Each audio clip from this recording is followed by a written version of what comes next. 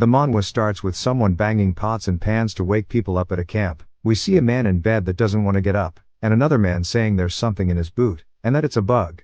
This wakes the other guy up, and we learn his name is Incred.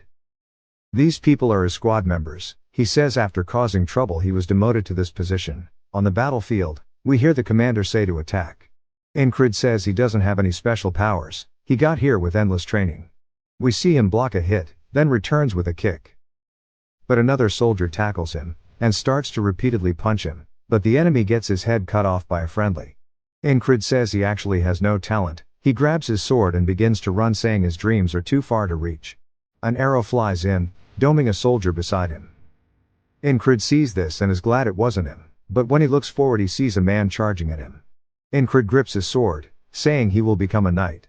But he gets stabbed in the chest, but he says his dream was just worn out, as he starts to bleed out. He falls to his knees, and starts to lose consciousness. He says that he didn't even know that his death would be so pathetic. He hears the sound of a fire being lit, and he opens his heavy eyes, but it's blurry, and we see ripples below him. The banging is heard again, and he opens his eyes and the man from before says there's something in his boot, and freaks out again because it's a bug. Incred wonders if he's just feeling deja vu. He's back in the battle, and turns to see a blade flying at him. He gets stabbed in the throat. Saying it's his second time, then he dies for the third time, and the same guy stabs him making it his fourth time. He gets woken up again to the pots and pans, and grabs his throat to make sure it's okay. He's sent to battle again, and turns to see the soldier who has been killing him repeatedly. The soldier lunges forward. Incred says that he cannot escape this hell. It jumps to the soldier once more lunging, and Incred says he's seen it 17 times now.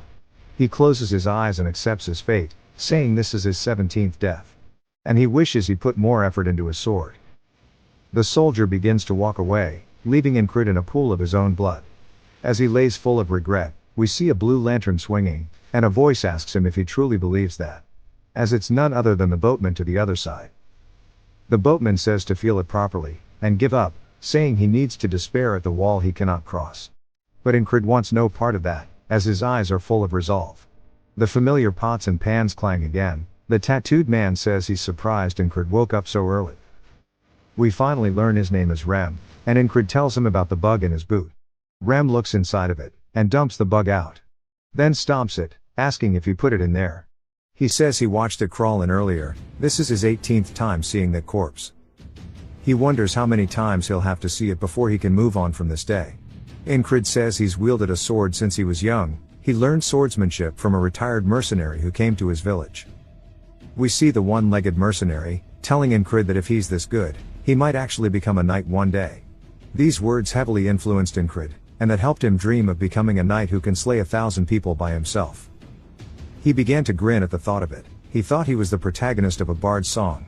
It cuts to a bar, with people laughing, making fun of Incred asking how he can be a knight when he's scared of a dog.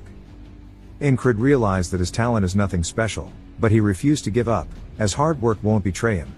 He believed that with enough time and enough effort he would be able to overcome that wall known as talent. We see him stabbing a monster with his blade, and he says he's started to be acknowledged by those around him. He's actually becoming stronger, but that hope was shattered when he was stabbed after a child from the village he was staying in requested a duel, and won. The kid was 12 and had only been learning swordsmanship for 6 months. The man who spent over a decade wielding a sword, lost to a mere child. Incred really wondered if that was the end for him, but he took his anger and used it as fuel to continue training to achieve his goal of becoming a knight. He would skip out on eating and sleeping to train, continuously swinging at a tree to practice during his free time. He puts his all into one of his swings, causing his sword to vibrate from hitting the tree. He is gassed out and looks up at his effort, to see the marks he left behind on the tree. He says even if he can't become a knight, he lifts his sword up, and swings again saying he will at least become an experienced soldier. He screams out of frustration, and continued to practice his swings. 3 years later he heads to the Cyprus division. He became the squad leader of a second-rate squad. The best position he could achieve after his endless training. He calls out to one of his men named Jackson, who asks what he wants. Incred tells him to do his morning rotation for him. Jackson says alright, and just to repay him next time. Rem says that Jackson is like a wild cat, and all he does is glare. Incred calls out to him, and Rem asks if he's going to push work onto him too. Incred says he'd like to learn the heart of the beast. Rem looks taken aback, saying he gave up last time, asking if he thinks it'll work this time. Then the battle began, which Incrid was killed in, and continuously died off spawn, even though he's learned the heart of the beast every time he wakes up. He can only watch as the blade pierces him. He says today for sure will be different. The soldiers start to roar before charging in. Incrid says it's now his 21st time here on the battlefield. He's memorized the situation. He dodges the spear, then blocks an attack from behind. Then turns to see another squad member named Vel, screaming. Incrid says he'll die soon, and an arrow flies in, but Incrid blocks it. Vel wonders what happened, and another man goes to attack him, but Incrid cuts the man down. He says he completed his first goal for today. All that's left now, is the soldier that is continuously killing him. The soldier draws his blade out of the enemy he cut down, then glares at Incrid. He slowly walks towards him, but Incrid is ready for this. The soldier lunges in at him like usual, and Incrid recalls Rem saying he always closes his eyes during danger, then swings his axe at Incrid's face, and Incrid flinches, closing his eyes. Rem says he needs to be brave, and not to be agitated or taken aback, and that he must become someone who doesn't even fear death, just like a beast, that is truly the heart of the beast. Incrid doesn't even blink as the sword flies at him. He says that he isn't afraid of death, as death only makes him stronger. He avoids the thrust for the first time ever. He keeps his eye on the sword and his heart begins to pound like crazy. Since he avoided the attack that's always killed him, he and the soldier stare at each other. Then both start to go in for an attack, but the other soldier is way faster, stabbing his blade into Incrid's throat. Incrid's eyes begin to see the underworld, as he begins to bleed out profusely. He hears the boatman. Incrid sees the boatman approach him, and the boatman says to give up and get on the boat, acknowledge your weakness and be at ease. Incrid says no, the day he gives up will never happen. He finally saw the tip of his sword, and dodged it. After waking up, Rem says he woke up early. Incrid is now on his 22nd life, saying he'll challenge it again. It jumps to the midst of the battle again, and Incrid has jumped to his 33rd life. He dodges the thrust once more, and as the soldier turns to continue, Incrid dodges, but it's too slow as his throat gets sliced, causing him to drop to his knees. We see he has a necklace that falls off him, and Incrid says that in his time as a mercenary, he subjugated quite a few monsters. He took the request from a random village who asked for help. He helped since he wants to be a knight, and protecting the weak is a knight's duty. The elder of the village says they are poor, and hands him something. He looks down to see that it's a charm. It was a laughable reward for risking his life, but the elder said it would grant whatever he desperately wished for. He wonders if this is the reason he is having a Groundhog Day. The soldier who stabbed him says he must be in pain, and raises his sword saying he'll grant him mercy. Incrid says mercy my ass, as the soldier is enjoying the pleasure of killing him. He executes him, and the pots and pans clang again. He tells Rem he put a bug into his boot, and Rem asks if he's lost his mind to be doing this so early in the day. Incrid tells him to stop yelling and come outside, as he wants to learn the heart of the beast. Rem swings his axe, and Incrid keeps his eyes on it, dodging the swing. Rem is confused, asking how he stopped flinching all of a sudden. He tells him he trained, and Rem says it's not something that can happen so quickly, and there's no way his family technique was taught by someone else. Incrid tells him that he learned it by chance. Incrid grabs some weapons, saying that he would like to spar with him. Rem stares at him, then smiles saying that sounds great. Rem swings at him, and he avoids it. This continues, and Rem asks him how long he's planning on dodging. While charging in, he dodges another attack, and Incrid says the only sword techniques he possesses is the Valen mercenary sword technique. It's often called a petty trick. Incrid starts to lose his balance, and Rem leaps at him. Incrid gets his balance back, and readies himself for the leaping Rem. Rem notices this, and just like how the soldier he is always fighting, he thrusts his sword at Rem, but Rem knocks the blade out of his hands. The sword slides across the field, and Incrid says even if it's just for a moment, he imitated that bastard's stab. He says his body remembers the technique. Rem says that it should have made him bleed. And among all of the techniques he's shown until now, that stab was pretty decent, and he tries to give him some tips on how to make it better. Rem says that if he doubts himself too much, it'll lead to nothing good. He says that he should start worrying about what comes next, rather than doubt himself. That is how he won't lose the grip on his sword, but in his own broken words. Incrid looks at him, and says even though Rem explained it poorly he understood everything he meant. The difference between his stab, and the soldier's, is that Incrid lacked confidence in his sword. The soldier kills him once more, saying he'll show him mercy, stabbing him again. Back to Incrid, he's training with Rem, who knocks the sword away again.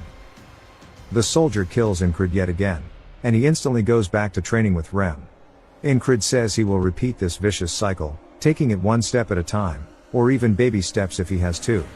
He dies once more, and we learn he is on his 111th life, yet it still wasn't enough, as he died again, jumping to his 123rd life, to be greeted by the sword to his throat again. In the next life, we see him shouting while swinging at Rem, and he actually manages to push Rem's axe back, using the thrust he's been killed by. Rem asks if he's crazy. We see that Incrid's hand begins to bleed. Rem says that his hand is gushing with blood. He asks him why he's laughing like a madman. But Incrid feels nothing but excitement, as he mastered the stab. He's back on the battlefield, fighting his mortal enemy. He thrusts towards the soldier. Now that he's mastered the technique, it grazes against the soldier's helmet. As the soldier also went for a stab, but lands it in Incrid's throat. Incrid says his first stab trade was a failure, but he refused to blink or let go of his blade. He falls to the floor, blade in hand. The soldier puts his foot on his chest, and is smiling, saying he looks like he's suffering. And repeats his line of he'll show him mercy. Incrid says that tomorrow, he will kill him tomorrow. The soldier laughs, saying there's no tomorrow for the dead, executing him. The bug from Rem's shoe tries to get away, but Incrid stomps it out, saying he saw it fly in. Rem thanks him, and Incrid says if he's thankful to take his guard duty. Rem wonders why he's being ordered so casually. We finally meet a new member called Big Eyes. Incrid tells him to get him a shield armor and a dagger, and he'll pay him later. Big Eyes is surprised, but says that he'll only trust him since he's his boss. Rem asks if he's ever been this pushy with his commands. Jackson says that they've always pushed their tasks onto him, and more members appear. Rem says that he's really acting weird today, as Incrid is usually not this tense. He's back to practicing on the tree. Incrid says he's felt an incredible amount of pain with every death. He wonders what'll happen if he doesn't win even after tens of thousands of times. He wonders what if he can find a way to escape and survive. He wonders if he were to escape if he'd wake up to tomorrow, or still repeat this day. He wonders if he could be content with the strength he's gained. But says he needs to stop being a bitch. He won't ever give up. He will overcome this wall to see what is on the other side. He thrusts the tree again, and again, saying he won't abandon this blessing of being able to repeat his life. He splits the tree in half. He starts to put on all of his equipment, readying himself for the fight as he truly believes he will win today. The horn of war is blown, and Incrid's squad starts to walk into the fight behind him. The war begins. Incrid says that the only reason he gets as far as he does in this war is due to luck, preparation, and keeping himself a cool head. We see a man coming at him from behind. He blocks the hit, cutting the dude's head off. Another soldier goes for his leg, but the shin guard blocks it, and he bashes his skull in. Another one throws the axe from behind him, and he dodges, throwing his own weapon at the man. He says this is only all possible due to the repeated lives he's spent here. He sees Vel screaming, and he blocks the arrow for him like before. Then kills the other attacker. Now it is time for him to face his wall. The soldier glares at him. He has a WWE stare down with the soldier, and the soldier charges at him. Incrid blocks it, but it shatters his shield. He throws the shield away, heading straight in, blocking the next attack with his sword. Incrid says that the soldier is a regular guy, close to being a prodigy, but lacks real experience. So is easily surprised. Incrid headbutts him. So the Valen sword technique with its many tricks is effective. Incrid gets some dirt on his boot, then throws it into the soldier's eyes. While he's panicked, Incrid leaps at him. The soldier sees this, and thrusts towards him. Incrid dodges the blade. The soldier lands after missing, and turns instantly to prepare for the follow-up. But Incrid does too, saying he knows now everything there is to know about this stab. Incrid attacks the blade, shattering it to pieces. We see an archer draw his bow back, and unleash it, soaring across the battlefield. The soldier lets go of his shattered blade, as Incrid goes in for the kill. He says he's won, but the arrow from before begins to fly in. As it gets close, it's broken by an axe throw, as the soldier is stabbed in the throat. Rem is the one who blocked the arrow, saying he's going to destroy the archer, but Jackson tells him not to waste his energy. The soldier starts to fall down, but has a look of disbelief on his face. He looks at the battlefield, and drops to his knees. Incrid pants, and looks down to see the soldier shaking in fear. Incrid readies his sword, saying that this is mercy. and cuts the head off of the soldier. Smiles just as it's happened to him. He has finally shattered the wall he couldn't surpass. But gets kicked in the back, by a man we'll call Ponytail. Incred grunts in pain, and Rem starts to run and saying that it's a frog. We see Ponytail is actually a frogman. While Incred is in pain, Ponytail says he's invested a lot into the soldier. He can't believe he was defeated. Soldier's nickname will now be Pervert. Ponytail says to die, while swinging his weapon. But we see the axe block it, as Rem is pulled up to help. He swings his axe down, but gets blocked. They both lean in and start to trade blow for blow. Another soldier goes to kill Incred. But Jackson leaps in, cutting his head off. Rem creates distance, as does Ponytail. They have a standstill, and Rem says if he wants to kill his squad leader he needs his permission first. Ponytail asks how the weakling is commander. Rather than Rem explains to us that frogs are a race born to fight, and he'll either have to burn it with magic or kill it with one strike. Ponytail looks at Rem, wondering why he's on such a small battlefield, saying he'd have to risk his life to kill him. Then says it isn't worth it, and stands up straight.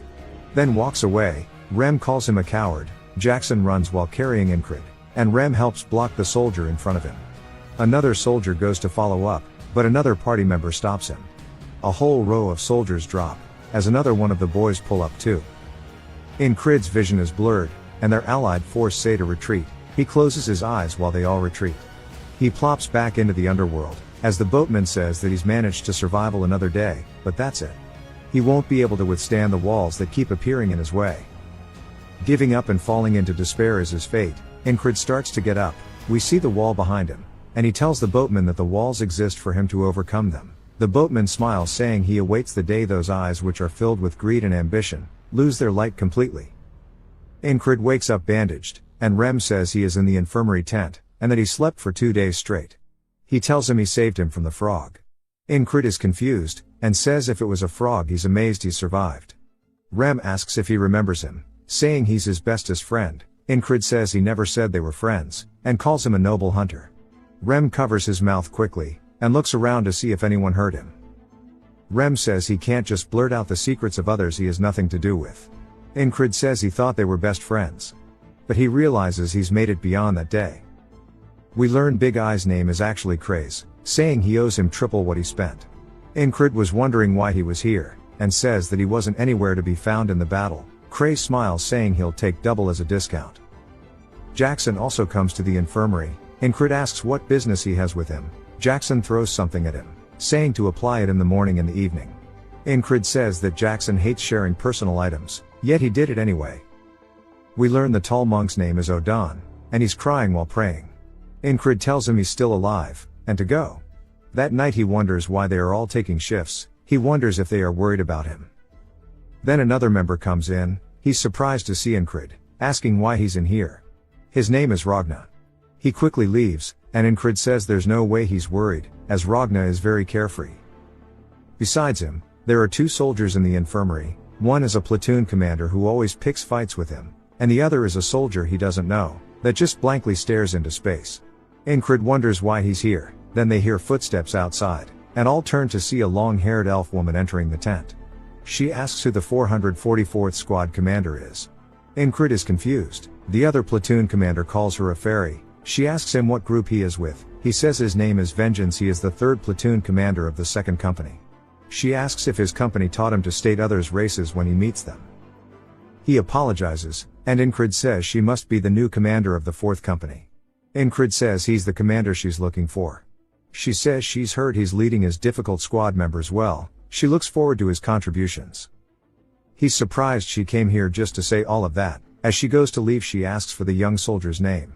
He says Krang, but says it suspiciously. Incred wonders if he just made it up, saying his attitude is also bad. He wonders if he's a noble. The commander gives him one last look, then walks away. Incred wonders what's going on. Later on he says most of the pain is gone, and wonders if he should start training now. Vengeance asks where he's going, and he says the training area. Vengeance calls him an idiot, saying he's trying to act tough when he's the lowest ranking soldier. The noble man says nothing. Incred says he needs to recall the past battle. He spent a lot of money to learn how to do it when he was young. Incred wonders what if the last attack he did failed, saying it isn't good to put all of his eggs into one basket. He makes some analogy about Rem's attacks all being lethal. Then the noble from the infirmary says he's working hard. Incrid is caught off guard, and he says that he doesn't know what he's doing, but his hands kept twitching in the barracks and now he's spacing out. Incrid says he was training his grip, and he's currently recalling the battle. The man asks why he's doing that. Incrid says so he doesn't get killed. The noble asks if he plans to become something by preserving his life. Incrid doesn't want to say it, since people laugh at his dream. He looks up, raises his sword up saying he wishes to become a knight. The nobleman is surprised by this and Incrid says it's the first time that someone didn't laugh at his dream. He says he forgot too, and he suddenly remembered something. He understood what he needs to do. Incrid watches him leave, and the man says if he becomes a knight to remember his name. Back at the camp, we see a bard playing to soldiers, and they are talking about Cyprus, the hero of the battlefield. Vengeance wonders where his morning rations are, asking if they are planning to serve them nothing. Incrid decided to walk instead of heading to the training area, and Jackson asks him how his injuries are. He tells him the medicine worked well, thanking him. Jackson says if he's thankful, to hurry and come back. That night the nobleman tells him good night, and Incrid says it back to him. Vengeance wants nothing to do with it. Incrid says it was a day of doing nothing. He hears the bard again, and wonders if the bard came this morning too. But Vengeance says the same thing about the morning rations. Then he realizes what this means. He jolts out of bed saying it can't be. But Jackson asks about his injuries again. Incrid tells him the same thing as before, only to get the same reply from Jackson. Cementing the fact he's in a loop again, he recalls the boatman telling him about the next wall. He wonders if he died in his sleep without noticing. He says it feels worse than dying in the battlefield, but it makes him more determined, as he was given another challenge. That night again, he wonders who killed him and why, saying the only person capable of getting in would be a knight. He says it must be an assassin, and they have to be among us. He recalls the commander saying that a fairy is light and nimble, perfect for assassinations. He wonders if she came here to figure out the location beforehand. He says he needs to confirm it, and there's only one entrance at the barracks. He can just scream to wake others up when he sees her. So he just needs to wait for the assassin, but a needle goes into his throat. He turns and says he didn't even see them coming in. He starts to grunt due to the pain, and falls out of bed. He says it's a numbing poison. He sees Vengeance also has one in his throat, and someone stands before Krang. He sees the assassin, and they raise their blade in front of Krang, stabbing him in the chest, killing him instantly. Another person stabs their way into the tent. He says it's another assassin. He looks up to see the commander girl, saying it really was her. And that it's the fourth company leader. He wakes up to the sound of the bard again, saying it's his third time now, and he wasn't even able to detect their presence, so it won't be easy. Plus the company leader, even if he stops the assassin, fighting her after is not possible. He says he feels helpless. He felt the same way a few days ago when he fought Pervert. But in the end he was able to overcome it, killing him. So as long as he doesn't give up, he will find a way to win again. He rips the covers off of Vengeance, and he says he's acting crazy. Incrid says that he was wrong assuming they were in the base, and he should be wary of outside. Vengeance mocks him, asking if today's training is catching cockroaches. But he says he guesses that's fitting for a lowlife. Incrid says he's glad he cares about him so much, annoying Vengeance, who says he was being sarcastic. Incrid sighs, saying he was too. Krang asks if they are arguing again, and says maybe he'll come back later. Incrid tells him it's fine, and Vengeance lays back down. He says that Krang is definitely the real target, and wonders who he really is, saying he's suspicious.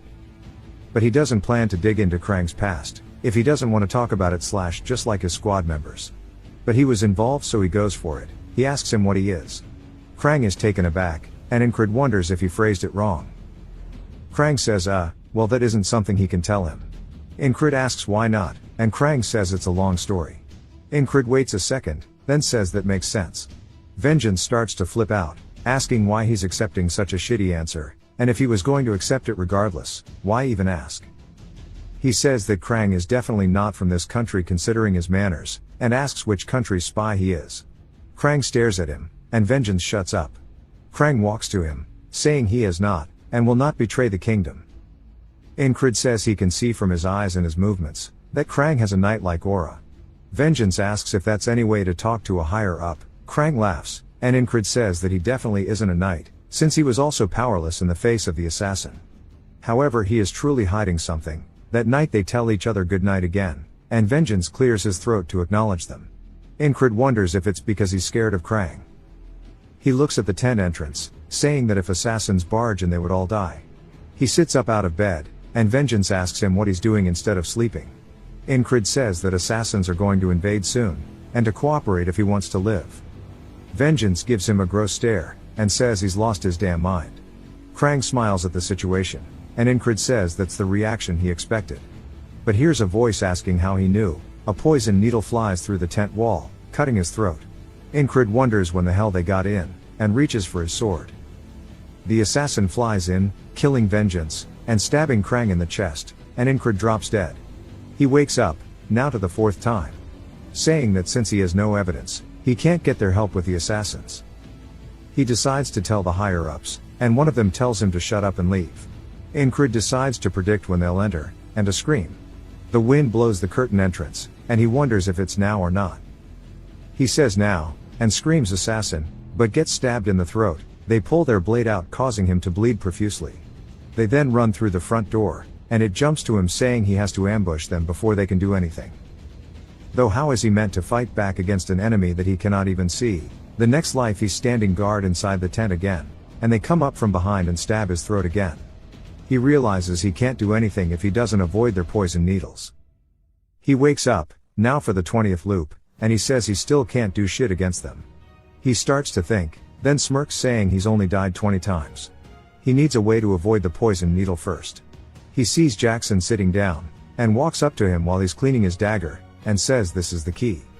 He asks Rem why he calls Jackson a perverted wild cat, and Rem says that's because he's a damn pervert. He always stabs people in the back and runs off, saying it's just like a cunning wild cat. Jackson sees Incred, asking if his injuries are okay, and he says that Jackson would surely win against the assassins, but he can't take him with him, since he has no authority, and that it's a wall he must overcome by himself after all. He calls out to Jackson, asking him what he would have to do in order to stop himself from being assassinated. Jackson thinks for a second, and says he's not sure, since nobody has survived any of his ambushes, making Incred realize he's found the right guy to help. He then asks Jackson if someone like him were to stab him in the back, what would he have to do in order to stop it? Jackson thinks about it, saying he's not sure as nobody has ever survived. Incred's face still looks determined. Jackson thinks about it, and then lets out a long sigh, saying that he needs eyes on the back of his head. Incred wonders what that means, and asks him. Jackson says perfect timing, asking if he sees the wagon behind him. Incred asks where, and Jackson says behind the tents. Incred wonders how Jackson noticed something so far away, asking if he really does have eyes on the back of his head. Jackson tells him that it's going to fall apart, and then on cue, we see the wheel pop off, and it falls over. Incred is surprised, asking him if he's a prophet, but Jackson says he just has spent too much time with that barbarian. Incred tells him to stop kidding around, asking him how he knew. Jackson points to his ear, saying sound. He heard creaking from the wagon's axle. If you can hear what's around you, you can predict what's going to happen next. Incred is surprised that he heard something so quiet as he didn't even hear the wagon itself. Jackson says basically you don't need to see to sense what's around you, and you can keep trying to listen to what's around you to practice, hone his senses, and isolate the sounds. Incred says that was a nice explanation, and before he would be too lazy to even reply to him. Jackson says that's just how he is, but it's better to do this than have him on his heels, and nowadays it seems like he's too determined to give up. That night, we see Incred in bed, saying that he's come across his second wall now in the form of faceless death. He can live if he can sense them. We see him focusing on his ears, and he hears the footsteps of the patrol along with the sound of torches outside. We see the assassin flying in, but Incred has not heard him yet, and wonders where it is. We see the assassin landing, but Incred still has not sensed him. The assassin vanishes, and then a needle quickly goes into Incred's throat. He opens his eyes, saying of course he failed. He wakes up the next morning to the same chant about Cyprus. He says he has not taken a single step forward, but his body remembers everything, such as the experience of loaning, the heart of the beast, and the stab. Jackson tells him that he can gain a lot of information from sound. You can tell the location of something based on the intensity and direction of the sound, and once you're able to hear faint, far away sounds, at that point, your ears might as well be a second pair of eyes. Jackson snaps his finger, explaining how sound is a wave, and the wave rings out in all directions, no matter how silent it is. In the chaos of thousands of sound waves mixed together, he needs to isolate one single wave. Incred starts to overhear everybody's conversations, thinking about how all the sound is entangled, and that he needs to isolate and categorize them.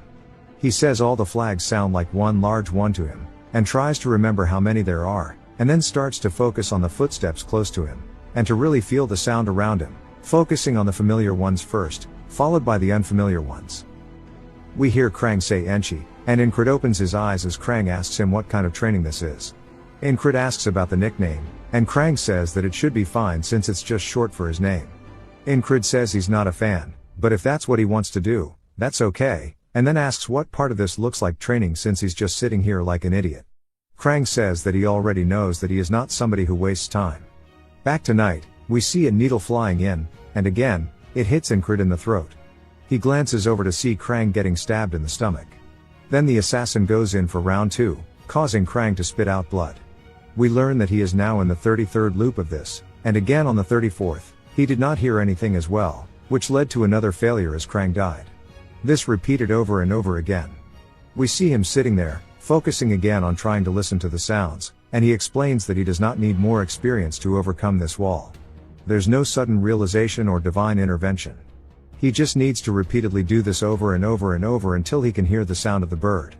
We see a bird landing atop a flag, he hears it, so it means the assassin's footsteps should be able to be heard as well.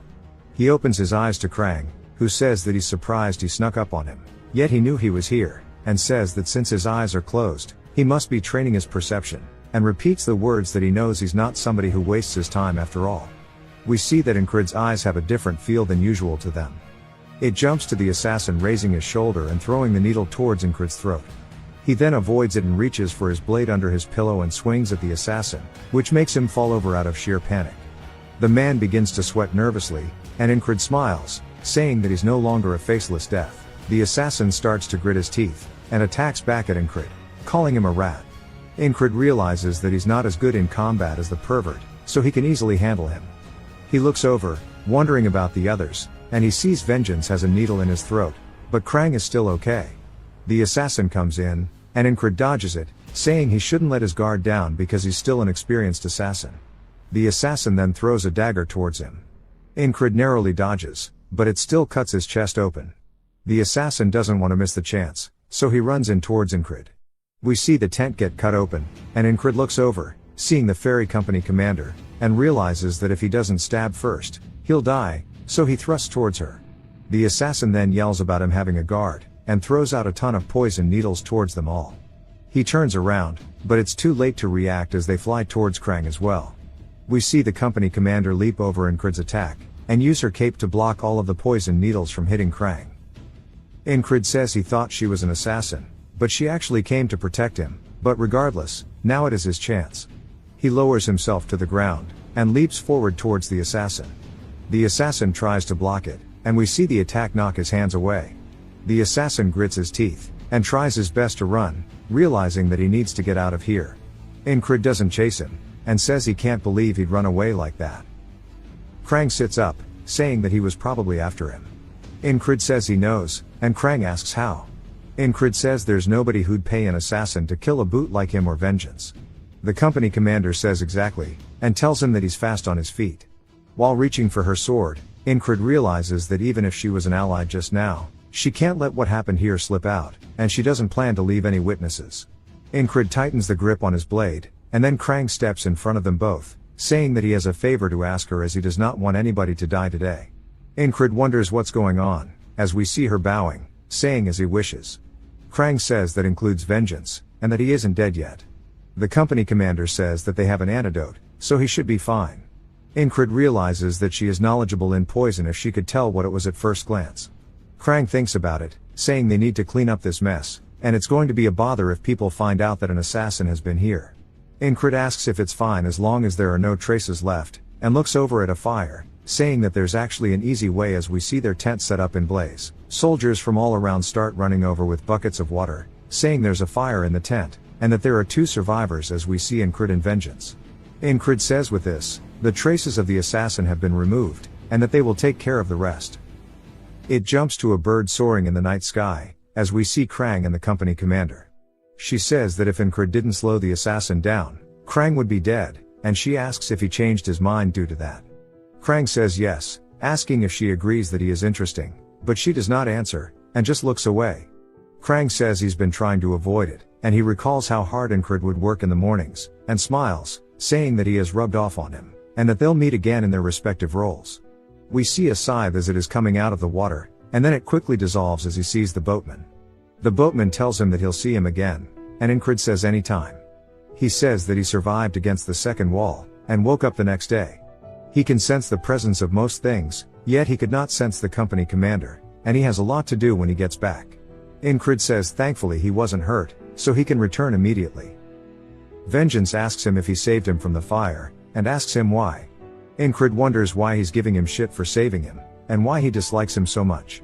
He simply tells him it's because they're comrades, and he doesn't need another reason.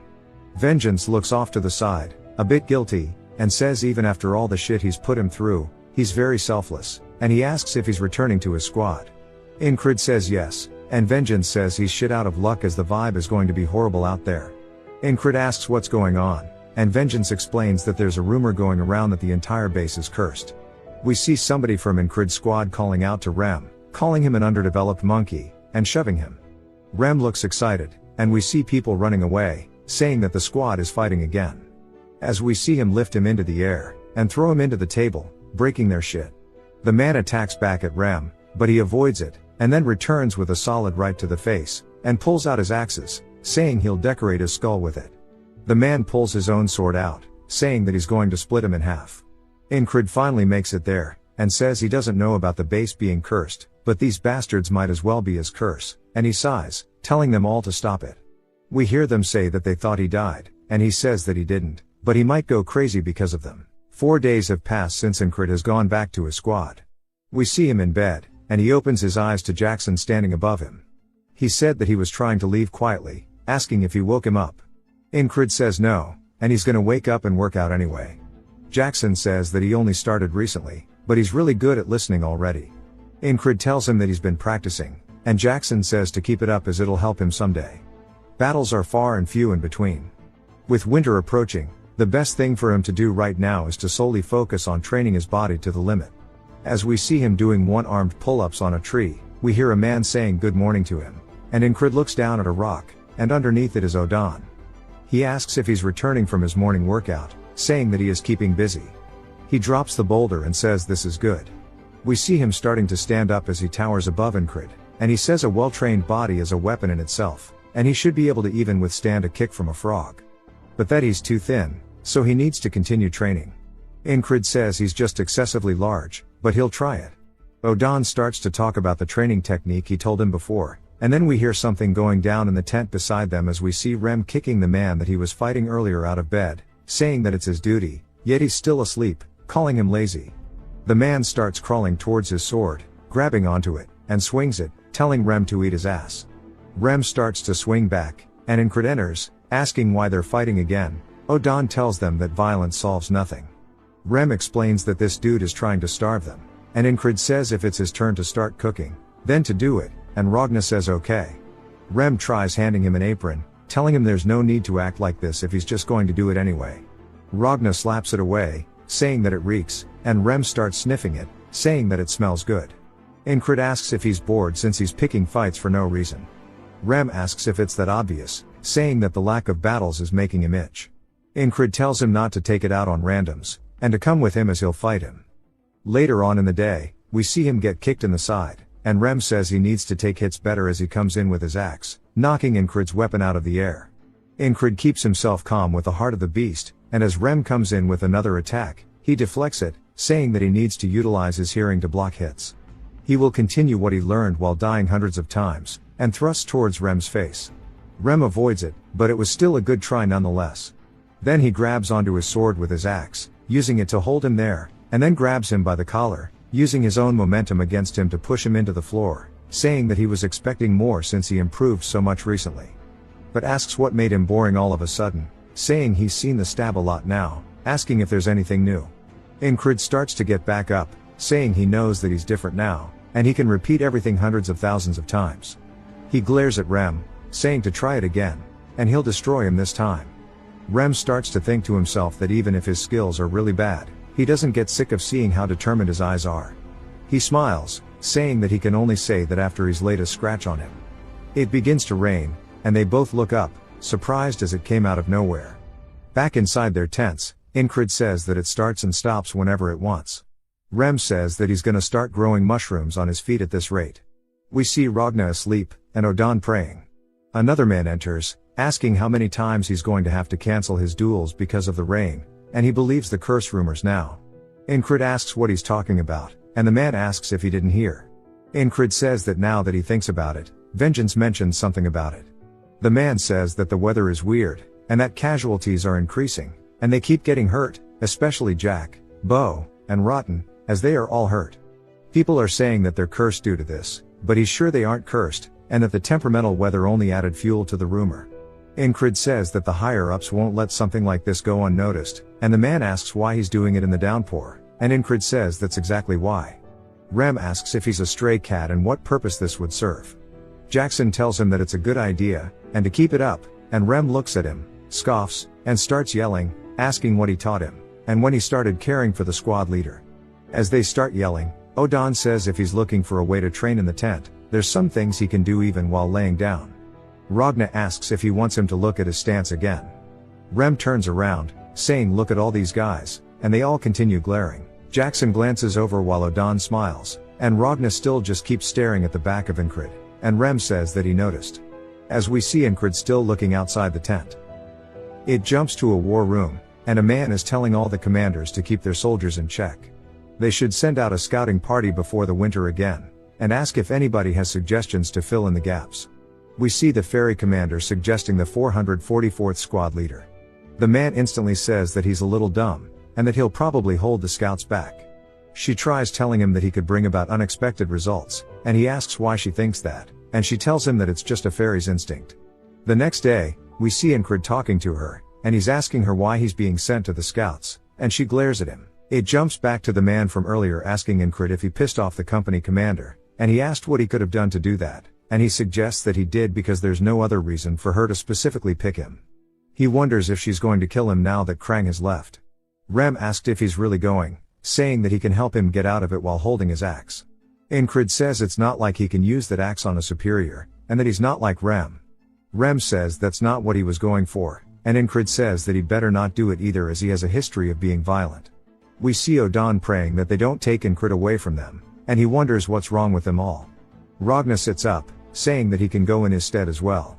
They all kind of stare at him funny because they know he's directionally challenged.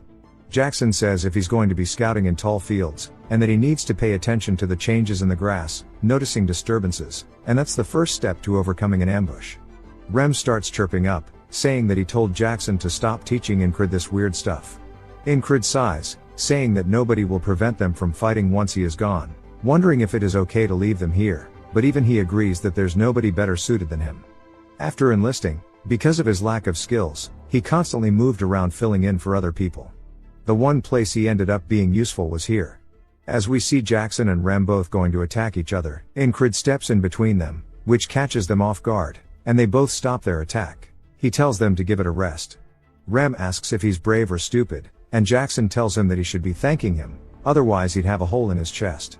Incred says that they are really skilled, so they can't lose them, and compared to them, he's not much of a loss in combat power. There's no need for this sudden contemplation. He knows where he stands in terms of skills, and that he has a lot of room to improve. We see him walking through the woods with the other scouts as they are heading to the front lines. One of them sees him with his eyes closed and tells him to lock the fuck in, saying that they may both have the same rank, but he's the leader of the scout squad, and if he has a problem, they can fight it out. His name is Andrew Gardner. Somebody else laughs, asking Andrew if he really thought Incred would fight him, saying he's an outcast. Andrew begins to smirk, saying that if he does try, he'll make sure not to hurt him, and then he starts flaming him, saying that a squad is only functional because of its members.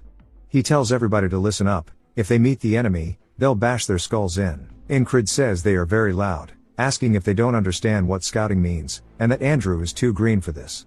They spot some tracks on the floor, and Andrew says they are new tracks. New is a type of animal, and he says that they'll follow the tracks and have a barbecue tonight. Incred says that new travel in groups of at least 20, and if he's seriously gonna go fight this, wondering what is going on inside his head.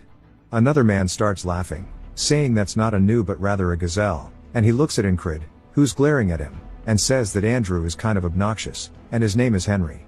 He's previously a hunter and didn't seem to care for the squad lead. He ended up talking to him out of luck, and they became close. Henry talked about the basics of being a hunter, which he thought was very helpful, and Henry talks about how there are usually separate paths for animals in the fields, and he'll tell him more about it tomorrow. At night, we see Andrew saying that it was a new for sure, and that he needs results more than anything as Incred watches. The next day, as the squad heads out to the fields, Andrew says that this is the location that they're supposed to recon. Called Green Pearl, aka the unnecessarily tall grass field, as they all stare at it. Andrew says that they'll cross this field, find the hostile party, and bring them back as prisoners. They say yes, and as they continue, Henry asks if they're really going in here, saying that they're just supposed to scout, and Incred says that it's the squad lead's command. As they're walking through, Incred says that it's not that easy, and he thought Andrew would give up soon, but it's not, as this is unexpected. He's not complaining, and he's taking this seriously. Henry notices there aren't many animal droppings, and Incred asks if that's a problem. Henry says that means that there aren't any animals in a place where food is abundant for them. We see a paw raise into the air and then slam into the ground. Incred instantly feels a chill on his spine as we see a panther running by him in the grass. He makes eye contact with it and pushes Andrew's head down, telling everybody to stay low. As the panther was running from something else, two people catch strays in the head, and Andrew tells everybody that it's an ambush as we see their ops have pulled up. He calls for them to run, and we see everybody hauling cheeks. One of the men gets held down, and we see them capture Andrew. Henry gets stabbed in the chest, and Incred turns around, seeing the enemies are closing in, and he can tell based on his senses that he's completely surrounded. Incred continues to run as we see a crossbow being armed. He hears this, saying that the listening technique he learned from Jackson is definitely helpful as he dodges an arrow from behind, but then he begins to hear way too much sound, saying that he doesn't know what's with all the noise and that in the end, it's only helpful. As we see hella spears coming in, and he is soon impaled, knowing that they were going to be ambushed, it makes sense trying to avoid it. We see him trying to convince Andrew about it, and Andrew asks him if he wants to get his head cut off, and Incred realizes there's no way they'll listen to what he says, asking if he needs to find a way to make it out alone. We hear him trying to tell everybody that it's an ambush and to run away, and that he tried using a different path to escape, but he was stopped by the enemies once again, and that Henry was killed too. He says it's okay as he can always find another way, and he has the repeating time loops on his side. We see a firing squad pull up, and he catches a whole lot of arrows to the chest. He got caught by 20 or so crossbowmen from the east, and died after being riddled with arrows. He moved north to avoid them, but met a squad of spearmen. We see him grabbing dirt as he slowly crawls after being shot with arrows. Even if he manages to avoid them all, they never stop pursuing him. Their uniforms are dyed green as if they've been preparing for one. He wonders what's there to guard in a field like this in the first place. As he continues crawling, he spots a fire and a flag, and then gets his head clean cut off. As his blood begins to pour out, he wonders what they are hiding here. It jumps back to Andrew, telling everybody that they'll cross this field and bring them back as prisoners. Incred has heard this a dozen of times, and once they head in, there's no making it out alive. They are definitely hiding something, and he needs to figure out what it is. If he gives that up, he won't have to die. Henry calls out to him, seeing that he's lost in thought, and Incred realizes that if he tries to avoid it, it means that it'll be the end of the loop. But he decides that there is no running away from this wall. Andrew calls out to him, asking what he's waiting for. One of the members tells Incred that he knows Andrew is an asshole, but just to go along with it, and that he has his own difficulties. Incred asks why he would do that, saying that there's a limit to how much bullshit he can tolerate from an idiot. Asking the man if he's tired of kissing Andrew's ass, the man starts to get angry, and Incred pushes him out of the way, saying that he's no longer playing this game. Andrew goes to draw his blade, asking him if he's disobeying orders, and Incred realizes he needs to reframe the situation, and tells him he's not disobeying him, rather he's going to be the one giving commands from now on. Andrew starts to get angry, and Incred explains how he survives the longest, along with the other soldier and Henry. The soldier with the scar on his face is as tough as he looks. He's the most skilled one in the squad, but stays on Andrew's ass, and he's got to be some type of bodyguard or babysitter. Andrew draws his blade, saying that he can try to take command if he can beat him, and tells him to draw his sword. Incred says a normal soldier wouldn't have a bodyguard, and that he's obviously properly trained by his posture, and that Andrew must be the son of a rich lord, but says if that was the case he wouldn't be so eager for results, and suggests that he is a fallen noble. Andrew says that judging by his pathetic skills, yet high rank, he must be someone who never trains while leeching off money. Incred says whatever he is, he can't keep following his orders, and Andrew starts to tell him that he's different from him, as he has a mission to fulfill. Incred starts telling him to come at him, saying that he doesn't know why he's running his mouth so much, and that he's light work. This pisses Andrew off, and he starts to run at him. Incred says that normally he would struggle against someone like him, but he's obviously being looked down upon, and that his brash actions will lead to carelessness. Andrew thrusts towards Incred's head, and Incred uses his hand to deflect it, saying that carelessness is the best chance he has. As Andrew's arm is sent flying backward, he realizes that he made a mistake. Incred capitalizes on it by getting in close and punching him in the stomach, causing Andrew to spit up and fall to the floor, coughing. His babysitter and Henry are both surprised that it took one punch, as they thought that Incred was a weakling. Incred says from now on, the squad is under his command, asking if anybody has issues with this. Henry is speechless, and the babysitter starts thinking about it, and looks down at Andrew, who looks disappointed in himself. The man sighs, and Incred says that this is the first step. We see them walking through the forest, and they wonder what Incred is thinking. Incred then asks Henry what his dream is. Henry is a bit taken aback, and wonders why he's curious, but tells him that he wants to marry a beauty who runs a flower shop. Incred says for him to do that, he has to survive. Henry asks another man, and he says that he recently became a father. Incred tells him if he wants to continue being one, he has to survive. This continues, and we learn that one of the soldiers wants to open his own business, and another wants to return home. Incred asks Andrew, and he says that he wants to fulfill his mother's wish, and that his mission is to revive House Gardner. Incred says that since they all have dreams to fulfill them, they have to make sure they get out of here alive. He stops walking, and tells them, rather than trying, they will guaranteed make it out of here alive. Everybody is surprised by this, and Incred says that he needs them to move proactively, as there's nothing more motivating than life itself, and the enemy will soon appear, and he was planning for them to break through. He points towards the grass, telling Henry to shoot an arrow over there, at head height.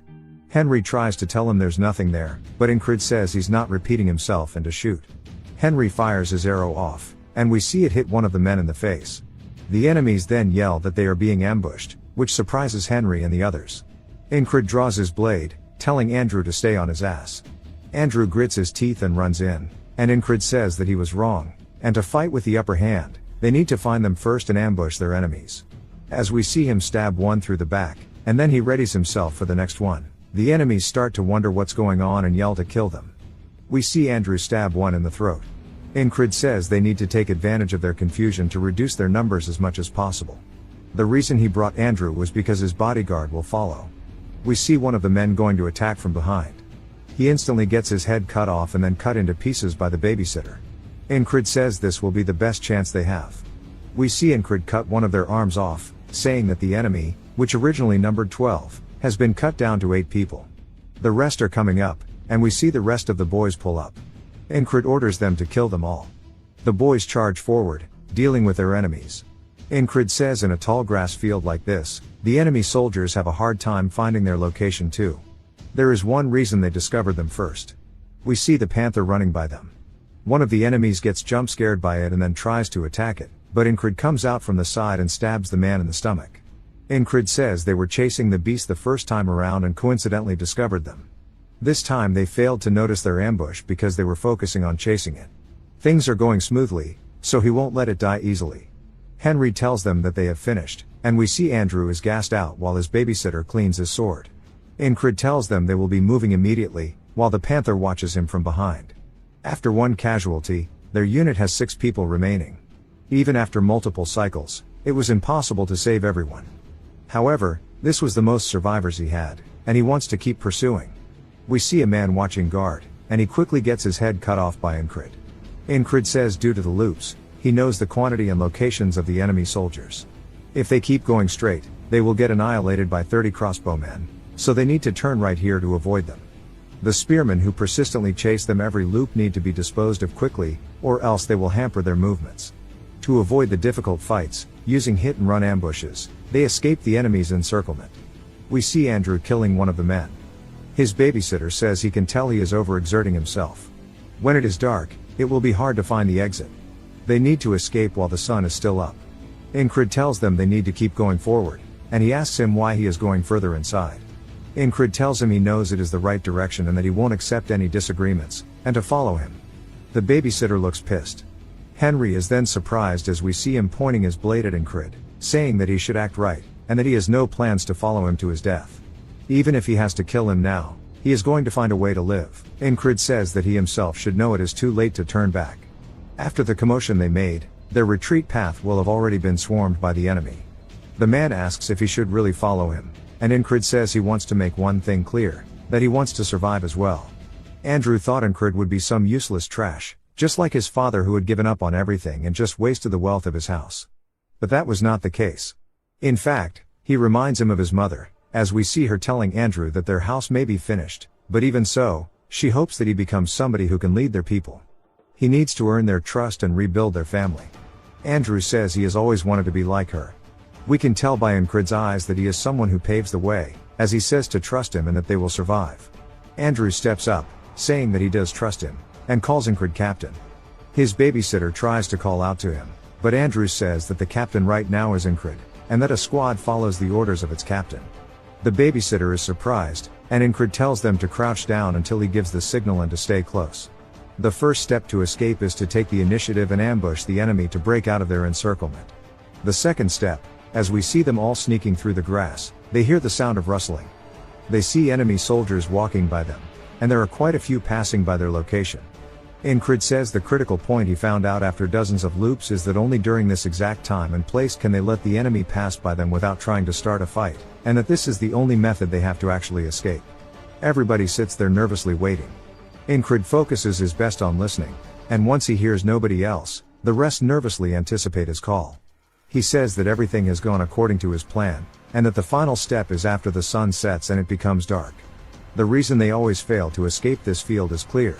Incrid tells them they have arrived, and Henry says no way.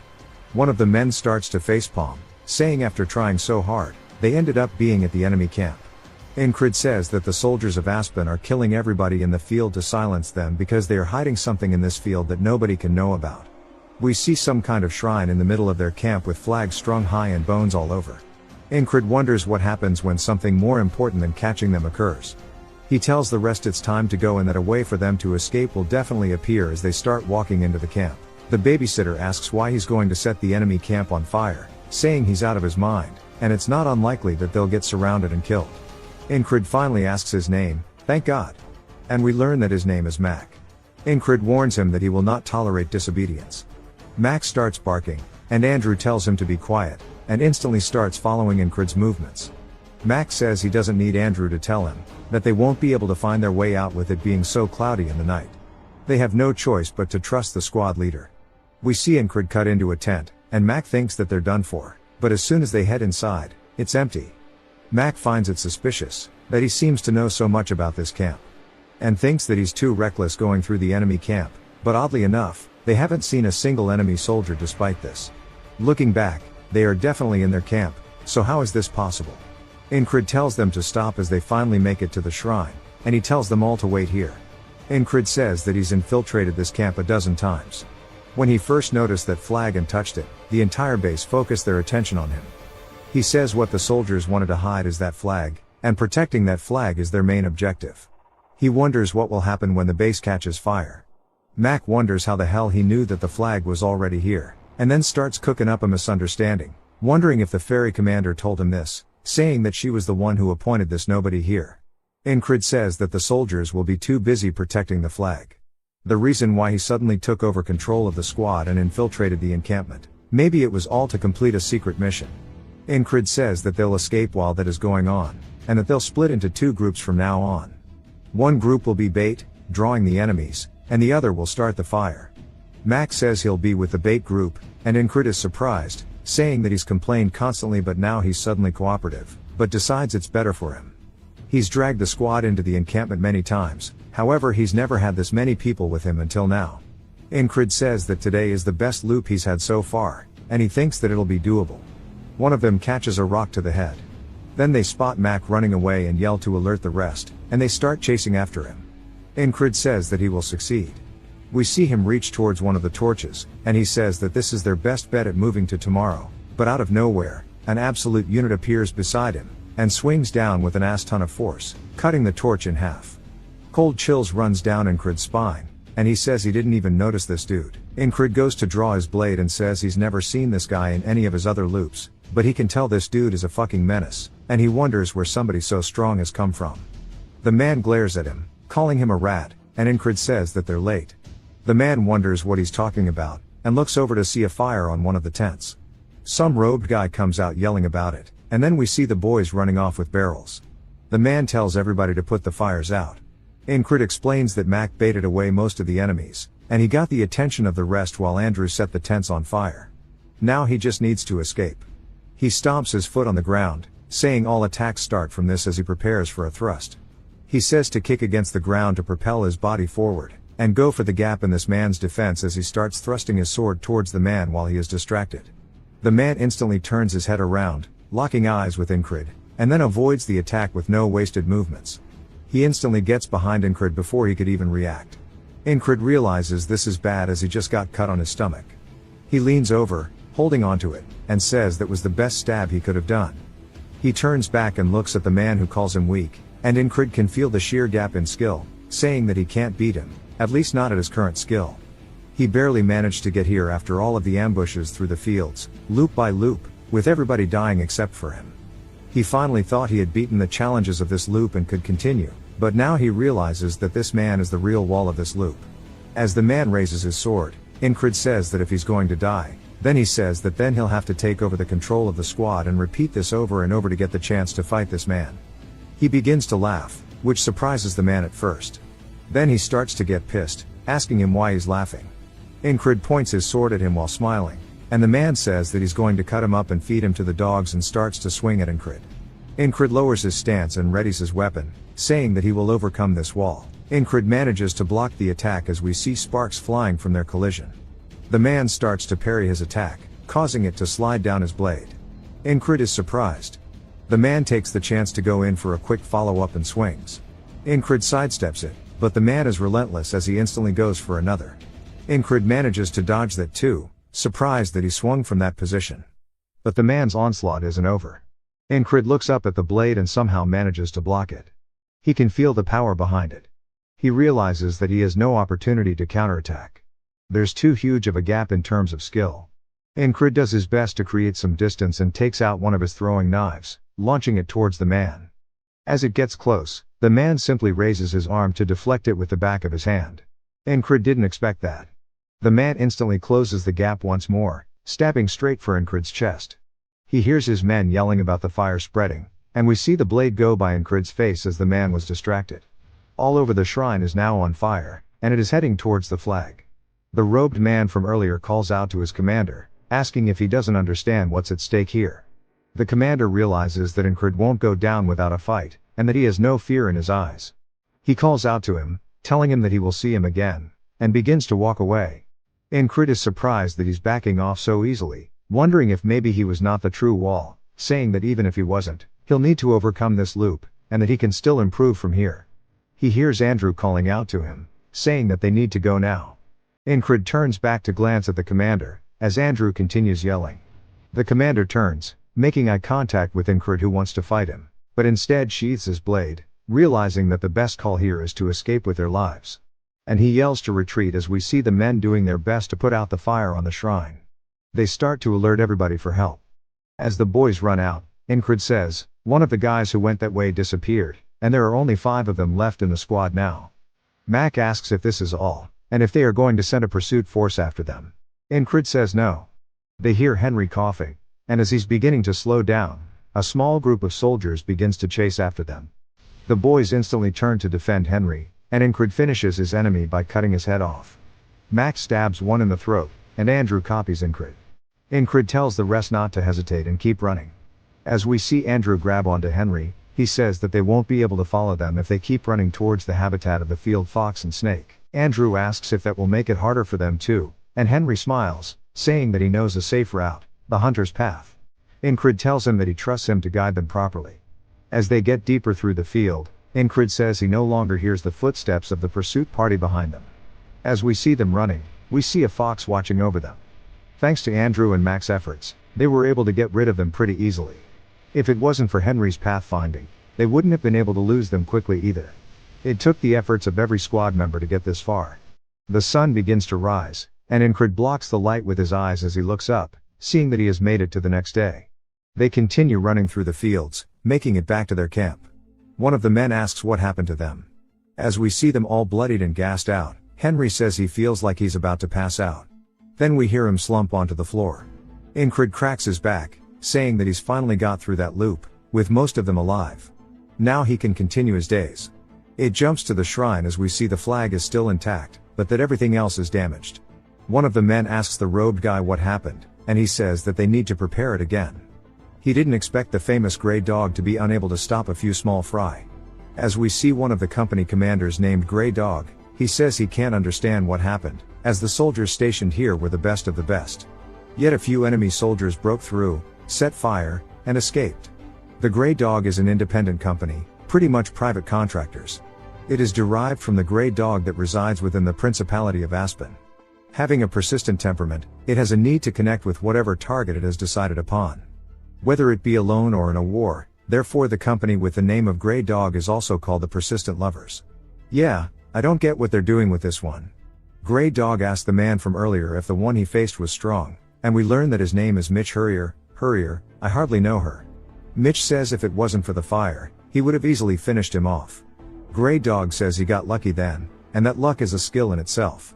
Mitch tells him that it will not happen again, and we see Incred inside his tent, saying that it bugs him that he faced that wall but couldn't get over it, and that he wanted to keep fighting him. And Incred says that soon eventually they'll have to fight again, as we see Mitch as well, determined to kill him the next time they meet. We see Rem throwing his axe through the air, saying that he's bored as hell and that Incred should be returning from the recon soon, wondering why there's no news from him. He catches his axe and sits up in the bed, wondering if maybe he died. He says while he got better recently, he's still a small fry, so it would not be surprising if he did. It doesn't happen often, but he actually liked him, and sighs, saying that there's nothing he can do if he's dead. We see Ragnar waking up as well, and he looks over at Rem, who's in a weird pose, and he asks him what the hell he's staring at. Rem waves good morning to him, and Ragnar returns with his own wave. Rem begins to grin, saying that he thinks he wants to kill him, while holding onto his axes. Ragnar starts to unsheath his blade, calling him a crazy dog. It jumps to the ferry company leader. She starts asking Incred about his scout mission, asking how he happened to burn the whole place down. He tells her that he continued to make the best possible choices in that situation and got lucky. She makes eye contact with him while saying the words lucky, and then says, alright, telling him to rest and recover. She had hoped that he would achieve something, but she didn't expect anything this big, wondering who exactly he is. As Incred goes to leave, he says that he has no idea what she's thinking. We see Andrew calling out to him and then bowing, saying that he's sorry for acting out in the beginning, and he's alive, thanks to him. Wondering if they'll meet again. Incred waves, saying that maybe if their paths cross, and he begins to walk away. Andrew grabs his sword and bows to Incred, and the rest follow his lead, paying their respects. He says that he managed to bring back 4 of them but wonders if that was really his best, saying that he ended up losing 2 of the members and if he were a little stronger, he would have saved them too. With all the loops, he is capable of exceeding his limits. Eventually, he'll be done with his desperate struggling and strive towards his true goal of becoming a knight.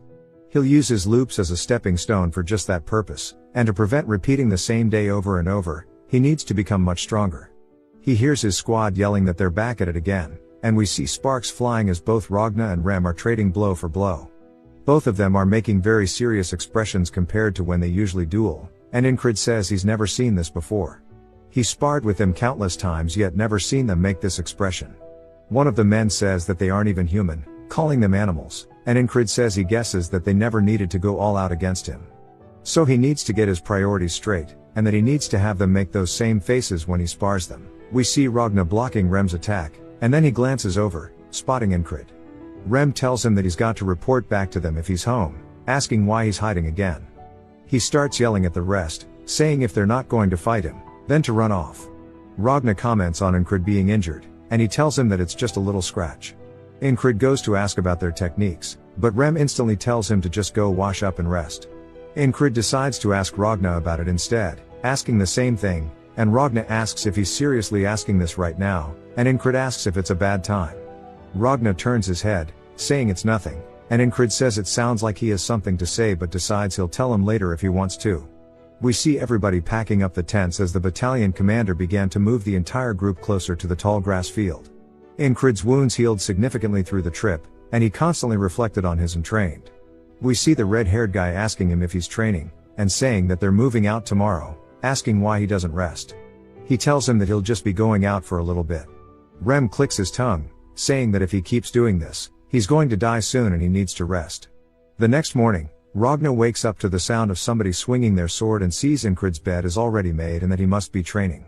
He starts stretching and grabs his sword, saying that he is good with his sword and getting stronger wasn't difficult, and he had a chance to become a knight. But we see him saying that it was boring and that there's nothing he wanted to do as a knight, asking why he would spend his time and energy on it. That he couldn't find meaning, so he lost his purpose, and that's why he's here in this squad. He begins to watch Incrid swing his sword. We hear Incrid grunting in pain as he swings and falls to his knees as we see that he still hasn't fully recovered from his fight. Ragna comments on how his fundamentals are all wrong, and that you need to learn them properly when you start. With all the shortcuts to make up for his shitty fundamentals, it'll be impossible for him to get stronger. But Incrid grabs his sword, and we see his eyes are full of determination, and Ragna wonders why he's putting his body through so much pain, trying so hard. He decides to ask him the same question, and Incrid tells him it's because he wants to get stronger. Ragna asks what he'll do when he does, and Incrid tells him that he'll become a knight. Ragna tells him that a knight is just somebody who fights well, asking if it has that much meaning to him. Incrid says that the knight he aspires to be is someone who decides for himself what is right, and raises his sword for honor, for the sick and the poor, and to protect those he loves. Ragna is surprised that he's doing it for honor and merit, and says that strength is just a tool, since a knight is just a sword, and starts to think about what he wants to do. He walks forward, saying that he won't know until he figures it out, and he calls out to Incrid, asking him if he would like to learn the sword. Incrid says of course. And then Ragna stares at him blankly, and sighs, saying that he should not have said that, and he's already getting lazy. But still, based on how determined Incrid looks, it might be interesting. He says that Rem already taught him the intestines of the beast or something, right? Incrid corrects him, saying it's called the heart of the beast. Ragna says that he needs to get rid of anything that is not that or his stab. Incrid asked about the Valen mercenary sword technique. And he says, especially that if he doesn't ditch that, even if he learns a new technique, he will revert to his old habits, and in that case, he might as well give up. And he tells him to choose, either ditch everything, and start fresh, or just be complacent. Incrid instantly says that he'll start fresh, and Ragna, surprised by how fast he replied, asking him if he's sure about this. And Incrid asked what he needs to do first. Ragna says that this guy really is not normal. And while he has a good physique, he wields too light of a weapon, and he should find something heavier, and hands him his blade. Incrid asks if he should really be handing his sword over like that. And Ragna says it doesn't matter as it's not special, and tells him how to properly grip the sword by having his right hand above his left. He then notices he's squeezing tightly, asking why. Incrid says so he doesn't lose his blade. And Ragna asks him who taught him this. And he says Rem did. Ragna clicks his tongue, calling him a useless bastard, and tells him to get into his position. He then raises the sword above his head, and swings it down on Incrid. He blocks it, and we can see his hands shaking. And he says that shit hurt, asking why he did that. Ragna says of course it would hurt. And if he stiffens up, it's only going to get worse, and says he's essentially like a branch or a column or something like that. Incrid wonders why everybody in his squad talks like this, asking if that's a metaphor, and what that's even meant to mean. He wonders if it means that he's too stiff because he's clenching the sword too tightly. Incrid says he probably means to say that he needs to stay flexible with the sword to keep his sword from breaking, and he needs his movements to be more malleable. He then loosens his grip, and then we hear Ragna slash his sword a couple more times. And then he kicks Incrid's feet out from under him, telling him to pay attention to his balance. Incrid tries again, and he asks him where his feet are pointed. And then smacks his sword, saying it's too stiff, telling him to try again, asking him if he's trying to break his wrist. We see Incrid go for an attack, and Ragna taunts him, asking if he was trying to dance. This continues on throughout the day until we see Incrid on the ground. Ragna sighs, saying he did not realize it was this shit, and that Incrid has none of the basics down, and that it's not something that can be taught. We see Incrid gassed out, but he tightens the grip on his sword. Ragna stares at him, and then thinks about something. And Incrid asks if they can go again. Ragna sighs, and draws his blade, telling him that they should start with the baby steps. We then hear Rem asking where they have been all day, asking if they are playing picnic here, skipping meals and shit. And he points at Ragna, asking Incred if he's giving him a hard time, asking if he wants him to take care of him. They start their typical banter, and Incred asks if there's something going on, because Rem is dressed up. Rem tells him that it's because they're being summoned. As the enemy forces are gathering in the distance, we see everybody preparing for combat. And it jumps to the ferry commander standing on a cliff above all the soldiers, as well as Incred's entire squad suited up for battle. Ragna wonders if teaching him was a mistake, saying that he's still new to the technique so he probably can't fight all that well. And then he might die because of that today. He puts his sword on his shoulder, saying that he's definitely going to need to babysit him today. Incred wishes that he had more time to practice. Some of the soldiers start asking why the enemy's formation looks like that. As we see that flag from the camp, and that they are all spread out in a very specific pattern. As the robed man stretches his hand out, saying this is the end. A strong gust of wind suddenly starts to form from where he's standing. And the ferry commander realizes that it's a spell. All the soldiers fight to maintain their posture as a fog envelops everybody. Incred looks around, saying he can't even see the people next to him. A lot of the soldiers start to panic due to the fog, and Incred hears something. All the other soldiers hear it too, and wonder what that noise is. They start to panic, and Incred yells, telling them all that it's arrows. As we see them coming down like rain. They start impaling the soldiers, hitting them all over. The fairy queen starts to deflect them, saying the fog is not normal, and nobody could have expected them to use this tactic. She yells, telling everybody to raise their shields. And she realizes they've been had. The robed man begins to laugh, saying it was so difficult to get this spell together. He had to offer up the blood of many animals, while collecting a ton of water by casting rain spells. And once the spell is active, the fog will obscure all vision. Unless you're under the casting point of the spell, which is the flags, it's going to be a one-sided battle. And he calls it the fog of annihilation. We hear Mitch telling him that he looks satisfied. The man says of course, if it wasn't for that flag almost burning down, this would have been a cakewalk. And Mitch thinks about Incred, calling him an asshole, as we see him doing his best to endure the arrows. The second barrage of arrows starts to come in, and we see Incred evade one. He hears a voice behind him telling him to keep his head down, and he recognizes it as Ragna. Then we hear Rem say that this is a spell, and he's pissed. Incred says that he's right in front of his eyes but can't identify him, and he won't be able to fight properly like this. An arrow lands directly at his feet, and he says that his breath is getting strained and his body is getting stiff, making it hard for him to move his legs as he needs to. This means he can't use anything he's learned from Ragna at this rate, and he didn't expect to get it on the first try. Back to training, Ragna says that he'll revert back to his old habits for now, even if he learns from him. It would be best not to fight until he finishes learning what he's about to teach him. However, unless he fights on the battlefield, he'll die regardless. He realizes that's right and then closes his eyes, relocking in, saying that death to him does not hold the same weight as it does to others. As all the soldiers continue fighting around him, Ragna tells him to get behind him, but he says that he found a way. If he can't do it in one try, he knows what he must do. He charges straight into the fog. Ragna calls out to him, asking if he's crazy. A spearman comes from the fog, thrusting his spear forward and stabbing Incred directly through the throat. Incred lets out a groan as we see it impaled into him. He then starts to smile, saying that now he can go back to learning from Ragna. The soldier starts to get scared, calling him crazy. He pulls his spear out of Incred's throat, causing him to die on the spot. Back at the camp, Ragna is asking him if he really understood what he said. Incred replies that, to be frank, Ragna is not a great teacher. To a genius like him, it's also obvious that it's hard for him to put what's wrong into words. Ragna says maybe this is what they mean about understanding it but not being able to put it into practice. He just asks him to swing his sword downwards, asking if that's too hard. Incred says he's not making fun of him, he's genuinely confused and asks where his center of gravity should be. Ragna is surprised but starts to think about it, asking if he means something like this. Incred confirms that's as he thought. He says that guys like him don't even know how they do what they do. While Ragna's explanations are lacking, it's not that big of a deal, since observing and listening are some of Incred's strong suits. He'll remember his stance no matter how many times it takes. Back to the barrage of arrows coming in. Incred raises his blade, deflecting one of them. But his hands start shaking, and he realizes he's still too stiff. Another spear is thrust forward, and Incred doesn't even dodge it, saying it's okay, so he can just die and continue learning. So he takes it to the throat. Back to training. We see him moving his feet as he dodges underneath Ragna's blade.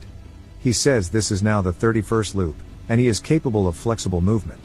Ragna tells him that the step he took is pretty good, asking where he learned it, and with that he should be able to start learning the basics already. Ragna explains that the 3 basics with a sword are cutting, stabbing, and slashing. He needs to use the edge of the blade for defense, and if the sword is good quality, he can also use the sides. The shortest distance between the opponent and him is called the line of attack. Using the sword is all about blocking the opponent's line while extending his own. He tells him to draw his opponent in and reach out to him with his sword. Back to the battlefield. The spearman is thrusting forward.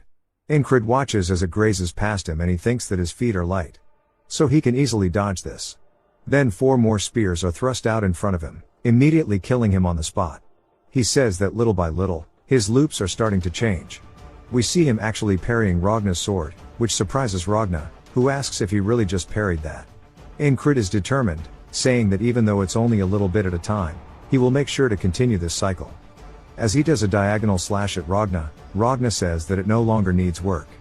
He seems a little surprised. Incred claims that even though they're baby steps, they're still adding up to be long strides. As he's running forward in the smoke, Ragna calls out to him, asking if he is crazy. Only for him to die once more, smiling and saying that as long as he can achieve steady progress, he'll die as many times as he needs.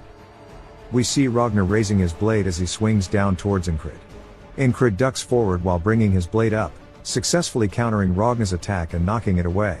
Incred states that it is now the 100th loop.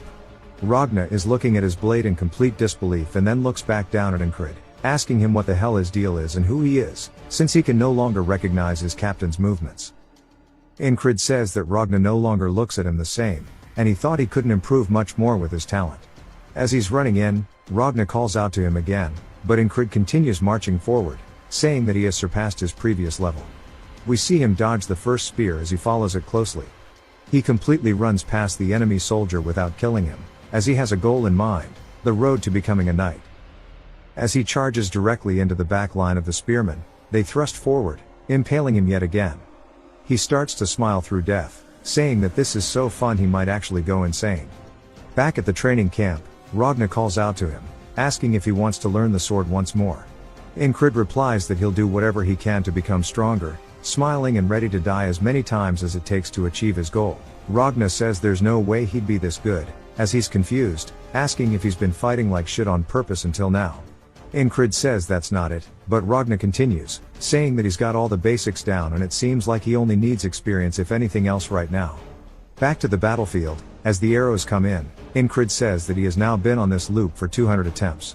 An arrow flies directly towards his head, and we see him firmly plant his heel into the ground as he leans forward, ducking underneath the arrow. Saying that he plans to see how far the techniques he has learned will take him today. The typical spearman thrusts forward, but he ducks under it, retaliating by swinging his blade forward, cutting the man's arms and head off. Incred says he knows where the enemies will pop out from beyond the fog. He pulls out one of his throwing knives, saying that he can get a few of them even if he can't see them, as he throws it forward, killing one of the enemy soldiers. As they begin to panic, we see one of them looking around in the fog, wondering what the hell is going on as he can't see anybody. He then immediately gets his leg lobbed off by Incred. Some of the crossbowmen start to panic, wondering what's going on. One of them raises his crossbow, getting ready to fire. Incred remembers Ragna telling him that he needs to look with his eyes and predict what will happen, and then move with his feet in accordance. As Incred ducks underneath the crossbowman's weapon, piercing him through the chest with his blade, Incred starts to laugh, saying this shit is hitting different and it feels like he's an entirely different person compared to when he didn't even have the basics down. He starts to charge deeper into the enemy lines, saying that he needs more and more people to come at him. He gets a little further until multiple crossbowmen all raise their weapons. As they're setting up the firing squad, one of them says that he's done well infiltrating up to here, asking him how he plans to make it out of this alive. As we see Incred panting, he steps forward, saying that he wants to fight it out with swords like men as he continuously plans on testing himself. They call him crazy and then immediately disrespect his request by unleashing crossbow bolts, killing him on the spot. We then jump back to the boatman as he's calling Incred foolish, saying that he's walked into his own grave, asking if he is all there upstairs, calling his mental cooked. He then wakes up surprised, saying he hasn't seen that in a while, and he wonders if the boatman really came out of nowhere just to shit talk him. Rem then asks what he's doing as he sees that he's blanking out. Incrid then remembers something about Rem, saying that he called it a spell when it happened. In the enemy's formation, it looked as if they were guarding the flag back in the grass fields on his last outing. He then asks Rem if he knows anything about spells. Rem asks why he's so curious all of a sudden, and Incrid says that he just thought it might be interesting to tell him what he knows. Rem says sure, asking if he knows the difference between magic and spells. Incrid says that magic is more common, and Rem says that is not wrong, that a spell requires a medium. It's not just that it requires it, but the medium is a whole lot more important, as spells cannot exist without them. Incrid thinks about it, saying that the fog was due to the enemy's spell and that flag must have been the medium. Therefore, if the flag breaks, the fog will leave. Incrid asks him if his tribe also used spells since he knows they originated from the west and that is where Rem is from. Rem smiles, saying that he's seen them, asking if he knew that there aren't many actual spellcasters, as most of them are hex casters. Incrid ignores him, and Rem asks him where he's going. Incrid tells him that he's going to train. Ragna says that it looks like they both have the same training background, asking if he knows what the Unyuk sword technique is. We get some lore and we learn about 500 years ago there was 1 in a million prodigy. A child born on a sword farm slayed 12 bandits that attacked the farm with nothing but a fireplace poker. Having lost his parents early, he learned the sword at a young age, and a noble having heard the rumors took him in. That prodigy went by the name of Leonis Unyuk. However, as gifted as he was also cursed. He began losing strength as a 10-year-old and became fully paralyzed at 12. And just like that, the Mist Runes prodigy was lost to history. Rem says that at the age of 20, Leonis fully paralyzed and immortalized himself in the history of swordsmanship, completing all the sword techniques in the land and categorizing them into 5 categories: the righteous elaborate sword, the heavy strong sword, the flowing confounding sword, the fast swift sword, and the gentle parrying sword. Leonis rewrote the history of the sword, and with this, the Unyuk family became the greatest house in the empire. The after effects of this technique can still be felt, as it is the foundation of all swordsmanship today. Ragna says that there is the northern heavy sword and a bunch of other sword techniques, including some eastern techniques that utilize ki. And among those, the technique he developed branches off of the northern heavy sword. He tries to think about what Rem taught him, asking if it was called the conscience of the beast. Incrid corrects him, saying it's called the heart of the beast. And Ragna says that this will be more useful than that, and it's called concentrate on a single point. He needs to forget everything around him and focus only on his own sword and the enemy's, and he'll show him how it works as he starts to get in a stance. Incrid wonders what's about to happen as Ragna thrusts his blade directly towards him, nicking the side of his throat. Incrid is surprised, saying that it was faster than Rem's axe, and he nearly just died. Ragna then asks if he felt anything, and we hear Rem calling him a degenerate, asking if he's really trying to kill the squad leader. Ragna says that people concentrate better in the face of death, and he's just trying to help him out. Rem says that he can't learn anything if he's dead, asking if he even knows how long it took for him to learn the heart of the beast. Ragna says that's only natural for a stupid barbarian teaching him, and they start to argue. Incrid says that both of them are pretty shit at teaching, though. Rem then says that his people are more north than his, saying that truly that means he's more barbaric. Ragna says no, as he knows Rem is from the southern barbarian tribe. As they continue bantering, Incrid tells them that's enough, and they should leave, as he is here for the departure order. Ragna then reminds Incrid to remember how alert he was just now, saying that moments before death, if he succeeds with concentrating on a single point, everything around him will fade, and he will feel his sword do his bidding. Back at the battlefield, Incrid says that it's similar to the heart of the beast yet completely different. The heart of the beast makes you numb in the face of death, but the other makes you more alert, and he needs to experience it in real life or he needs more experience with it. He looks up at the battlefield, seeing the flag. As the fog starts rolling in, Incrid says that he'll add another objective on top of gaining experience, and that is for him to actually take out the flag. He starts to march forward, decapitating one of the soldiers, saying that it will be easy for him to get there with both Rem and Ragna. But he plans to do it on his own, as we see him taking down another soldier. He cleanses his blade of the blood, saying that he is hella excited to learn this new technique. Incrid says that he died while unprepared too many times. Which is why concentrate on a single point is very useful. To survive the assassin, he trained his ears. To survive the battlefield, he learned the heart of the beast. But concentrating on a single point, he does not truly understand. Ragna thrusts his blade forward, directly towards him. It stops just shy of his face, asking if he understands. saying if he succeeded, he should have felt the tip of the blade slow down or something. Incred shakes his head no, wondering if maybe the heart of the beast is interfering with it. But he doesn't think that's the case. Ragna tells him that he should feel everything else fade besides the opponent's sword. And he should be able to predict the sword's path, asking if he's felt anything similar. Incred says that he's starting to think that channeling his fear of death isn't the right move for this, asking him how he learned it. Ragna says he didn't have to learn, as it's something he could always do. And it's in the name, you just have to concentrate on a single point. Incred sighs, saying he's not going to get any useful answers out of him, and he'll just have to figure it out on his own. But he shouldn't get impatient, as he'll keep practicing this on the side, as his first priority is knocking down one of the flags. He plans to minimize the damage to his allies and penetrate straight through the enemy lines. As the fog starts rolling in again, everybody panics, but Incred yells, telling them to get down. They immediately follow his command, and he tells them to raise their shields. As arrows start to fly in, we see their shields blocking the volleys as he takes charge. He's repeated this loop over 300 times. He knows where the attacks will come from, even if his eyes were closed. Even the enemy soldiers are confused by the fog, so he takes advantage of it, slipping past one, immediately stabbing him in the side of the head, and then following through with a swing, killing 2 more soldiers. The enemy starts to scream, saying that it's just one guy and they can take care of him.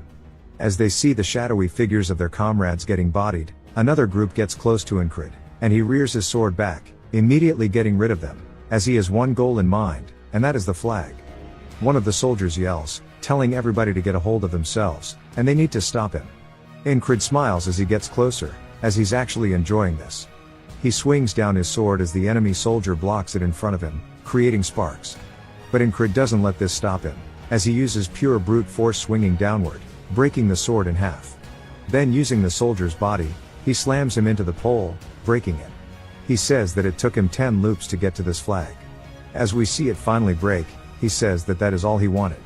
But then he's surprised that the fog still hasn't left. While he gets distracted, the enemy soldiers take advantage of it, stabbing him. One of them laughs, saying it seems like he knows a little about spells, but that he has been deceived. Incred now understands what's going on, saying that there must only be one real flag, and every other one is merely a decoy, and that he needs to find the real one among them. The loop restarts, as Ragna asks what he's doing, because Incred is charging straight in, all alone. He says he has a 1 in 5 chance of getting it on the next try. As he takes the lead, he yells, telling everybody to get down and raise their shields, but they can't hear him as he's too far, and they wonder what to do. Incred turns, watching the arrows fly over him, completely confused.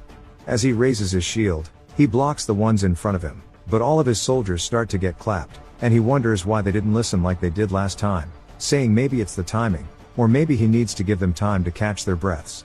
He breaks another flag, only for it to be a fake, as he gets his head cut off immediately after. Now with 4 left, we see him break another one, yet it was still, again, a fake, as the soldiers killed him once more. That took him 5 extra loops. The 4th flag took him 7 extra loops to get there, and even after he broke it, it was still the same fate. He only has 2 flags left, and he says that if he were to trust his gut on which one is real, there's only one clear winner here, as it would have to be the one that is the furthest away from the rest. We see right beside it is the robed man from the camp.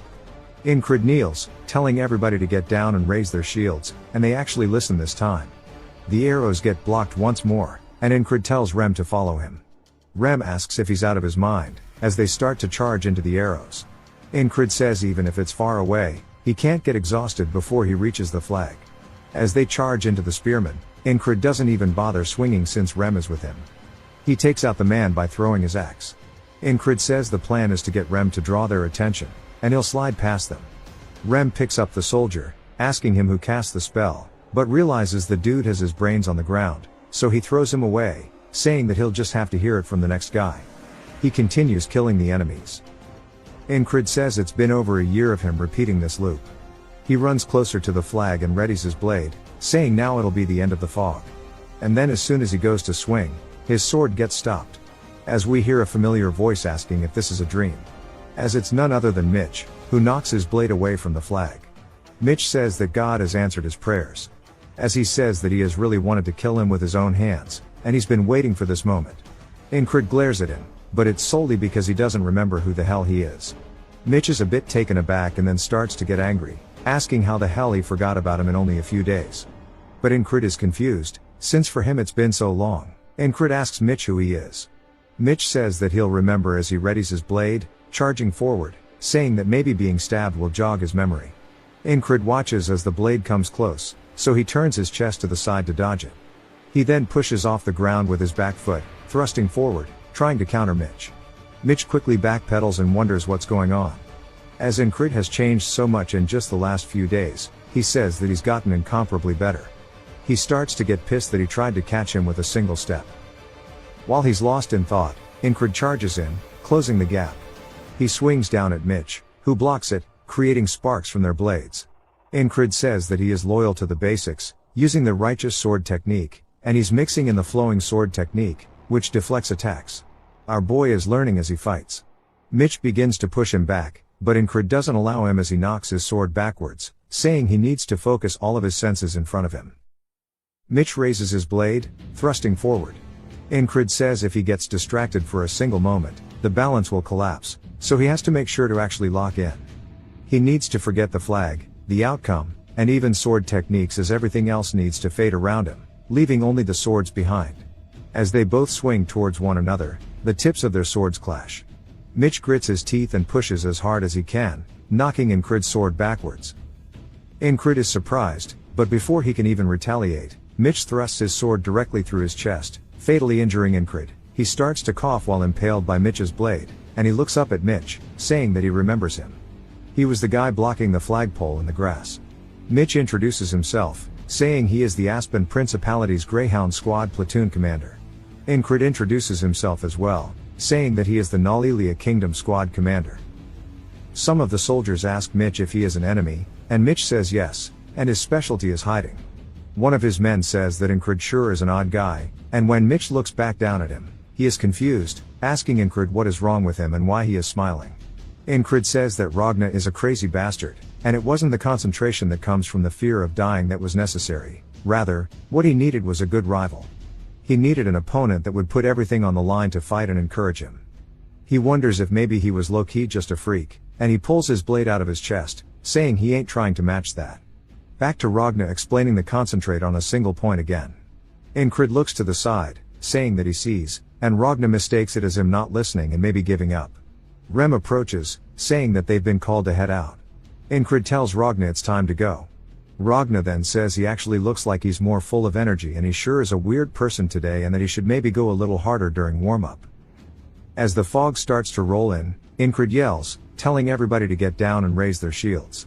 The volley of arrows then starts to fly in. And before Rem can say his usual line, Incrid cuts him off, saying to follow him. Rem asks what he's doing, and Ragna says that he'll be coming as well. Rem starts barking at him, asking if maybe he took an arrow to the head, saying he's being weird. Ragna tells him if he doesn't want to have an arrow lodged into his head, he needs to look forward as the enemies are right in front of them, and we see Incrid running in between the enemy lines. But the same can't be said for Ragna and Rem as they have to brute force their way forward. Incrid says he really wanted to make sure that he could open the path in a similar way to before and meet Mitch once more, and they start to have their stare down. Incrid then starts to give off some psycho energy, saying it's nice to see him, calling him his friend, saying they should fight. Mitch asks if he really came looking for him, and Incrid asks if this is his first time receiving a confession, saying that he came because he fell in love at first sight. Mitch says that usually he is the one finding people, and this is the first time somebody else has come looking for him. Incrid asks him if he's upset, and Mitch readies his blade, saying nonsense. Incrid starts to explain that entering the state of concentration where he can only feel the sword once more is a lot harder than he thought as we see him get stabbed to the chest. Mitch says he didn't think he'd lose this easily, and he doesn't know why he made him believe that he could fight him. Incrid now realizes that his attitude was wrong, and it can't be intentional as he needs to be absorbed into the fight naturally. As he's clashing blades once more with Mitch, he says that he'll just repeat the fight over and over until he can find that feeling. Finally, on the 18th loop, everything else but the sword starts to fade, and he can feel it again. In his 28th loop of fighting Mitch, he can intentionally enter the state of concentration. By the 48th loop of meeting Mitch, we see Ragna saying that he'll teach him the tricks as he readies his blade, thrusting forward at Incrid like usual, but Incrid this time is locked in as he's staring at the blade, solely focusing on it. As he gets closer and closer to his eye, Everything else begins to fade, and right when the moment arises, he raises his blade, actually deflecting Ragna's attack, leaving Ragna speechless. Then he asks him if he just deflected his attack by concentrating on a single point, asking how. Incred doesn't say it aloud but thinks that it's pure concentration that means completely controlling his body and sword. His power and technique have developed to the point where he cannot compare them to before he met Mitch. Ragna asks him where he's going as he starts to leave, then Incred says it's time to meet the platoon commander. Incred says it is finally time for him to overcome this loop once and for all. It jumps to the ferry commander asking what he wants. Incred says that he remembers that he saw something about spells during his reconnaissance. She wonders what he means, and he continues, saying that the Aspen soldiers were calling a weird-looking man the spellcaster. She seems more interested, telling him to elaborate. He says that he told her everything that might be needed to win the battle, and it jumps straight back to the fog rolling in. Incred commands his men yet again and begins to charge in, leaving Rem and Ragna behind him. He says that he just has to hope that his commander is competent because all he has to do is focus on what's in front of him as we see Mitch by the flag. He says that his goal is to overcome him. Mitch recognizes him, but Incred then says his name, which surprises Mitch that he knows it. Incred says that he wanted to fight it out with him from the very start and that today he plans on beating him as he charges straight in. He swings down at Mitch, who sidesteps it. He then rotates his hips, swinging his blade forward. Incred reacts in time and turns his blade sideways, bracing it with his arm to block Mitch's attack. Mitch is actually surprised by how sturdy he is. Incred then thrusts forward with his sword. Mitch narrowly blocks it, and he swings forward, knocking Incred's sword back. They collide once more, creating sparks. Mitch then asks him if maybe he was hiding his skills, and Incred says yes. Mitch then asks his name, and Incred tells him. Then they begin trading blow for blow. Mitch tells him that he will remember the name, and Incred says there is no need as he will remind him if he forgets. He then starts to lock in, focusing solely on Mitch's blade. He notices that Mitch's balance is shifting to his right foot as he is preparing to slash diagonally. Incred sidesteps it, saying that he has learned this from all of the loops, and the experiences gained through repetition all culminate to allow him to see his movements. They both thrust directly towards each other's necks, barely grazing one another, as we see they both drew blood. Mitch then looks down to see Incred actually following through with this swing, and he narrowly dodges by ducking underneath. He says that he really thought he would get him in a couple of moves, and he wonders why he is struggling against someone like this. He grits his teeth out of pure anger, saying that his righteous and flowing sword techniques are suited for parrying, so he needs to get a proper attack in. Now Mitch says that he will use his ultimate technique that he has learned to remedy that. He stomps forward and starts to swing his blade diagonally, saying that it is an attack that starts from the bottom and slashes in a huge arc. It is called the will cut. Incred watches as Mitch prepares this heavy swing, and he starts to see the actual line. He says that he has died to this technique so many times because he couldn't see where and when it started. But now is not the case. As the blade starts to come up, he smiles, saying that he is so glad he gets to see it again. As they collide swords, Incred actually manages to parry the will cut. Mitch's heart sinks, asking how the hell he saw it and parried it. We learn more about Mitch's family. It is one of the three main houses that reign over the Aspen Kingdom. House Hurrier represented the brute force of the kingdom and recruited any and all people who showed talent in the sword. He was also recruited from a regional house to that end. After adopting the name Hurrier, he proved himself with his skills and fought 2 adult knights at the age of 15. He won against a champion swordsman of a town at 18 and was strong enough to become the champion of an entire city at 22. He became one of the 3 best fighters in the Greyhounds through his skill alone. There were only a few that matched up to his talents. As we see him watching people train, he wonders why they put so much effort into it. Asking why it's so necessary to swing a sword until your hand bleeds, as it only takes a few swings for him to understand things. He was satisfied with the present, and he was emboldened by his skill, which was a mistake on his part from being complacent. Incred starts to capitalize on the fact that Mitch lost balance and quickly stabs forward, piercing Mitch's shoulder, completely dominating the fight now. Mitch tries to find some way out of it, but Incred quickly pulls the blade out, readying himself once more. Mitch then starts to lean over and spits up blood. Incred starts to slowly walk towards him, and Mitch realizes that he underestimated him and thought that his attack would definitely get him. He says that Incred isn't as good as him in strength or technique, and Incred says he's right. But in the end, he still beat his ass. Mitch starts to grit his teeth and realizes that he is right. Incred readies his blade to execute him, telling him that this was fun. Mitch says that if only he tried harder instead of being arrogant and relying solely on his skills. But he hears somebody yelling to protect Mitch. Then he watches as Incrid's blade comes in to finish the fight, but someone blocks the attack, as we see it's none other than the Grey Dog, and Incrid distances himself. Mitch's men then start to tend to his wound, asking if he is okay, and the Grey Dog tells them to take Mitch somewhere safe. He says he didn't expect one man to cause this mess, and he raises his blade, telling Incrid he won't let him have a peaceful death. Incrid says that he can't forget that he is surrounded by enemies here as they are in front of him and behind him, ready with crossbows. He says breaking the flag and securing his exit is his goal, aka the wall he must overcome to get out of this loop. His eyes start to focus, and the Grey Dog yells, telling his men to fire, and they all start to unleash their arrows directly towards Incrid. Incrid charges straight in through the arrows, saying that he can't avoid all the attacks, so he'll take them head on and continue advancing. Grey Dog raises his sword into the air, saying there's no way he's this foolish. He swings down towards Incrid, only for it to be blocked. Incrid realizes that his sword is cracked from the attack, saying that his technique is extremely heavy. To win this battle, he's going to need to die many more times, but the objective now is to win the battle, which means he needs to destroy the flag. He throws a throwing knife forward, trying to hit the flag, saying that the spell medium will stop working even if it's only slightly damaged. But his wind is moving the flag too much. Grey Dog calls him a bastard and swings at his head. Incrid ducks underneath, throwing another dagger and saying that he needs to aim for the connection between the flag and the flagpole. He does exactly that, breaking the top portion of the flag entirely off of the pole.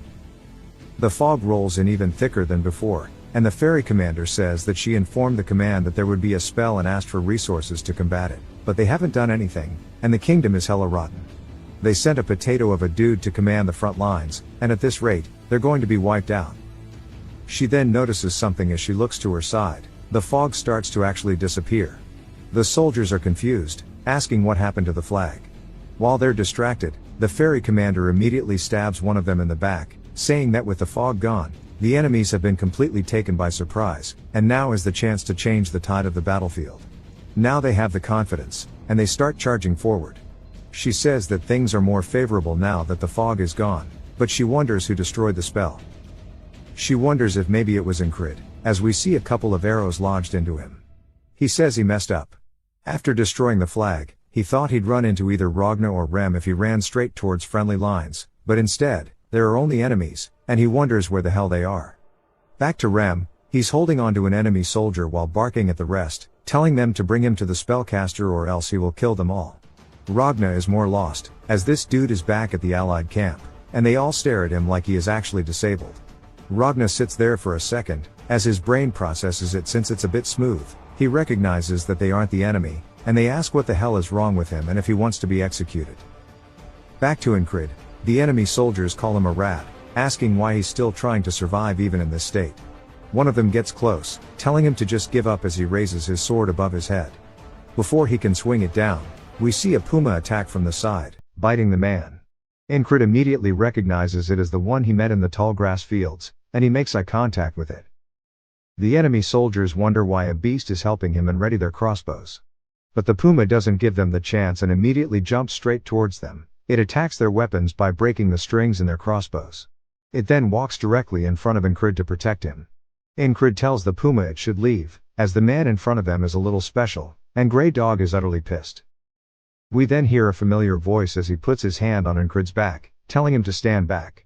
It's none other than Vengeance, who walks forward like a badass, saying that he's going to save him. Incrid is confused, but Vengeance starts to charge directly in. His attack immediately gets parried by Grey Dog, and he gets sent flying backwards, saying he didn't expect him to actually be strong.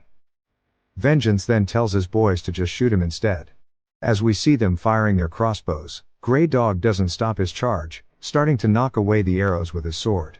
While he's distracted, the puma leaps for a surprise attack, but Grey Dog reacts in time by hitting it in the side with his hilt, knocking it to the ground. Incrid then starts to lock in, focusing on the tip of Grey Dog's blade. He says he sees it as he follows the line and raises his short sword up in front of him, saying he can't parry that sword with his strength, which means that he'll have to actually use Grey Dog's strength against him. He'll take one out of Mitch's book and let it flow against his blade. He does exactly that, but due to the short length of the blade, he actually gets cut on his arm. But it does work, And Grey Dog is surprised as he instantly recognizes Mitch's technique, asking him where the hell he learned that.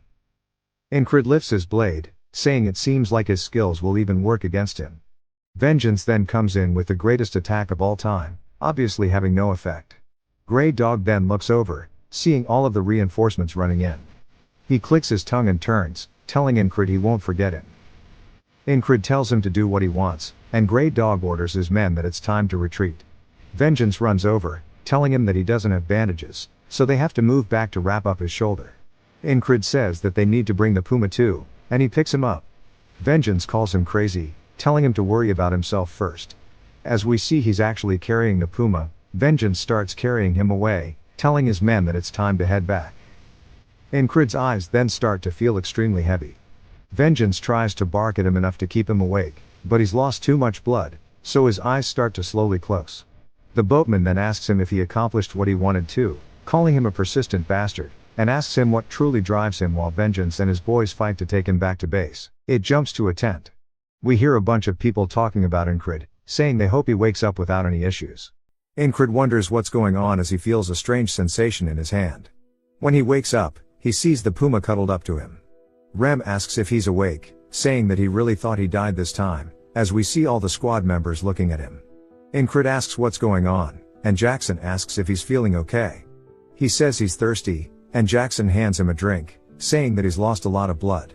They tell him that, thankfully the medics said there won't be any lasting effects and that the goddess of luck must be on his side. Incred says that he must have passed out during the retreat. Jackson says that now that he's awake, he's going to leave, and Ragna says he's going to sleep. Incred's just glad he got through another day.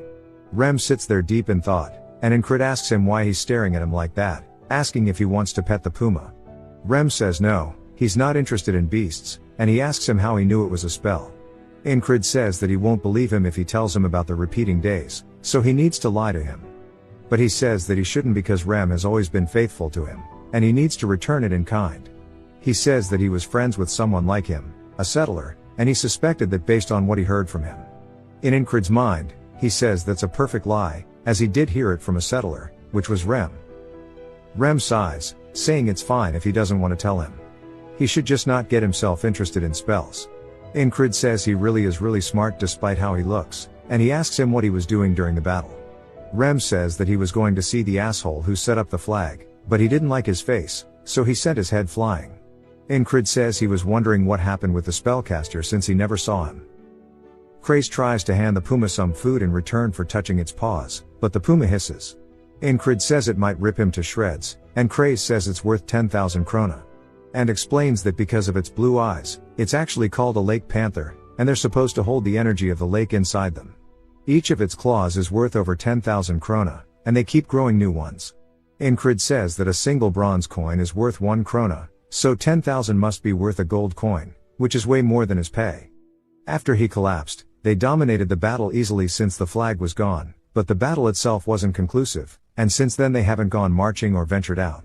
He wonders if he would succeed in the parry that he did last time if he tried doing it again, but he's not sure. Jackson tells him that he's not going to heal if he keeps moving, and Incred says he's not overdoing it, this much is enough. Ragna tells him that the most he can do right now is stretch and continue resting. Rem asks if he's trying to spread his laziness to him, telling him to stop loitering in the walkway.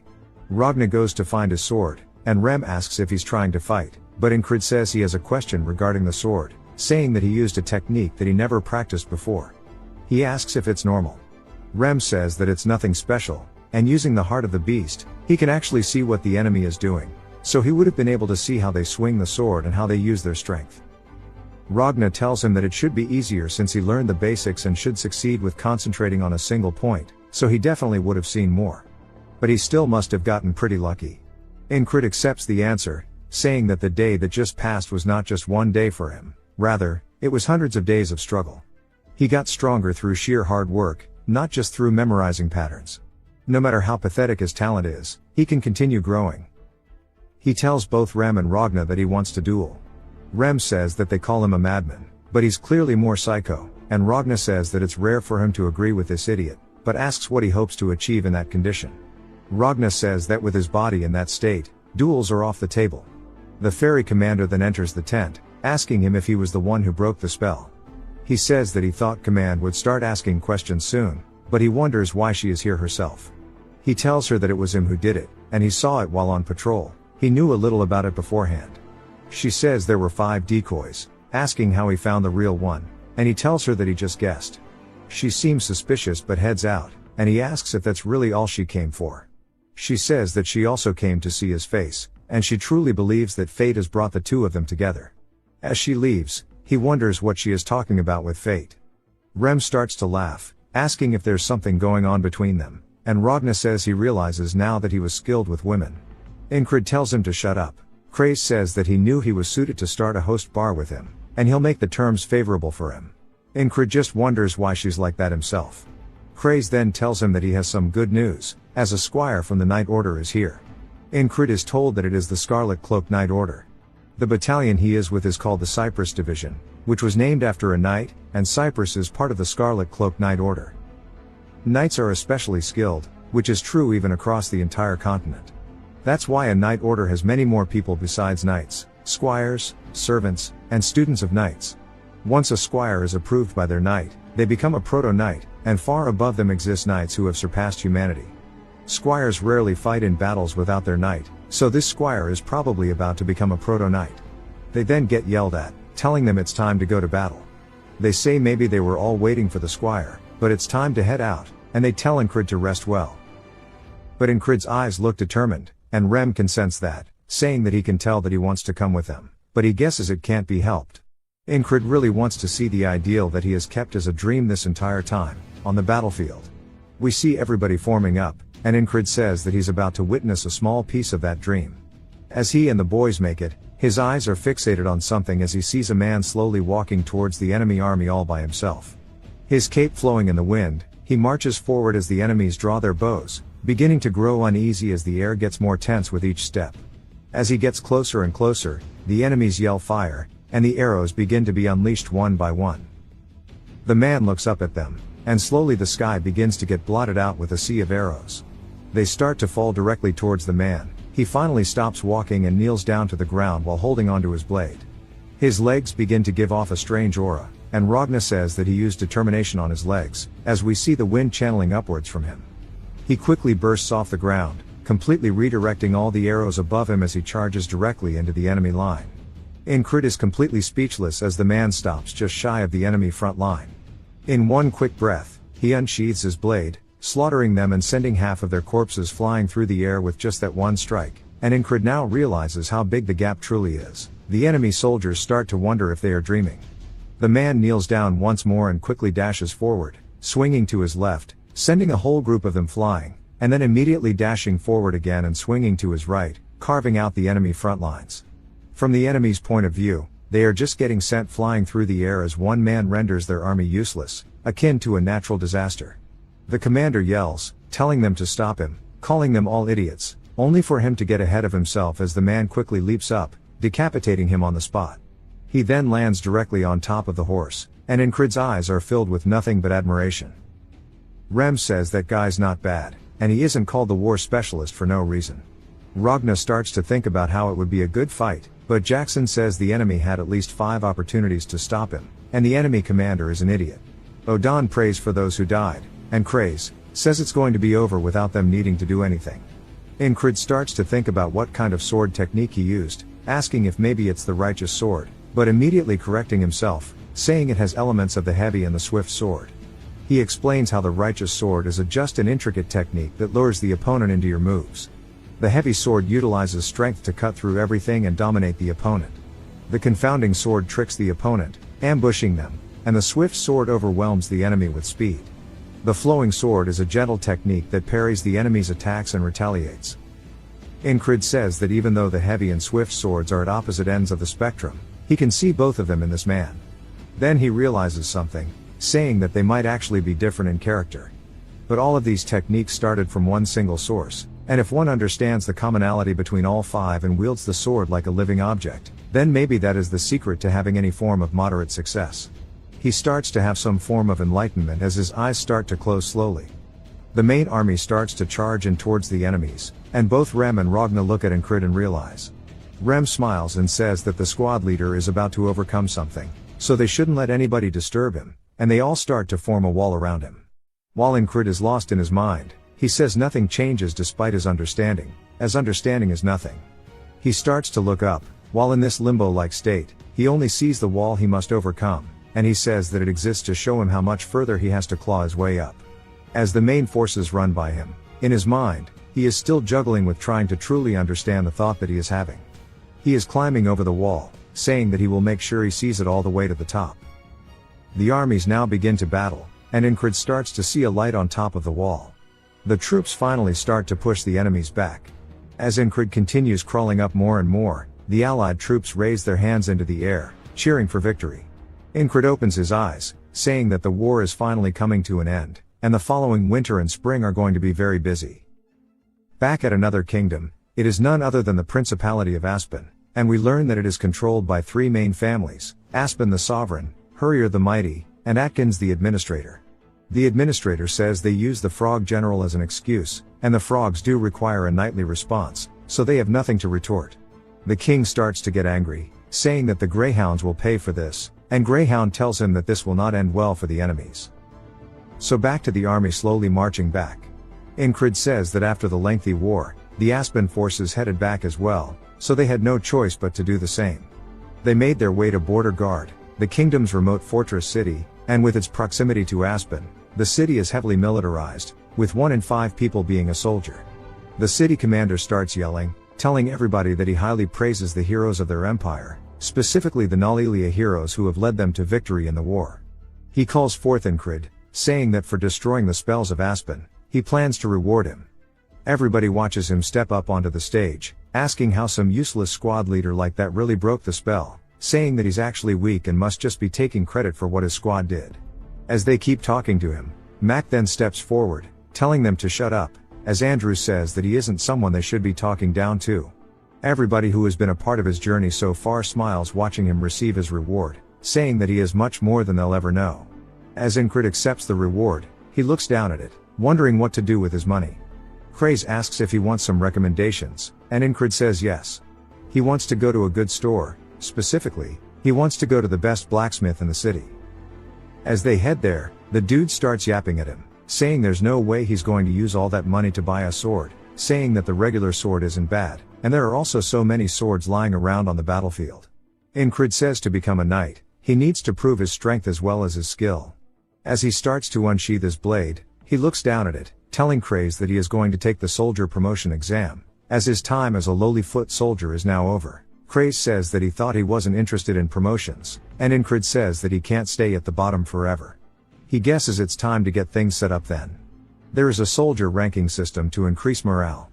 Those stronger than the existing scale are designated as special, and you're treated according to your rank. To be promoted to a rank, you have to duel 3 soldiers in the rank you're aiming for and win. For the soldiers there to witness it, it is a fun sport involving bets. As we see, Craze is hustling everybody. He asks who wants to bet on Incred. His opponent walks up, asking why somebody at the lowest rank is going for medium straight away, saying an award shouldn't warrant stupidity, but it must have been his squad who earned it, so that is getting to his head. Incred says that he must be the first one, and he's skilled even among the medium ranks, hailing from a famous mercenary group. Back to the hustler. Only one person has voted in favor of Incred, asking which idiot did that. The hustler says that you can't know the results until you see it. Incred says he only got stronger by dying over and over up until now, but there's no risk of death in this fight, so this is his one and only chance. He needs to look ahead, not let his guard down.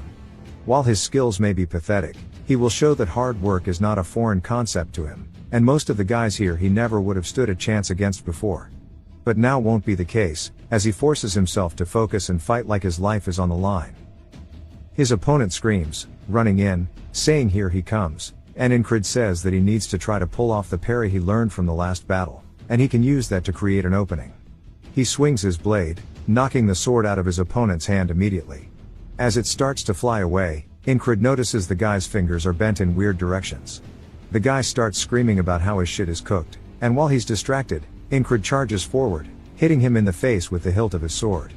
The guy falls to the floor, bleeding out of the mouth, and Incred wonders why the hell this guy is so weak. Everybody starts to go crazy, saying there's no way that loser just won, and they ask Craze if he was the one who bet on him. saying that surely he knew how strong he was.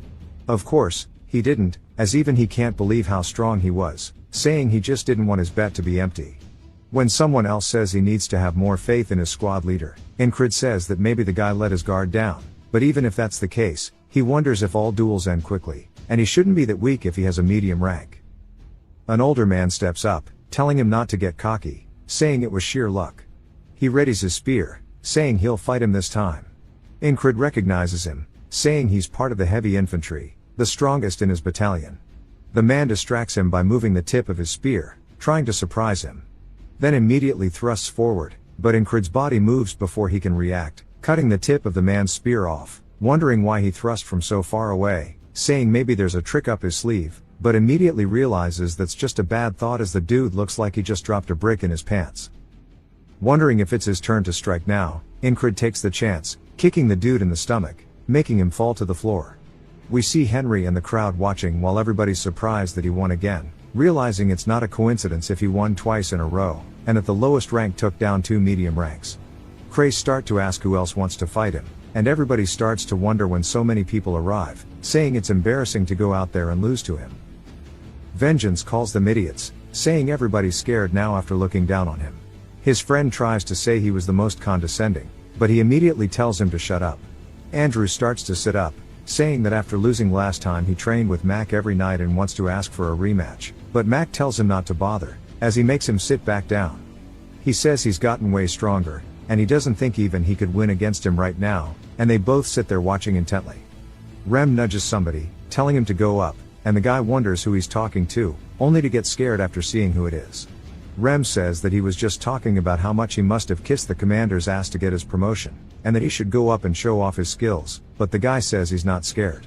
Incrid says it was so normal for him to struggle up until now, so he didn't notice the stabbing pervert in the first loop he went through, the assassin in the next, and even Mitch from the most recent one, as well as the squad members he trained with daily. He just had it hella rough until now, and his old teacher told him to never underestimate his opponent. The yapper finally walks up asking if he is distracted before his fight, and Incrid says no. He thought that advice was irrelevant to him, and he never thought he'd get to look down on another person in a fight. The yapper asks what the hell is with his face then, as we see Incrid looking smug, saying that he's now become strong enough, and he tells him that it's just interesting, as he wants to know what it's like to dominate an enemy. He charges forward, and the yapper freezes up. Incrid smacks his sword into his, and we learn that the Nalilia respects strength as they are called the Kingdom of Knights. Incrid raises his blade and swings down again, cracking the yapper blade. The guy looks up in complete fear as Incrid raises his blade once more, swinging down, stopping just shy of the dude's head. The dude's eyes start to roll to the back of his head, and he foams at the mouth. Incrid says now he has proven himself, as everybody in the crowd is stun-locked, bro straight pissed in his pants. Somebody calls him the Spellbreaker, saying it really was him who destroyed the flag, and that he didn't just ride his squad's achievements. Andrew starts to stand up and screams, calling him the Spellbreaker. Incrid wonders what he's doing. Andrew yells, telling everybody to say it too, saying if it wasn't for him, at least half of them would be dead. They all start to chant, calling him the Spellbreaker, as that is now his new nickname. He decides that it's not that bad, and the hustler runs over, telling him that he is now a medium rank. Incrid says it's too early to get excited, as he has to get to a high rank. Bro is confused, asking if he's going to keep going, and a man stands up in the crowd, saying this is interesting. As he walks forward, people look over to see an eagle patch on his arm, meaning he is part of the border guard, the ones directly serving the crown, which is an elite squad. They wonder why he is here. The man calls out to Incrid respectfully, asking if he would like to duel as well. Incrid and the man begin to have a stare down. Rem stands up, saying that this is going to be difficult. Incrid explains that the border guard is equivalent to Aspen's greyhounds, which means this guy might be as strong as Mitch. He wonders what would happen if he fought someone like him without dying. He points his blade at him, telling the man to come at him. The man finds this amusing, saying he's not scared while going against someone like him in the special forces, and after watching him, he's way more interesting than he thought.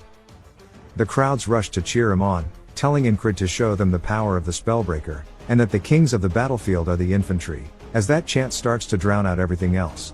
The man asks if they're stupid, saying that they know he's part of the infantry too, and that they are too cocky with their recent victory. He's going to try to humble them as he readies himself and then immediately dashes forward to close the gap with Incrid. Incrid starts to lock in, following the tip of his blade, seeing exactly where the path is going. He leans back slightly, just enough to parry the blade, and the man is surprised, saying that he's wasting as little movement as possible and that surprised him. He then grabs Incrid by the collar and tries to throw him down, but Incrid grabs onto his arm and raises his blade directly above the man. A chill runs down the man's spine as he realizes that if he doesn't dodge, he will die. As Incrid starts to thrust forward, he stabs the ground as the man sidesteps it. The man returns the favor by rearing his fist back and stabbing forward with all of his might directly towards Incrid's chest. Incrid doesn't even try to avoid it and instead grabs the blade directly with his bare hands and then knees the dude straight in the stomach. The guy regains his footing, as the momentum is back to being equal. He starts to charge back in, as does Incrid as he grabs a throwing knife off his vest. They both start stabbing directly at each other's heads, only for the fairy commander to appear, knocking both of their blades away with one strike. She tells them that's enough, any more and they'll kill each other. Incrid is gassed out, and so is the other dude, and Jackson is ready to kill him. Actually, it's not just him but rather all of the boys have pulled up. Rem says, "Look at this lucky bastard." The man tells him not to get too excited as this is only a duel. He says he almost got him when he lost sight of his movements and wonders what would have happened if they went until the end. The man says he didn't expect anything but he can't deny recognizing him, introducing himself as Torres, a platoon commander of the border guards. Incrid introduces himself as they shake hands. The crowd is surprised that he is a platoon commander, meaning he just fought a special rank soldier. That means he is at least a high rank one now, and they start to give him their respect. Incrid glances back at their cheers and raises his hand, brushing it off. Torres says he likes his reaction and that he'll see him again soon, calling him a high rank soldier. Incrid says with this he is one step closer. On the outskirts of the town inside of the barracks, a man tries to tell Incrid to come to his company as he is the first company commander of the heavy armored infantry called the Turtles, and his name is Graham. Incrid says this is his third request, and maybe it's because of his rank or the role he played in breaking the spell. Accepting an offer means he would be a monthly lease in the military. While it's a great offer, he doesn't want it, so he bows apologizing to Graham. Graham says that if it's about the 4th company commander, he'll have a word with him. Incrid says that's not it. The guy says he seems completely unbothered and just knows that he would still like him on his side. Incrid asks if he would like Rem, and the guy says he does not want a psycho in his squad and that he survived the last battle thanks to him and should keep at it. Craze asks if it's time to pack their bags, and Incrid says no. He asks why he's rejecting everything, saying right now he'll get treated well no matter where he goes. When Incrid goes to explain it, somebody else appears. When they turn to see who it is, it's Torres, who asks Incrid how he's been. He says he'll be direct with him and wants him to come to the border guards. Incrid says that the border guards are directly under the Crown's command, and it's a better offer than the one from the Turtles. Rem says that this is something Incrid could have only dreamed of before, and even if he rejects the other offers, he'd be stupid to reject this one. Torres says he realized that as soon as they exchanged blows, that he wants a harder fight, and if he comes to him, he'll bestow him with hellish training and insane challenges. This means he'll be able to realize his full potential. Rem thinks the deal is over, and so does Ragna and the rest as they're already coming to terms with it. Incrid waits for a second and then says if he's talking about endless hellish training, there's no place like where he is currently and that what he wants is not to reach his full potential but rather fully overcome it. Sometime later, Rem is shivering in bed, saying it's so cold and he wishes he could fight it with his axe. He asks Incrid where he's going, telling him to get him some hot stones. Incrid says that with the battle over, he's completely useless. Odan says it'll get warmer if he moves and he should come outside for some training.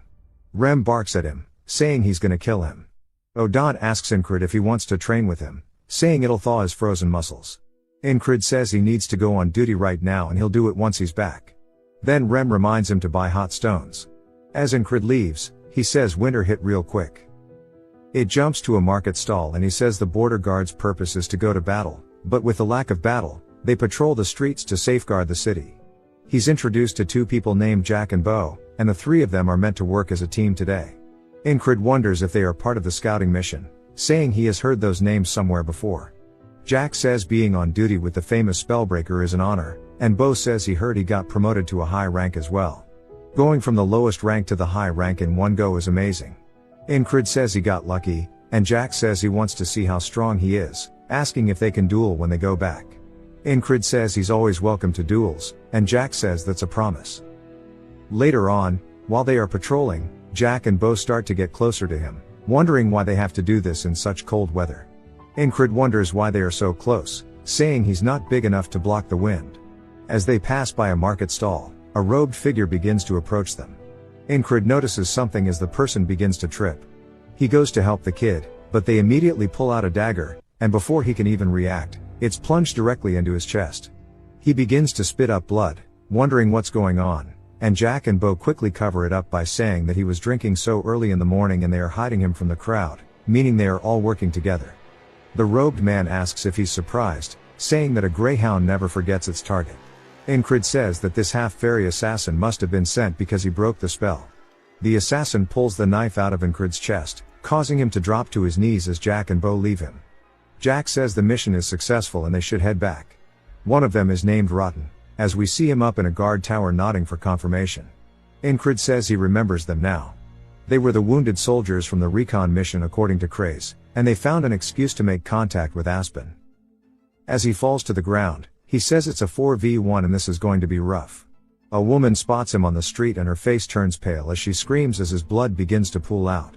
Incred says this will be interesting. His eyes open wide awake, and he tells them good morning. Rem asks what's wrong with him, and Incred says nothing, he just wants to start today with some energy. Rem again tells him to get some hot stones. As Incred approaches Odon, who is pouring water on his head in the ice, it immediately steams off. Odon asks what he can do for his squad leader. Incred says he mentioned a method about heating up his body. Odon says it's called bare body training, and it's essential to keep your strength in this cold weather as it will prepare you for any situation. Incred tells him to teach him. He saw the dagger being pulled out, but he could not react because his body wasn't prepared, he was frozen solid. Odon instructs him to get into a stretching position and says he should have noticed that as soon as he saw Jack and Bo stick close to him and he'll take those two down first. After he can't take them down too early, the assassin will flee. Odon says his muscles will be sad if he can't even hold this. Incred tells him they're already screaming. He gets introduced to Jack and Bo once more and tells them it's nice to meet them. They ask him if he's cold seeing him without his cloak, and he says he was just training. They start to get close to him again, and Incred shows that his body isn't in its prime, thanks to Odon. Right about now should be when the assassin makes his appearance as he spots him in the crowd, and on cue he makes his appearance from a bit ahead. Incred immediately raises his hands, swinging backwards, hitting Jack in the face, but Bo manages to dodge under it. Bo asks if he somehow noticed and draws for his blade. Incred sees the assassin, saying he's either going to charge in and attack or run away. He draws his blades and needs to take care of these two quickly. The assassin throws something at him, which makes a screeching sound. Incred wonders what the sound is, but it's too late as the throwing knife has already pierced his chest. He looks down in confusion as it was so fast he didn't even see it. Not only that, but because of how far they were in through the crowd, it means this dude is deadly accurate. The guy tells him once more that a greyhound never forgets its target. Incred says it pierced his heart by the time he noticed it flying through the air, and that is a dagger faster than sound. The same woman from before screams that a person just died here. Incred says he needs to face melee and ranged assailants at once. He begins to smile, then faces death, asking how he should prepare. Incred says that the half-fairy stabs when he's close and throws a dagger when he's far. This isn't hard to understand as this wall is relatively simple. He continues his stretching. Incred says death. Odon asks if he's threatening him as he sits atop his back, but Incred says no, he genuinely thinks he's going to die. Ragna asks if he's doing torture training or something, and Rem laughs, asking if it's that hard. Incred tells him to get over here, saying he'll show him how to do it. Jackson enters, saying it's his turn on duty. He sees them all stretching and struggling except Odon, who laughs, saying this is his territory so they should step out of it. Jackson looks confused, and Incred asks what's wrong with his face, saying they're only training. Incred starts drawing in the dirt, saying he needs to somehow block the dagger he'll throw. He says the accuracy and speed aren't like other daggers, and it's shaped oddly too. Jackson then asks him if that's a whistle dagger. Incred asks if that's what this is called, and Jackson says it's because of the sound it makes when it's thrown. If handled well, the target will never know what hit them, and it's good to stay far away from things using it. Incred says he'll remember that, no matter how good he is at throwing daggers, he can't do anything if it's blocked ahead of time. Incred raises his hands once more, swinging at Jack and Bo. Jack again gets hit, but Bo does not. Bo asks if he noticed, and Incred grabs him by the robe and uses him as a meat shield, saying that he should take down these idiots and use them to protect himself from the dagger. The whistle sound comes through, but it's too late as Incred is stabbed in the stomach and Bo is stabbed in the back. Even Jack is stabbed in the throat, and Incred realizes that he threw 3 in such a short time, and this dude is incredibly skilled. The assassin starts to grin and laughs as everybody begins to run away, screaming murder. Incred says he'll kill his own people if they get in the way, or maybe he never thought of them as his people. The assassin kneels close to him, saying that was admirable. Incred glares at him as the man repeats the line, "A greyhound never forgets its target." Incred says thankfully, and the guy wonders why he's joking at his deathbed. He pulls out his whistled dagger, calling him a funny guy. Incred admits that he underestimated this whole thing. As the dagger gets pulled out of him and his wound begins to gush out, he says that a wall is still a wall. The boatman asks why he is enjoying this, saying he should laugh while he still can because the despair at the end of that enjoyment is why this is a curse. Incred wakes back up in bed and heads out, saying no to him, this is solely a blessing. He asks Jackson to tell him about a whistled dagger, and Jackson asks where it came from. Incred asks if that's important for the explanation, and Jackson says that it's multiple thin blades pressed into one, which causes the whistling sound as it flies. At one point, it was called the dagger that is only heard, and it's really hard to follow with a human eye. Incred asks what he's meant to do if he wants to see and dodge it, and Jackson says that he can't. Incred asks what if he has 2, and Jackson asks if he needs 2, and he says yes, that he does. Jackson says that this guy is being weird again, wondering where he even heard about this. He says there's no point in spotting an already thrown dagger, he has to watch the hand of the thrower. The path it takes is decided at the moment it's thrown. There are ways to hide himself as it's thrown, but it's not hard to spot once you know what it is. Incred asks if he thinks he can learn the technique, and Jackson says not with the way he throws. Incred says he's continuously catching strays, and Jackson asks if he wants him to teach him how to throw daggers. Incred is surprised that he offered to teach him first, and Jackson says that if he's not confident, he doesn't need to do it, but Incred tells him he'll learn. Back at the market, Jack and Bo are following him once more. Incred explains that the moment he throws his dagger, he needs to relax his whole body and focus as the blade leaves his hands. Seeing and dodging it is the same. As he stares at where the assassin usually appears, he sees only his feet before drawing his blade, immediately cutting Jack's head off. As Bo goes to reach for his, he turns towards him, slicing him through the stomach. The woman that usually sees him die screams, saying that there's been a murder, and both Jack and Bo have dropped to the floor. The assassin starts to approach, and Incred says he needs to watch his opponent and switch from relaxed to focused. He can only avoid dying if he protects his heart, and he needs to watch the tip of his hand. The dagger is immediately lodged into his arm, and he didn't even see it. He looks down at it only to catch another one straight to the chest, saying that shit was too fast as it only lasted for a split second, but he saw something for sure at the start. He saw a shine from the assassin's hand, and he's sure of it. The assassin goes to say his line, but Incred finishes for him, saying that a greyhound never forgets its target. The assassin's surprised and asks how he knew. Incred smiles, saying that he'll see him again because after a few more loops, he'll know all of his tricks. In the next loop, Incred quickly draws his blade, piercing Jack in the throat, immediately following it up by killing Bo as well, saying he needs to eliminate these 2 as fast as possible. Everybody starts to scream about a murder, and he quickly turns his body to the side, looking for the assassin, saying he's no longer someone who only dreams of doing better.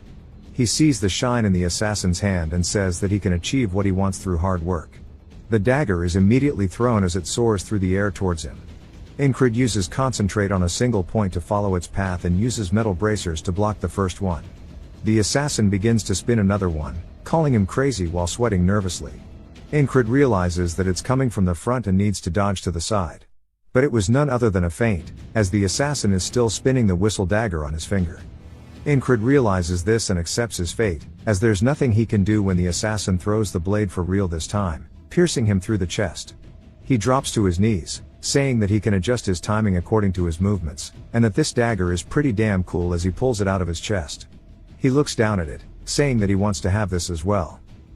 We see him spinning a throwing knife on his finger, and he throws it towards a fruit. He misses, and Jackson asks what he's doing. Incred says he's practicing with the whistle dagger, and Jackson tells him that's not a whistle dagger. Incred tells him that he'll have a real one soon. As he is spinning his throwing knife, the string breaks, and it flies right by Jackson's head, leading to an awkward silence.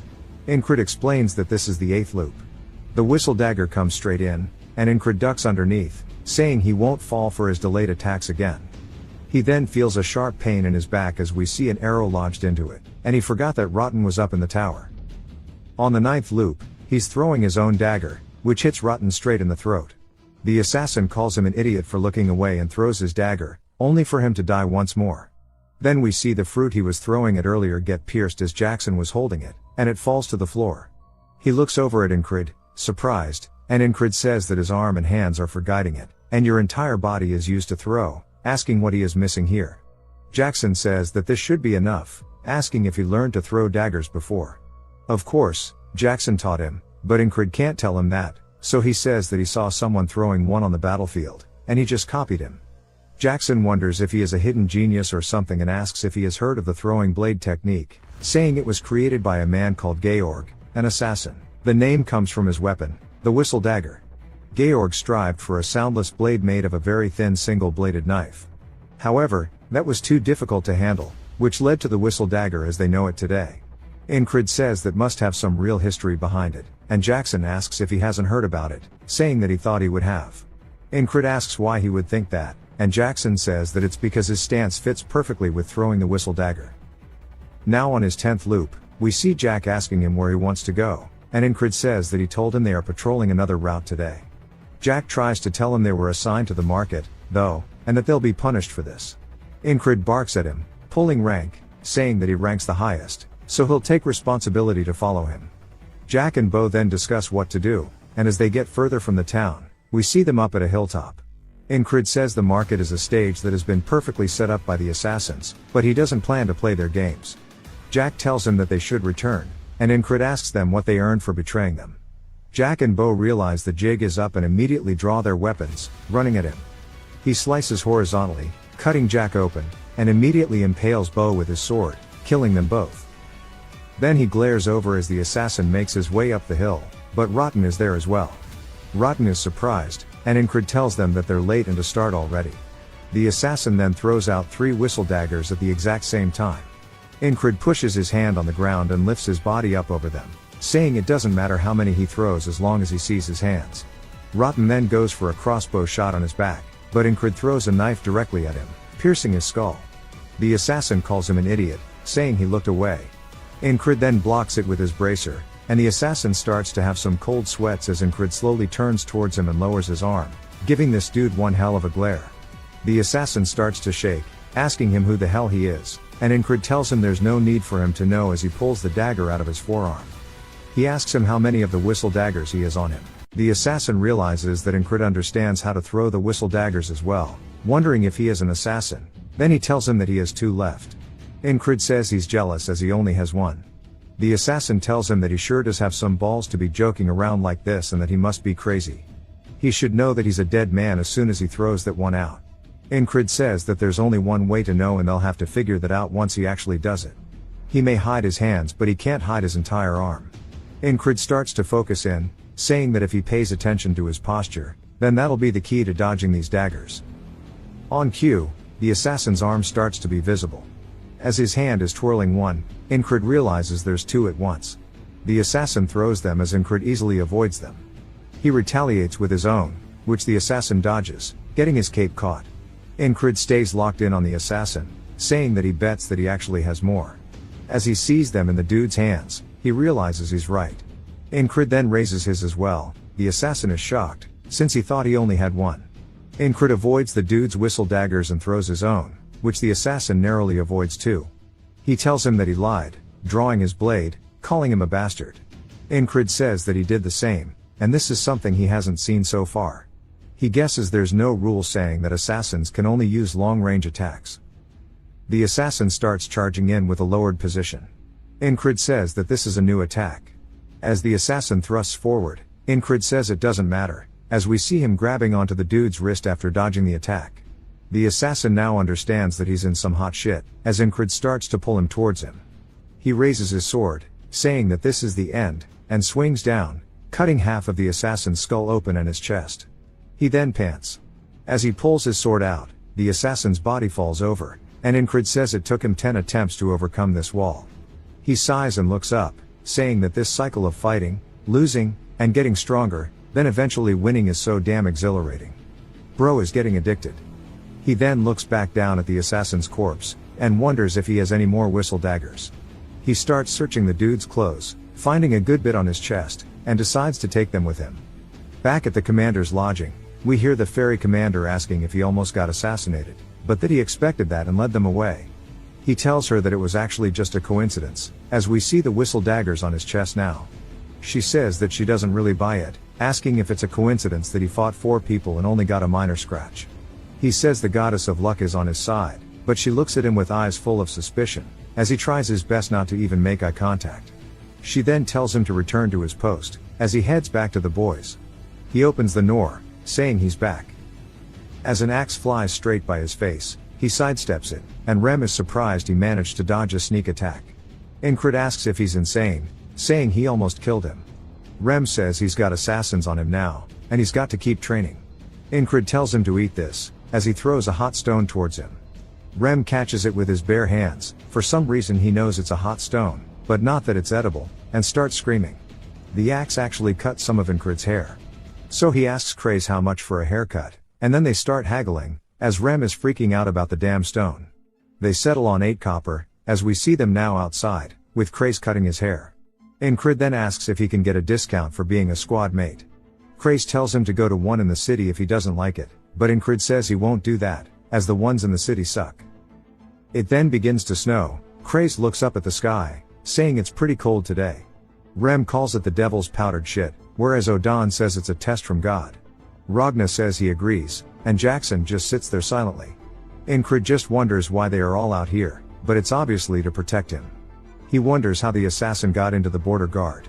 Also thinking about Jack, Bo, and Rotten, wondering if they were corrupt before or after they joined, saying that someone else might be working with them.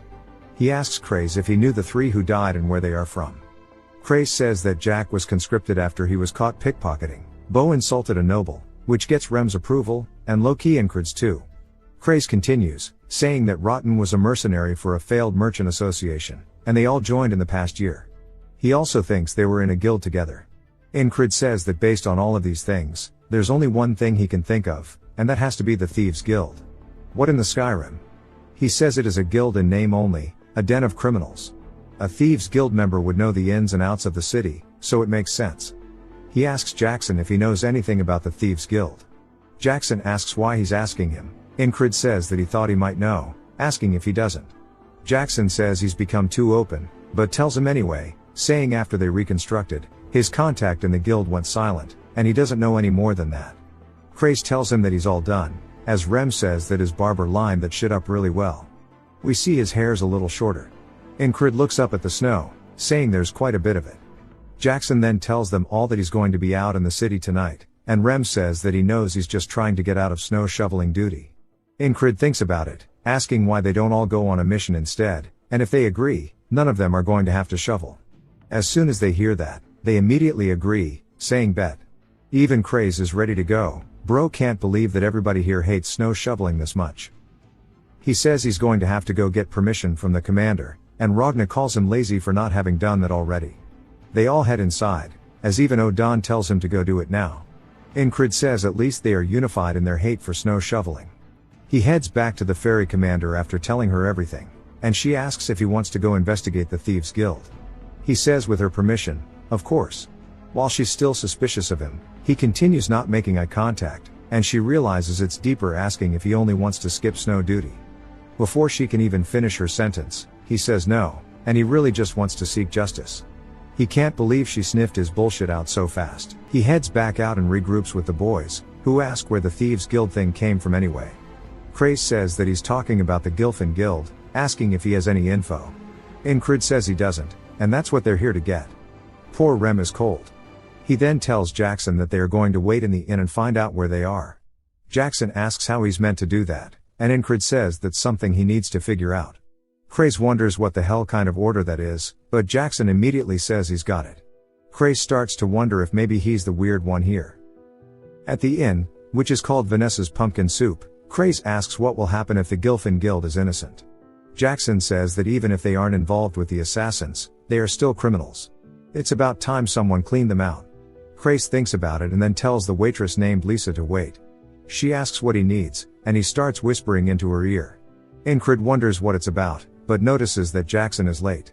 Even though it's him, he's still starting with no clues. He wonders if maybe his orders were too vague, because he's starting to feel bad for him. As we see Jackson standing on top of a roof covered with snow, overwatching something. He doesn't even move, just continuously letting the snow build up on him. As something catches his eyes, he sees two men walking down the street. Back at the inn, they start asking Craze if he knows who Lisa is. He tells them that her father is a shoemaker and her dream is to open an inn in the capital. They say he sure knows a lot about her, and he says that all pretty women are future customers. Jackson finally makes it back, opening the door covered in snow, saying he's found where they are located. They all stare at him, wondering where the hell the snow came from, and he stares, waiting for a reply. Ingrid then pulls the drumstick out of his mouth and tells Jackson to eat too.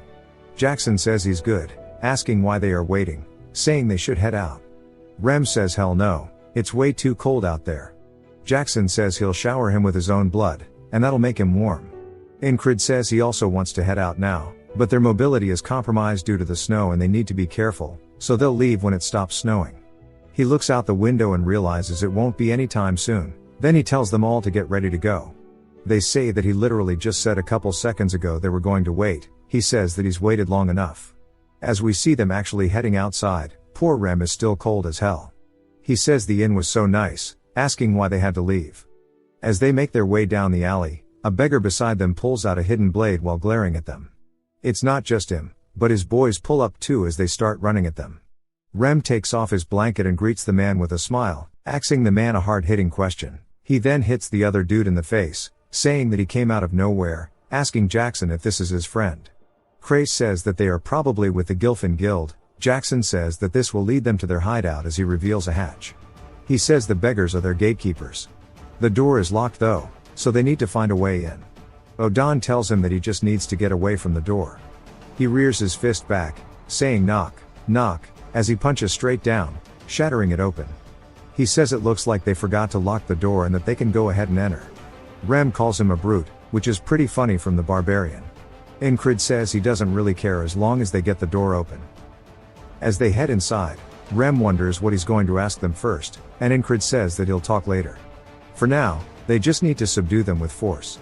As they make their way down a narrow hallway, the people on the other side have actually already been informed by someone about them, as we see them lying in wait for Ingrid and his squad.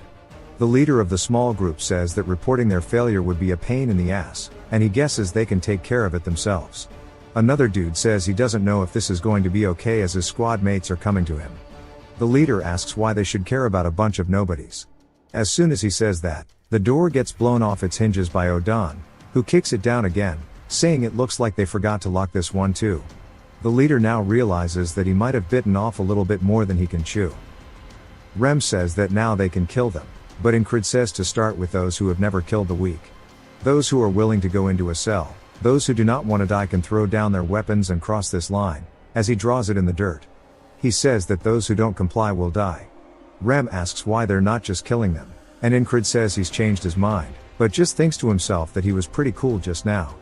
Rem is just confused. The leader says that he's just another grunt, asking if he really thinks he can order them around. Odon says their judgment is clouded by demons, and they will not listen until he forces them to. Ingrid readies his blade, saying that they can do that as well, asking who the strongest is among them. The leader smirks, saying this will be fun, and tells their strongest swordsman, Wyvern, to step up. Mullet starts to walk up, following his leader's orders. He starts to wonder if Ingrid's even going to be able to block his blade, as he's never been beaten in his life. But before he finishes his own sentence, he charges forward with a surprise attack. Ingrid easily deflects Mullet's attack and stabs him straight through his chest. He says that is the Valen mercenary sword technique, stab while talking. And he's pretty used to it. The leader starts to sweat nervously, and Ingrid says if that was their strongest, he wanted to see the rest. As Mullet starts screaming on the ground, Ingrid says this is their last chance, telling them to surrender or die. Everybody else in the squad just kind of stares at him, wondering if he is really trying to act cool in this situation. They hesitate for a second, but then some of them begin dropping their weapons, saying they surrender. The leader gets pissed, and calls him a coward while swinging his blade directly towards him. The guy turns, looking at it, But before the leader's blade hits him, a whistle dagger gets lodged into his forehead as Incrid threw it to save the guy. The leader falls down to his knees, dead on the floor, while the rest look down at his body. Rem says, "Damn it, that was actually pretty cool," and it looks like Odan and Craze both share the same sentiment. Jackson too. Ragna's annoyed he didn't get the chance to show off, and Incrid, again, is saying they definitely thought that shit was sick. The rest of the group immediately start getting on their hands and knees, saying they surrender, begging not to die. Rem asks what the plan is, saying it'll be better to kill them now than deal with them again later. They plead, saying that there are people with sick mothers here. Incrid tells them that does not excuse their crimes. Baldy says that if he must kill someone, to kill him, as he is Gilfin. He asks if he means that he's the Gilfin Guild's Gilfin. Asking if he was not the boss of them all while pointing at the dead guy on the floor, Baldy says no, that was him. And Incrid says, wouldn't that make him Gilfin? But Baldy says that's him, actually. Incrid, confused as hell. Reminds me of Rush Hour. Craze says they name the guilds after random people on purpose. If they start getting chased down by the law, they ditch that person and run. Gilfin says that Bastard was a terrible person, but the rest of them aren't. So if he must kill someone, to kill him instead. They all start crying, saying they aren't gonna let Gilfin take the blame for this. As we learn, he's a pretty chill dude. He's taking care of all of their family members, and he's just a kind dude overall. Rem gets on their side, asking Incrid if he's really gonna kill them when they're acting like this, saying that he didn't think he'd be such a cold-hearted devil. Incrid says he was the one who suggested killing them. As Gilfin continues, saying that he'll give him the guild's fortune and everything else if he just lets them live. Incrid looks back down at him, while Craze smiles. Gilfin continues explaining, saying that most of it is in a safe, but they need to find the key that Bastard had hidden. Luckily for them, they have an expert at opening doors, as Odan rips the vault door open, revealing all the gold. Gilfin says my fault, OG Incrid tells the rest to go ahead, as they all start grabbing different things. Jackson grabs a knife. Rem grabs leather, saying this is super warm, and Ragna asks why he's not grabbing money. Incrid also starts looking through it, and spots something that interests him as he finds leather armor that's flexible yet strong, saying that he's gonna take this. Craze calls out to him, saying they should take over this guild. Incrid asks if he's wanting him to be a thief. Craze says yes, but not one that kills. Even if they took down this guild, within a month, another one will appear in its place. At this point, it would be better to just use Gilfin as a puppet to run this guild. Incrid thinks about it, saying this is all way too convenient, wondering if it was back when Craze was talking to Lisa. He says that he definitely told her something, and they were all gathered here for some reason. Craze laughs, asking if he noticed, saying that it was a plan to get them all together, and if he allows it, he'll get him a monthly payout from this guild, but also gathering information from it. Incrid says he doesn't particularly want a lot of money, but it's not like more money can hurt, so he'll allow it. Craze then tells Gilfin that from now on, they are a guild of thieves who don't kill, and they'll sort out the bad apples and send them to prison while they slowly work to reform the organization. Gilfin tells him that if they don't disband, they're all going to die. Craze asks why, as Gilfin continues explaining, saying that the dead boss worked for Aspen and their money. A frog comes every spring and fall to check on the guild. If they realize what happened, that frog is going to kill all of them. Craze tells him that won't be a problem, as they even have worse monsters on there.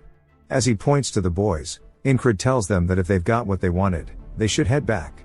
Rem looks up at him, asking if he really thinks they're done shoveling the snow by now. Incrid can't believe he let such a crucial thought pass by. As he looks out the window, seeing it full of snow, Ragna says there's still some unfinished business here, whatever it may be. Odan starts sitting by the fire, saying that he's going to pray and reflect, and preach the word of God a little more. Jackson also says he has something to do, and he's going to head out until tomorrow morning. Incrid says that he didn't know that everybody was so busy, and he decides to join by laying down on the ground, as they prepare to take a group nap session. The next day rolls around, and Incrid starts reporting it all to the ferry commander, saying that they have located and destroyed the Thieves Guild. She asks if he had fun skipping snow duty. He says he has no clue what she's talking about, but can't believe she's so damn smart. She then says that she heard he doesn't turn down a duel. He says that is usually the case. She asks him to spar while pointing her blade at him. He says of course, and he wonders why he's getting a duel instead of punishment, saying he thought she was angry. She then comes in with a sweep to his leg, which he can't even react to as he falls over on the floor. She tells him to get back up, as he reaches for his blade. She comes in with yet another sweep, flipping him over this time. He wonders what's going on, and her first sword has always been this thin, saying it's like a whip. She tells him to get up over and over, as she continuously just makes him fall over. We see him laying there after a bit, gassed out. As she's looking down at him, she says that she's seen him respond instantly like he knew the future, but the way she sees it now, he seems blind. She really doesn't know who he is as a person, but it's still true that he broke the spell and killed 4 assassins. She looks up, saying that it's snowing again, and she'll be watching him. He says he can't believe she was actually angry about the snow, and he calls himself pathetic. He's trained endlessly with the sword, but he's never done anything with his bare hands. He's now realized what he's lacking. It's something that requires the use of your body, and every aspect of it. It's none other than martial arts, which he can learn from Odan, who it then jumps to, as he is squatting a whole tree. He tells Incred that one of the basics of martial arts, as he throws it down on the ground, is none other than a trained body. And it's not like he is wrong. Incred thinks about it, as some dude screams in the back, asking who the hell pulled this tree out. Odan tells him that he has a method for training. As Incred asks about the tree, Odan ignores him, saying that this method will push his body to the extreme, and it's called the isolation method. He smiles, saying that it's going to be really painful, so it would be better to go ahead and think of himself as a dead man. Obviously, death is something he is familiar with, so he tells him that's his specialty. It then jumps to him training with a boulder strapped to his back, doing lunges. He says that he is actually going to die. Odan says the fundamental principle of the isolation technique is overload. His muscles will become stronger as they are torn to shreds. As we see him shaking, Odan says that he needs to stay like this for 10 seconds, and he knows his limits better than he does. Incred wonders how he would even know that, as Odan pushes down on the rock. He smiles, saying that surely he regrets not starting this sooner, and that he needs to grow his body a lot more before he could properly start martial arts training. But Incred cuts him off, saying he doesn't have time to regret. The past is the past, and he is still faithful to the present. If he wasn't, he would have never made it past the first loop. He looks up at Odan, telling him to teach him something else while he is holding this pose. Odan can't believe he is so diligent, and his work ethic is nuts. He smiles, saying that he respects his squad leader, and saying that they can move on to the next thing. As we see even more rocks, he tells Incred he is going to return to the post on all fours today. The leopard watches this homicide in broad daylight. As Odan has him holding up the stones while having his arms extended out, Incred is clearly having a hard time and still doesn't give up, and the leopard continues watching. That night, Incred faceplants into the doorway of their barracks, and Rem asks him if somebody is bullying him, asking why he keeps coming back so worn out. He says that he is just training, as his leopard starts comforting him. Rem asks if he is going to keep it, and if so, that he should name it. He thinks about it, then says that it is warm, so he is going to call it Heater. The leopard starts hissing at him, and then he says that maybe because its eyes are blue, he will call it Blackie Blue. Of course, it hates this name too. Rem says that those names are all basically animal abuse, but Incred says that Blackie Blue sounds cute, but that he will have to think about the name a little more. It starts to cuddle up next to him as he starts to fall asleep. He begins to dream about a field of flowers, and when he opens his eyes, he is startled as he is standing up, walking around. There is an aurora borealis up in the sky above. He says it is weird to have a dream without seeing the boatsman, and that this doesn't really fit his vibe to begin with. As the petals are flowing through the wind, he turns, spotting a woman in a cloak approaching him. As she gets closer, we see her eyes are blue just like the leopard's, and he is surprised by how pretty she is. She then tells him Esther, and that her name is Esther. He looks down, seeing that Esther is now laying in his bed. She starts to sweat nervously. But luckily it's in the dead of night. We see he has his hand wrapped around her. She starts to blush, and he tells Esther goodnight while hugging onto her and falls back asleep. The next day, he starts to head out, and Rem asks where he is going, and he tells him training. Rem says that is gross, asking if he is not hurting from yesterday. He says that his body actually feels light, and Esther says of course it would if she used magic on him, and she needs him to free her from her curse so she can't have him die while throwing his body around like that. Rem asks if he met the priest last night or something, and he says nah, he dreamt about some woman though. Rem says that he didn't take him to be a guy who had dreams like that, asking what kind of woman it was. He recalls Esther's face, saying that she was hella pretty.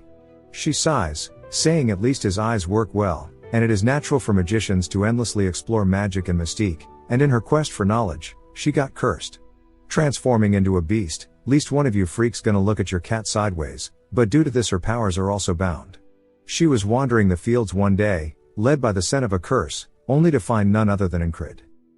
She continues watching the training, and Odan says that he can't believe it, as it is normally a week for Doms to go away, and that he's already stronger than he was yesterday. Incred finishes his set and stacks the rocks on top of each other, calling out to Blackie Blue. Esther hisses at him. He says my fault, asking her since when she started watching. Esther explains that the world of magic is affected by the power of names. If she gets carelessly called by another name, her powers will be further weakened. She used what little power she had left to tell him her name, and she made a mistake while doing so. As we see, that's why she transformed back into herself at night, which made her really embarrassed, but she's glad he's a dull man. She says he definitely is under some type of curse, but it hasn't fully set in yet. From what she can tell though, it is far more powerful than what she is dealing with. A powerful curse slowly eats away at weaker curses near it. If she stays by his side, it's just a matter of time until she recovers her powers. Later in the day, we see Odan and Incred practicing by sparring now. Odan comes in with a knee, which Incred sidesteps to avoid. Odan expected this, as he stretches his hand out, grabbing onto Incred's face, slamming him straight into the ground. He explains to him that for martial arts, his body needs to be ready just like swordsmanship, and he grabs onto his wrist, saying that this is all meaningless if he is not quick. He tells Incred that he's still as slow as a turtle, yet his body is definitely changing, and he really doesn't know when to quit. That's because our boy is dedicated. It's been a whole month now, and the greens are starting to sprout through the snow. He spent his days occupied with training, as he's even got all of the boys helping. We see him thrust his sword at Rem, who's surprised, saying that he's improved and now he can fight properly while grinning. He then finishes his meal, telling Ragna that they should spar as well, but Ragna tells him he's still eating, so he waits a bit before getting his ass whooped. Ragna tells him that his adaptability is still lacking, his fundamentals are perfect for now, and his muscle memory alone should be able to do this in his sleep. But it's going to continue to require endless repetition. Incred sighs and smiles, telling him that is his specialty. That night, he's looking at his blade, saying that training with his squad is great, but more real-life experiences would also be great too. He then hears rustling, which startles him, as Jackson comes in with a surprise attack that he manages to block. Jackson says that he won't die to an ambush anymore and that he has really improved. Craze tells him that he should go outside if he wants to train, and Jackson says that he's in here early, asking why he's not out there getting money. Esther then gets up from the bed, and Craze thinks this is his chance, as he starts looking for a claw, saying that he bet one dropped for sure this time, and that this is money waiting to be found. There's then a knock on the door, as Incred is trying to get out of the bed. He wonders if Craze is lazy or hard-working. We see it's the ferry commander. She tells Incred to follow her. He tells her that the snow is all gone, and she says that's not what she's here for, as there's been a new mission. He needs to take care of the mission specifically on the mercenary soldier board. Incred explains that the mercenary soldier board is a policy that runs alongside the soldier ranking system. It's a policy that allows people in the cities to hire soldiers as mercenaries. It's cheaper than proper mercenaries, and has better trained people as well, which are usually quite polite, so it's pretty popular, and he wanted to test it out himself, so this is a good opportunity. We see a dude yawning, saying that he's finally finished his duty and he's been non-stop working, and he needs to find something new. He then spots Incred and the ferry commander, as Incred asks how many he should take. She tells him to do 3 in total and to bring a squad member with him, as she'll be the third. He can't believe she's doing this herself, wondering why. The dude passing by says that he heard they were dueling the other day as well, wondering if maybe they're dating. The ferry commander asks what's wrong with his expression, asking if he finds it uncomfortable to go on a mission with her. Dude can't help but mistake this as romance, and start spreading the good word. All around the camp now, they are talking about how the company commander and the spellbreaker have a fling going on, and that they apparently have kids together. Later in the day, they start talking about it while Incred is training, saying they can't believe he managed to pull a fairy with a face like that, saying that's pretty respectable, but they do look great together. Incred wonders what the hell is going on because of all these rumors. As soon as he heads back to the barracks, Rem yells, saying that Papa's home and asks how many months it's been, and he heard the baby's coming soon. He tells him that they've heard it wrong, and everybody's misunderstanding the rumors. Craze tells him not to be shy, as they're going to find out eventually. He says no. Ragna says that it sounds great and to keep her by her side and train, as even Odan is praising him too. Incred says he can't help but feel like he's being bullied. As Rem asks when they're going to go on a date, and it'll be weird to be the third wheel, but he's got to do what he's got to do to help his boy out. Incred asks if he's talking about the mission. He says he is definitely not taking him. Rem says that he has nobody else to take but him, and he points over at Jackson, who says he's ready, and they start heading out. Rem says he can't believe he's taking the damn cat and not him, asking if he got hit in the head recently. Incred says he'd be the first to ask the commissioner if he got pissed, so definitely can't take him. Jackson asks if he is only bringing him because he thinks he won't cause trouble. Incred says that he takes these missions often too, so he thought he would be a great help. Jackson says he wants to offer a piece of advice then, and that he shouldn't give too much of his heart to one woman, as it'll come back to hurt him. Incred says he does not need advice on this. As they meet up with the commander, Incred asks when the commissioner will be here. She says soon. And he looks off to the side, saying she probably hasn't heard the rumors yet, and it'll be awkward if she did. She instantly asks if they ever did something for people to think they have kids together. He says no, while Jackson holds back his laughter. Incred asks if he's laughing. Jackson says he doesn't know what he's talking about. Incred says he definitely heard it. The ferry commander asks if her questions make him uncomfortable, and he says no. She then asks if he's glad, and he says no, but changes it to a yes, and he's starting to get confused, as she teases him. A carriage then pulls up, as Jackson says that the commissioner is now here. The ferry commander clicks her tongue, saying that it was just getting fun, and turns around. Incred can't believe she was joking with such a blank expression. He explains that the mission was to protect a son of a wealthy merchant, and the process of deciding which of the two heirs of the Roquefried Trading Company will become the next owner. They've been hired to make sure they don't hurt each other. He expected the heir to be some greedy toad, but instead, a pretty woman exits the carriage introducing herself as Leona, and she is the heiress to the Roquefried Company. She tells them all that it's nice to meet them. As they start heading downtown, Leona is whispering to a woman as we see Incred in the back. He says not a word has been spoken since the initial greeting, and what little communication that does happen is done through her maid, who says that they'll get a room in the inn first, and then wait for the others. They really just want them there to escort her and nothing else. Incred recalls Odon's words, saying that age, body stance, positioning, and gaze are all important information that he needs to pay attention to, as figuring out the enemy's strategy is a skill in itself. He's observing and analyzing as her guard is left-handed, her footsteps are heavy, wondering if she's heavily armed, and the sword tells him that she's pretty strong. None of them seem to be as strong as a special rank, and while his analysis is lacking, it'll do for now. Jackson says if he's bored they can play a game, and they can identify sounds. Jackson starts naming the sound, and Incred names where it's from. Jackson says a rustling paper bag, and Incred says that it's from a woman in the food market. They continue this game, and Jackson then asks them to identify the tongue clicking, and when Incred starts to listen for it, Jackson says it was too late, and it was coming from the man near the shoe store. Incred explains that the point of the game is to locate and identify the sources of sounds, and it's way harder than it seems. As they head to the inn, the guard tells them they're going to get a room upstairs, and they can all wait here. The commander sits down with them, saying that what they're doing seems interesting, and she wants to join. Incred says he's heard that fairies are much more sensitive compared to humans. They continue as Jackson says a knife falling to the ground. Before Incred can answer, the ferry commander says that the second floor next to the stairs. This happens again as Jackson asks about a dagger being unsheathed. She says it was at the entrance of an inn. Incred says he's not even able to participate. Then he notices something as the directions of the game start to become more and more as if it's no longer a game. Jackson asks where they're silently being observed from, and the ferry commander says right behind him, as we see a man grabbing onto his blade. They then both deal with the assailants behind them in one quick motion, killing them both. Jackson says they're being ambushed, and she says she agrees. The other mercenaries are panicked at the assassins as we see one coming from behind towards Incred. He turns, cutting the dude's throat. Then they hear a scream upstairs, and he says the commissioner comes first. He starts to run up as an assassin says no way. He throws knives towards him. Luckily Jackson's played PUBG, so he uses a frying pan to block the knives as the ferry commander starts making light work of the assassins on the first floor.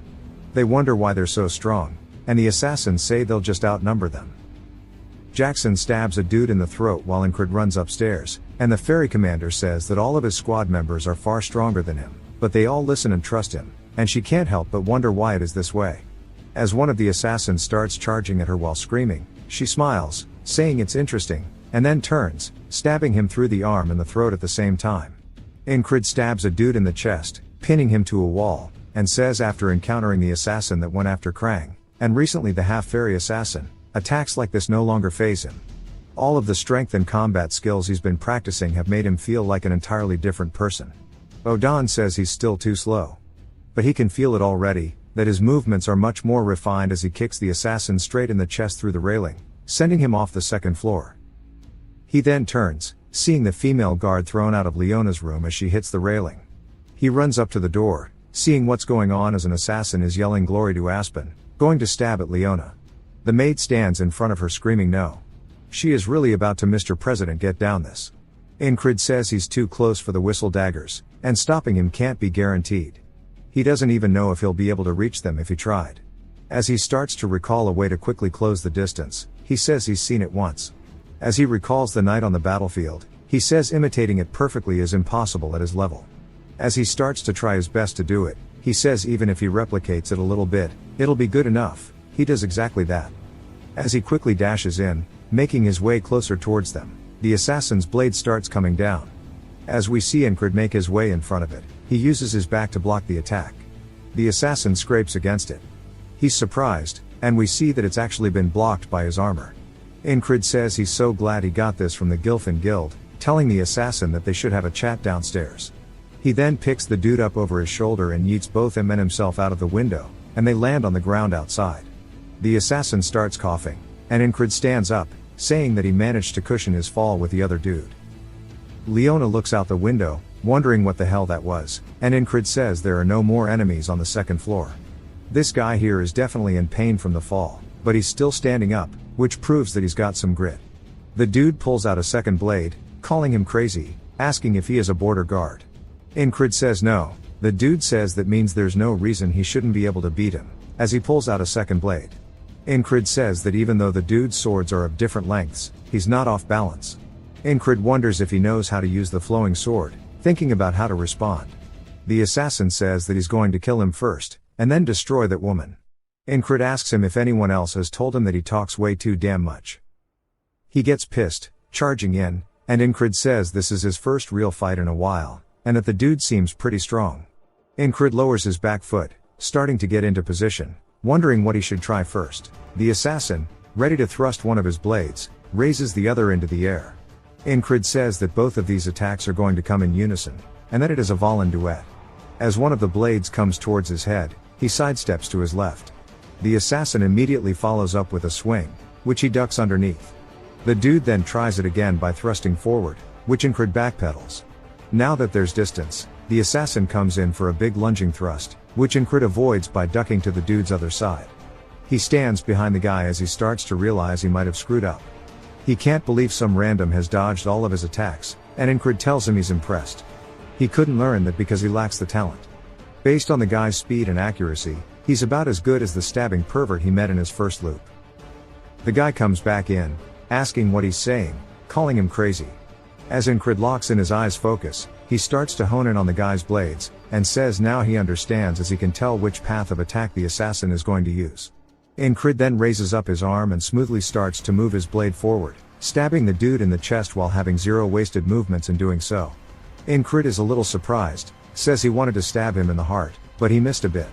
The dude starts to scream as Incrid pulls his blade out. He says he still needs to improve a lot, and he needs to train with both Ragna and Jackson. Incrid then looks at the dude as he falls to the floor, as the other assassins run out the back door, saying they need to retreat. Incrid says he has to go get them all, but Jackson tells him that his fight drew too much attention. Incrid points, saying they're getting away, and Jackson says they are, making Incrid wonder if he's not going to chase them. He says they weren't commissioned to root out criminals. They ran away on their own, so the commissioner should be safe. Incrid says he must be solely focused on the mission. The ferry commander then tells him that wasn't bad, and he asks if she's okay. She then tilts her head, saying she can't believe he's worried about his lover, and that she's not going to be able to sleep with all these butterflies in her stomach. He stares at her with the stone face emoji, and Leona asks if they're in a relationship. He says no, and she continues asking if everything they've done so far was a joke to him. He once again hits the stone face, asking what the hell is wrong with everybody. Leona asks his name, and Incrid tells her. She thanks him for protecting her, saying she will pay him properly in the future. He says it's fine, and it was what was asked of him. She looks at him like there's more she wants to say, but she doesn't yet. It then jumps to sometime later, and he explains that the few they captured were sent to the army, and they were sent reinforcements in case of a second attack. Ingrid sits at a table wondering who the assassins were, saying that some of them were pretty skilled, so they definitely weren't just here to rob them, and he guesses they have to assume it's the other heirs of the company. Leona starts to make her way downstairs, saying he's up pretty early, and he tells her that this is his shift. She then sits down beside him, scooting her chair close, saying he should join her, and she'll give him a chance to join her personal forces, as their rogue-fried company leaves little to desire. Their key partners include the Shepherds of the Wilderness from the Beastlands, the Black Leather Guild that is famed for hunting dragons, and the Glacial Rangers who were the defenders of the permafrost. Additionally, the company map, which outlines key routes and regional specialties, is valuable enough to let those who sell it live without wanting anything more for the rest of their lives. All of this is too much for him to leave behind. She says that the previous owner's sons are all stupid. She needs to protect and grow this organization, and she needs talented people to do that. People who are talented enough to save her from the brink of death and a personality that doesn't seek additional rewards. A position at her association is wanted by most, and that he's probably no different. She tells him once more that she'll get him anything he wants and to come join her. He says nah. She can't believe he did that with zero hesitation, asking why. Jackson comes down the stairs, saying that continuing to ask after being refused is unsightly. The commander also says that it's not very becoming of a merchant to do so. Leona bows, saying that they're right and that other heirs of the association will arrive at noon, and she needs to prepare for that. As she heads back upstairs, the other two start to walk towards Ingrid, and Jackson says he managed to seduce a rich heiress too, asking if difficult women is his type. He says no, and Jackson continues, saying he needs to stop going around seducing all these women. He says he never did that in the first place, as the ferry commander calls him a two-timer, saying that hurts her. He grits his teeth, saying that he's sorry, and that his taste must have just changed. Jackson is surprised, and so is she, that he actually had a comeback. People from outside overhear this, saying they can't believe he's an asshole that seduced another woman when he asked the commander. The ferry commander then smiles, since she took this W. As he sits there in complete shame that he went along with it. Later on, we hear Craze saying he heard everything, that he spent the night with the commissioner after one night. Everybody starts saying that he's managed to score a rich heiress now, and that he's not the spellbreaker but the heartbreaker. Jackson asks Craze if he's here to make fun of him too, and he says that it's about the Gilfin Guild, and he needs to stay on top of things. Ingrid says that's good, and he needs to do something for him. He needs to catch the ones who got away and see what they're up to. We learn that Reynos Roquefried, the previous owner of the Roquefried Merchant Association, was an honorable man with a sharp business mindset. He considered his stepdaughter, Leona, to be his successor due to her sharp wit and intellect, but he could not bring himself to push his son out of the picture. His barber did him dirty. So, without a clear successor to lead the Merchant Association, he passed away. We see a carriage in town as the kid who needs to fire his barber is being told the assassins failed. They say that he should have left it to them, and it was a missed opportunity. The kid's name is Polide. The man opposite of him says that they'll figure something out, and their agreement surely still stands. Polide says, of course, and he'll reward him handsomely if he inherits everything. The other dude in the carriage sits there not saying anything. They then arrive at the inn, and they open the door. Ingrid and the rest stare at him as Polide says there's too much dust here, and he says that calling him to a place like this is typical of that bitch, Leona. Ingrid stares at the dude with the black hair, saying that he can tell just by the way he holds himself that he's strong. The man glances down at him, making eye contact, then looks away as if he's not much of a threat to him. Polide then points at them, saying they need to go call Leona. Ingrid says it was a great idea to bring Jackson because if it was Rem, he would have mistaken the dude as a monster and cracked his skull open. He then sees Jackson pulling out his blade and stops him as Polide barks at him, asking him what he's doing and to get moving. Leona comes downstairs, telling him to stop shouting as it's not fitting of him, and tells him that he's late. He says, late my ass, and she should educate her bodyguards. She then slaps the piss out of him, and Ingrid says that nobody around him is normal at all, and he sighs. Jackson looks like he doesn't realize he's the odd one out. Polide asks if she's crazy and what she's doing. Leona says that he was the crazy one, and he's messing with a soldier mercenary of the border guards, asking if he wants to rot in prison for the rest of his life. He says that he didn't know about that, and the man behind him clears his throat, which scares him a little bit, and says that wasn't him, asking who she's trying to frame and how dare she, an outsider, yell at him. Leona says that sure she was adopted, but he can't even analyze trade routes or even calculate finances. He tells her that's a job for servants, and she says that she wouldn't be wasting time like this if it weren't for the will, and stating that the successor is to be decided after talks is way too much. Incrid says the previous head must have been soft, and no matter how you look at it, Leona seems more suited to be a successor, and he wonders if he wanted to give his son one last chance. Leona says the only argument he has to support his succession is that he's a blood relative. Polite asks why that's important, and she grabs him by his fat chin, saying that no matter how she looks at it, he's nothing like him, and his ignorance and ugly-ass face make her wonder who he got it from. He grabs onto his blade, hella pissed, as Incrid does his as well. He then is startled by something as he sees the dude he was glaring at earlier reach for his too. He then widens his stance as everybody is getting ready for the gang war. Incrid sits there waiting for somebody to make a move, and Polide starts to get scared as his guards block him. Incrid recognizes the stance, saying that the man is going to use the swift sword, but he wonders how fast it will be, saying he wonders if it will be as fast as Rem's axe or a whistle dagger, and tells the dude to show him his sword. As the guy starts to unsheath his blade, Incrid smiles, doing the same as he unsheathes his blade too, but then a man tells everybody to stop. As he enters the room, we see it's none other than Torres, who says that he is part of the border guards who are directly commanded by the crown, and they'll consider them to have committed treason if they don't put their blades away. Polide looks like this wasn't part of his plans, and Incrid also looks a little annoyed and then clicks his tongue. Jackson stares at him, recalling how he was talking about nobody around him being normal, and says that he's the weirdest dude here. As Torres says the assassins hired were foreigners, so they're taking over this case. They confess that they were paid by a merchant association, and surely Polide didn't hire them because of this inheritance dispute. The man puppeteering him asks if any of them confess to have been paid by their specific merchant association, and if not, then there's no evidence to blame them. Torres says he sure does yap a lot, asking if he thinks that they're that stupid.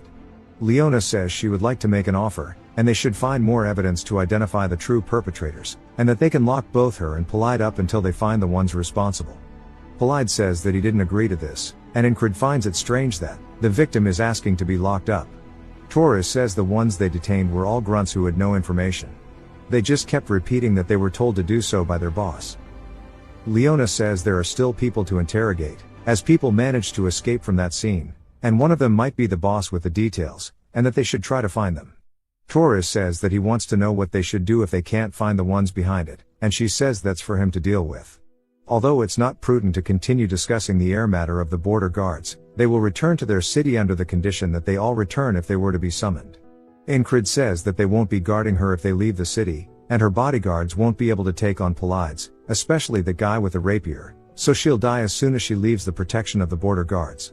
Surely she knows this, wondering what the hell she is thinking. Her maid hands her something, and she says she's a merchant, so she doesn't ask for anything without proper compensation, and she'll give this to whoever catches the ones who got away. As she starts to unsheath it, Jackson is obviously startled by it, which Incrid wonders what's going on, and she says this is the fourth work of the Carmen collection. It's Carmen's stiletto. She says hopefully this is enough to get them to go find them. Jackson steps up, calling out to Incrid, saying that he'll take this one. Incrid wonders what's got him so motivated and why that dagger is so special to him. Polide recognizes it as well, asking if she is insane and if she doesn't know how much that thing is worth. She says the stiletto is hers, so she can do what she pleases with it. Incrid asks if it's that amazing. Jackson says he's surprised he doesn't know about it, and it was made by a legendary weaponsmith named Carmen. Originally a slave, Carmen worked as an assassin out for revenge and used 7 weapons of his own creation. The fourth among them was the stiletto. There are people who would offer up people's lives for the weapons as well.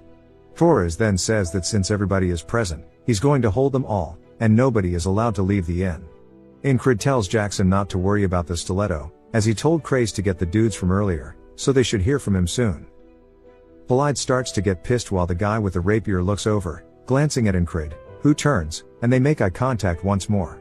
Looks like the dude might acknowledge him now as he turns away. Incrid watches him leave. That night Polide says if things lead back to them like this, it's going to be a problem. The puppeteer says they can't do anything against the border guards, and they just need to wait. If the two of them can't sort out who becomes the successor, then the decision will be left up to the investors, which is what they need to use. Polide says that'll be fine, as he already sent word. He already told them he'd reward them if they place him as the successor, and he'll win if just half of them agree. The man with the rapier looks out the window to see Incred doing planks with stones on his back.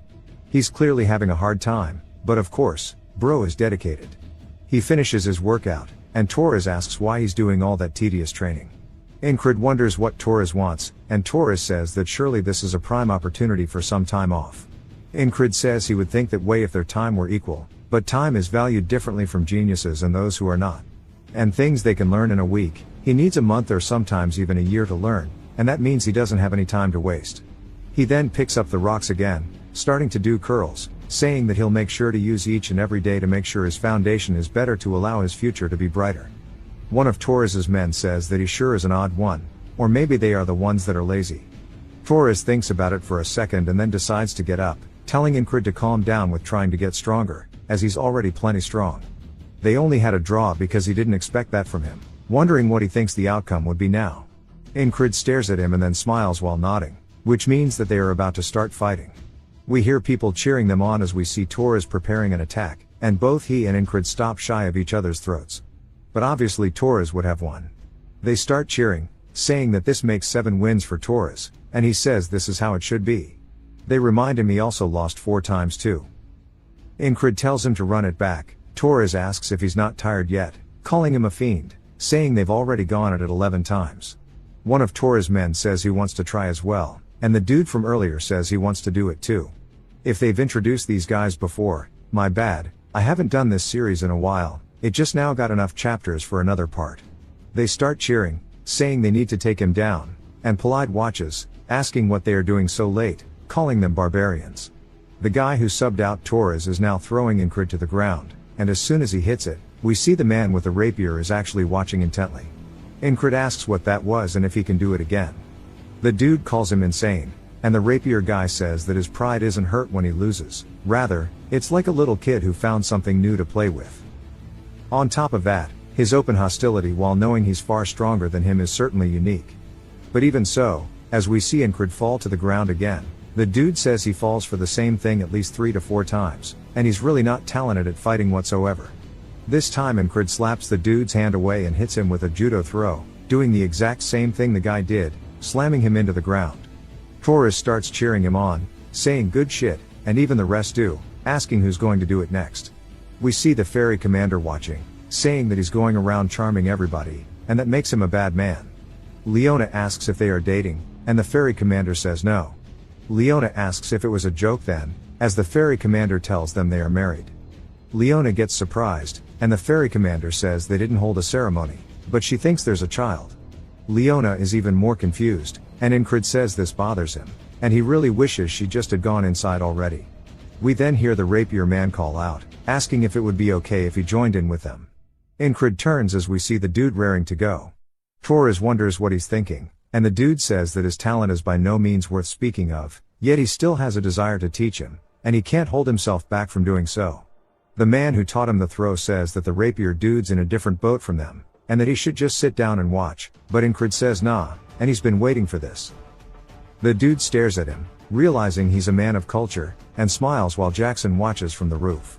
He says that even though the only thing that dude's holding is a wooden stick, he is still hella dangerous, and he grabs onto his blade, saying he needs to make sure he's prepared. Incred readies his stick as well as the man with the rapier gets ready. They start to have a WWE stare down, and the man raises up his wooden stick. Incred says that tension is creeping up his entire body as if he was at war again. The man then begins to thrust forward as Incred focuses his eyes. Concentrating on a single point, he can see the dude's attack path. He says there's a slight feint mixed in, but it's coming for his neck, and he needs to block his line and extend his own.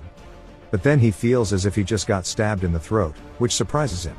As we see that Incred couldn't react in time, but it's not just him, everybody is surprised. The dude says he read his attack well, but he's slow. Incred says that he lives up to the name of the swift sword, and it's so much faster than he imagined. He thought he'd gotten a lot stronger, but he hasn't. The dude is so inconceivably far, and it's at a height that's so intimidating. As the dude starts to walk away, Incred laughs and tells the dude, "One more." The man smiles, saying that his attitude is exceptional. He continues losing over and over to the point where Torres and the rest fall asleep. We see the ferry commander still watching intently, and she looks like she's really enjoying it. We see Incred losing his balance. The man with the rapier starts speaking, saying that anyone who has ever held a sword knows the despair one feels when meeting someone you can't beat. Incred falls to the floor and begins coughing, and he says that he's shown him this unbridgeable gap between them, but for some reason, he's not giving up. Incred stands back up, and Jackson says that Incred's reaction speed is too slow to be seeing and dodging everything. At this rate, he'll never overcome this wall, and he says he's going to have to teach him something more about his speed. The man says that's enough, and they should get some sleep as Incred is gassed out. We see him sweating hella, and he tells the dude he's amazing and that swift sword is something that he will eventually learn. The dude laughs, saying he's even more impressed by him. It's unfortunate, if only he had the slightest bit more talent. Later on, we hear Craze calling out to both Incred and Torres, saying they've captured the runaway mercenaries as they are beaten up on the floor in front of them. Incred nods, telling him good job, and Craze says that it was just finding a couple of hidden people, no big deal. Leona says they must be Incred's squad members, thanking him for it again. He still has his armor torn from when he protected her last time. Torres then asks who hired them and asks which people it was. Belide's fat little diabetes heart starts beating really fast, and the mercenary then speaks up, saying that it was Aspen. It was a merchants association from there that wanted to expand across the contested zones, and he doesn't know which specific one. He only received a letter, and the money was promised upon completion. Leona says that might be what he's saying, but what happens next is up to the border guards. Torres says that she seems satisfied by the outcome, asking if she wasn't hoping that the ugly idiot was behind all of this. She says of course she did, enough to offer up the precious stiletto as a reward. Torres says that breaking these bastards is their job, and that all the rogue-fried people are free to go. As everybody starts leaving, Jackson unsheaths the stiletto, and Incred tells him not to do that in public. He can't believe he's so happy, saying it's almost as if he's a kid sometimes. Craze then tells Incred not to love Leona, as she's scary. He says he doesn't, asking if he's even listening to him. Craze then says it's weird. No matter how he thinks about it, those guys were hired by Polide. Yet they are saying it was Aspen. He had a little run-in yesterday after they found those guys. We see them in a room with the mercs, and a man enters, asking if he is Craze of the 444th Squad. He says that he's someone who serves Leona, which confused Craze. He continues explaining to Incred they already had tabs on where they were and knew everything about the Gilfin Guild too. They wanted to pay the military to let those mercs go and told them to say what they did. Incred wonders why, saying that Leona is going to be disadvantaged now. If Polide is the one who was behind this, it would have been better for her. But on cue, she says it's a relief he wasn't behind it, as it would have left a bad record on the previous leader's accomplishments. He now understands it was out of loyalty to the previous leader. She says surely he's not interested in these kinds of things. He asks her if this will even be okay, saying she won't be able to receive their protection outside of the border, and if he decides to come attack again she'll be in danger. She says that it's already been taken care of and not to worry. As we see a whole group of troops waiting at the front of the gate, a knight-like man stands on guard with his platoon behind him. He introduces himself as the Roquefried Merchant Association Guard Corps Commander, Mattis, and he says that he is here to escort the new leader, Leona. They all then start bowing towards her. Incred says that she had them held up here on purpose and managed to get a vote going with the shareholders in the meantime. She has loyalty, decisive action, and information, which means she truly is a scary woman. She says asking again would be undignified, so she won't tell Incred to accompany her, but he has a knack for having people root for him, and she hopes that they can meet each other again in the future as friends. He looks down at her hand and shakes it, saying of course. Polide hops out of his whip, asking Mattis what he's doing, calling him a bastard, asking if he doesn't know how nice his father was to him, yet he betrayed him. Mattis tells him to stop dishonoring his name and calls him a dumbass, which scares the little lardass to the point he might have dropped a brick in his pants. The puppeteer says it turned out to be a failure, and the man with the rapier says they got something out of it at least. Now they know that the new leader of the Roquefried Empire is quite cunning. He then glances to his side, saying that he also learned about the existence of a peculiar soldier. We get a flashback to the man with the rapier telling Incred to lower his sword. He admires his effort and strength, but he doesn't have the talent to back it up, and it's just painful and depressing. Incred says he hasn't heard this in a while, but he's never listened to it in the past either, and he's managed to get to where he is now by pushing through. The man with the rapier just wonders where all this dedication and willpower comes from and walks away. The next day, in the city, Incred tells Rem to get up, but Rem says that he doesn't want him waking up when he's just going to go hang out with that cat-like bastard anyways, but Incred wants to train with him, saying that he needs him. Rem gets super excited. Bro is just a giant golden retriever as a human. Incred wants to practice the swift sword, as we see them training, and there you are. Incred says that first is the decision making for finding the most efficient line. As he begins focusing on a single point, he readies his sword for thrust, saying that the second would be for him to master the explosive movement, and as he thrusts forward, he says that he needs it to be efficient every single time. We see blood being drawn from Rem's neck, and Incred is surprised as the blood begins pouring down. Rem looks down at it and is also a little caught off guard. Incred says that with this, he is now faster than Rem, with his repeated fundamentals, fluid flexibility, and strength in muscles all working in harmony to create his newfound strength. Rem says that sure surprised him, and that he finally figured out how to swing his sword fast, and that now it's time for him to speed up as well for the first time in a while. Incred wonders what this means, but can barely react in time to Rem's attack, so he knows he was telling the truth, and it's also heavy enough to make his hands ring. He then looks forward, seeing an axe coming straight towards his head, and he barely ducks underneath it, and he says that his axe was always fast, but now it's even quicker.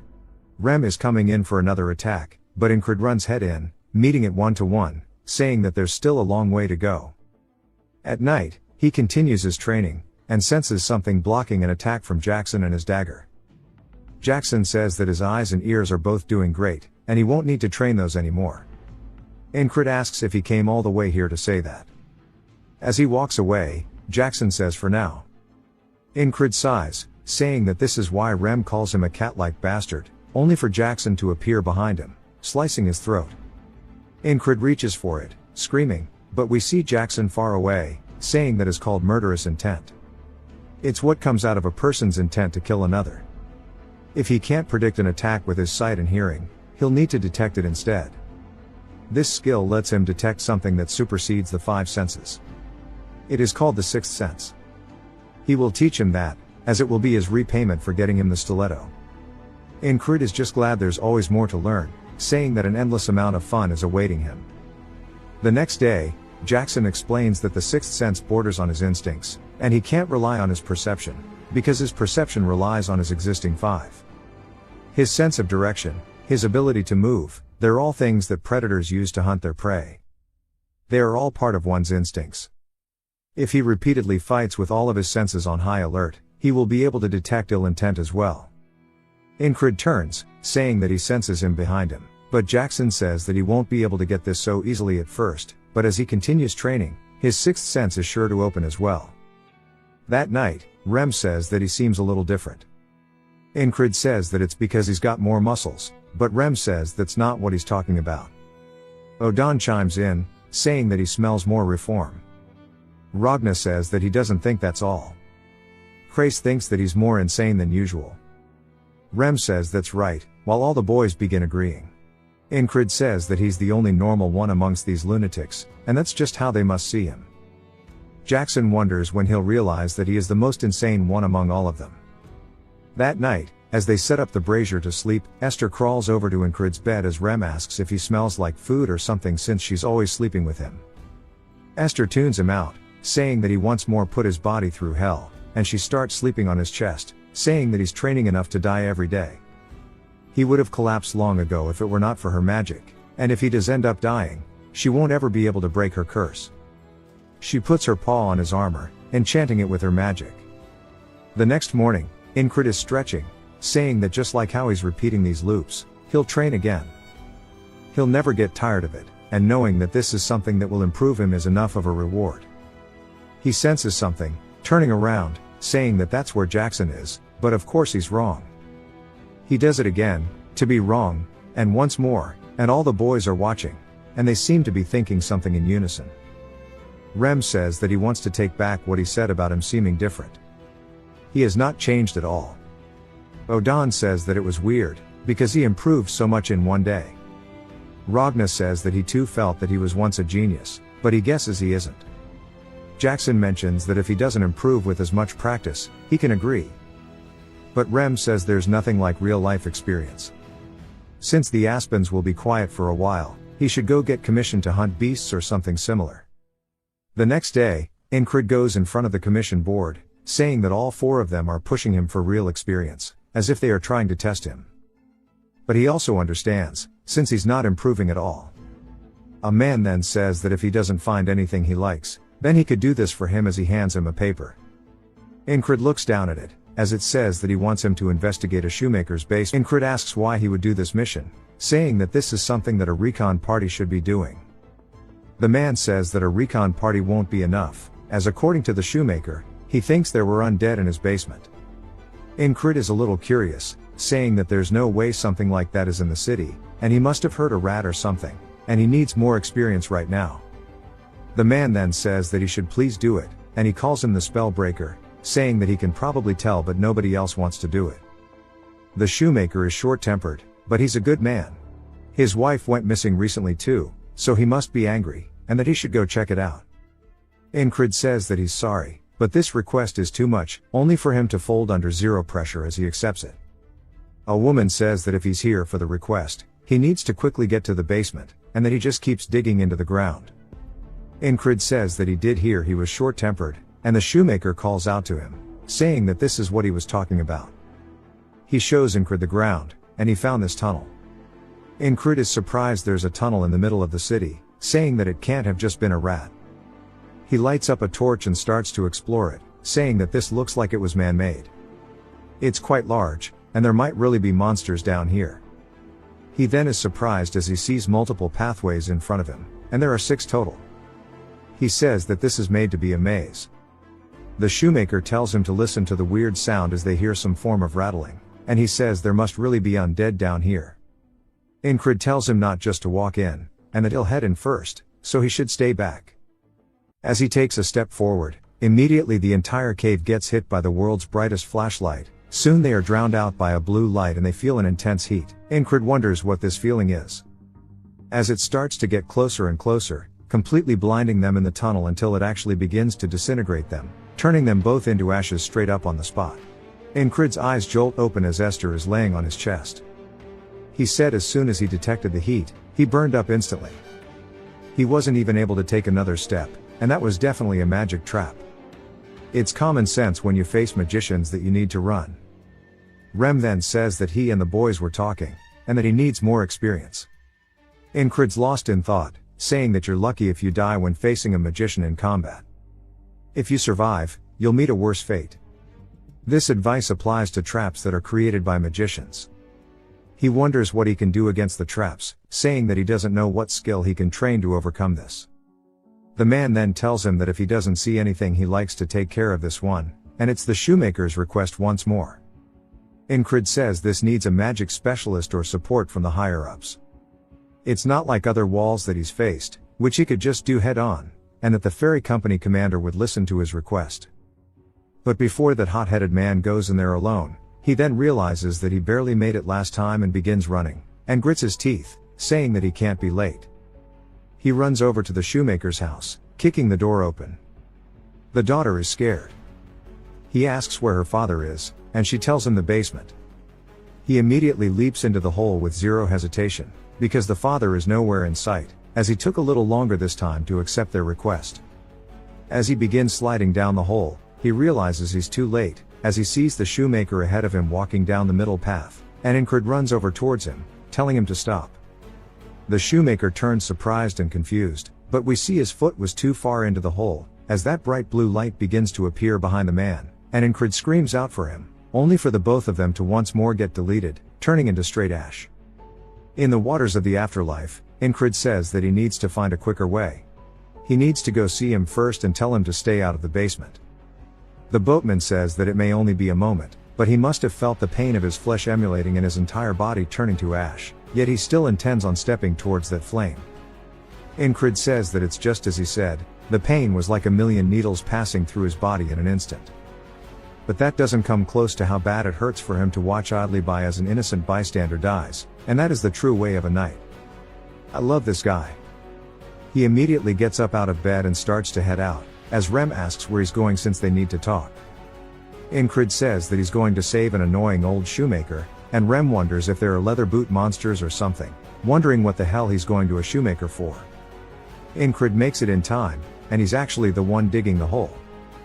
He says that he can stop him from digging and make him ignore it, but he can't let something as dangerous as this remain. He tells the shoemaker that he'll go in alone, so he shouldn't follow him. The shoemaker says this is still his house, so he can't let him do that. Incred tells him that this isn't a negotiation, and the dude agrees. He says it would take too long to find a magic specialist, and there's no way they'd even listen to his request. It's a mysterious trap that he has some information on, and someone is bound to die while exploring it. That goes even for him and his squad, so he needs to find as much information about it as possible. One of these paths must be rigged, and he wonders if the only way to find out is by walking through them. He says using the repeating loops is the easy way out, and there must be a better way for him to do this. If he can find a hint or something that tells him there's a trap, he might be able to figure this out. He then wonders how many times he's died and what he felt each time. He wonders what exactly he felt when he felt helpless, or when he felt a blade piercing his throat, when his opponent would kick away his sword, or even when he first met the pervert he could instinctively feel the murderer's intent. Jackson's words echo throughout his head as it's something that wants nothing more than his death. Something begins to shine in the darkness as it goes towards Incred, and we see a Dark Souls trap. Incred actually senses it. As he comes to a complete standstill, he says that he actually did it. He then steps forward, saying that he felt something for sure just now as it cuts him straight down the middle very cleanly. It's so clean that his blood is still flying out the back of his body as he hasn't fallen into two yet. He says that he really felt the trap's murderous intent, and he has one hell of a grin on his face. The next day, he immediately heads back down to the shoemaker's store and says that detecting the murderous intent of the trap is today's wall. As he stands before the entrances, he says that he can't just walk in. Instead, he needs to walk back and forth until he gets a good feel for it. As he slowly walks forward, with each step, he stays locked in, saying that he hasn't set his foot on this path yet, and he doesn't feel anything, wondering if this is the right way. He slowly raises his foot down in front of him, then turning around, saying that this is where the blade came out from. He then steps towards it and sees an image of the blade flying straight towards him. There's nothing coming yet, and he says that he didn't actually detect it. He just remembered what happened. The shoemaker asks why he keeps walking back and forth and if he needs to take a piss. Incred says that he told him to stay up there, and he hasn't been down this path before, so he'll keep going until he detects it. As he continuously steps forward and back until the night comes, the shoemaker asks what the hell he's even doing down there without eating. Incred says that he'll come back tomorrow morning, so he shouldn't go in there since there are traps everywhere. He tells him to please help and take care of this, as he can't even sleep because he's afraid that he'll lose his daughter. Incred asks if he doesn't have any leads that might point towards his missing wife. The shoemaker says that there have been a lot of missing people lately, so they haven't addressed it. He says if he sees a brunette woman with freckles wearing this wedding band, to please let him know. Incred says that he understands. That night back in the barracks, we see him focusing with Esther laying on his lap.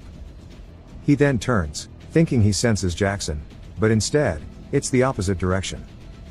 Rem says that he's like this because he hung out with the stupid shoemaker, telling him to go to bed. Incred says that now that he thinks about it, this is the first time he ended a loop without dying. He wonders what happens if the day just passes like this and if it'll continue into tomorrow, and he guesses he'll find out. He then takes one more step back into the boatman's into the waters of the afterlife and wakes up the next day. Rem then says they were talking yesterday, and they think he needs more experience. Incred realizes that he's come back to the same day and wonders what will happen if he doesn't sleep. As he sits out watching the moon slowly set and the sun begin to rise, his eyes look tired, and he begins to fall asleep until he wakes back up in his bed. He says that he just blinked, but he's back in his room.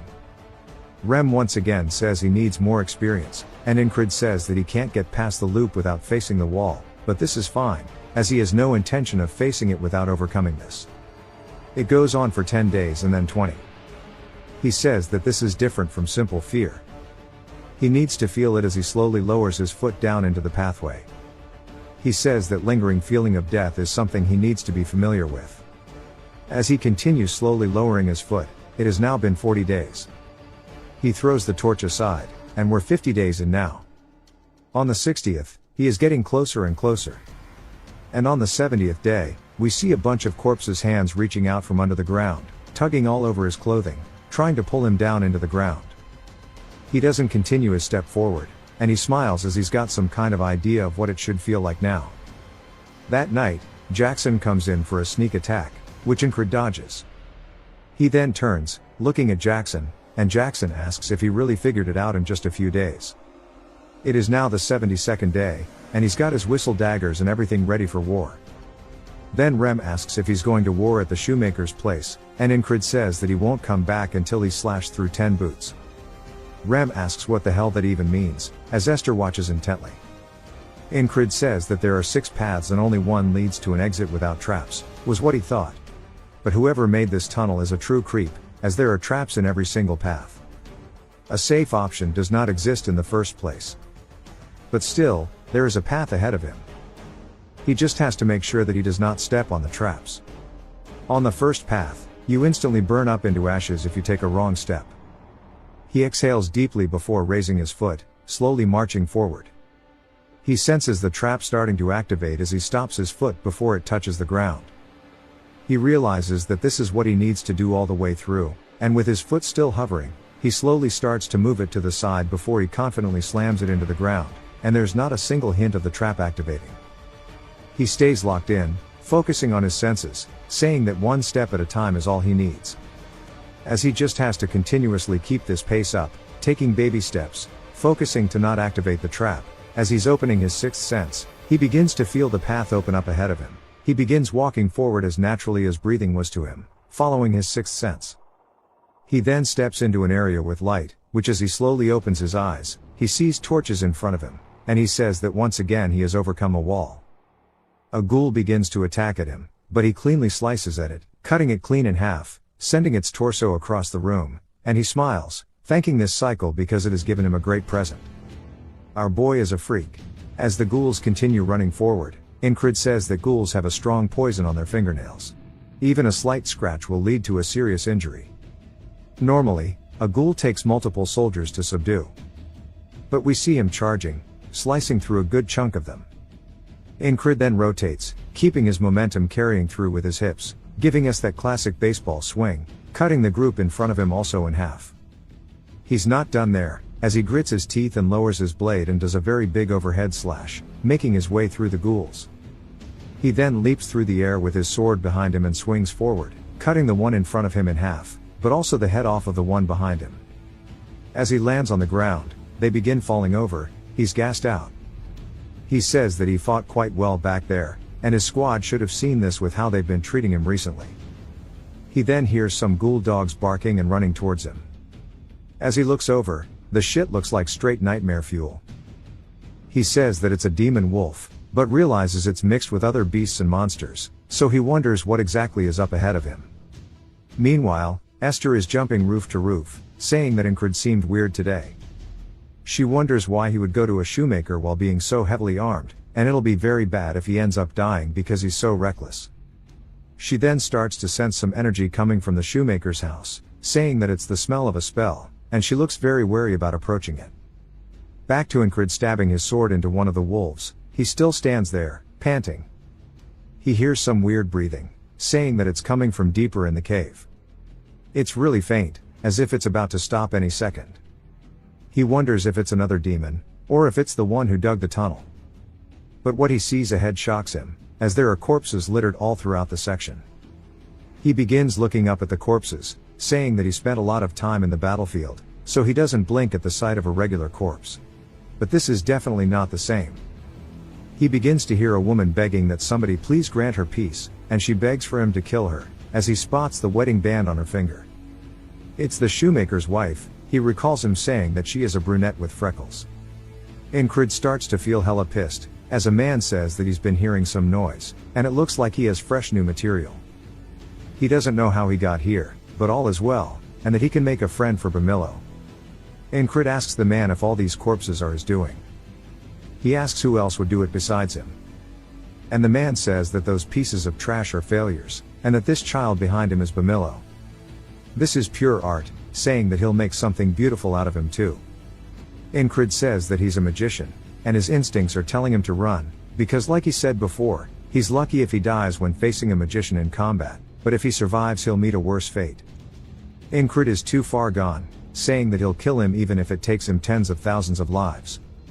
As he pulls out the whistle daggers, he throws the first one forward, directly towards the man's head, but it bounces off a barrier. Incred instantly closes the gap with his sword reared behind him, then feels a heavy hit, directly under his armpit, on his torso, sending him flying backwards as if he just got hit with a bullet of air. Incred lands safely from the attack, but never keeps his eyes off of the mage. In the corner, we see Esther watching this, saying as expected he's fighting a magician. She hasn't managed to gather a lot of power yet, but if she gathers everything she is now, a nobody like that will be meaningless. The man raises his fingers up, pointing them at Incred, before shooting out another air bullet. That shit broke the sound barrier. As it starts to fly towards him, he dodges it in the last second, which tears his clothing. He says he can't sense or hear it, but he can feel it. His murderous intent, that is. The magician is just surprised that he actually dodged it. As Incred starts to close the gap, taking this chance, the magician shoots out 4 more air blasts towards him. He recalls some time ago when he asked his squad about what to do if he faces a mage in combat. Rem says to shoot him with an arrow. As once again, Incred narrowly dodges the attack, but it cuts his clothing. Jackson tells him to kill him when he isn't looking. Odan says that he just needs to get up close and personal and beat his ass. The next 2 attacks begin to come towards him. Ragna says that anything that breathes can be cut down, and nothing is exempt from this rule. The magician's face looks worried, as Incred is now overhead. With his sword ready to swing down, he says that the magician has an invisible shield that surrounds him. If he can't break it with his whistle daggers, he'll just have to smash through it with pure brute force, as he begins to pour everything he has into the attack. The magician smiles, telling him to go ahead and try. Now that Incred is fully committed to the swing with no way out, the magician counterattacks with a spell. We see Esther watching as it flies directly up towards Incred's chest. She says that he has won. It comes into contact with his vest, which Esther had blessed the night before, completely dispelling the magic everywhere in the room, shattering the mage's barrier. His eyes instantly fill with fear, as Incred continues swinging his sword down. The mage tries to block it with his arm, but it is futile because he gets nothing but cut in half diagonally. There was so much power, Incred swung straight into the floor. What an absolute Chad. Incred starts panting. His sword then chips, and he says that, thankfully only his sword got damaged, and that the impact was strong enough to tear him apart. He wonders why he wasn't hurt. And if maybe his armor is actually that great. He then looks back up towards the shoemaker's wife. Now she is no longer moving, he says that her faint breathing has stopped. He's trained his 6th sense and taken down a magician, but he has a very bitter feeling inside of him. As he leaves the magician's corpse there on the ground, Esther walks in, calling the magician foolish, saying that he lost because he didn't use his creation. A flesh golem created to supplement a magician's physical abilities. And that it'll wake up with a few touches, but she'll be taking this. She raises her paw. We don't get to see what happens, because it jumps back to the barracks as Incred is talking to the ferry commander. She says that she just wants to double check that he said there was a magician's tunnel under the shoemaker's door, and that there was a civilian who was kidnapped and experimented on in the middle of the city. There would be chaos at the news if it spreads. He says that he thinks it's best to keep this under wraps. She asks why, as his contributions would go unrecognized. He says that the lives of the people are more important. Also, he doesn't want the shopkeeper to find out that his wife is actually gone. As the men are filling up the hole, a lot of bystanders wonder what happened to the shoe store, and that apparently they just told everybody that there was a tunnel dug up by the Thieves' Guild. The shoemaker says he's surprised that it was thieves, and tells Incred to take this as a gift for him, and since his shoes seem quite worn out, he wanted to fix that. And now that's one thing off of his chest. He just hopes that his wife finds her way back safely. Incred looks over at him with a somber expression, and the shoemaker says that he knows he's done a lot, but he really hopes that he'll find her. Incred does his best to keep his expression hidden, and tells the shoemaker in an almost broken voice that he'll do his best. Later that evening, as he's watching the sunrise, he wonders if it was really okay for him to lie to the shoemaker like this, and that it would have been better just to tell him the truth and let him experience despair maybe. He says that maybe if he becomes a knight, he would be able to prevent these things from happening, but he doesn't know yet. As he stabs his sword into the ground, he walks away, leaving it as if it was a gravestone for the man's wife, as a symbol of regret that he'll never forget. Some time later, we see some demon dogs charging at the group. They effortlessly kill them, and they're making a shield formation while the men inside are killing the wolves. Incred says right after taking down that magician, they took on a monster hunting request immediately. As it's a much slower fight than they're used to at this point, with the wolves being taken care of extremely slow, it's making Rem low-key fall asleep, and Incred says that he doesn't think this will make him stronger. He says that this is what other people go through, and he maybe should have taken a solo mission instead. Rem says that he can tell he's thinking that this isn't enough, and he wants to fix that for him. As he starts to pull out his weapons, he lets go of his shield running forward, as the other men wonder if he's insane. Rem starts effortlessly ripping apart the wolves, and one of the men tells the spellbreaker to rein in his men. But of course, Incred's already run off, and they say that his squad of lunatics had rubbed off on him. Incred charges in, carrying his sword behind him, preparing for a heavy swing as he follows through, once more getting a 2-for-1 with the wolves. Rem says they shouldn't get things mixed up, as they were the ones who rubbed off on his craziness. Incred asks if it's really okay for him, the craziest one, to say that. Rem asks why he's the one catching strays. Incred tightens the grip on his sword, and he and Rem start tearing the monsters apart. The other soldiers watch, saying they are both not there upstairs. Incred then cleans his blade after the fight, and the men can't help but acknowledge that they are still really good at their jobs. Incred still doesn't seem that happy, and Rem notices this, saying that he doesn't seem satisfied. The men say that if he really wants more action, he should go to the armored units. Incred asks if they are fighting strong monsters. The man says that they went to fight a herd of monsters. And we see some more nightmare fuel, as the soldiers are yelling for the archers to support them. But there's nothing happening. Something starts to fly in off screen, and the man looks up, horrified, only to see a harpy flying straight in. The men start getting kidnapped one after the other, as they are forced into a circle and picked up by the harpy. They then drop from high up, either killing them or severely injuring them. Rem says that looks like it hurts. Incred spots the harpy, saying that in his brief stint as a mercenary, his group was massacred by them, and they were people he really liked. He starts to unsheath his blade, saying that he refuses to let any more people die today. Both Incred and Rem begin running forward towards the harpies. The harpy lets out a screech, making the normal soldiers cover their ears. Incred explains that a harpy's cry disorientates you. As it comes in for an attack, he says that it's actually not as painful as death. So he got through it with sheer willpower. He swings his sword forward, cutting into the harpy's wing, and begins to follow through until he cuts it clean off. Rem yells out to him, saying that he's doing great, and he's holding onto one of the harpy's feet, saying that they should bet on who's going to kill more, as he slams it into the ground, killing it. Another harpy begins to fly in towards Incred, and right as it gets to the back of his head, he says that they're not here to have fun, and he avoids the attack, taking back shots too literally, and swings, killing it too. The other soldiers wonder if the spellbreaker has always fought this well. They know Rem has, but they can't believe that the spellbreaker is keeping up. Rem goes in for another attack, and the harpy does its best to stop it with its foot, but his axe pierces through it anyways, and he slams it straight into the ground. Incred follows up with a diagonal slash upwards, cutting another one of the harpies in half, and Taurus says that Incred got better. His men ask if they can really just stay here like this when they're here to support him, as Bro is sitting on the ground. He says that they're not needed anymore. A few of the remaining harpies begin to fly in, and one of them takes Incred's sword, knocking it out of his hand. Now that there's distance between him and his blade, the harpies begin screeching and flying in, thinking they've won. We see a whistle dagger get launched into one of their foreheads. As Incred now only has one more to deal with, it begins to fly in, and he charges forward as well, as it's now a dash if he can get his sword in time before the attack hits.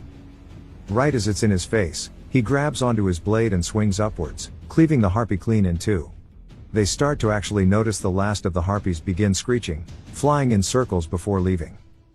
The soldiers can't believe that the harpies ran away, and they say that since they scared off the monsters, they must be monsters themselves. Incred says that the harpies that killed the mercenary corps aren't the same ones. We see a man saying that's because he was weak, that these bastards died saving him, and it was all his fault. These words stuck with him, and he says that now he'll be the one saving others. Torres says that the harpies are all gone, wondering if they should go back. His men say that it would look bad if they go back empty-handed, so they should kill some dogs at least. Incrid and Rem get informed that the support has arrived, so they can leave, and Rem asks Incrid what he wants to do. Incrid says that it's too soon to return. Torres and all of his boys think he's a complete lunatic now. Back at the camps, people are talking about how he helped the heavy armored corps. We see him doing his lunging squats, and they're still talking about how he has changed a lot, and that he tries really hard, so they should maybe do it too. Incrid takes his request off the board, and the dude says that he thought he did one yesterday. Incrid says that he's going to finish it quickly and do another one tonight. The dude asks if he has clones or something. And later that night, Incrid is still swinging by training his blade. A man sees this and says that he trains every single day, wondering if it's fun to live like that, and that he should try it too. So he continues to train throughout the night. The next day comes and passes, but again that night, there's 2 people training. This happens again, and that night there are way more than 2 people training, as there's a whole group just going crazy throughout the night. The ferry commander appears in the morning, and she looks over at them, saying that everybody seems different nowadays. A man says that they're following the spellbreaker, and it's become a trend. She says that she can't just ignore it anymore, and she walks over saying that they had a long meeting about him, and that these are the orders from above, so he should listen well. And now his squad, which is the 444th Regiment, will be promoted to an independent platoon operating under the 4th Company. From now on, he is an independent platoon leader. He says that he can only have 5 men under him, so he cannot be a platoon. She says that she'll reassign more men according to his request. Incrid says that being a platoon leader is nice, but it'll be a pain with all the lunatics in his squad, and she says that if he becomes a platoon leader, he will be exempt from menial duties, so he'll have more time to train. He looks her dead in the eyes and immediately folds, saying that he'll do his best in his new assignment. She says it's a shame to let him go like this, asking if he wants to have a duel. She raises up her hands, saying that these will be the weapons, and she wants to go unarmed again. Incrid says that after he lost with her last time, he's worked his ass off training with Odan. He drops his sword, saying this was great, and it's time to see how much he's progressed as he is ready to show her the equal rights, equal lefts. As they start to square up, he recalls how Odan once said before, that hand-to-hand combat requires him to get up close and personal. Something quick is better than something complicated. The ferry commander dashes forward, swinging in, but he manages to block it. And he says that pretty much what Odan is telling him. As he starts to push her arm back, he says he needs to use his size against her. As he begins to get the momentum, pushing her directly towards the ground, she lands, and he puts his arm on her chest, saying that he thinks he's won. She asks if that's so, saying that a human's proposal is quite aggressive. He can't believe she's at this once again. As she raises her leg, wrapping it around his side, she instantly 180s the situation, getting atop him. She says that analyzing his opponent's weakness and breaking them down with his own advantages sure was a good thing. She tells him that he did a good job, calling him her fiancé, telling him that he should keep it up. He says that he's not her fiancé and that she should get off of him. She does so, and they start dusting off, then she apologizes. He wonders what she's talking about, and she says that she couldn't stop it. Now he's even more confused because he has no idea what she's talking about. As the winter began to leave, the battlefield once again was getting heated up. It was time for an all-out war. The Aspens have begun mobilizing, desperate to wash off the dishonor of defeat. A man slowly walks up to the podium, getting ready to give a speech. Since the Aspens were preparing for war, so did the army of Nalilia. The man introduces himself as the new battalion commander, Marcus. Crace says that since that guy is here, it seems like they'll actually see through to the end of this now. He is Marcus the Warmonger. He is one of the key officers under the Cyprus division. Unlike his predecessor, he's a great tactician, and he's very well experienced. Inside of Marcus's head, he says that the Aspens aren't weak, and their army is filled with nothing but weaklings. And that is the only thing they offer. With the exception of the heavy armored corps and the border guards, Among them, the only one who caught his eye was the platoon commander. People call him the Spellbreaker. He's been doing heroic deeds since the last battle, and he wonders if it was luck or skill, saying that it's time for him to prove himself, and that he should prove his usefulness.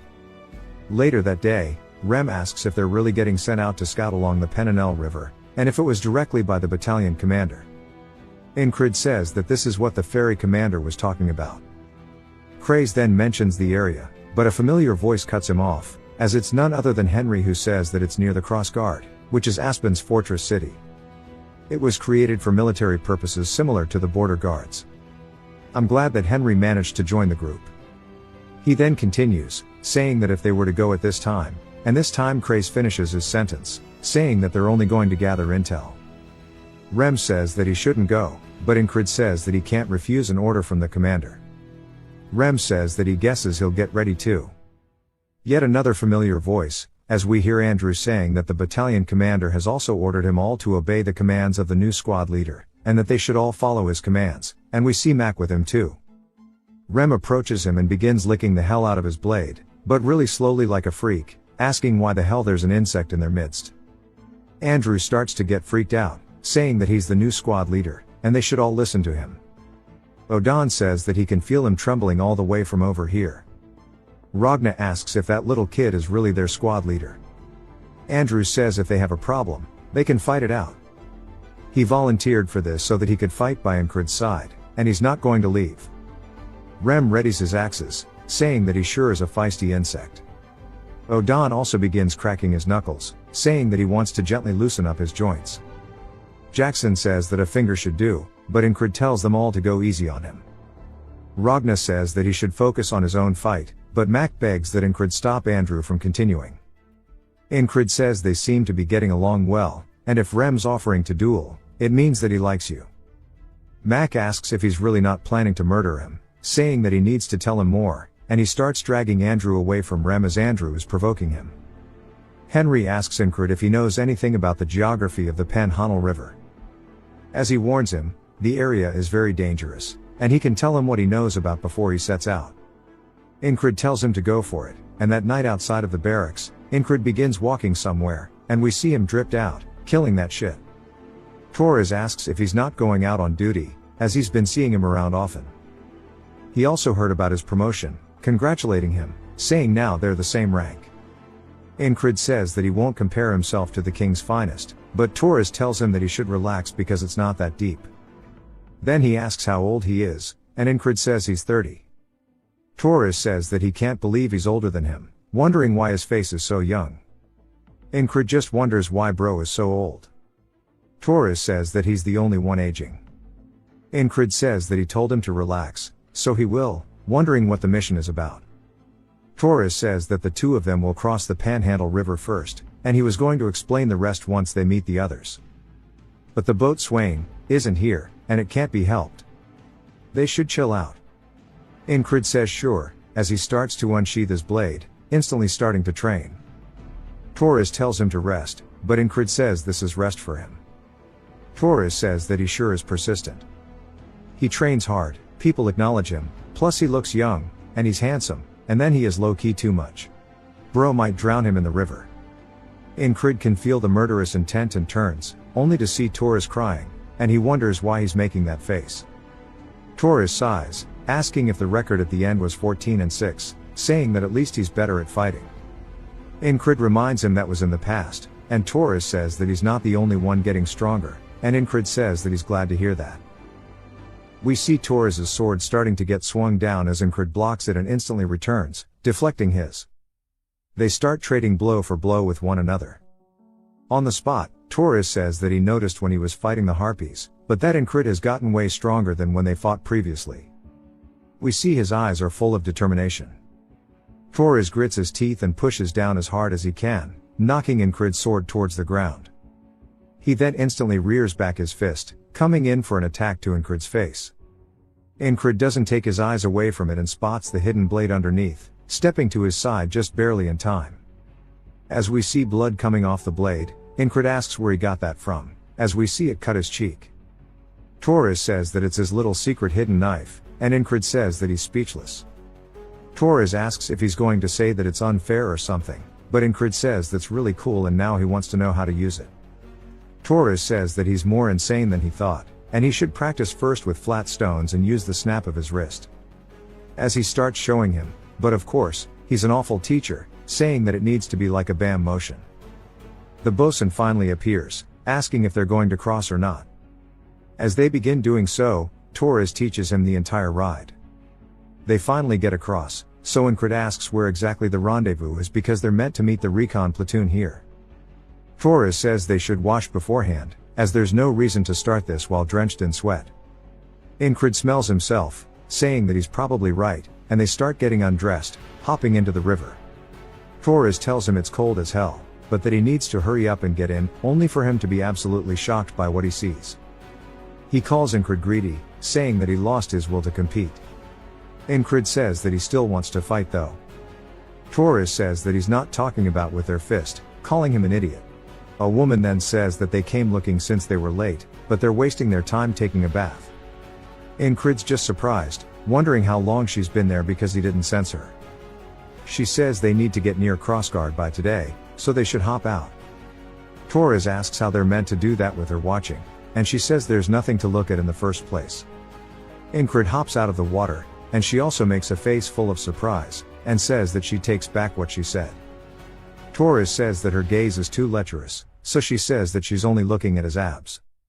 He says that he also has cool abs, and she introduces herself as Pin, the leader of the recon platoon. She shakes Incrid's hand as Torres is looking down at himself, getting body dysmorphia. They get dressed, following Pin, and she says that before she explains the mission, she wants to brief them. Their spy in Crossguard is named Kitten, but they also said there was something important to be relayed. They were supposed to receive word 4 days ago, but Kitten didn't appear at the rendezvous point, and is still MIA. Incrid asks if something happened to her. Pin says that's exactly what this mission is for. They're going to infiltrate Crossguard and rescue Kitten. Crossguard is right next to the land of the monsters and beasts, so the enemy doesn't patrol it often, relying on the monsters instead. They have 3 different infiltration routes. First, a tunnel. Smugglers use it to enter the city, so the guards leave it alone. Second, they can try scaling the walls at night. It's going to be tiring, but it's the safest option. The last would be to enter while disguised as a merchant. This could be dangerous because they have to use the main gates, but it's also the least tiring. Her platoon will head in first just in case Kitten is running late and head to the meeting point. The 3 of them will be the only ones entering Crossguard. Whichever route they pick, it's going to be equally difficult, so she'll let them decide. Incrid says that she says it like it's all so easy, and she must know better than anyone that it's going to be hard. Torres says that it would be better for her to pick since she knows the area. Pin says in that case, they set out tomorrow, and they'll go with the first option, the tunnel. That night, while they're all camped out under a rock, Incrid is still practicing flicking his wrist, using stones so he doesn't hurt himself. But it doesn't work at all, so Torres asks how he uses a sword when he's this bad, but he'll figure that out eventually, so he should keep at it. Pin says that she wondered what they were doing by not eating dinner, but wonders what exactly he's doing. He tells her it's training, so she hands him some food, saying he should eat first, as they have a platoon member who wants to be a chef and it's really good. They start eating it, then both say this shit is actually gas. She says that they can get more if they want. His parents apparently have a shop in Border Guard, so they should check it out. She also tells him not to go over there to train, pointing at a tree, and she goes to tell him what's under there, and Incrid says there's a viper. She's surprised, asking how he knows, so he tells her that he has a hunter in his platoon, and he learned it from him. She says that he sure is well prepared, and she likes him after all, asking if he wants to train with her too, but it'll be adult training. Incrid stares at her for a second, but still has no idea what this could possibly mean, so she just says that she's flirting with him, asking if he's stupid. She says that she's actually quite nice. Torres asks why she's doing this in front of him, but Incrid straight up refuses. She asks if he's taken, and then says that she did recall hearing about him with the company commander, and it sure is a waste. He can't believe this has become so widespread. As Pin goes to leave, she points at Torres, saying that if Incrid talks casually to him, he should talk the same way to her. He says only if she wants, She says they'll go to crossguard tomorrow so they should get some rest. Torres has been ignored until the very end. Ingrid is sleeping, and as he falls deep into sleep, we see the boatman's face holding the lantern. Ingrid immediately opens his eyes again, saying that he hasn't seen that guy in a while, and it probably wants to tell him something. He recalls the ferry commander apologizing, and he smiles while getting the chills. This mission might be rough. As they start heading out the next day, he says he can tell that it's going to be a massive wall as they finally approach the tunnel. Torres asks why they are moving during the day, as it would be better to move at night. Pen asks if he's stupid, as the guards are turning a blind eye, but they aren't clueless about what happens here. Ingrid agrees with her, saying that they're catching them off guard because they won't expect it during the day. Pen says, she was expecting someone so handsome to understand. Torres just wonders why the hell he's getting so many strays. Pen says it's time for her to lead the way, as that it's a ranger's job. Ingrid says that a ranger works as a scout, and it's imperative that they move quietly with the bare minimum equipment. As she walks forward, he barely hears a sound, and he says that sure does suit somebody that is a ranger, and he wonders if he can do the same. As he slowly walks forward, we hear a man saying that he's got them, calling them little rats as they were waiting in ambush. Pen is surprised, and she yells, telling them that they need to retreat. But the guard says there's nowhere to run, as we see men with the crossbows behind them as well. And the guard tells his men to kill all of them. Pen yells, saying they need to fight their way out of this as the crossbowmen unleash their bolts. Ingrid runs in, cutting as many as he can in front of him, and Pen blocks one with her arm. She runs up, swinging, cutting one of the men's arms, and immediately gets on top of him, going to finish the job. Torres also instantly kills one, and Ingrid says that the two of them aren't used to fighting against a larger force. So they won't be able to fight to their full capabilities in this situation. As one of the men gets behind Pen, going to finish her, another does the same with Torres, and Ingrid watches helplessly as both of them get executed directly in front of him. As they start surrounding him, he says this is definitely a tall wall, but he won't die so easily. He throws out some of his whistle daggers forward, instantly killing two of the crossbowmen. He runs in, cutting another one's throat, then instantly to the next, cutting the dude in half. The guard yells, telling his men to surround him. One of them kicks him straight in the chest, causing him to fall to the floor, and they dogpile him, stabbing him all over. As he's going down, he stabs one of the men in the legs, and his eyes are still filled with absolute determination. But against their overwhelming numbers, there's not much he can do. Back in the next loop, he says that a force of that size wouldn't have just appeared there, and they were prepared beforehand. Which means the enemy expects them to come. I wonder how he didn't notice them. They must be skilled. Pen asks Ingrid why he's not getting ready, as it's time for them to head through the tunnel. He says that he doesn't have a good feeling about that place, and they should enter by scaling the walls instead. Torres tells her that Ingrid wants to sort an enemy's spell just by following his guts, so it won't hurt to listen to him. Ingrid says that it wasn't really his gut, but rather what he experienced. Pen says sure, but they'll need to wait till night, so they'll end up wasting time. Ingrid asks her if she wants to go for a round, and she starts to blush, saying that she can't believe he likes doing it out in the day. He says he didn't mean that, but he wants to duel. She says that she guesses they can, but she doesn't want to use any weapons. He says they could do it without weapons, and she smiles, saying she's more than up for it. As the men gather around to watch, Ingrid says that if the enemy knows that they're coming, they'll probably end up fighting no matter where they go. And it'll be good to know how capable his team is, and on top of that, he can get some training out of it. He asks her if she wants to go first, but she says nah, he can have the first go. He runs in with his fist reared back, punching straight towards her head. She ducks underneath it, leading in with a knee to his chest that he blocks. As he's starting to get sent from the attack, she begins to pivot, preserving her momentum, following through with a roundhouse straight to his head, but he narrowly dodges. He says he's going to use the same tactic as the ferry commander and use his superior physical size, as he grabs onto her, slamming her down into the ground, putting his hand right by her head. She says that was the wrong call, as she grabs onto his wrist and wraps her legs around his chest. She hits him with a triangle choke and begins squeezing his throat. Torres says that's enough and gives her the W. Ingrid says that she's small but packed with muscles, and there's a reason why she prefers barehanded fights over those with swords. She asks if he knows that he lost, and he says that she's going to be perfect to train with, asking if she wants another round. She smiles and begins blushing, so Incred clarifies that he meant sparring. She asks how he knew what she was thinking about, and Torres tells him to stop doing that shit in front of him. As the night starts to set, Pen asks Incred if this is really how he's going up, and he asks if there's something wrong. She says that he has too many weapons on him, and that he's going to pass out from exhaustion before they make it halfway up. Torres asks what about him. She gives him one glance, telling him to do whatever he wants. Bro starts crying, saying that his feelings are getting hurt here. Incred says that he thinks he can climb the walls fine with this much gear, and she sighs, saying that he sure is innocent. They aren't just climbing the walls, they need to climb this giant mountain just to get to the walls in the first place. Torres says that's really high up. Incred says that climbing it alone will be a challenge, but none of his walls have been easy to climb thus far. Before we can see them climbing, Incred explains that when he got back from the magician's tunnel under the shopkeeper's house, he picked up some trophies to buy a new sword since his broke.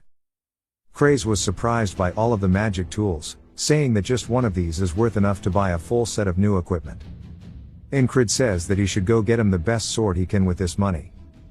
Craze asks if he really has nothing in his brain but swords. Incred says to a person who lives and dies by this sword, their sword is their lifeline, and heading out with that one is not an option for him as he starts scaling the wall. At the top, Pen says that she told him to leave his sword behind, even if he puts away all of his other weapons, just that one he has is just going to drain all of his stamina. Incred says that it really is weighing him down, but he continues climbing up, saying that muscles that have been pushed to their limits become stronger.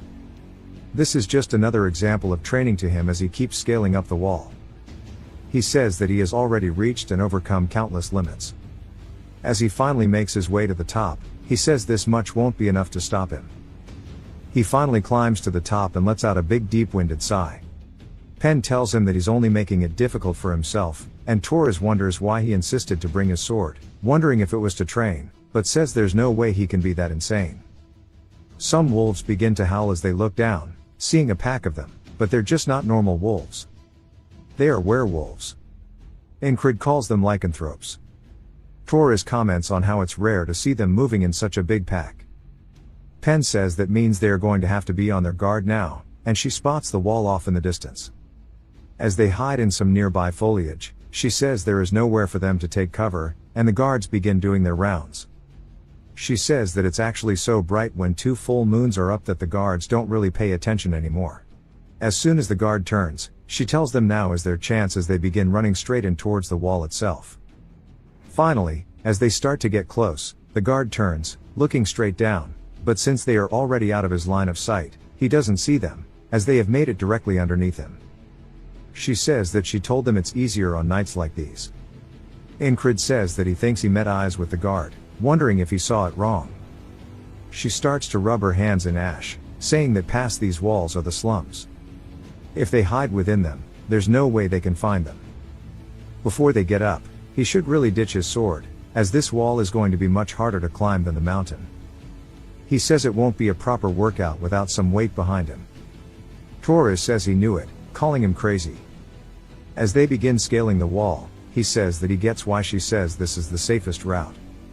If they safely get past the walls, infiltrating crossguard will be a piece of cake. But that's only if this was not a wall. Just like how there were greyhounds ambushing them in the tunnels, there's a high chance they're waiting for them atop the wall too. As Pan is the first to make it up, Incred wonders how they're going to get stopped this time around.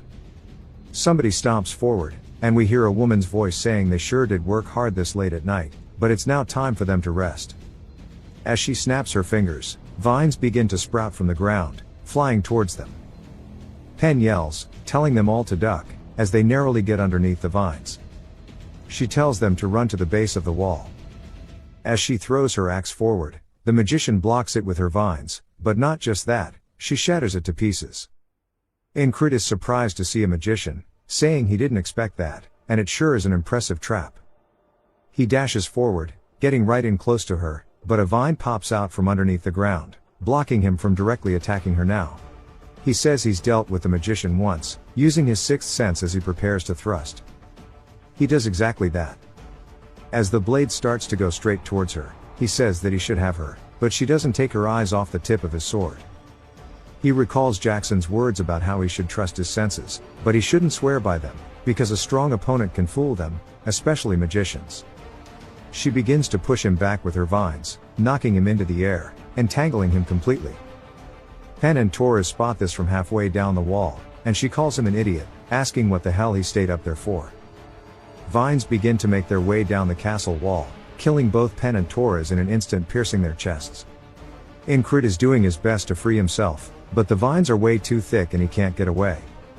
The magician says that she applauds his courage for not running away. He grits his teeth while staring at her, and she introduces herself, Richa of the Rose Vines.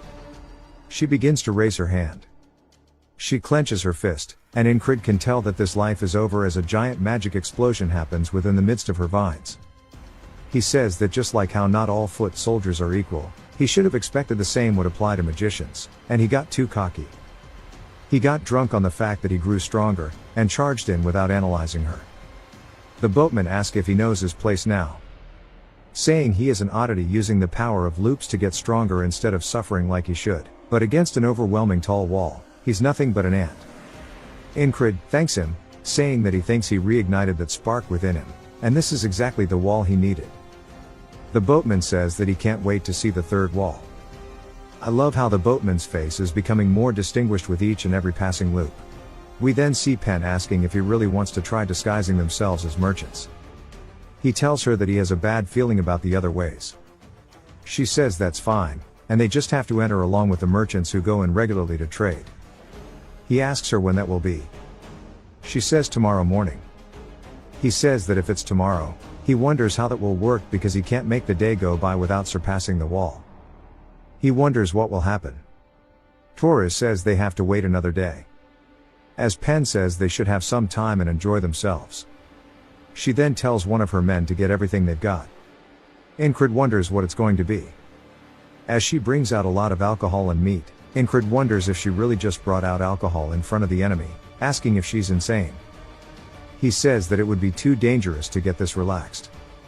She says it's more inefficient to be stressed out in the first place, and that he'll end up losing sight of the forest if he's all uptight, and that he too should take a drink and relax as his shoulders look tense. He says that he's always done his best to overcome his limits, and he thought that was for the best, but she's right. He was tunnel visioned, and he began to think that the only way to surpass this wall was to face it head on. As he steps forward, he says he wants to think about this calmly for a second. As he unsheathes his blade, he says struggling head on isn't the only way. Today, this moment, it will all become a part of him as he begins focusing, as he's about to start training. Pen says that she told him to rest, asking what his problem is. Torres says that it is resting for him.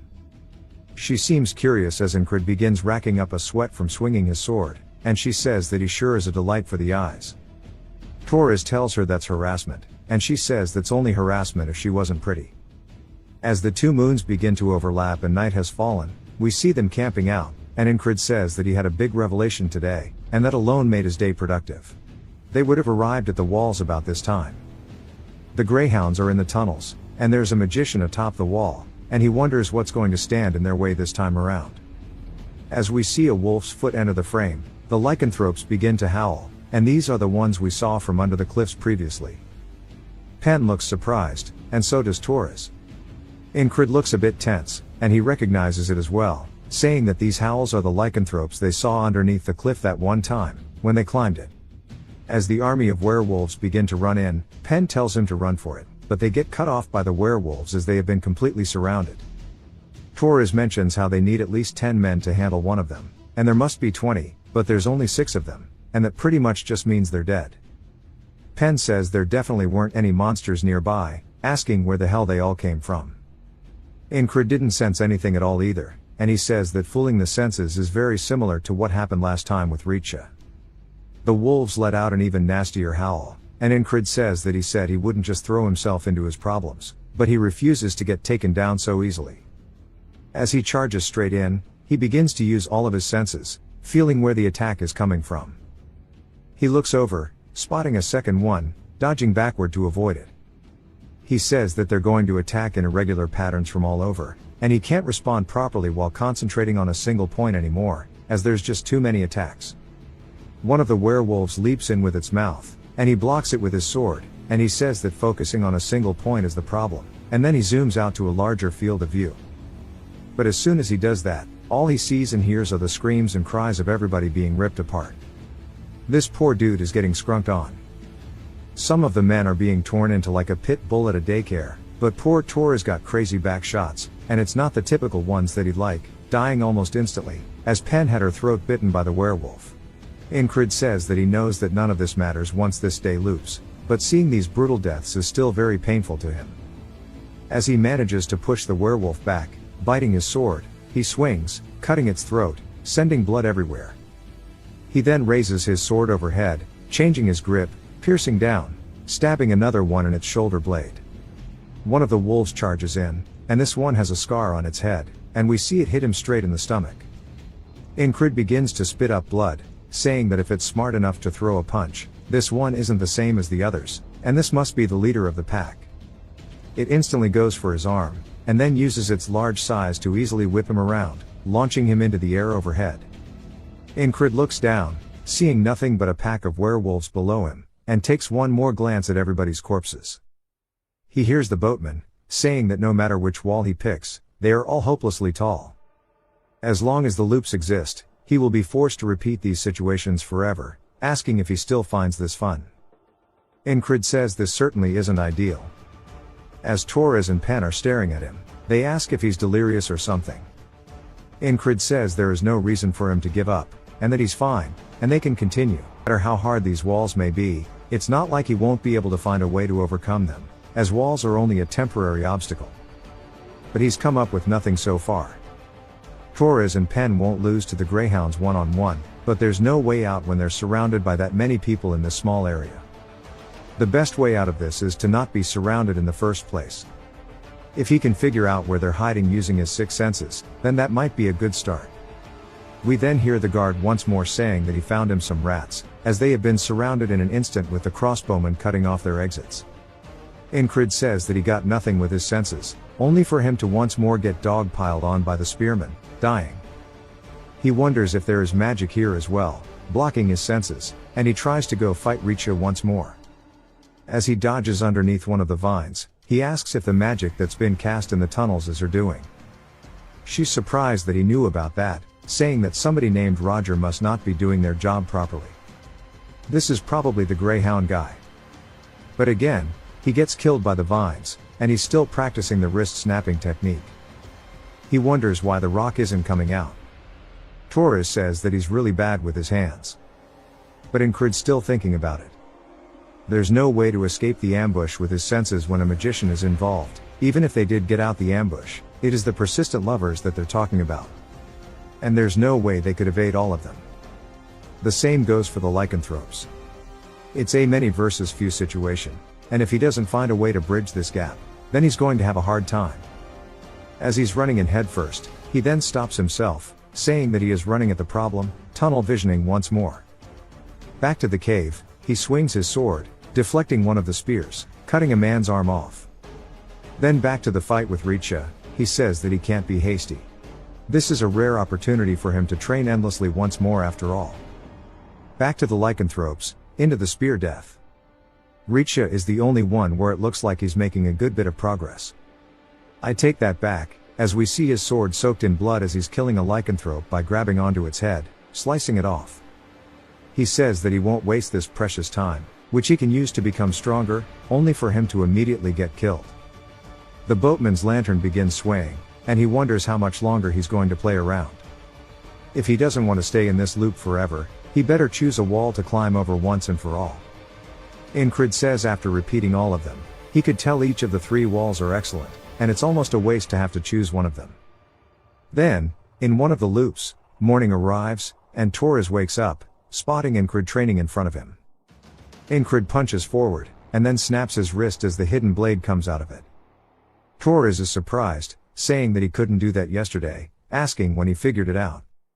Incrid says it was around 30 days ago, leaving Torres confused, asking what he meant. Incrid says now that he has become strong enough, this is actually the 79th loop, and he's going to climb over this wall and progress to tomorrow. He says that they have time before they go into the tunnel, wondering if he could get a simple pouch made, and he gives them the measurements, saying that he needs to be wrapped around his wrist. The guy says that that's not hard. Then Incrid comments on the inside of Pen's boots, as they seem special. She asks if he's that curious, as she takes off her boots, saying that she put fabric on the inside, and it dampens the sound of her walking, as there are a lot of sensitive monsters in the area. Incrid tells Torres they should do this too. Torres is surprised, as Incrid says that she's saying that there's a lot of monsters, but she reminds him that they probably won't run into them. They do it anyway, and Incrid's foot is barely making any sound at all, to the point that Pen is surprised, asking if he has worked as a ranger before.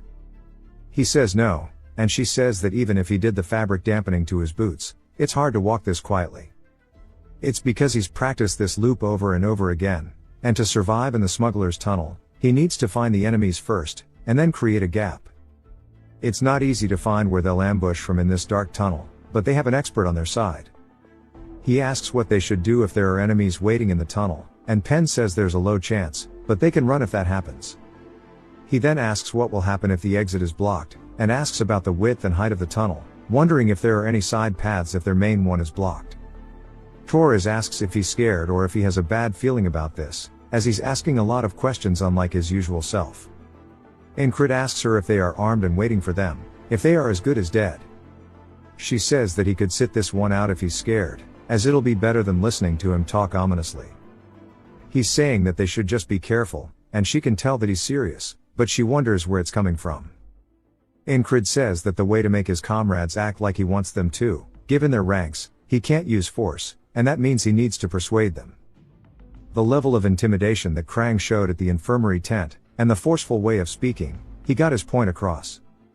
That method is more effective than 100 words. She says that he's right, and she admits that she was too relaxed. The air has now shifted, and if she stays alert, she'll notice things. As she's looking at the floor, she says it's odd, and that there are footsteps that have been muddled on purpose. She then grits her teeth, realizing that this is a trap, saying they need to go back immediately and secure the exit. Finally, men start walking up behind them, wielding crossbows, pointing them directly at them, and Torres and them hide. We then hear Incrid running, saying that he has word from their boss Roger, and that Roger is the name of the enemy commander that Richa had mentioned. It's difficult to see faces and how people are dressed in the dark, as he starts screaming about the city and monsters.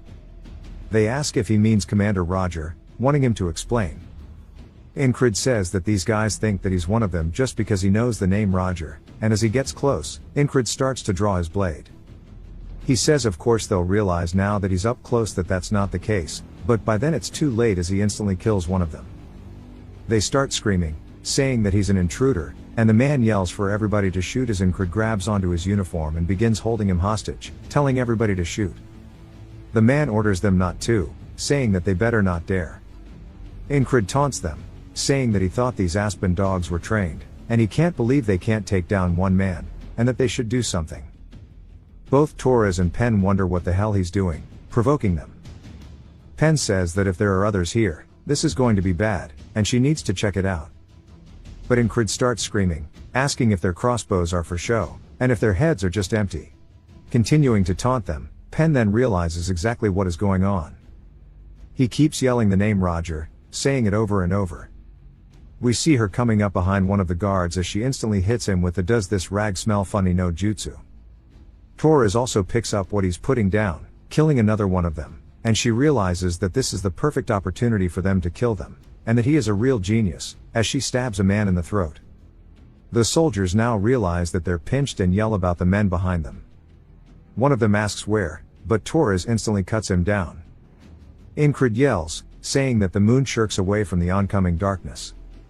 The sun rises to reveal a new dawn, and he continues screaming meaningless things. One of the soldiers looks absolutely terrified as he's readying his crossbow. He points it forward towards Incrid, and the guy releases the bolt, only to friendly fire his boy. They scream, telling him to die, as they start charging at him. Incrid says that's the end of wasting time, but that wasn't enough. He throws out 2 whistle daggers, hitting 2 men each in their eyes, as Pen yells that they need to get to the exit.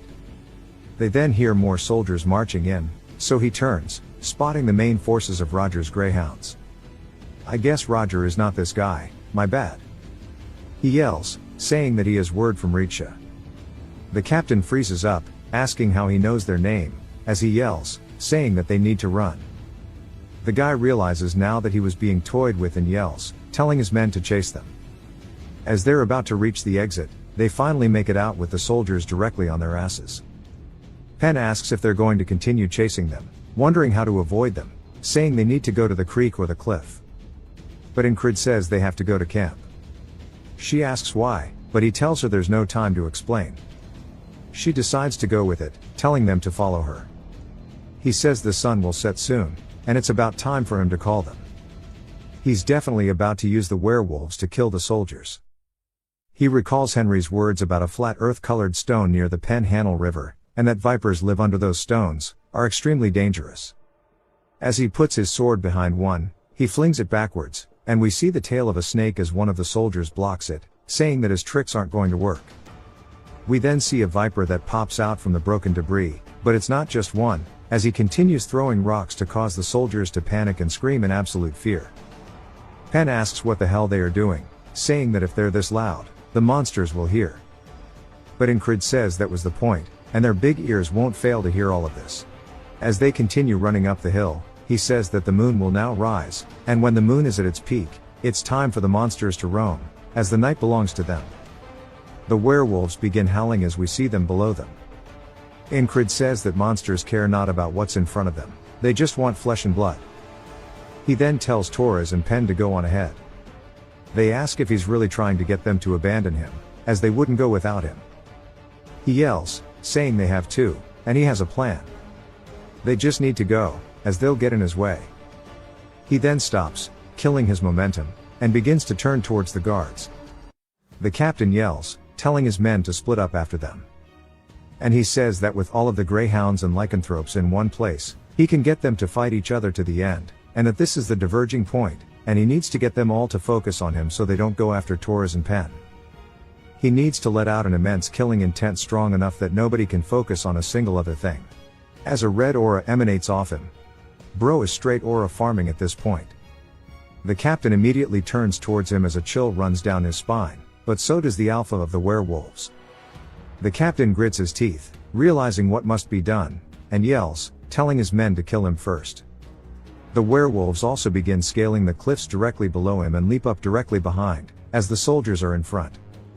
Ingrid turns, using his senses, and he dodges the attack, saying that friend or foe, it no longer matters. It will be in complete chaos here, and it's just as he wanted. Everything has turned into a Black Friday sale at Walmart. While Torres and Pen are running away, Torres says that he doesn't know if this is going to be okay, and they should head back. They then hear the werewolves howling and turn, worried, only to see the absolute bloodbath, saying that he's now alone in a sea of enemies. Torres says they need to head back immediately, and then he's in complete disbelief by something, as he has to rub his eyes to double check. He asks why the hell he's so good at dodging, as we see a spear go straight past Ingrid's throat. He says in the midst of this chaotic battle, there are those who sense his murderous intent and attack, as he's focusing on not just a single point but everything around him in unison, predicting the trajectories of their attacks with the most minimal movement required. He easily dodges. He says he had to adapt his senses, and spread his concentrating on a single point to be wide, to places he can't see. Split-second decisions are important, and the tiniest mistake can lead to his death. He says that the tiniest mistake will never happen though, as he turns smiling. The captain yells, telling the greyhounds to get into formation. He says that the greyhounds are an elite troop, and the lycanthropes are no match for them once they get into their formation, and the chaos needs to continue for his purposes. The thing that he discovered in one of the past loops after he was clashing with them, one of them called him stupid, saying that he has challenged Roger, who doesn't take his helmet off, this is his title, and that he will be no match for him. Turns out the captain is Roger. Ingrid wonders why he doesn't take his helmet off and decides to figure out, as he knocks it off with an attack. As his helmet falls to the floor, the men all look worried, saying now they understand the reason he doesn't take his helmet off. Ingrid says that it's not shameful to be bald, as Roger is just absolutely pissed. Bro kinda looks like a monk.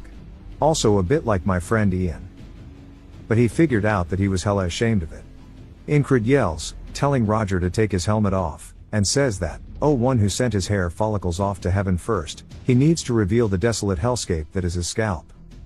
Roger starts to get pissed, and says that he has to stay calm, and he doesn't need to play along with his childish taunts, only for Incrid to start putting his hands into his hair, showing his nice, beautiful hairline and his super healthy hair.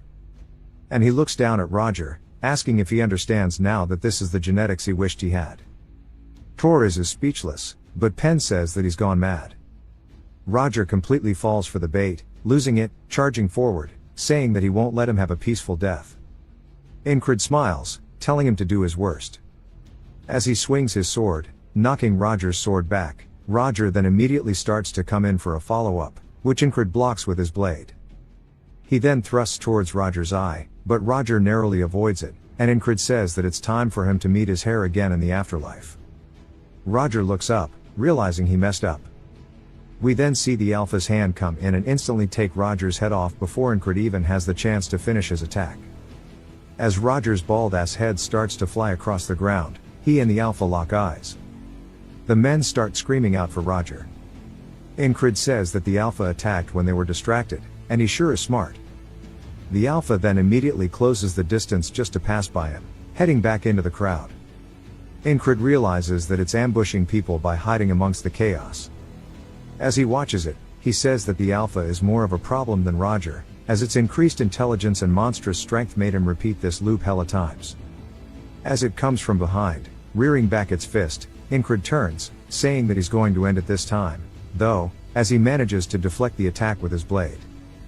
As sparks begin to fly, he immediately charges in, generating momentum. But the Alpha does the exact same thing. Incrid raises his sword overhead and swings down, cutting the Alpha's arm off with one clean strike.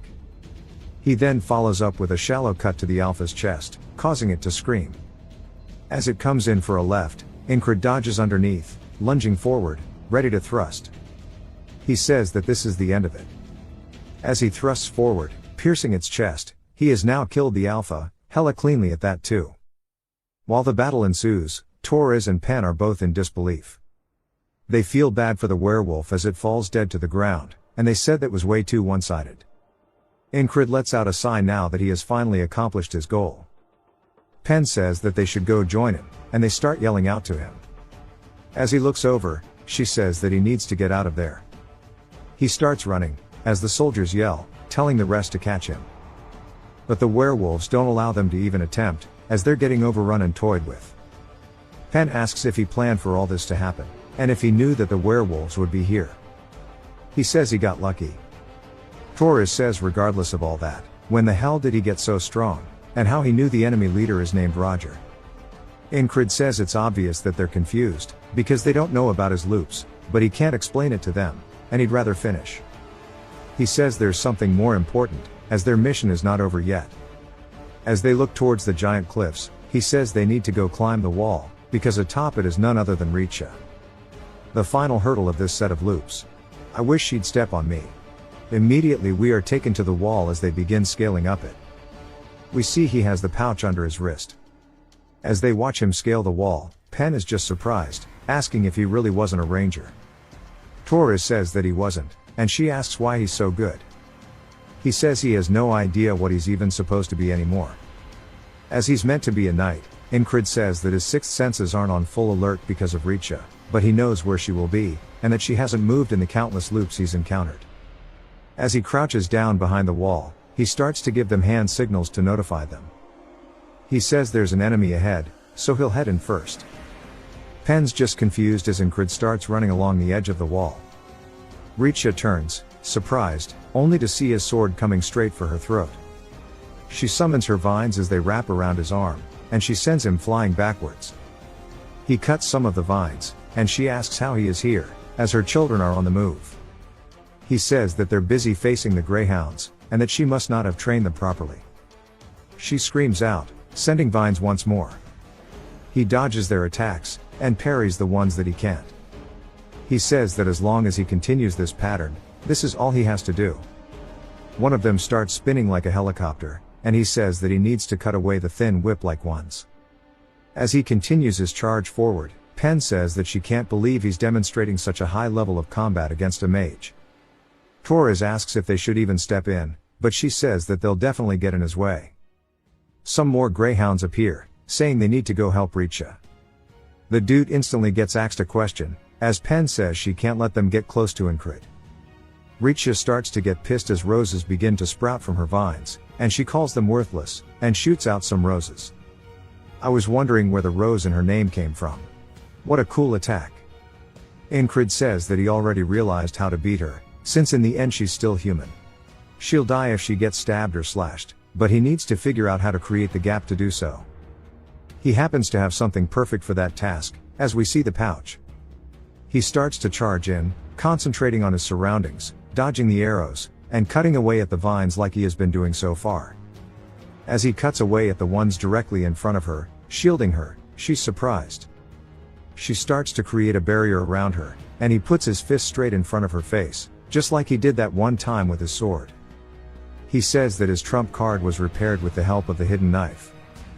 Back when Craze asked what he wanted to do with these leftover magic devices, and if he wanted them to be sold, he said that he wants to keep them, as they'll have a use for them somewhere. We see that's what's actually inside the pouch, as he flicks his wrist, sending it directly out to her face. He says that these are the magic devices from the cave, as it starts to create a blue blinding light, as if the sun had risen. Both Pen and Torres also have to cover their eyes. As the people in the slums look up, all they see is this very bright light atop the wall. Richa starts screaming in pain. As Incrid swings his sword forward, cutting through her vines, but also cutting through her side as well. He says that what he realized once he learned to relax his shoulders was that there's no reason to pick only one direction. Each of the three walls were excellent in their own way. As Richa falls to the floor in the stone with her, he lets out a long-winded sigh, and says that he created his version of today by using all three of them, and he smiles. Torres kills one of the soldiers. When Pen goes to ask about what just happened, Torres says before they ask questions, they need to leave before more people flock to the light. She yells, telling them it's time to move. As we see guards patrolling the slums, they're looking around holding torches. He says that they've managed to infiltrate Crossguard, and now if they rescue Kitten and escape as planned, he can end this loop. Pen guides them to a house, saying that this is the last place Kitten stayed at before they went missing. As we see signs of torture, they must have figured out Kitten was a spy. Pen says this makes things certain, and that Kitten must be dead. Incrid says that the enemy is on their way here, and the informant they were supposed to see is dead. It means that the entire plan was an aspen trap. The letter from Kitten saying that there was important information to be conveyed was probably made up by the aspens to lure them and kill them. Torres realizes they were played with as the guards ask the other one if he found anything. He says no, but they know they need to search the area. Pen says they should try to make their escape. Torres says that it's a huge gamble to try to do anything with guards everywhere, asking if there's a way to divert their attention. Incrid says that he has a method that's proven to work, asking if they want to try it. As we see one of the houses set ablaze. The soldiers begin running over, putting out the fire. Incrid says there's nothing better than this to draw attention. Now that he's done this multiple times, he's picked up some techniques, and at this point he might end up as an arsonist and not a knight. So he's going to train with his sword more once he gets back. They finally make it back over the walls, leaving their robes behind. And it's now time for them to return back to border guard. Amongst the rebel of the house, we see a man looking at it from up high, as another man, who I thought was Mitch, but it definitely isn't, tells somebody that the infiltrator escaped after setting a fire. The man says that every trap they set up turned out to be meaningless, and they took a heavy blow, and he can't believe Richa would die so easily. He thought the plan was perfect. They had the perfect opportunity to kill all of their rangers and spies, and to inflict a heavy blow on the morale. But he decides it's fine, as there are still lots of things they can do, and he tells the soldier it's time to go, as it's time to prepare for what's next. And we are introduced to the Aspen's genius strategist, Abner. We see them in the boat heading back. As both Pen and Torres are panting heavily, Incrid looks refreshed, saying that he wants to do one more duel after they get off the boat. Torres calls him crazy, saying they've dueled over 10 times on the way here. The boat Swain wonders why they are always covered in sweat. The boat reaches its docking point, and Torres says that their mission is over, so they should rest, and realizes that this is rest for Incrid. Incrid tells Pen that he wants to go for a round, and she says that his seduction skills aren't enough for her to fall under his spell. As they reach the gate, we see a man begging as he needs to meet the platoon of lunatics. Torres asks what's the Baldy's problem. Incrid says that they should go report now that they've returned because he knows this Baldy.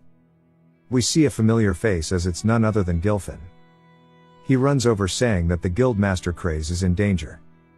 Incrid asks what he means, and Gilfin says that the frogs are here.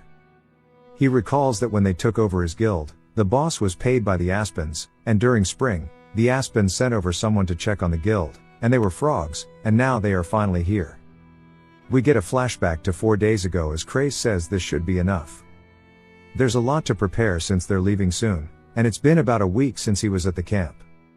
The higher-ups received goods thanks to him, so this much should be overlooked. We see Gilfin approaching him as he hears a report. The innkeeper is a nervous wreck, saying that she thinks she saw an Aspen spy. Craze says they could send the boys to check it out, and if there is a spy, they can take care of them. As the Gilfin Guild has now volunteered with the night guards, they guarantee the safety of the backstreets, which were not covered by the border guard reservists. Thanks to that, the guild's reputation has arisen, improving their income, and every citizen here is his eyes and ears, which is why he has so much more information.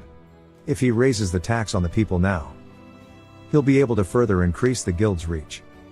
In 1 year, rather in half a year, he should be able to take over all of the backstreets. We see a man standing guard outside of the door as, on the other side of the hallway, is a man in a robe.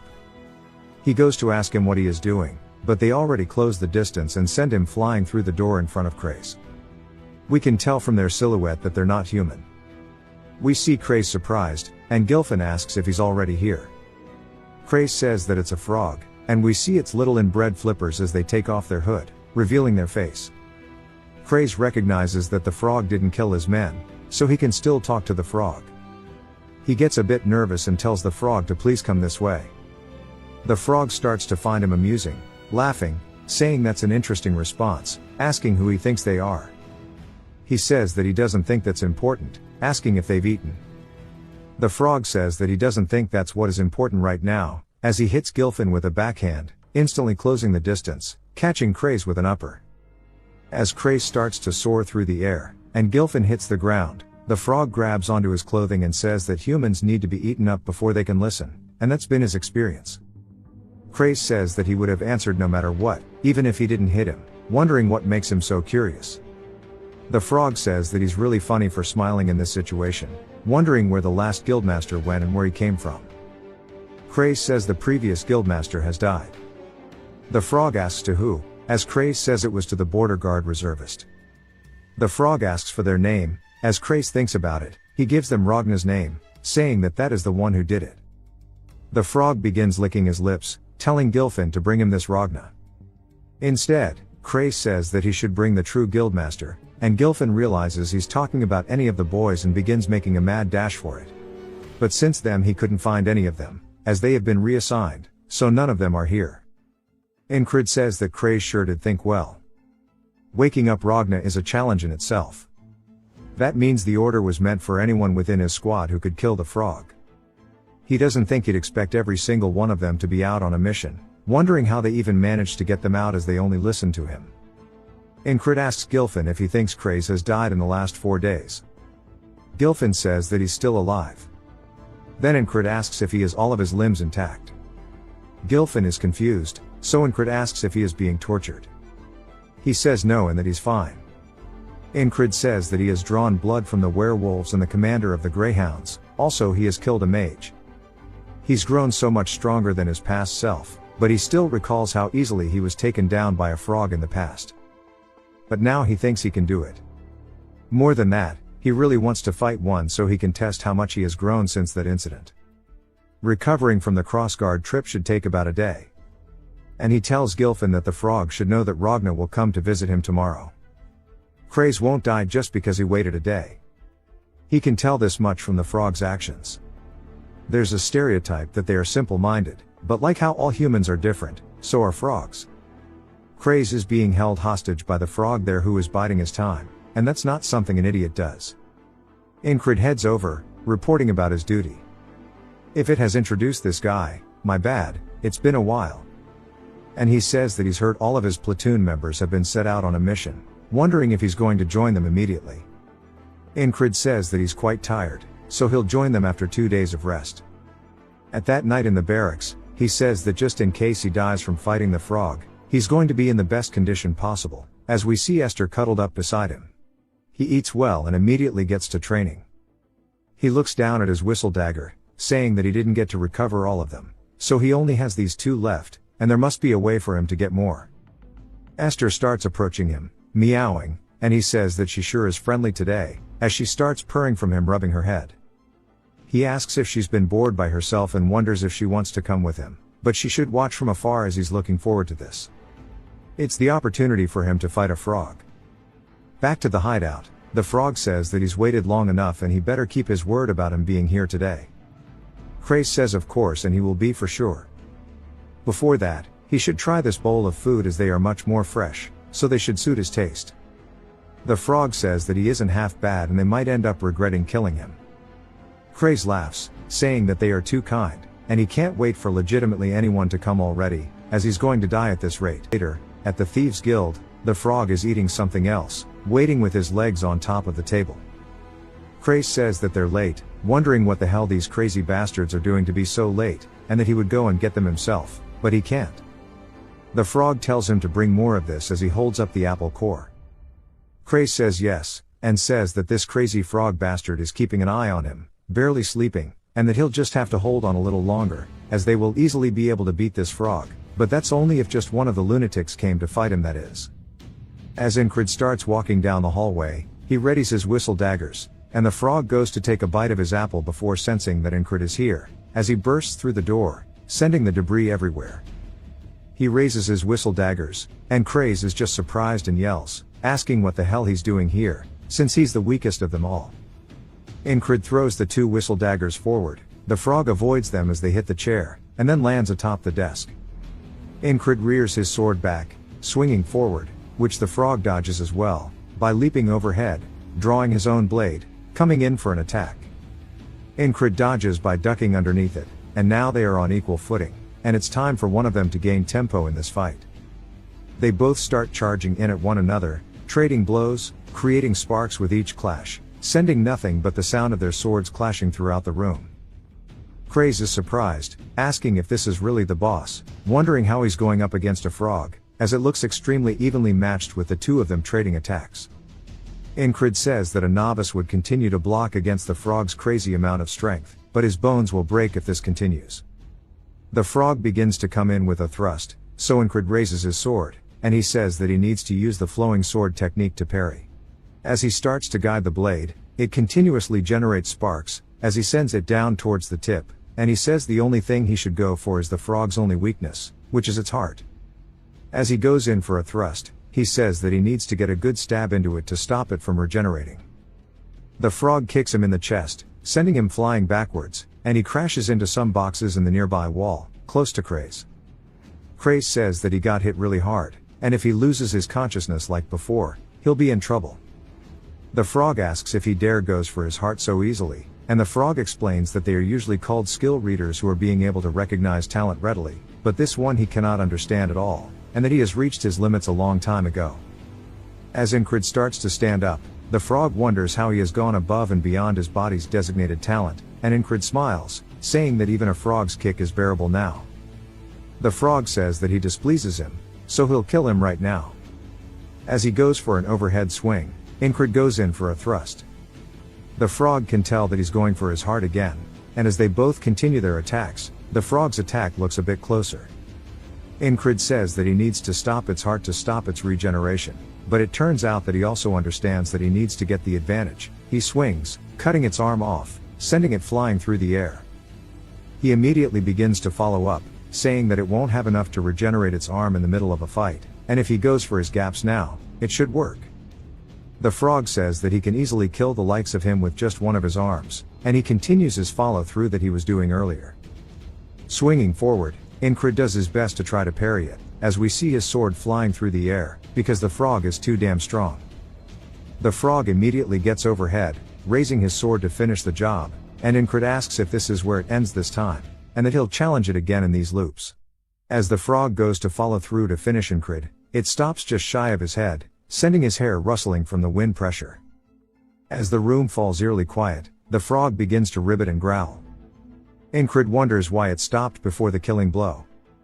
As the frog turns around, he says that he can feel it, and he can sense an immensely strong spell as Esther is giving him the death glare.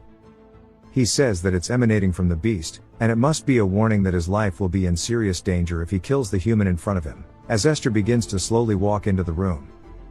The frog's throat begins to bulge as he's holding back his rivets, and he says that he really wants to kill a human who has surpassed his limits. Since he is unpredictable, he's the type of human that they need to cull early. But he raises his weapon, and Esther understands what's going on. As he isn't trying to kill him anymore, he's sheathing it, and he says that it's not as important as staying alive. He tells Incrid to remember this, and we learn that his name is Merloon, and that he will be sure to kill him next time. Incrid honestly wished they could continue going, but Merloon takes his leave. As soon as he's gone, Crace starts to get up and ask if this is finally over, saying that this means they survived. He thought he was really going to die, wondering when Incrid got strong enough to fight a frog. Incrid says that he wasn't quite there. The frog's last attack hit his wrist, making him lose grip on his sword. We see it all swollen. He clenches his fist, saying that 3 times would have been all he needed, because 3 loops and he would have killed Merloon. As they head out into town, Crace says that none of them showed any signs of showing up, and he didn't know that all of the lunatics would be out on a mission willingly. He says that surprised him too. Crace says it was just a relief that the frog just left, but Incrid wonders why. He definitely could have killed the both of them if he wanted to. He looks down at Esther, asking her if it was her doing. She meows, and Crace asks if he's really talking to animals now. The first company commander runs in, asking where he's been, and notices the bandages on his arm, asking if he's hurt. Incrid says that he got into a fight. The first company commander says that's bad timing, but it's not like they need him to fight now, so he wants him to join, as it's been asked of him by his own company commander. He wonders what she wants. As we see her overlooking a battlefield, she says that she understands why they consider these men lunatics. Rem is tearing apart the enemies, and looks absolutely bored doing so. As he only kills 3 men, he leaves, saying that's all for today. A man yells, saying that there are more, but Rem says that's all he agreed to. A bit later, Ragna enters the camp, bloodied, carrying a man's head, and they said that they thought he died, but he's still alive, since he went missing in the last battle. Ragna says that they should have told him if they moved camp, and puts the guy's head in the other guy's hand, saying that he's going to go to sleep. The guy says they never moved the camps.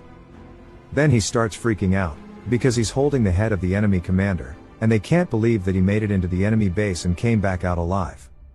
Odan is straight up bullying these dudes, saying that they sure are noisy, and they need to be taught some manners. He grabs one of the man's arms, and just squeezes it, crushing it in an instant. The other soldiers are scared that he broke that shit like a twig. For Jackson, they're unable to get a single hit on him, because he's dodging each and every attack. He also doesn't feel like putting in any effort without Incrid. He starts to leave, as the soldier falls to his knees, saying that he needs to hit him instead. The ferry commander is watching all of this.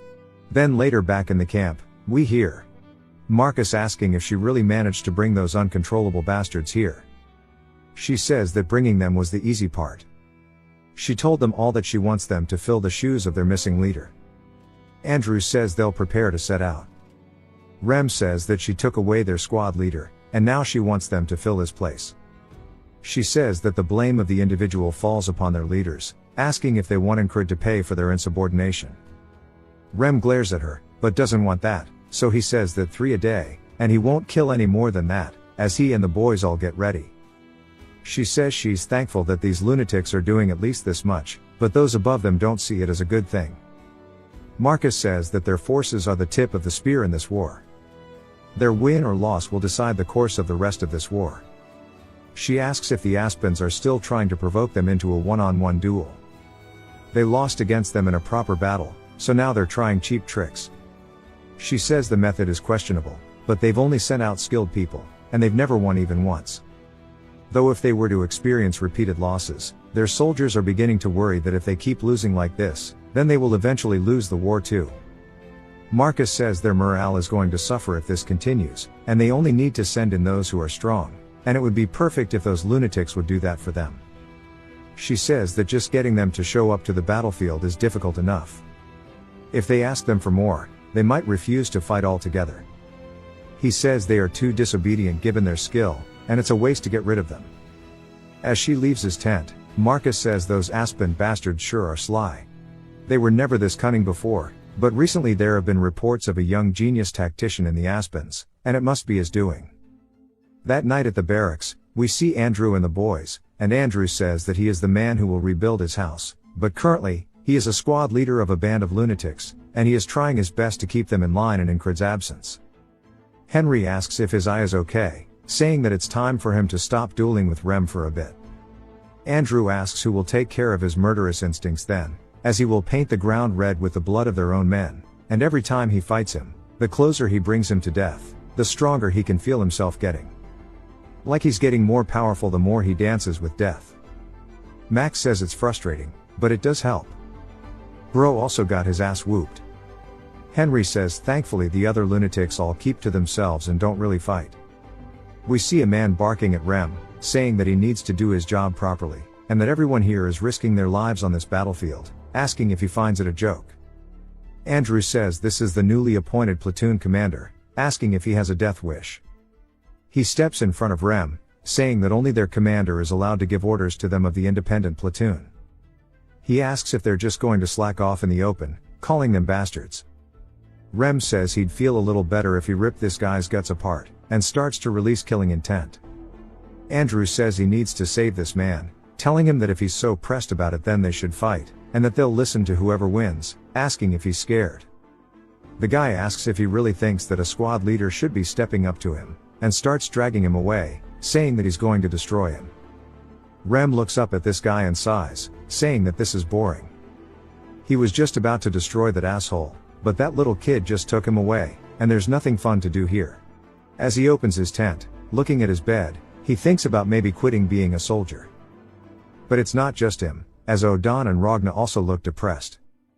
Ragna says there's no news of Incred, wondering if he's dead. Odan also wonders if he's returned to the Earth, and the feeling is there's no reason to stay here. Jackson says that he's being inefficient, he's already accomplished what he wanted to in the army.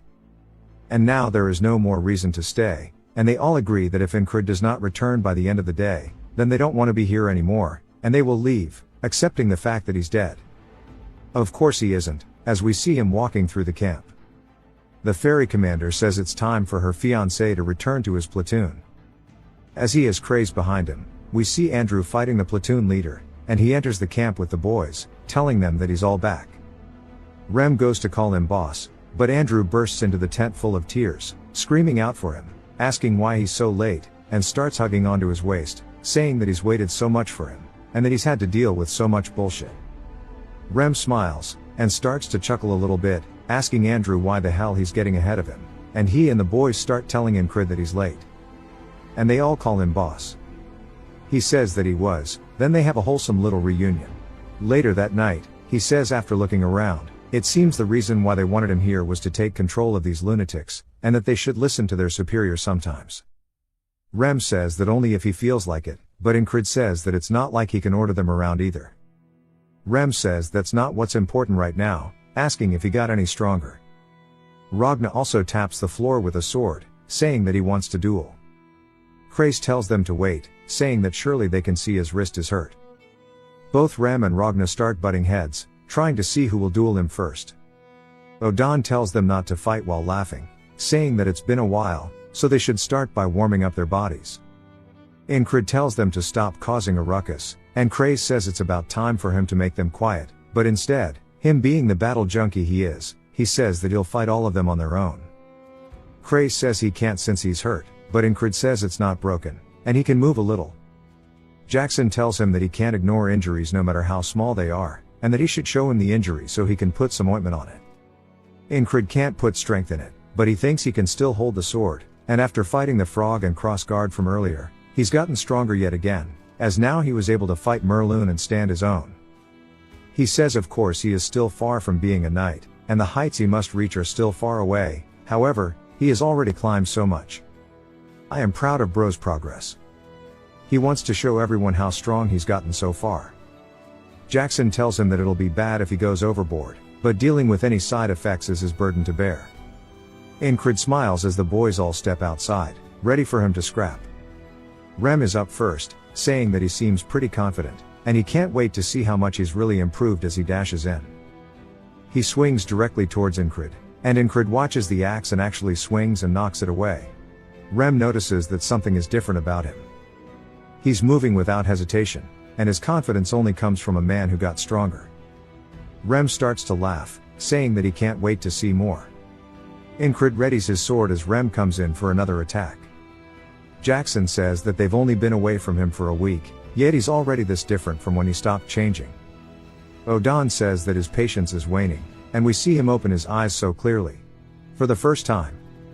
Ragna says that Rem better hurry up and finish his turn, but it's not just him, as everybody shares this sentiment. Rem can feel them burning a hole in the back of his neck, saying that there's no way he could wait patiently either. A bit later, after they finish their duels, Jackson says that he should tell them what happened. Incred says it's nothing, and he fought a frog before coming here. Andrew says that's not nothing at all. Then Rem mentions that he heard he went to Crossguard, asking if he saw a frog there. Craze butts in, saying that they met one at the Thieves' Guild, and he only got hurt after he returned. Odan asks how the mission was, so Incred tells him that they set up a trap. There were greyhounds, lycanthropes, and a mage waiting for them. Andrew looks confused, saying that he tried really hard too, and he did his best to fight these crazy bastards, but he still can't close the gap between him and Incred. They say that even with all odds against him, he still survived. Incred says that he just got lucky, as we see Esther sleeping on his chest. He says that there was much to learn from the duels today, but he could feel them holding back because of his wrist, and he wants to recover and fight them at full strength. So he wonders how much he can bring out of his platoon when he's fully recovered. Rem says that he doesn't want them to lose to a frog anymore, and Ragna as well says there's still much to learn. Odan says that training is the only way. Jackson says that he can still see openings in his fights. Incred says he'll win if they fight again, and Rem laughs, saying that he sure is confident, and he and all the boys start to slowly fall asleep. And just as he starts to actually slump out, Rem says they'll fight again when he's healed. The rest keep chiming in, saying that they'll get rid of his bad habits, and there's no end to the training, also he should use more of his senses.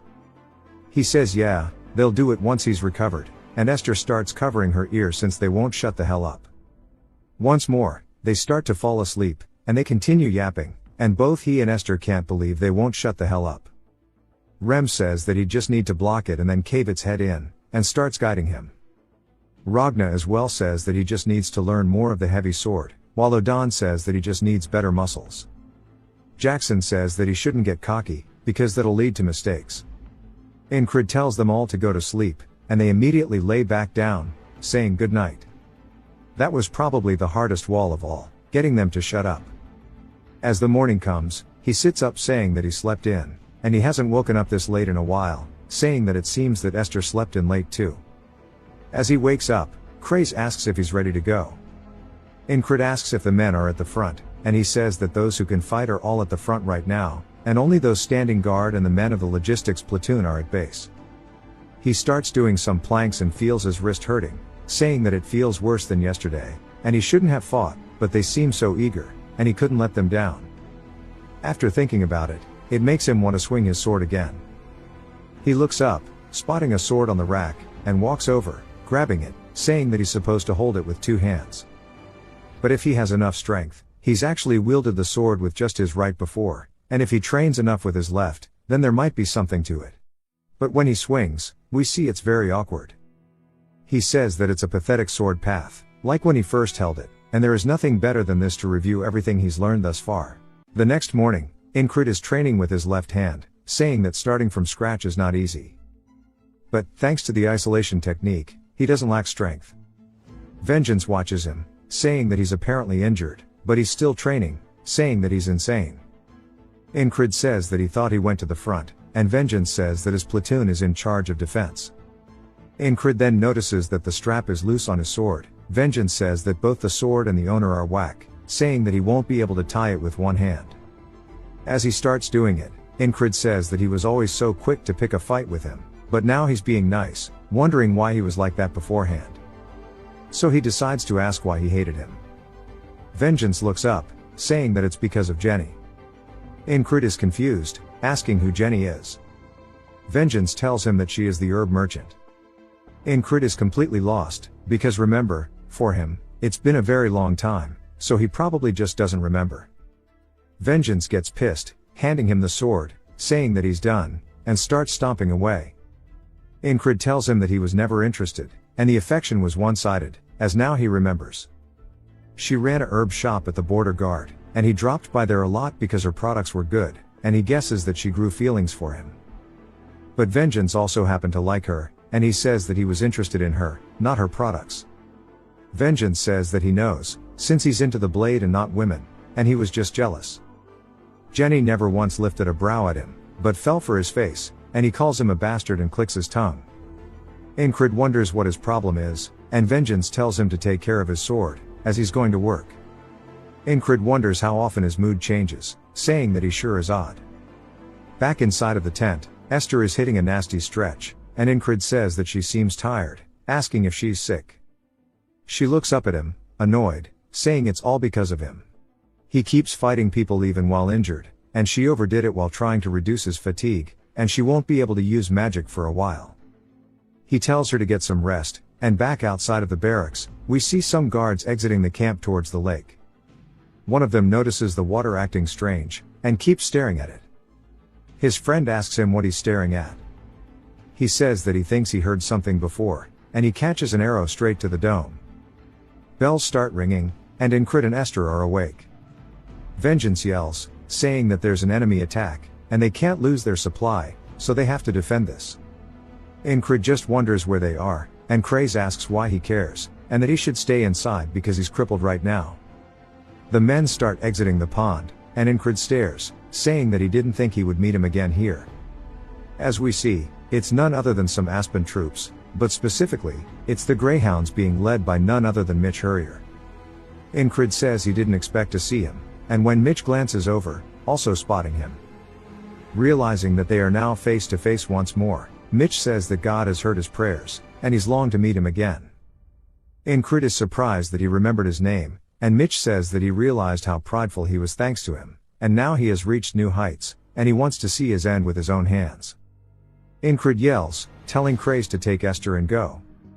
As he starts to draw his blade, he raises it overhead and starts swinging to match Mitch's strike, and when their blades come into contact with one another, due to his injury, Incrid's blade is sent flying backwards because he can't match his strength.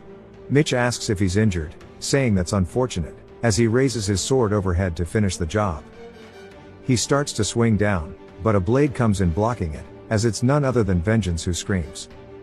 He tells Incrid to run, and charges in, but Incrid tells him to stay back because he's too strong for him, only for him to see Mitch's blade cut straight through Vengeance's skull. Incrid looks horrified as Vengeance's head starts flying through the air and lands beside him on the ground. Incrid looks to his side, spotting it, and Mitch says that the small fry should stay out of this. Esther charges in, and Craze yells, telling her to stop and come back. Incrid says that she can't do this because if she goes that way, she'll die too, as she's leaping directly at Mitch. He swings his blade, cutting through her, also killing her on the spot. Incrid starts running in to save Craze, as Mitch closes the gap, but it's too late. Incrid stretches his hand out, but watches as Mitch pierces through his throat, killing him in an instant as well. Incrid has no choice but to watch helplessly as everybody is murdered. Mitch says that sure is disappointing. If only his wrist was fine, he would have shown him how much stronger he's truly gotten. Before he swings his blade, clean through Incrid's head, sending it soaring in the sky. Damn, this scene was brutal. He wakes back up in the camp and starts petting Esther's head, saying that he couldn't do anything, all because his wrist is injured. He looks down at it, wondering what to do. He heads outside, and Craze says he's glad to see him up. Incrid says that he doesn't have anyone he can receive help from. The Greyhounds will attack before the afternoon, as he's out there training his blade, practicing his swordsmanship, thinking about how to overcome this. He recalls someone saying that it's because he's a weak and pathetic loser that people died saving him. As his sweat hits the ground, He wonders if that's really the case right now. Vengeance approaches him, asking if he's training with his left hand because his other is injured. He says that this much training has to be a disease, asking if anything even comes out of it. Incrid says that he'll make sure he gets something out of it, and this time, he's going to save all of them. Vengeance is confused while he's staring at him, and Incrid says that he's sorry about Jenny. Vengeance is just surprised that he knew, and he says it's not like he did it on purpose, and Incrid says to cheer up, as there are women in this world who don't care about looks. Vengeance asks if he wants to die, and says that he's just trying to brag about how handsome he is, and Incrid laughs. The bells get ringing, and with enemies attacking the base, Incrid steps up, this time prepared a little more. He meets Mitch, who glares at him, and Incrid says that Mitch is strong, he was always over the level of a special rank soldier, and now he's more focused than ever. He blocks the first attack, and starts pushing Incrid back due to his injury. Incrid creates some distance, saying that he's lacking in strength because he can't use both hands. As Mitch starts charging in with a thrust, Incrid does his best to deflect it with his blade, but since he can't get enough strength, he gets trapped, and Mitch gets a slice in on his throat. Incrid falls to the floor coughing, and Mitch asks about his hand. Incrid tells him that it's injured, and Mitch says it's a shame, as he raises his sword up. He says he really wanted to fight him at his peak, before stabbing him in the chest. Incrid says there's not much, no matter how much stronger he is now, there's only one thing he can do, as it's time for him to grind his left side. He needs to focus on how he grips the sword, and how he swings it, his stance, and pretty much everything. From what he learned as a child from a local instructor, to the heavy sword of Ragna, and the basics of the other sword forms, he won't waste any time in figuring them out with his other side. Mitch arrives once more, and again, he gets defeated. Incrid continues training, saying that he's already walked this path once with his right side. Again, he gets defeated, and he's training on a dummy, swinging through it, but still, Mitch is easily dealing with him as he gets stabbed in the chest. Incrid continues practicing, saying that, thankfully he learns quickly. We all know that's Cap, but maybe since he's already done it, it'll be true this time. He says that it's already been 40 loops, and his blade trajectory is still shaky, and he wonders why that is, and if it's because he's not used to it. Vengeance is watching his training, and thinks about something, and calls out to him, asking if he wants to have a duel. Incrid says this has never happened in any of the other loops, wondering what could have caused this. But he can tell in Vengeance's eyes that he is being dead serious about this, and says that he has no reason to refuse. As they start to square off, Vengeance charges in, saying that he's not going to hold back.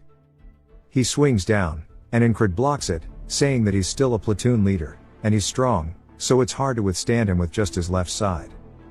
He starts deflecting his sword, and kicks his feet out from underneath him, causing Vengeance to eat shit and faceplant.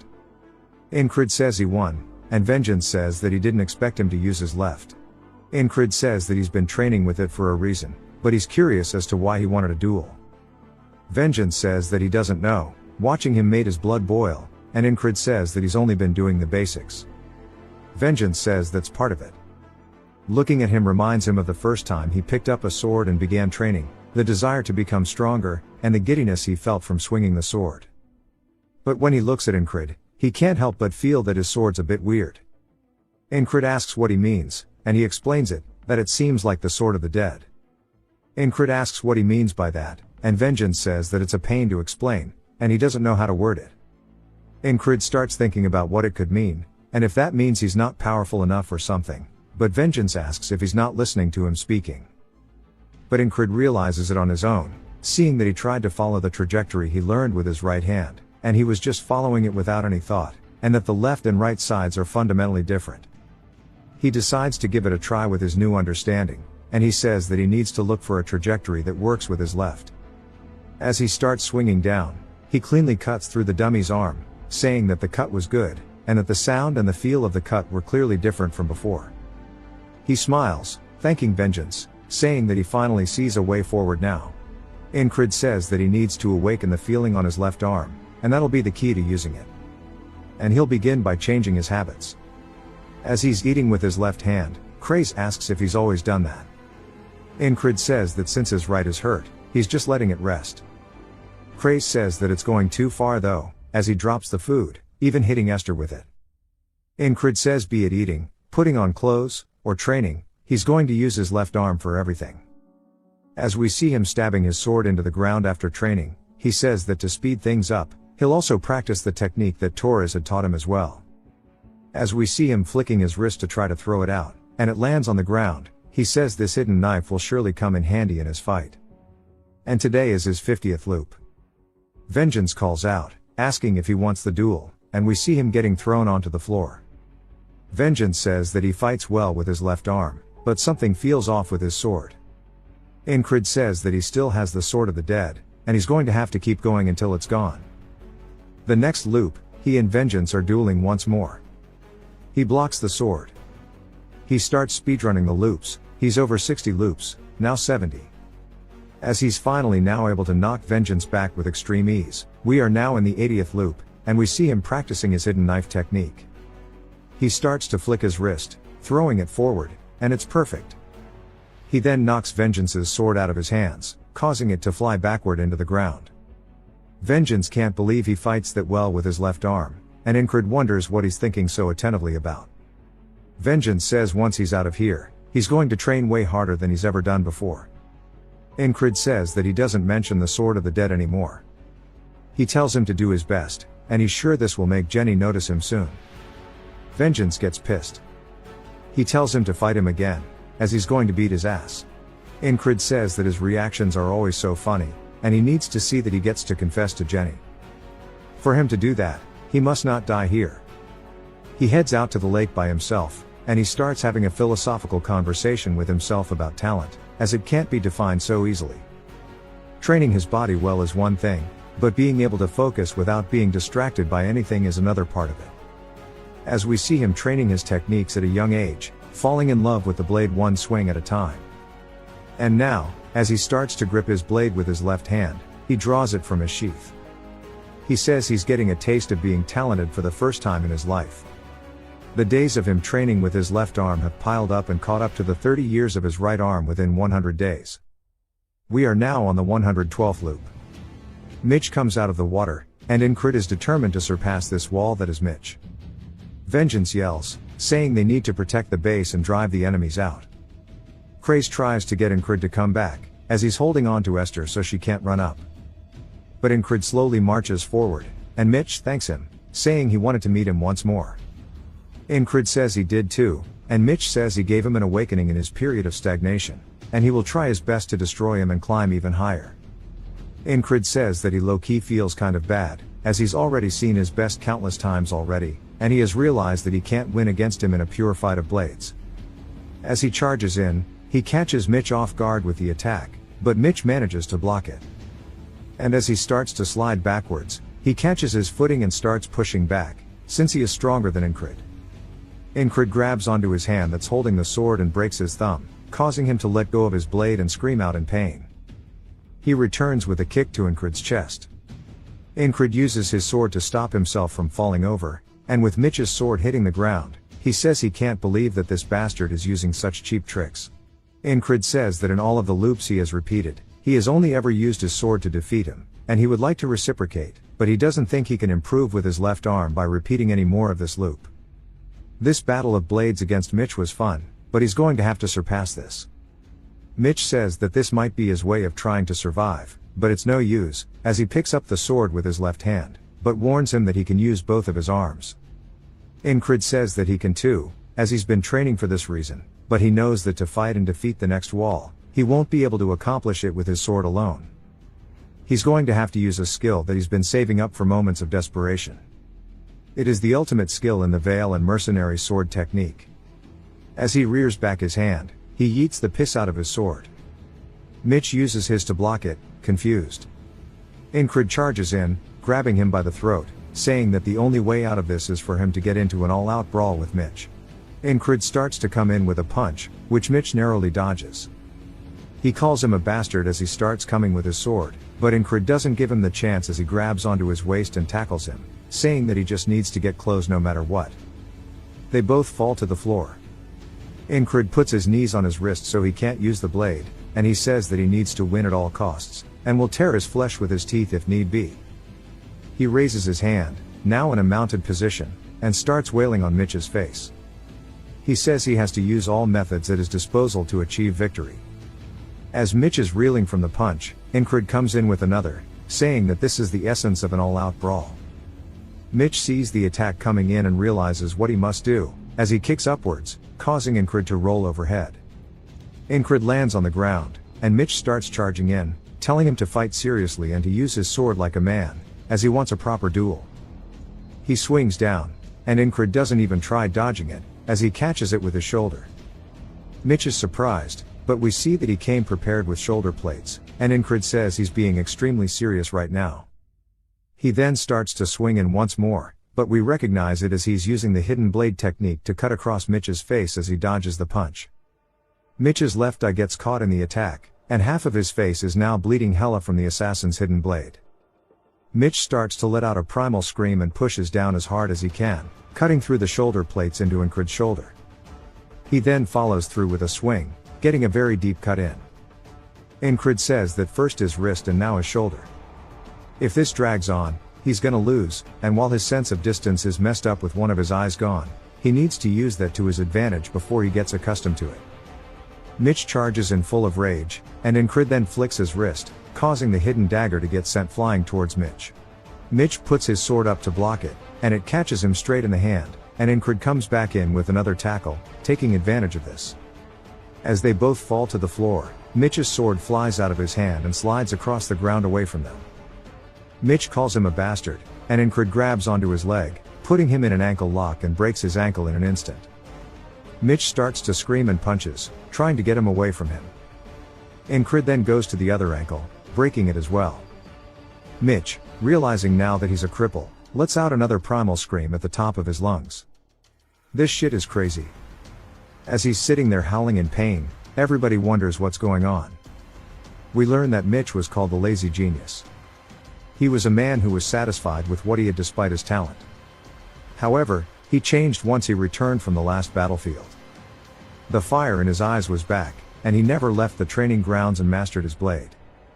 His talent, now combined with hard work, allowed his blade to finally shine. It didn't go the way he wanted to, as he's now crawling towards his sword with both of his legs broken.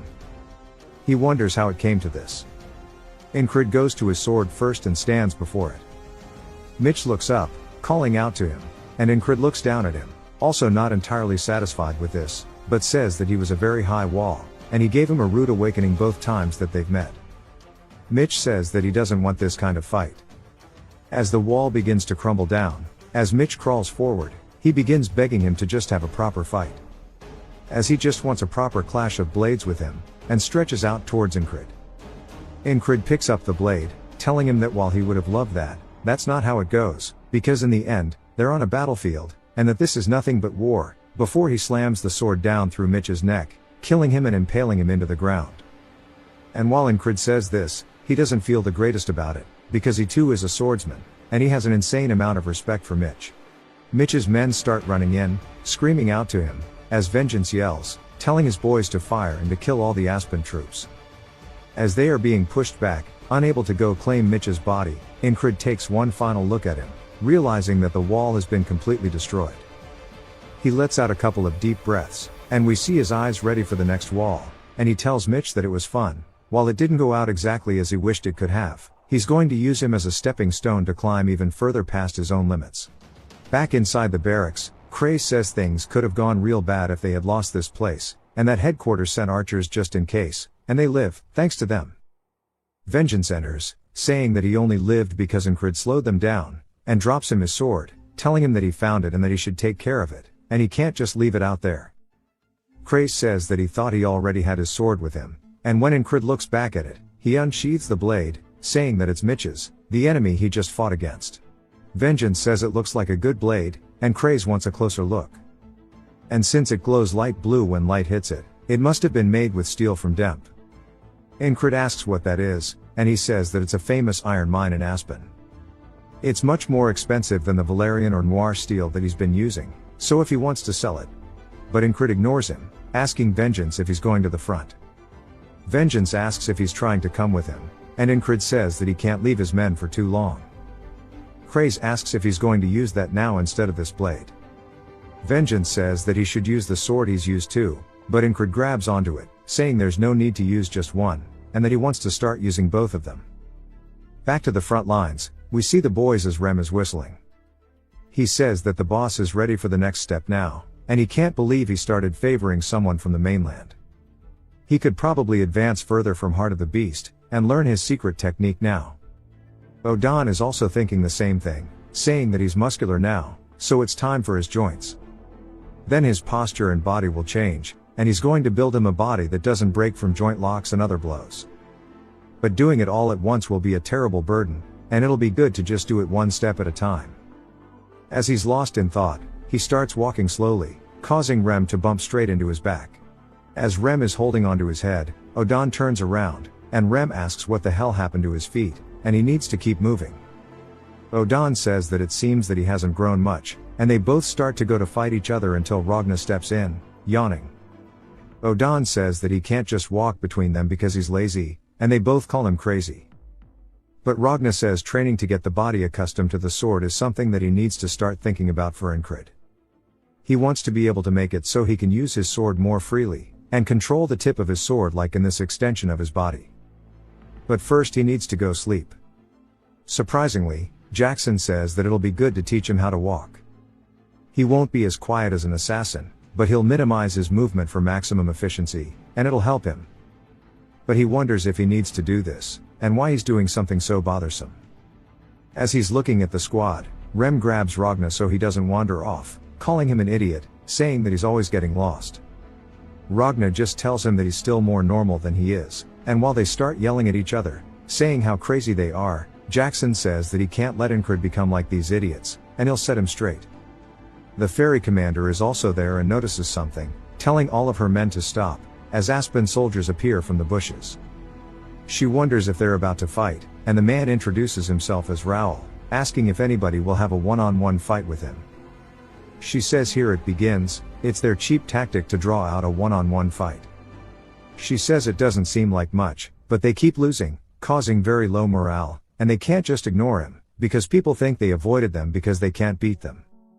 And it's not like she can step up either, because they would call her cowardly, and morale will improve if they just get one good victory. She recalls Craze saying to use the lunatics, as they'll be in a good mood since Incred returns, so they'll listen for a while. She glances back, asking Rem if he wishes to go. He wonders what she's talking about and glances over at the soldiers, and they start shit-talking him, and he says that he'll definitely step up to fix some of his boredom. As he does, the men laugh, saying they can't believe they sent out a barbarian, before Rem sends his head flying off. And in an instant, before the other men can react, they look up to see it, and start screaming as they get painted with blood, and Rem starts laughing like a maniac, asking who's next. The soldiers say that he's crazy, but he sure is good at fighting. As the Aspen soldiers begin begging for mercy, the ferry commander says that it seems like morale has been improved by such a good fighter. But as he continuously sits there and yells that he surrenders, her face turns into that of disgust, as Rem just keeps beating the shit out of this guy. Even the allied soldiers say they can't look because it's too violent, and she says it's enough. Then we see one of the Aspen soldiers begging Rem to stop, as he's just wailing at the guy's corpse now with his axe, and he tells him to stop, while calling him a monster. But Rem has no plans to, as he's just mutilating this guy. He starts laughing, saying that he can't hear him. The soldiers all watch in horror, saying they don't want to be on the same side as him anymore. The ferry commander says with this, their morale has diminished once again, and this was for nothing. And it seems that the only one who can control them is none other than Incred, who's making his way here as they speak. They set up camp, and Incred ends up arriving. Jackson's asking him how he got more injured, as he told him to rest, and that he shouldn't think of fighting even if he's here. Rem also says that he can't do it until he heals up properly. The ferry commander enters, saying that it seems like her fiancé has a bad habit of playing rough. Incred greets her, and she throws him a vial of something, telling him to take it. He asks what it is, and Jackson recognizes it, saying that the medicine of fairies can't be bought with money, and that this is better than his ointment. Rem says that this means that she does care about him then. And Incred thanks her, but asks why. She says that she thought that they promised their future together, but she never gave him anything to show for it, and it's a small engagement gift. He can't believe she's still going along with it, and she just leaves, saying welcome back and to get some rest. As all three of them watch her leave, Craze says that he should do business and sell it, but Incred tells him to piss off. Rem jokingly says that he's better at talking to women than using his sword, and Ragna says that he is. But Incred is just wondering why she's still joking around about the engagement, and he can't understand her at all. A few days after reaching their front lines, the Aspens continued to repeat little skirmishes, but avoided a proper fight. Thanks to that, his wounds got a chance to recover, as we see him doing squats with some weights. Odan tells him he's up early, asking if his body is doing better now. Incred puts down the weights, saying, thanks to the fairy's cream. Odan asks if he's trying to get his shit rocked, and Incred says bet. And then we see the aftermath of the fight. Odan's analyzing his wounds, saying that his right wrist, shoulder, and lots of contusions all over his body. And it's not yet time for him to abuse his body like this. But if there's still a fight, he'll definitely participate, asking if he's right. Incred says as long as he can still move, the answer is yes. Odan looks around, making sure nobody's watching, and then calls out to him. Incred asks what he wants, before a warm feeling starts to envelop his body. As Odan is now starting to glow a bright golden yellow, it begins pulsing all throughout Jackson. Incred says this feeling is divinity. As Odan is doing something to him, a giant ray of golden light begins raining down to the both of them. Odan starts to retract his wrist as the light leaves, and Incred turns surprised. And Odan says that he shouldn't say anything, and he won't speak of this to anyone, and he will swear this upon the name of their lord. Incred realizes he must have his reasons, and says that he won't. Odan walks away, saying that this morning fog is a blessing from God. We learn though that divinity is the hallmark of clerics who serve God, and miracles can heal the injured. Odan, who always prays, has never once used divinity before, and nobody knew for certain whether he was truly a cleric or not. As Odan is begging his lord for forgiveness, Incred wonders if maybe there's a rule against using divinity, as it feels like he broke some to heal him. Incred thanks him as he walks away, and Odan says that if someone finds out that he used divinity, they'll send the inquisitors. As he left the church with many restrictions, and they bound his body so that he couldn't use his divine power, but despite the stabbing pain in his chest, he couldn't let Incred be.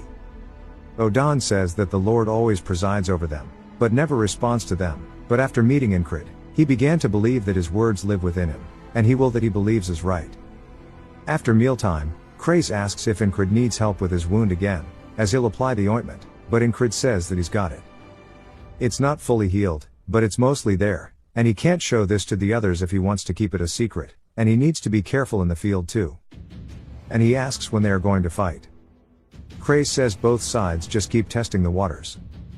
Their troops, commanded by Marcus, are their vanguard preventing them from flanking them, and their main force is here waiting at the Green Pearl. They broke the unwritten rules of warfare last time by bringing out sorcerers and spellcasters, so both main forces are probably prepared for an all-out war, with entire night orders at the ready. Rem says they should have been there, and they keep trying for 1v1 duels, and it's no fun here at all. Craze says they can't continue that for long, and he doubts it'll be like this here soon. It is now some time later. As troops begin marching, war horns are blown, and we see their troops standing off against the Aspens. Incred and the entire squad has pulled up for this. What a nice panel to see all of them together. The commander is also there with the fairy, and 3 men step up, calling them all adolescent pricks. Rem wonders why these dudes keep yapping, and if their swords are just for cooking. Craze says this is a battle of words. Without a force offset like a knight, the Aspens and them are evenly matched, and they're attempting to get one up on them psychologically before the fight.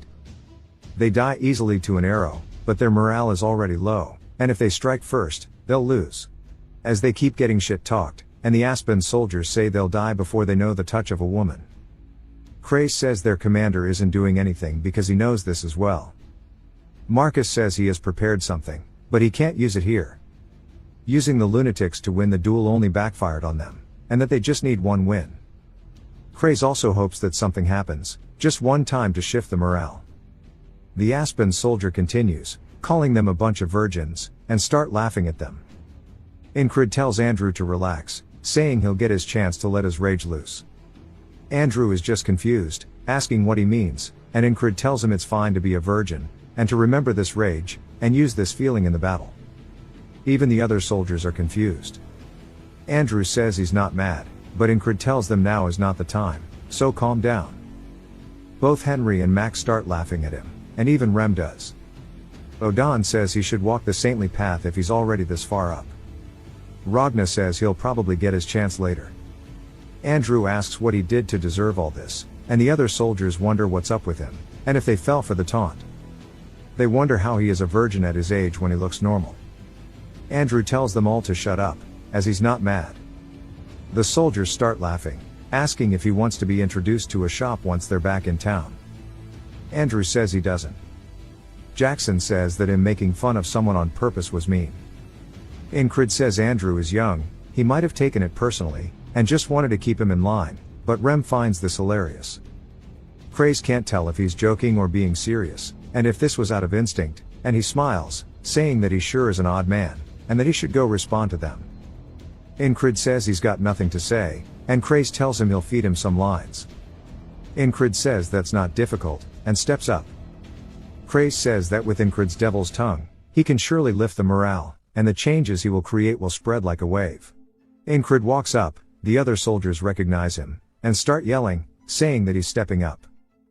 But Craze says that this will definitely be their path towards victory. Craze told him to show how brave he was and walk within range of their archers and provoke them. Vengeance asks what he's doing coming up here, and Incred says that he's unlucky for being in the vanguard as soon as he gets back. Vengeance tells him to shut up and warns him that they're going to shoot arrows if he walks up fearlessly with the boys. Vengeance asks what he's doing, and the Aspen soldiers say that they can't believe there's another loser walking up. Incred looks at them and recalls Craze teaching him how to provoke them because he doesn't know what to say, and Craze says that he'll think of something when he's there. He's talented in that way of using his tongue. Incred asks what's wrong with him and how come he's got the head of a ghoul. Bro does kind of look like a TikTok scribbling drawing. He starts to get pissed, asking what he's talking about. The other soldiers start laughing, and Vengeance says he did that on purpose, and he knows how handsome he is, and he starts getting PTSD. Incred apologizes, saying that he shouldn't have been so quick to judge, and that he knows his mother must have been a ghoul. The dude gets absolutely furious and starts screaming. Odan says God's going to punish him for this, but Rem can't stop laughing and it's making him cry. Ragna wonders if the dude is even human, since he's ugly as hell. Andrew also laughs, saying that he won't ever be able to use his package with that kind of face, saying there's no way he can taunt others when he looks like this. Max says he must have been bothered by this the whole entire time. Ghoul tells them to get up here and is going to cut his tongue out. Incred says the enemy calling for a fight, having fallen for a taunt, means that he just has to thoroughly beat him. As he goes to draw his blade, Rem stops him with his axe. Even Ragna steps up first, and they say he's not stepping up. Jackson reminds him that his wound hasn't healed. Incred says he can't reveal that Odan healed him, and they share a silent agreement. Rem says that Andrew has to go do it and to go kill him. Andrew says for him, having dedicated his life for his family, nothing mattered, and he had no shame. But being humiliated and called a virgin sure does make his blood boil, as he unsheathes his blade. He says he's going to pay this ugly bastard back for this. Ghoul says that he doesn't want this punk, he wants the one who made fun of his face, asking if he's scared. Andrew tells him to shut up, as he's going to tear open that ugly mouth of his. He lunges forward with a first attack. Ghoul sidesteps, and Marcus says the ones who came in initiating the fight from the Aspens are experienced soldiers capable of shoring most of their men, and they're not easy foes. As Ghoul swings, knocking his sword backwards, Andrew's a little caught off guard, as the guy seems like he has the advantage. But Rem says that Andrew's definitely not going to lose here. Andrew starts screaming, charging back in, and swings, causing the guy to go back on the defensive. He readies himself for another one and starts hyping himself up. He says his full government, that he, Andrew Gardner, no matter the hardships, no matter the difficulties, always stood back up for the sake of his family regardless of what it took, as he thrusts forward, stabbing Ghoul in the throat, killing him, winning the duel. Andrew says against his resolve, this ugly dude is nothing. Max says Andrew was always talented. He was hidden all this time because of those around him. And they start calling him the Ghoul Killer, saying that he's not half bad for a virgin.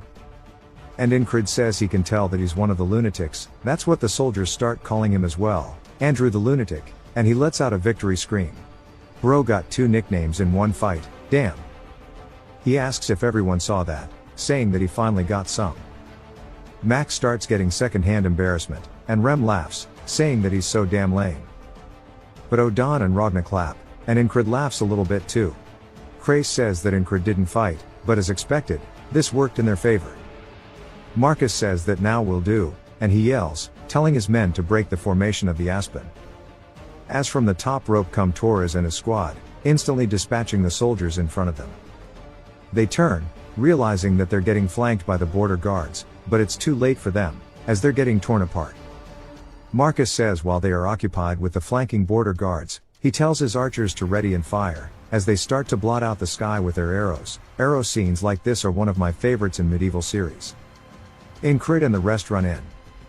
And with this, the tides are now turning.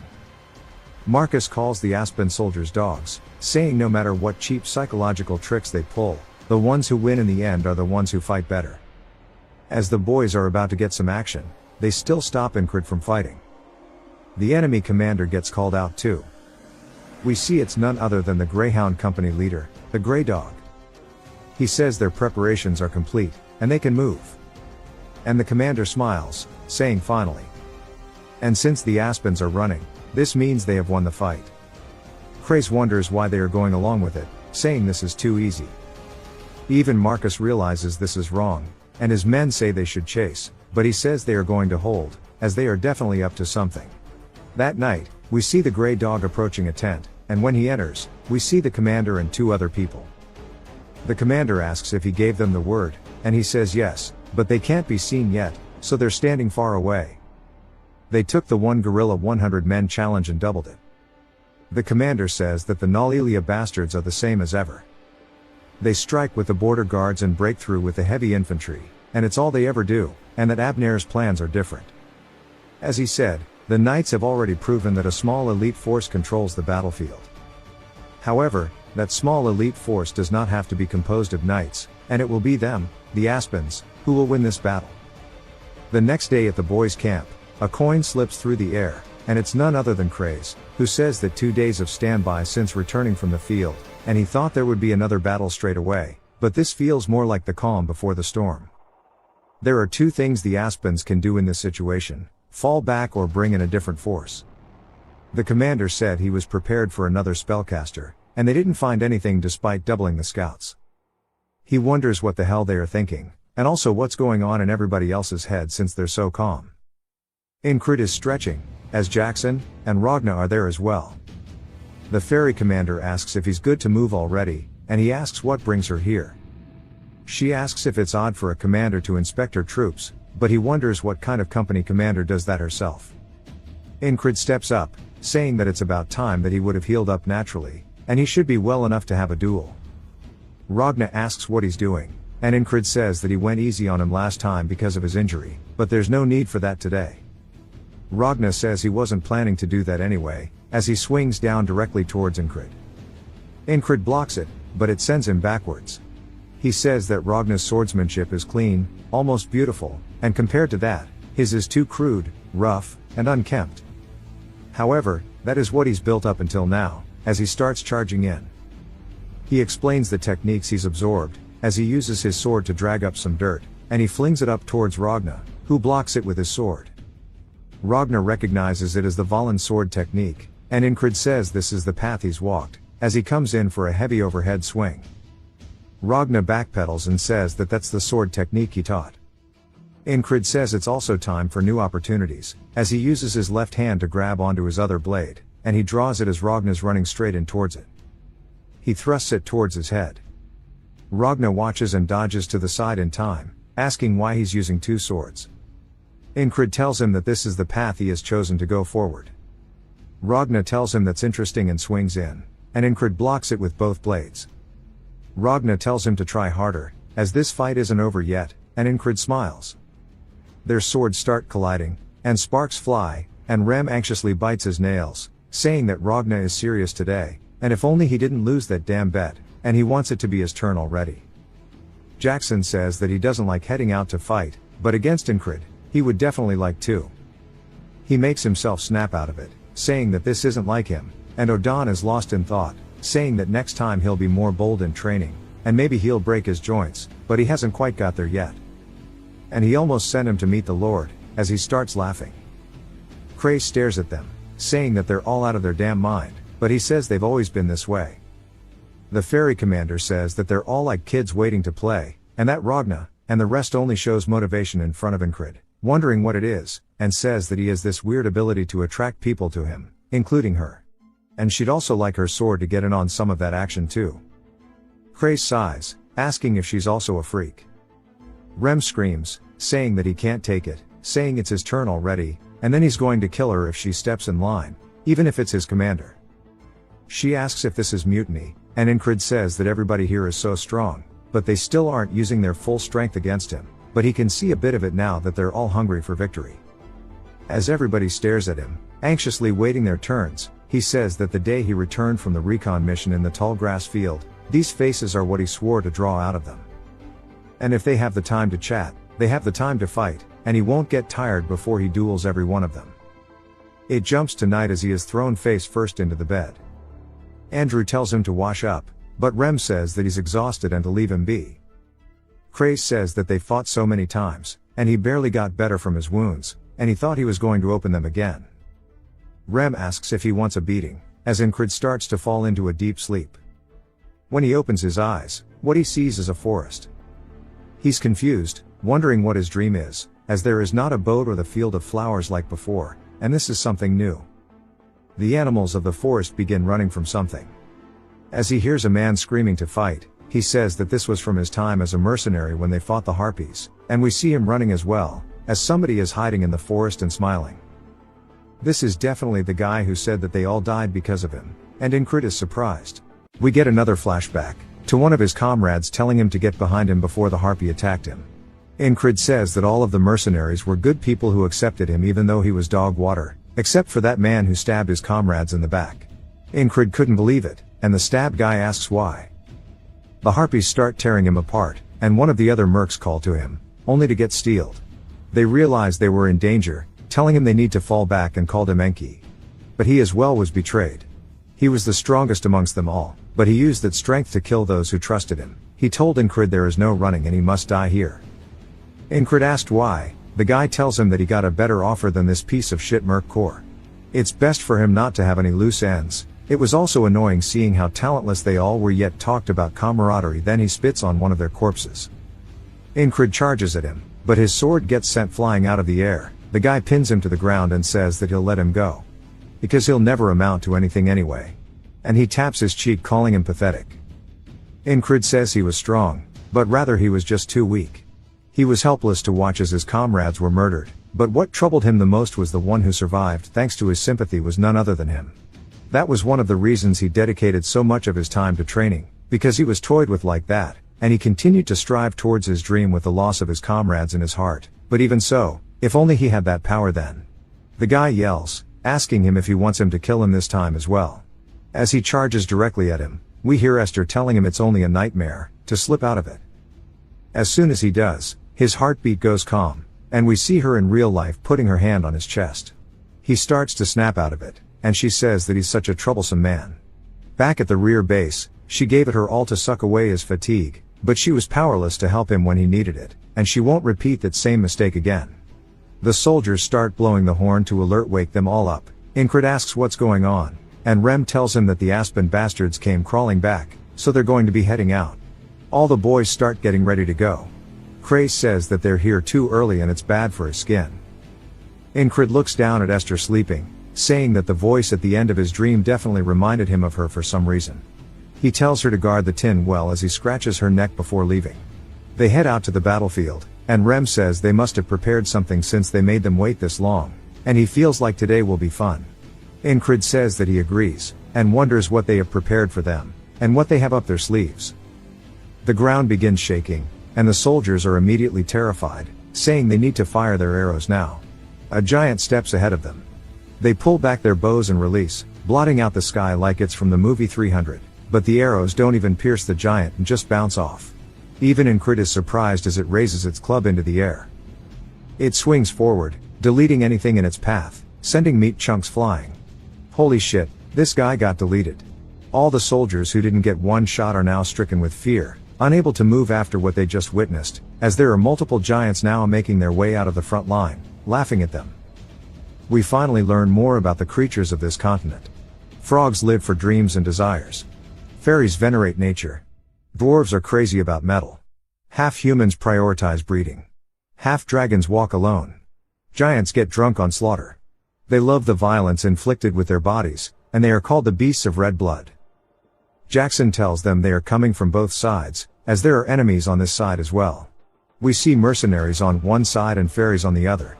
Craze says if they don't stop them here, they will be surrounded and killed. Incred says that they just need to stop them then, and Craze just wonders why he is so calm. The commander appears, saying it's as he says, and it seems that her kin have appeared to the left, so she will head that way. He tells her if that's what she wants to do, and she asks if he will give her a kiss for good luck. He says no, and she calls him cold. He says even now, she's joking in this situation. But he says that since she's going that direction, what remains is the giant ahead and the right flank. Rem says that it's his turn, and he'll show him what's up, and if he watches closely today, this is what he will learn next. Incred wonders why he seems so happy, and what he's going to do. Rem walks forward saying this is fun, and this feeling is like the first time he ever stood on a battlefield. He readies his axe, saying that even without Hearted the Beast, he never even blinked at axes coming for his head, but the reason why he chose to train in it is because it has its uses. His heart starts beating. He says that he can forcefully make it faster than usual, suddenly blood rushing through his body. The soldiers begin panicking, asking where the retreat order is. As the giant leaps at them, Rem charges forward with his heart still thumping, and it sounds like a war drum. The giant gets closer and swings down. Rem leaps up in front of the soldiers and blocks it with his axe. We see him starting to push back against it, but he's managed to successfully block it as he slides a little bit backwards on the ground. He says that his blood vessels expand, and his muscles get pumped up and become more dense, all due to the heart beating. He says this technique, starting from his heart, energizes his whole body. He starts to scream, telling Incred to burn this into his mind. As he starts pushing back against the giant with each and every step, he yells, saying that this is the heart of the superhuman. He pushes up as hard as he can, but it sends his axe heads flying. It's enough though, as the giant's arm is sent flying back as well. While his axe is flying backwards, we see it was actually a giant shockwave sent throughout the entire area, so much so that it blows off the helmets of some of the soldiers, and one of them is just stun-locked.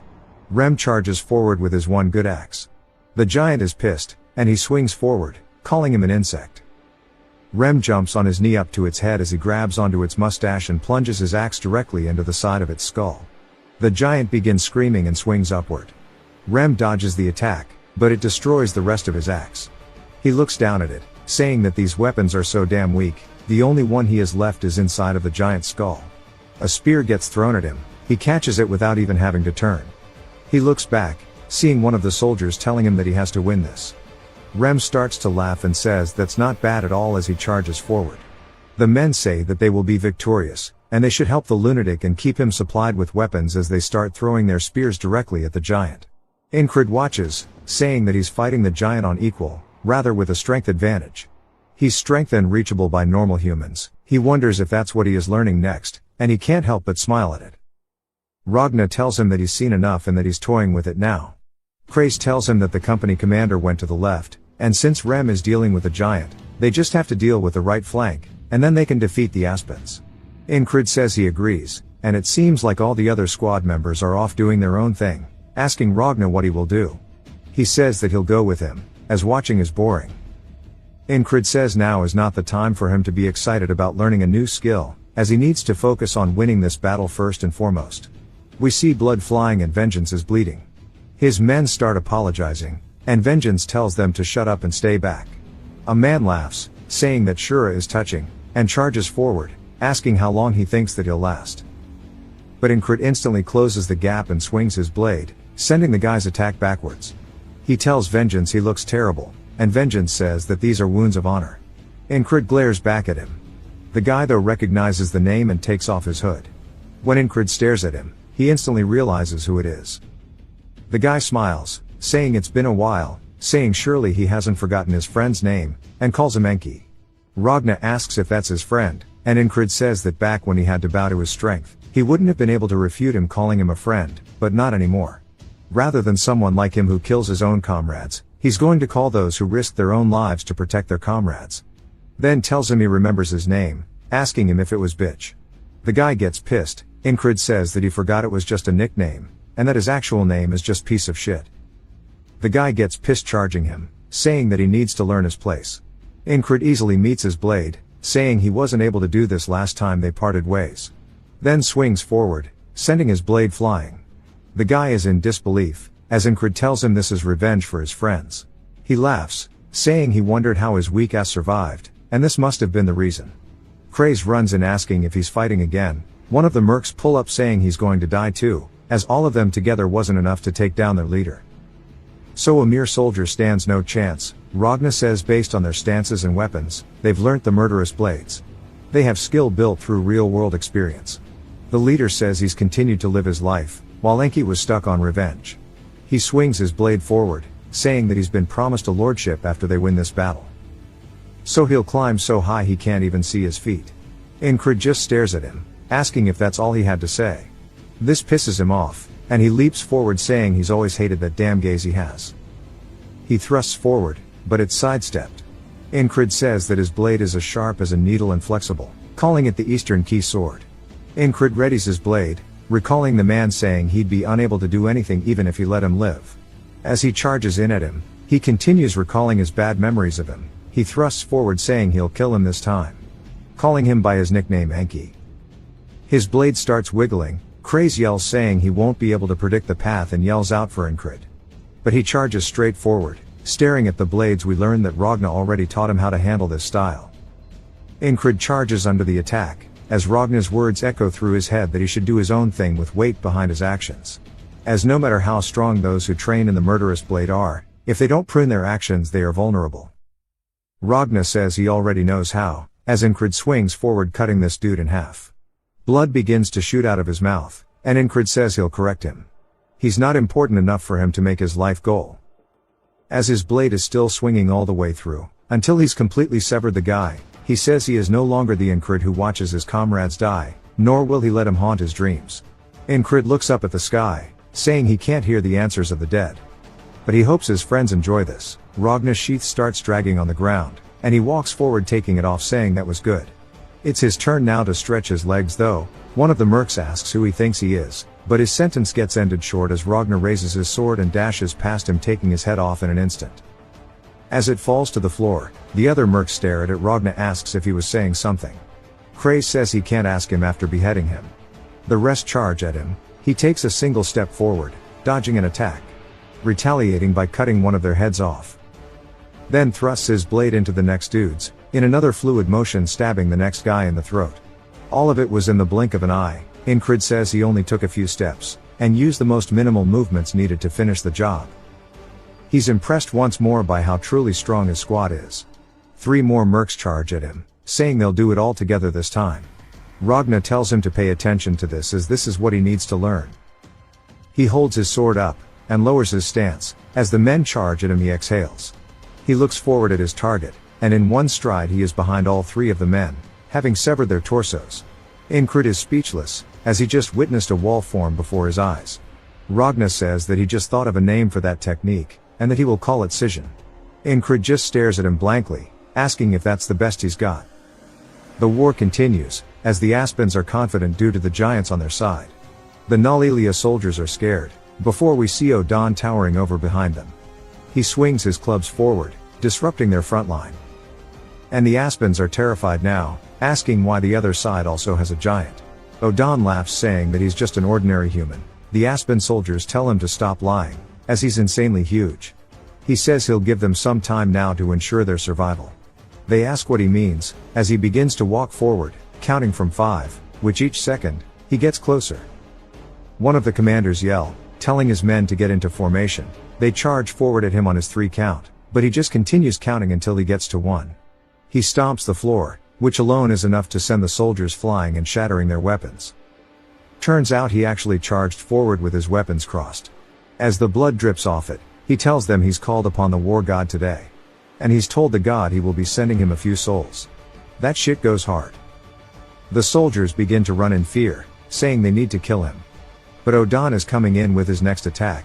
He charges forward again, sending the soldiers soaring through the air, killing some instantly. Their screams grow louder, but Odan drowns them out, with his laughter saying he'll send them all to meet God. On the left flank we see the commander and her kin. She says that for fairies it's custom to live in secluded forest communities with their families. But times have changed, one of them call out to her. And she says that a few fairies in exchange for money and their nidals, have either become mercs or joined armies. The man raises his nidal, saying that he won't chase after her if she runs. She draws hers, saying it's the same for her too. He says he wants to see whose nidal is the more superior weapon. As a leaf begins floating on the battlefield, they both vanish in an instant, leaving only the sound of their blades clashing to be heard. She pulls her blade back, creating sparks. The man raises his arm, and reverse grips it, before plunging it into the ground where she was standing. He realizes he's cooked now, as she appears behind him saying that no fey weapon is superior to the others. Because in the end it's all up to the user's ability. He tries to pull his blade out, and he manages to actually meet her, saving his life. He then grabs her by the throat, then tells his men to jump her now. But as he does, we see them all dying in unison. As they fall to the floor, a blade is pulled out of one of their throats, and Jackson begins to clean it. Bro is the Flash of this universe. The man asks how that happened, and the commander says that him trying to distract her and use his men was smart, but it wasn't smart enough. As she plunges her blade through his head, lifting up his now corpse with her nidal. She throws him to the floor, and she asks Jackson if it's okay to let Incred be. He says he'd have died long ago if this was enough to kill him. She says that means he trusts him. Jackson of course does, but tells her now they have the upper hand. She says that Commander Marcus knows how to fight, unlike the useless commander beforehand. So they won't waste this opportunity. Marcus yells, telling the heavy turtle infantry to march forward. As we see them with their tower shields. The Aspen soldiers recognize them, and get scared as they back up. Andrew runs in saying they ain't going nowhere. They recognize him as Andrew the Virgin, saying they have to run unless they want to meet the same fate as the ghoul. This pisses him off and he leaps at them like Rem would, which even Mac notices, saying that he can see it. The lunatics are rubbing off on him. They say there is mana and springtime air, and it seems as if that air is seeping all throughout the battlefield, drowning everything out. As everyone is regrouping with Incred. Spring breeze is also signaling the beginning of new things to come. The enemy commanders begin to flee from the war. Marcus yells, telling his men to alert the border guard it's their turn. He's destroyed the enemy's plans, and turned the tide in their favor. All of this was made possible by a squad of lunatics. Craze says that their platoon never would have been this enthusiastic before, but because of Incred the influence of a single man changed the outcome today. The fairy commander stares at them all, saying it seems that they are all drunk on the springtime mana. We hear Maruk yelling for the men to scream the name of the heroes of this battle, as a chant for the lunatics erupts. There's a few people chanting for the Virgin. Poor Andrew. Craze says he doesn't know if this is right, but as long as Incred's happy with the chant. He raises his fist into the air, and people start screaming. We see the Aspen commanders. Receding hairline says that Lord Abner's plans weren't bad, they just didn't expect them to have someone strong enough to defeat a giant. Wondering if Marcus planned ahead or not. The Greyhound is there too, saying that bastard keeps getting in their way. He even took out Mitch as well. He looks pissed. 3 daggers get lodged into his horse's ass, causing it to scream in pain. He falls off of his horse. And he yells, telling Hairline to go as it's the border guards. The soldiers begin to turn towards the oncoming cavalry. A flail comes straight in, but the Greyhound manages to block it. Before the border guard jumps atop him. This is the commander of the border guards, who says that the Greyhounds always appear to be their equals, but here they are tired from fighting with their rear echelon. All of the troops begin to be slaughtered. The Greyhound says too many died while supporting Mitch. They cannot afford to fight the border guards right now. Hairline takes one look back and says oh shit, but while he is distracted Torres comes in and gives him that much needed haircut. Saying to just let it go bro. The Greyhound sees this, then swings pushing the commander off of him. He yells alerting his men to fall back. Torres asks his commander if they should chase, but he says nah. They will be cast aside like the dogs they are. And the only ones left are nothing but strays anyways. They gained a massive W over the fight with the Aspens, But the battle they fought was only a small beginning piece. The proper war still waits in the tall grass fields. Inside the tent, Craze says they are moving bases tomorrow. So they'll wait near cross guard and pressure the Aspens. Incrid says there's no alcohol or party to celebrate their victory. But there are rewards for those who contributed to the battle. Rem says as a reward they don't even need to help with the moving, which is great, it's all thanks to him defeating the giant. Odan says he took out a ton of enemy soldiers. Ragna as well says that the enemies wielding the murderous blade would have been a problem otherwise. Rem barks at them for bragging, asking who told them to butt in. Jackson watches, calling them all idiots. Incrid says this is enough, if they want to fight they should duel him instead. Jackson says he really won't miss a beat. Andrew is excited, saying it's his first time having that kind of experience. The thrill he felt as their name was being shouted was the best. Rem says it's because he's young it was able to move him, and calls him a virgin. Andrew tells him to stop saying that. Rem asks if he's trying to scrap. Incrid sighs, then glances outside to see Henry sitting by himself. He's clearly not that happy. He asks what's wrong. He snaps out of it, so Incrid sits beside him asking what's on his mind. And if he's thinking about the widowed florist again. He laughs while blushing. Incrid says from what he heard in the grass fields his dream is to marry her. But he can't do that if he's here in battle. Incrid asks if he wishes to return. Henry says he'd be lying if he said he didn't, but how can he just leave when everyone else is fighting? Incrid says they've avoided death multiple times due to his skill as a hunter. Thanks to him they escaped the grass fields, also due to him telling them about the snakes under the stones. He's also great with a bow. Incrid stands up, and starts walking away as Henry calls out to him. Incrid says he carries his sword with a dream. Henry himself must live as too. Henry just wonders what that was about. The next morning in the ferry commander's tent, she tells Henry he is being granted a special discharge. So to get on the wagon with the injured, as it's leaving soon. He's confused, asking what she means. She asks if he didn't hear, he is his platoon commander to thank. Henry is speechless, but heads back to pack his things. Rem asks if he's going. Odan grants him some blessings. Ragna says now he can sleep as much as he wants. Craze says he did well among them. Andrew pats his shoulder, telling him to get home safely. Henry nods, and heads outside spotting Incrid in front of him. He calls out to him. Incrid says that unlike Andrew and Mac who integrated well, Henry never quite fit in. He bets it's more so since he doesn't seem suited for battle to begin with. He puts his hand on his shoulder, saying he hopes he wins her over. Henry smiles, then bows, thanking him for everything. He hops on the wagon with the injured, and starts to head out. The commander asks Incrid if he saw him off.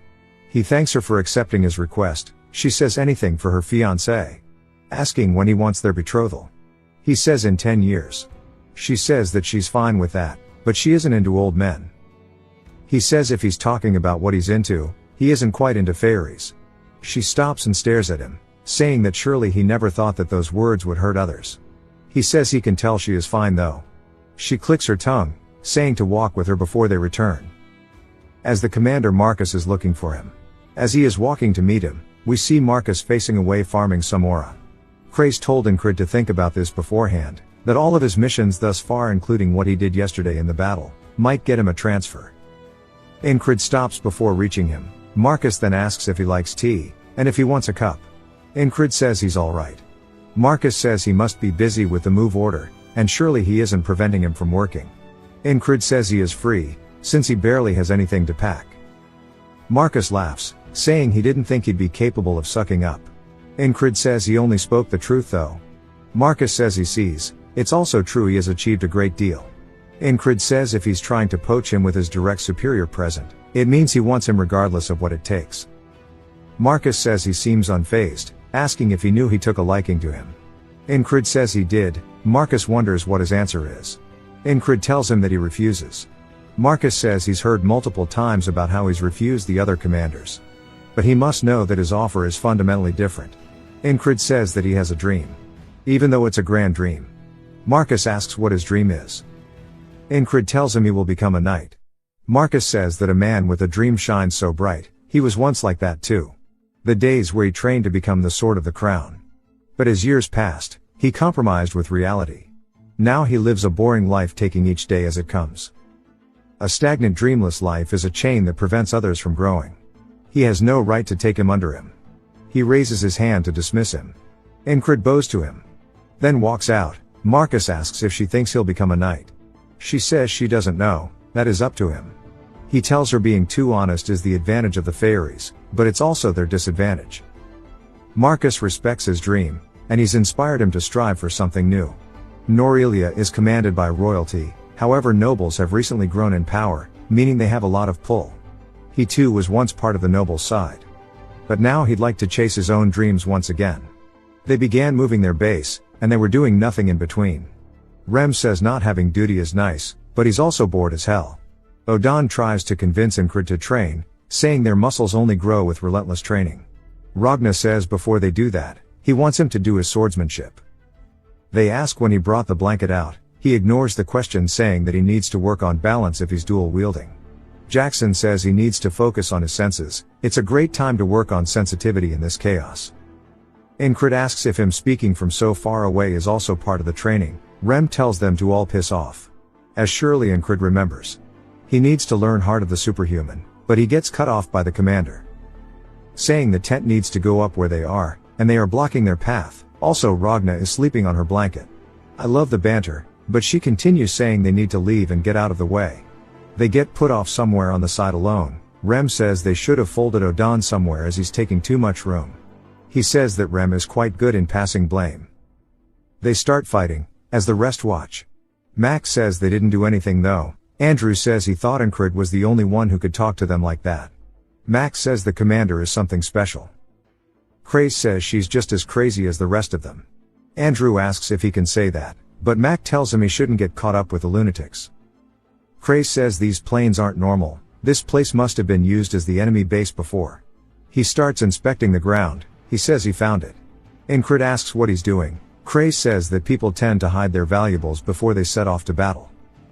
Incred asks how he knows where they are hidden. Craze says once you think about it, it's obvious. If he was a soldier, where would he hide his things? Somewhere easy to find, even with their base being destroyed. He asks what he thinks is next. Incred says a place that's easily recognizable. He says exactly. The tree root is odd looking, and based on their base. It's got easy access, so something must be here. Incred says he's got a great head on his shoulders. Even in battle, he's looking at the big picture and can predict the flow easily. He said it's an ability born out of his struggle to survive, but he's better than most tacticians. Although his dream is to open a salon for rich women, and he's a money-crazed lunatic. He finds a map for something, he realizes what it is, asking what it's doing here. Rem says he's got himself worked up, and if they are here to take care of Big Eyes. Incred looks up, saying there's time before it gets dark. And they need to kill time while the tents are being built. He asks what he was going to say beforehand, he smiles saying it's about the heart of the superhuman. Like the name suggests, he created it to let himself surpass his human limits. It puts a great strain on the heart, and he could die while doing it. Incred tells him not to worry, as even death won't stop him. Rem says that he's extremely greedy for that way of thinking, but there's no way he wouldn't put his hopes into him. He puts his hand on his chest, and does the same back. Saying now they can just blow up their hearts together. He begins smiling at Incred, who is excited to learn a new technique. Rem tells him that humans can only draw superhuman strength in a pinch, and that this technique will allow him to control it when he needs it, and his concentration and senses are key here. Rem stares at the boy, saying that he learned from them all, so he should be able to take this, and he tells him that what he needs is faith. He should just try blowing up his heart enough for it not to burst. Incred asks what he means, and then he feels Rem starting to beat. He says that it feels like it's about to jump out of his chest, and he can feel it with just his fingertips, but now he understands what he's talking about. Rem says that he needs to start slowly, about just a quarter of what he's doing now, otherwise his heart will burst and he'll die. Incred says that he just needs to do as he said and try to blow up his heart. Everybody watches, and Rem starts to move his hand around for a bit before he says that his worries were useless, as he's not doing anything. Just like before, he improves like he's a genius, but then he suddenly stops. He asks if he's doing this to mess with them. Odan says that he can't deny what he's saying either, and Jackson and Rajna both agree.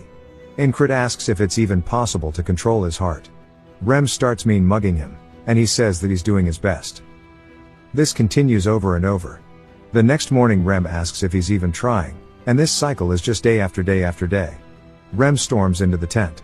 As Craze asks where the boss is, he says that he's going to go swing his sword apparently, and Jackson says that maybe he's not learning his skill because it's useless, and it's better if he trained him instead. Rem tells him to wait his turn, and Ragna says that if it isn't about motivation, it must be that the teacher's the problem. Rem says there's no way he's worse than him. While they start yapping, he thinks about it. He says it's a technique he's created by modifying the skills of their tribe. You're supposed to get a sense of it with a spell at first and learn to control it by yourself after. No matter how much he tries, he just won't get it, and he guesses even the spellcasters in his village couldn't get it in one try, and even if they did, they almost all died accidentally. And he says that he can't be in a rush, and he knows it himself that even with Heart of the Beast, he took way too long to learn it, and he seems eager, so he just needs to keep at it, and if there's no hope to give up. But it pisses him off, so he tries to sleep it off. That night, Incrid's still training, trying to understand how to mimic this feeling of his heartbeat for tomorrow. The next day, they're back at it once again, and Rem sighs, saying that he wants to stop here for the day, as he thinks it's not going to happen yet. Incrid grabs his hand, telling him to keep going. Rem says that he gets that he's trying, but there's no point in trying when it's not going to do anything, and Incrid tells him to stimulate his heart more. Rem's a bit shocked, and says that he thinks he forgot something, that if his heart is forced, it'll pop, and that he's certainly not asking him to kill him. Incrid tells him just to do it, and Rem's just hesitant. He says that going along with this won't make him learn it, and that he'll just die, and even if he doesn't, he'll become a cripple, and it won't be him suffering, but still, he doesn't want to deny his request. He starts to do it, and asks how stupid he could be. He guesses he's asking because he knows that it'll be fine. Rem starts trying, and Incrid's heart starts beating extremely fast. His face starts to tense up, and we see his eyes go bloodshot, and he says that this was the right choice. Rem asks what he means, before he feels his heart explode. Blood starts pouring out of his mouth, and Rem realizes he made a mistake. Jackson takes his hand off of him, as Odon pulls Incrid back, and Ragna almost cut his arm off. They start yelling at him, asking him what the hell he did to their brother. As his vision fades out, he's back now in the underworld, and the boatman says that he doesn't understand, that this today was not a wall. Incrid says that he chooses his own walls, and the boatman asks what he's thinking. Incrid says that he uses the method he knows best to learn the heart of the superhuman. We get a little flashback to right before he started doing the loops as he's trying to feel his heartbeat. He says that he can feel Rem's effects on his heart, but he just can't. He recalls Rem telling him that he can't force it, and he needs to acknowledge his limits, and give up sometimes.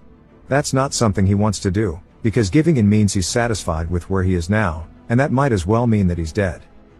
Right before, there was a method that suits him perfectly, unlike his genius platoon members. Like the skill that allowed him to fight an enemy way stronger than himself, and rather than being petrified in fear, what he needs to do now is to learn part of the superhuman. He says that he knows a very simple place to start, he just needs to control his heart. On the next loop, his heart explodes once more, and everybody starts panicking trying to get him to wake up.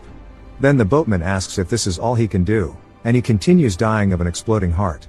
Incrid says that Heart of the Superhuman lets him use superhuman strength, and that he gets during life or death situations at will, so if there is a life or death situation, it should be easier to activate. The boatman says that he's completely lost his mind, asking if he doesn't think of the pain he will suffer while he does so. Incrid says that he can take it as long as it continues letting him walk forward. Next loop, Rem says that it's not happening today as well, and he should just wash up and get some sleep, and not try alone. This is actually the 27th loop. Incrid says that he still can't do it on his own. He tells Rem that it will work if he tries harder, and Rem asks if he's really trying to get him to kill him. Incrid says yes, and Rem gets annoyed, saying that he shouldn't drag him into his insanity, as he doesn't want to kill his superior. That sets Incrid off guard, and he says that he knows he doesn't care about that, reminding him that he committed aristocide. Rem tells him to keep bringing it up and see what happens, but Incrid is just trying to figure out why he's reacting differently in this loop. Even if the wall was created by him, if he doesn't surpass it the day resets, and it's fine because he can continue training. He wonders why Rem didn't listen to him, and that he's going to continue until he figures it out. The 40th loop he's telling him to press his heart harder, and he does that, as well as the 50th and 60th loop. He finally tells him that it's an order. He then does it, and Incrid says that he fully understands now that he only listens to him when he commands him. He starts focusing, and Incrid says that Rem and the others all ended up here because they don't listen to orders, and he didn't ever order them around because he didn't think they would listen to him. From a certain point, all started listening to his commands, and he wonders why. But first he's going to focus on himself. He feels his heart pumping faster and faster. He tells Rem to keep going. Rem looks worried as he continues pressing more and more until Encred's heart burst, spitting out blood. This is just what happened with every single loop. He continued to die from his heart exploding until he finally got a feel for it and was able to do it himself. Rem asks if he really learned how to do it in a single day as we see Encred sitting there with his heart beating extremely fast. After all of his loops, he manages to do it on his own. He grabs his blade, and he said there's been 100 plus loops, but he wasn't truly counting. He walks up against a cliff face, with all of the boys watching Rem, then realizes what he's going to do. With his sword still in its scabbard, he thrusts it forward, and he starts to force his heart to beat faster and faster until it stabs into the wall. We see it immediately start to shatter the cliff in front of him, seeing the debris flying everywhere. Damn, our boy's come a long way. He says he finally surpassed the wall he created for himself. Ragna and the rest are just surprised by how strong it was, and Rem says he wants to ask him two things. First is whether he's from the West, and secondly if he really is a genius. He says no to both. Encred believed he had safely mastered the essence of brute strength, but he hadn't expected such a severe backlash. Now, he lay immobile on his bed, unable to move even a finger. He weakly told Rem that he couldn't move a muscle and asked if that was normal. Rem, dismissing his concern, replied that Encred's body simply wasn't ready yet. He had learned too quickly. Auden added that it was Encred's first time forcing his muscles to handle such power, so it was only natural for them to feel clumped and sore. Still, Encred thought the level of pain was brutal and almost unbearable. The heart of brute strength was a seductive technique, one that allowed a human body to wield extraordinary power. Yet, when used recklessly, it overloaded the body. Encred was learning that truth the hard way. Knights, he reflected, didn't even need such shortcuts. They had already transcended human limits. Though their form remained human, they wielded the strength of giants, displayed the physical prowess of the Forg, and possessed the sharp senses of the fairies. That was what a true knight was. Encred was still far from that realm. As he kept groaning, Auden advised him to rest completely for at least a day, promising to help him recover. Then, with his enormous frame, Auden climbed onto Encred's bed, laughing mischievously as he announced that he called this technique blood, sweat, and tears. Seeing his behavior, Encred grew uneasy.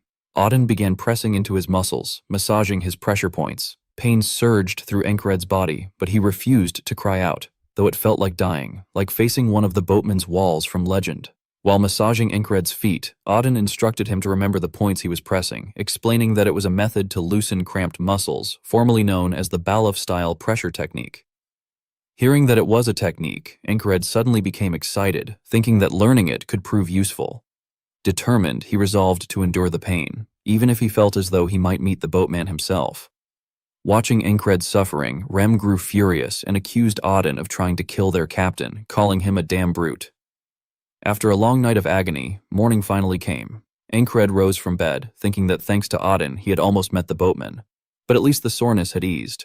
Auden had told him not to move at all during recovery, but Encred thought it was such a waste of time. He decided at least he could maintain his weapon. As he held his sword, Auden suddenly appeared behind him in dramatic silence, took the weapon from his hands, and reminded him that he had been told not to move his body. Startled, Encred stammered that he had only wanted to clean his sword. At that moment, Cry took the blade from Auden, saying that if it needed maintenance, he would handle it.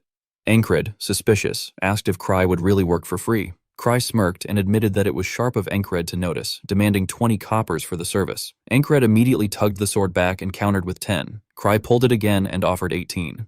Offended, Encred asked if that was supposed to be an insult. Cry sighed and declared his final offer, 17 coppers, not a single coin less. Encred protested, asking why Cry was charging so much. Cry explained that Encred's swords were high-end and such weapons required extra care.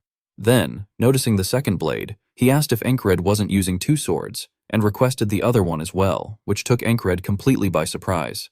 Enred handed over his second sword, and Cry went outside to clean both blades. As he watched, Enred thought to himself that he had mentioned using dual swords, but he still found it strange that everyone had accepted it so easily. He had expected at least one of them to question or oppose his decision. After all, even renowned experts rarely used dual sword techniques. Though the style looked cool and impressive, it was often considered impractical due to its difficulty and inherent risks.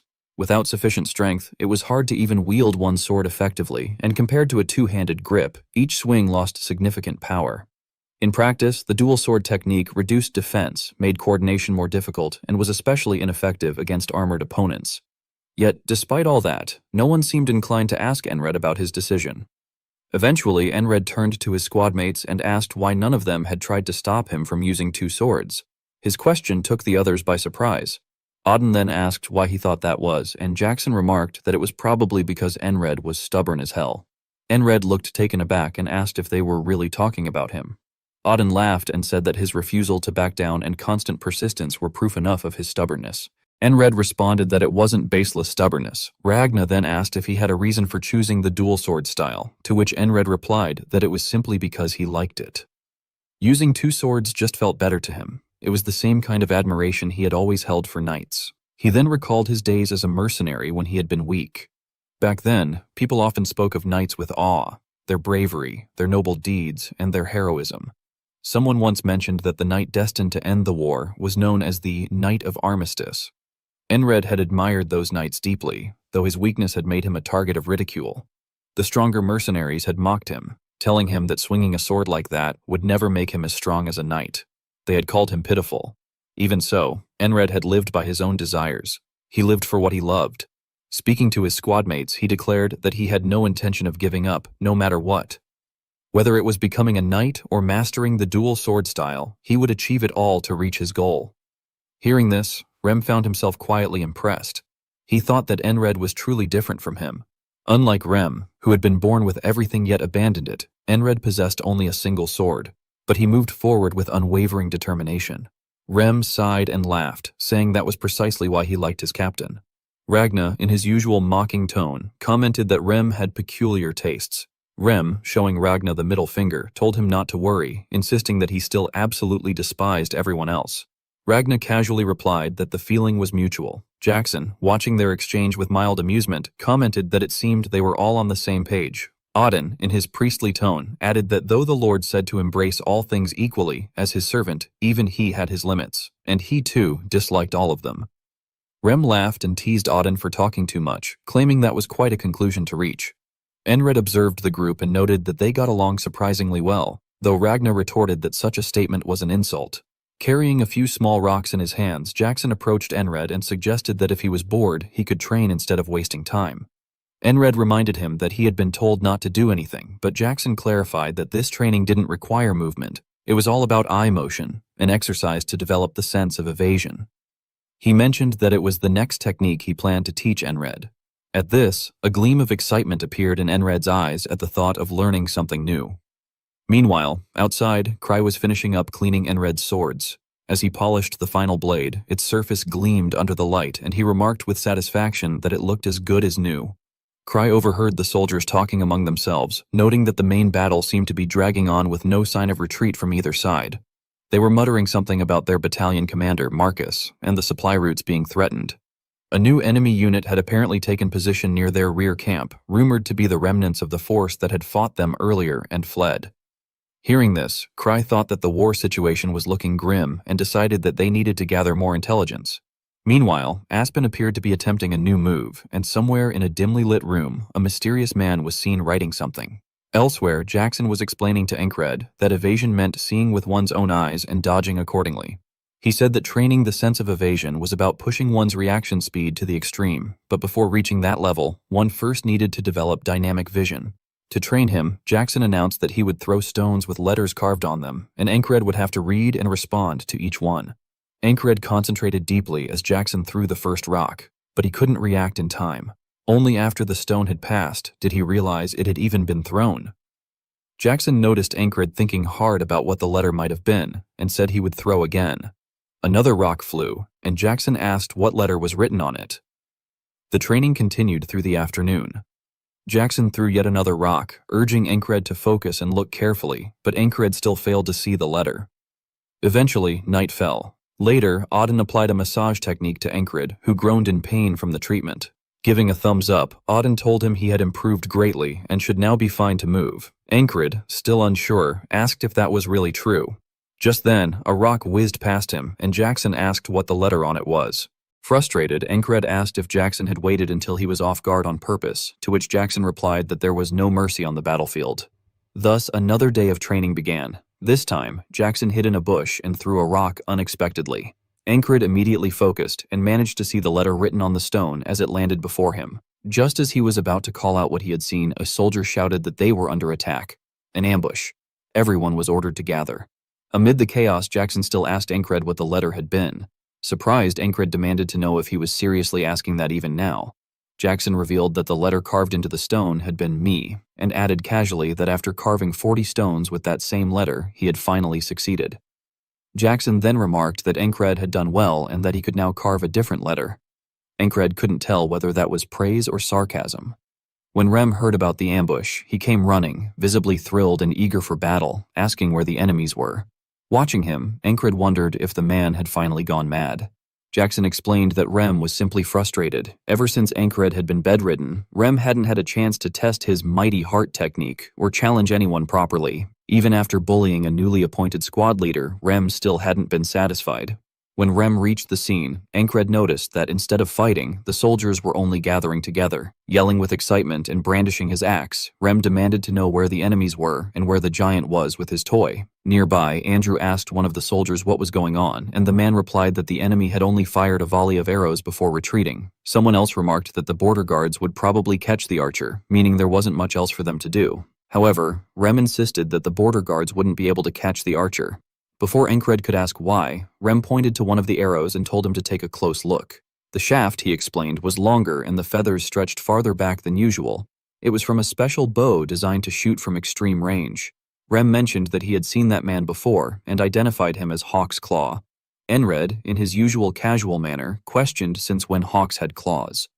Rem appeared confused and wondered aloud whether it was Hawk. Fong then spoke, but Encred admitted he could not clearly recall, though he was certain it was not that. Rem teasingly asked Encred whether his memory was really that terrible. Encred reflected that, for Rem, the event had occurred only months ago, but for Encred, who had relived the same day repeatedly, it must have felt like years. Rem then asked Encred if he remembered the time he was beaten by the frog and ended up in the infirmary. During that battle, the man firing those arrows had gone on a rampage. Hearing this, Encred recalled that a soldier named Bell had nearly been killed by the frog, but he had saved him back then. Encred concluded that it must have been the Hawks. As they returned to the tent, Ragna asked if there had been a raid. Encred sharply demanded to know what Ragna had been doing all day to not notice it, but upon seeing Ragna's face, he realized what it was. He told the others to take a look. Ragna's face was greasy from too much sleep. Ragna ignored the teasing and instead said that what mattered more was Encred's dual sword training. He explained that Encred needed to get his body accustomed to using two swords. Encred asked whether Ragna had a method, and Ragna replied that he would explain it in a way that was easy to grasp. Then, addressing Encred in a serious tone and calling him squad leader, Ragna told him that from now on he had two lovers. Rem mockingly remarked that if Encred's fiancée ever heard that, he would be dead, but Encred replied with a straight face that she was not his fiancée. Ragna continued, instructing Encred that whether he was eating, sleeping, or fighting, he must always hold two swords in his hands. Getting used to their weight and presence was the first priority. That night, Encred slept with the two swords beside him. When Esther arrived and saw the swords on either side of him, she thought that there was barely a place for her to lie down. She complained inwardly that this man even trained in his sleep, how uncomfortable it was. Suddenly, a shout came from outside announcing an ambush. Encred sprang up immediately, startling Esther so much that she jumped from the bed and fell to the ground. Outside, the soldiers reported that the enemy had merely shot arrows again and then retreated. They said they needed to call the border guard.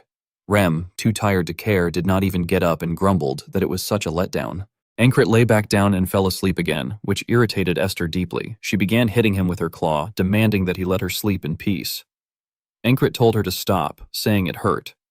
Hearing the noise, Cry got up, remarking that this was already the second raid. After that, an endless cycle of training began under Jackson's supervision, interrupted occasionally by arrows striking the camp, the work of the Hawk's Talon. During one such session, Jackson threw another rock. Before it even passed Encred, who only glanced briefly, Encred identified it as Ya. Then another arrow struck a soldier. Rem, always ready with his axe, cursed in frustration and called the Hawk's Talon a fast bastard. When night came, Jackson threw yet another rock. This time, Encred said it was man. Another day passed, and the ambushes continued. Arrows kept flying from time to time. At night, Esther grew increasingly angry and frustrated with Encred's behavior. Encred's evasion training continued as Jackson kept throwing rocks. At one point, Jackson tossed another and asked Enred what the letter was this time. Enred replied that it was in. Suddenly, Enred realized that if he combined all the letters from before, they spelled out crazy barbarian. Upon hearing that, Rem rushed over with his axe, shouting that he would carve Jackson up himself instead of waiting for that hawk bastard to do it. Ankrit stopped Rem and questioned Jackson, asking if Jackson realized that he was always the one who started the fights first. Jackson only shrugged and gestured vaguely, pretending not to know anything. Meanwhile, Cry overheard the soldiers complaining that they hadn't even found a single hair of that slippery hawk bastard. They mentioned that the archer left no traces behind, and if things continued this way, tracking him down would be impossible. According to them, the enemy always fled after shooting 2 or 3 arrows, disappearing long before the border guard could even mobilize. Hearing their conversation, Cry reflected that despite several raids happening each day, no one had managed to catch the culprit. The damage seemed minor for now, but he sensed that if the situation persisted, it would eventually grow into a much larger problem. He wondered in frustration what the command was doing, as they clearly weren't handling the matter properly. He scoffed to himself, thinking that he had no intention of stepping in and risking his own life for something that wasn't his responsibility. Yet, with the situation worsening, he realized he had no choice. If the command refused to take action, he would have to do something himself. Determined, Cry approached Enkrit and, addressing him by his title as squad leader, told him that he had an idea. He wanted to propose a plan directly to the high command. The scene changes to a tent where someone is yelling about how the Aspen punks keep poking at them and how they should just march in and wipe them out. Inside, the higher-ups are locked in a heated argument. One officer questions whether they're really going to rush in without considering the possibility of a trap. Another snaps back, asking if they're supposed to just sit on their hands and do nothing. Meanwhile, the battalion commander sits quietly, lost in thought. He listens to the shouting and thinks there aren't many useful suggestions here. He clicks his tongue and admits he doesn't have any great move either. He's good at using force on the battlefield, but he's not the type for dirty backstage schemes. Just then, the 4th company commander walks in, apologizing for being late. The battalion commander asks what took her so long. She explains that the mad squad leader, Inkred, submitted a tactical proposal and requested temporary operational control. The battalion commander raises an eyebrow, wondering if the squad leader actually thinks strategically. The platoon commander says no. The detailed plan was put together by one of Ankred's squad members, a soldier named Christ. Someone at the table asks what the plan is, and the platoon commander begins to explain it. After hearing the whole plan, the battalion commander decides it's usable. He stands up and announces in a commanding tone that they will adopt the plan and the troops must prepare to march, and the mad squad will go on a falcon hunt mission. He thinks it's finally a plan he likes.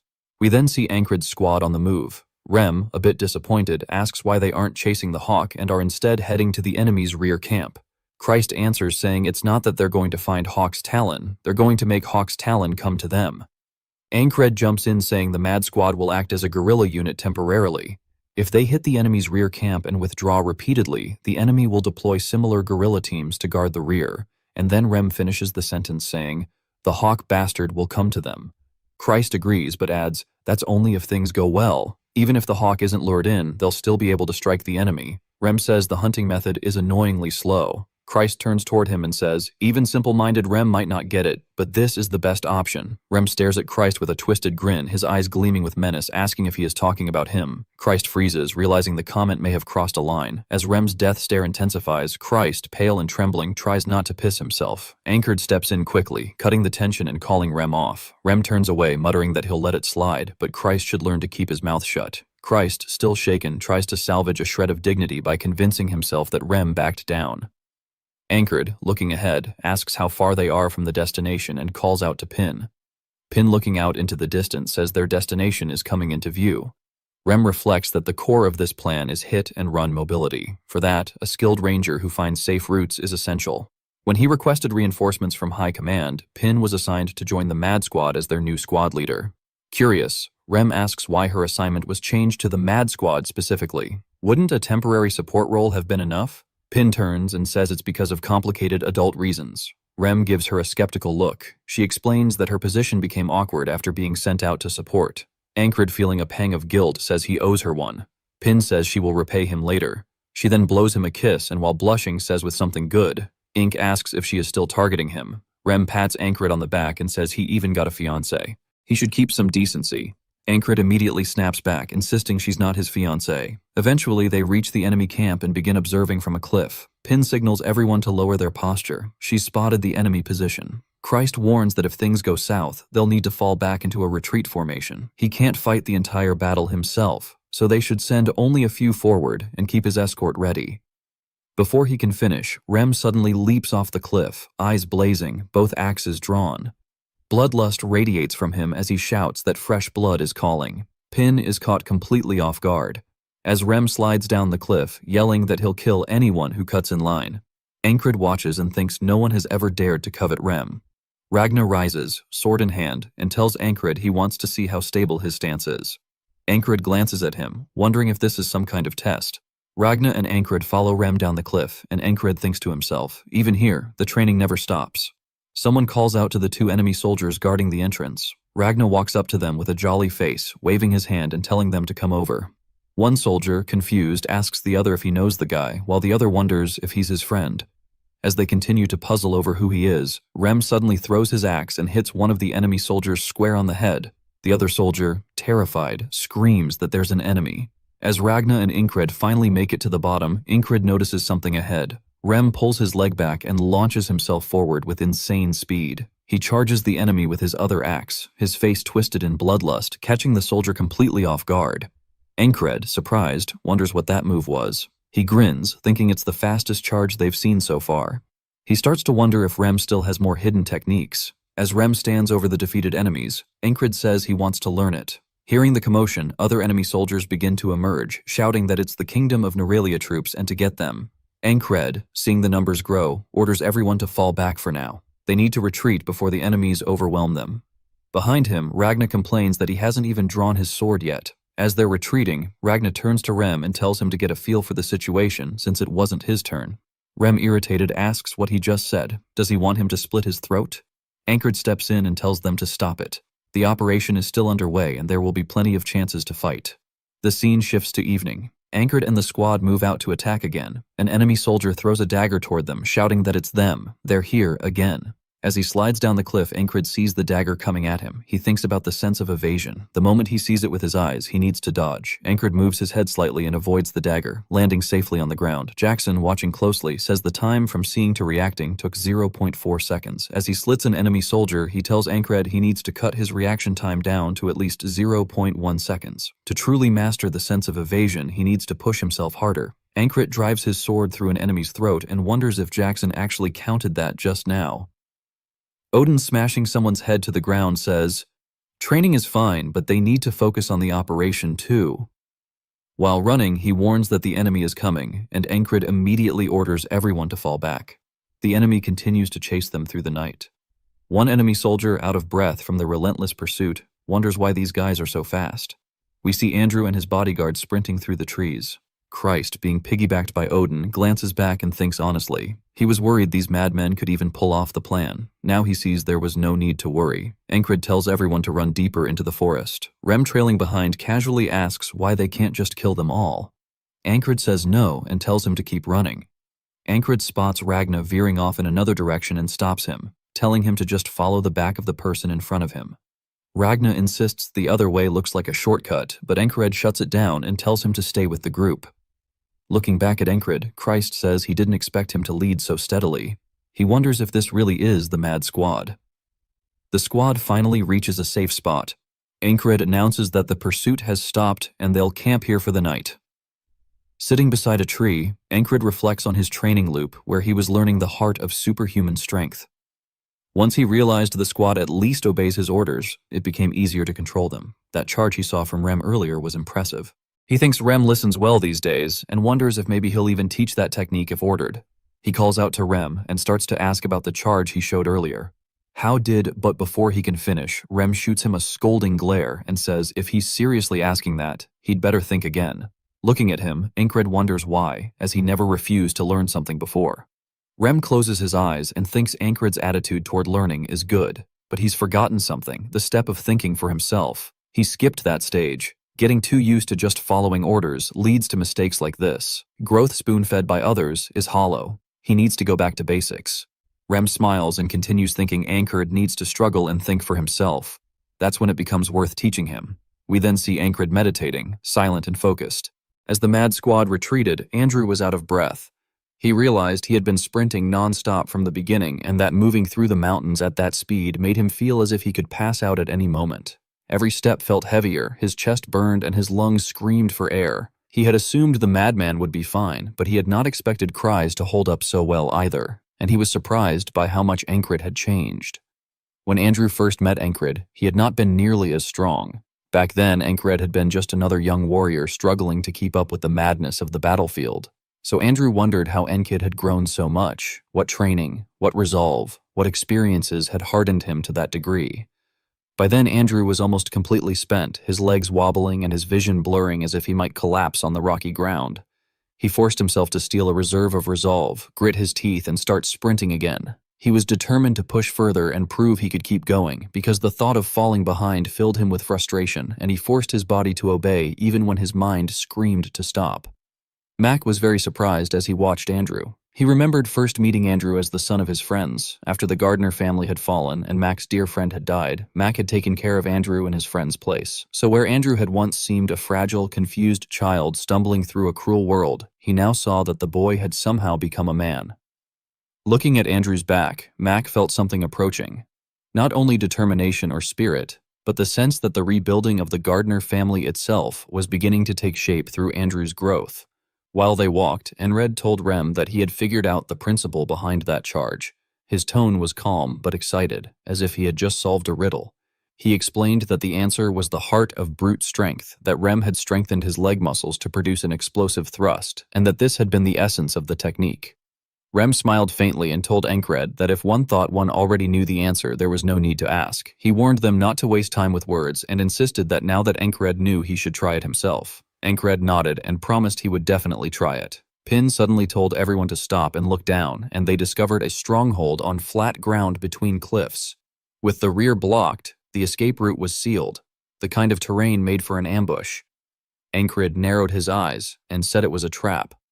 Cries spoke up in a calm voice heavy with experience, saying that preparing a trap so blatantly was meant to make them avoid it. The enemy wanted to guide their path and then kill them if they were cornered, which meant Hawk's talon would appear soon. After Cries finished speaking, he looked at his squad and, seeing their reckless calmness and lack of fear, wondered whether they were even listening. These madmen never approached things like normal soldiers. Enred then asked his squad whether they should play along with the enemy's plan. Ragna grinned, his eyes full of bloodlust, and declared it was annoying and that they should just smash it. Ankred admitted he was tempted to do the same, noting that if the trap failed, the Hawk would show up sooner, which was exactly what the enemy wanted, and that because the armed force was large this time, they should all go together. Cries asked whether he should go too. Enred shook his head and ordered that Cries fall back, saying that Pin, Andrew, and Mac would guard him while the rest charged. They all accepted Ankred's order without hesitation, and with a wild, fearless spirit, the madmen leapt down the cliff like predators diving on prey. Down at the camp, the Grey Dog commander found himself deep in thought. He considered this the last chance for the Grey Dog. Their orders had been clear. Assist the Nerelia guerrilla unit that was ransacking the rear camp by making Hawk's Talon hunt them. The commander, prideful as any renowned Aspen unit leader, felt humiliated that they had been reduced to supporting a single soldier, yet he gritted his teeth because he knew this was the only way for them to rise again.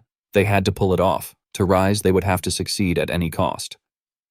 At that moment, one of the Aspen soldiers became alarmed by the mad squad's approach, and the camp erupted in panic, with men shouting that it was the Nerelia guerrilla unit. The announcement surprised the Grey Dog commander, and he wondered aloud why they had come in if they had noticed the trap. He called them idiots in his head. His confusion turned to fury when he realized Ankred was leading the attack at the front. His face twisted, and he ground his teeth as he accused Enred, aloud to himself, of having been part of that guerrilla unit. Enred appeared confused when the Grey Dog commander made that remark. He hesitated for a moment, then pointed toward the commander and asked Rem if he knew the man, saying the face seemed familiar. Rem frowned and asked why Ankred was asking him that, and then told Ankred that he must have a bad memory if he could not remember. The Grey Dog commander, whose anger was boiling, called Ankred a cocky bastard and spat that it did not matter if he did not remember because they would kill all the mad squad members there anyway. With burning rage, he drew his sword, the steel gleaming in the firelight, and his soldiers followed suit, raising their weapons with a roar. He pointed his blade at Ankred and declared that Ankred should be a stepping stone for the Grey Dog's future. The commander charged forward, but Ankred blocked the Grey Dog commander's strike perfectly. His blade held steady and his posture was unshaken. The commander's eyes widened when he recognized Encred's sword. Encred, staring straight into the commander's eyes, suggested that if the commander recognized Mitch Hurrier's sword, then he must be the man who had blocked the banner in the fog of slaughter. The Grey Dog commander screamed in anger that it did not matter and struck at Encred again, ordering him to die. Encred blocked the strike once more. Immediately after, Encred fought back with a swift, precise counterattack, which the Grey Dog commander barely managed to parry. Enred recalled their previous meeting when the Grey Dog commander had been a strong enemy who had only managed to flee, and he wondered how the commander would fare now, whether he might make a good test of the results of Encred's training. The thought excited him and ignited a spark in his eyes. Both Encred and the Grey Dog commander charged forward again. Watching the duel, the other Grey Dog soldiers murmured among themselves that there seemed to be a grudge between the two men, while they resolved in the meantime to smash the rest of the madmen. To their astonishment, the mad squad completely ignored them. The deranged warriors stood motionless, their eyes locked onto the duel ahead, utterly focused. To them, no other battle existed at that moment. The Grey Dog soldiers, feeling disrespected by such disregard, were enraged. One of them, unable to bear the insult, charged forward with a club, roaring furiously. Yet Ren, with effortless composure, swung his axe and blocked the strike with overwhelming force. The sound of the impact thundered through the field. Rem smirked and coldly ordered the enemies to remain silent, saying that they were focusing. The duel between Encred and the Grey Dog commander intensified with every exchange of blows. When the commander prepared to strike again, Encred instantly noticed the movement and reacted within a fraction of a second, evading the attack. With a fluid counter, he wounded the commander's back. Watching the scene unfold, Jackson observed calmly, analyzing the situation. He remarked to himself that Encred's reaction time was satisfactory and that his speed met the passing mark. The Grey Dog commander, though growling in pain, immediately retaliated, his rage fueling every movement. In that fleeting instant, Encred drew his second sword, moving swiftly to block the commander's strike with both blades. Sparks scattered as steel clashed against steel. Seeing Encred drawing his blade and assuming a defensive stance simultaneously, Ragna grinned and commented that Encred was beginning to grasp the art of dual swordsmanship. Despite successfully blocking the commander's attack, Encred was still pushed back from the force. Observing this, Odin calmly noted that Encred's strength was still insufficient to parry single-handedly. He resolved that during the next training session, he would increase the weight by adding another rock. The Grey Dog commander sneered upon seeing Encred wielding two swords. He mocked him, saying that he was merely a rookie trying to show off before launching another furious assault. At that moment, a fierce determination ignited in Encred's eyes. His breathing slowed, then steadied. Rem noticed this subtle change and grew excited, realizing that Encred was about to unleash the heart of brute strength. Soon, Encred's heartbeat quickened, pounding like a war drum. His blood surged violently, granting him power far beyond human limits. In a blur of motion, he charged toward the commander with astonishing speed. The commander's eyes widened in disbelief, unable to comprehend how Encred had become so fast. With terrifying strength, Encred struck. The commander barely managed to block, his grip nearly failing as his sword began to crack under the immense pressure. Horror filled his eyes. As the commander struggled to resist, Encred suddenly thrust his second blade straight into his throat. The sword pierced cleanly, and as he withdrew it, blood gushed out, staining the ground. The commander collapsed, twitching briefly before going still. The remaining Grey Dog soldiers stared in shock and disbelief. Their commander, the pride of their unit, had been slain in an instant. Ren threw back his head and laughed wildly, his voice echoing across the battlefield. He shouted that he had known it would be perfect once the captain used the heart of brute strength. His laughter was wild and unrestrained, filled with savage delight. Odin nodded with a rare smile, remarking to Anchor that the Lord must surely be pleased with Encred's growth. Ragna smirked and muttered that it wasn't bad at all. Jackson, as always, merely gave a silent nod of agreement. Ren then turned toward the rest of the Grey Dogs, calling them iron lumps and ordering them to come over immediately. His laughter rang out again as he said he was so thrilled that he felt like slicing something apart. And with that, the madness of the squad swelled even further, echoing across the battlefield like an unstoppable storm. The Aspen soldiers surged forward, declaring that they would prove the pride of the Grey Dogs and fight to the death.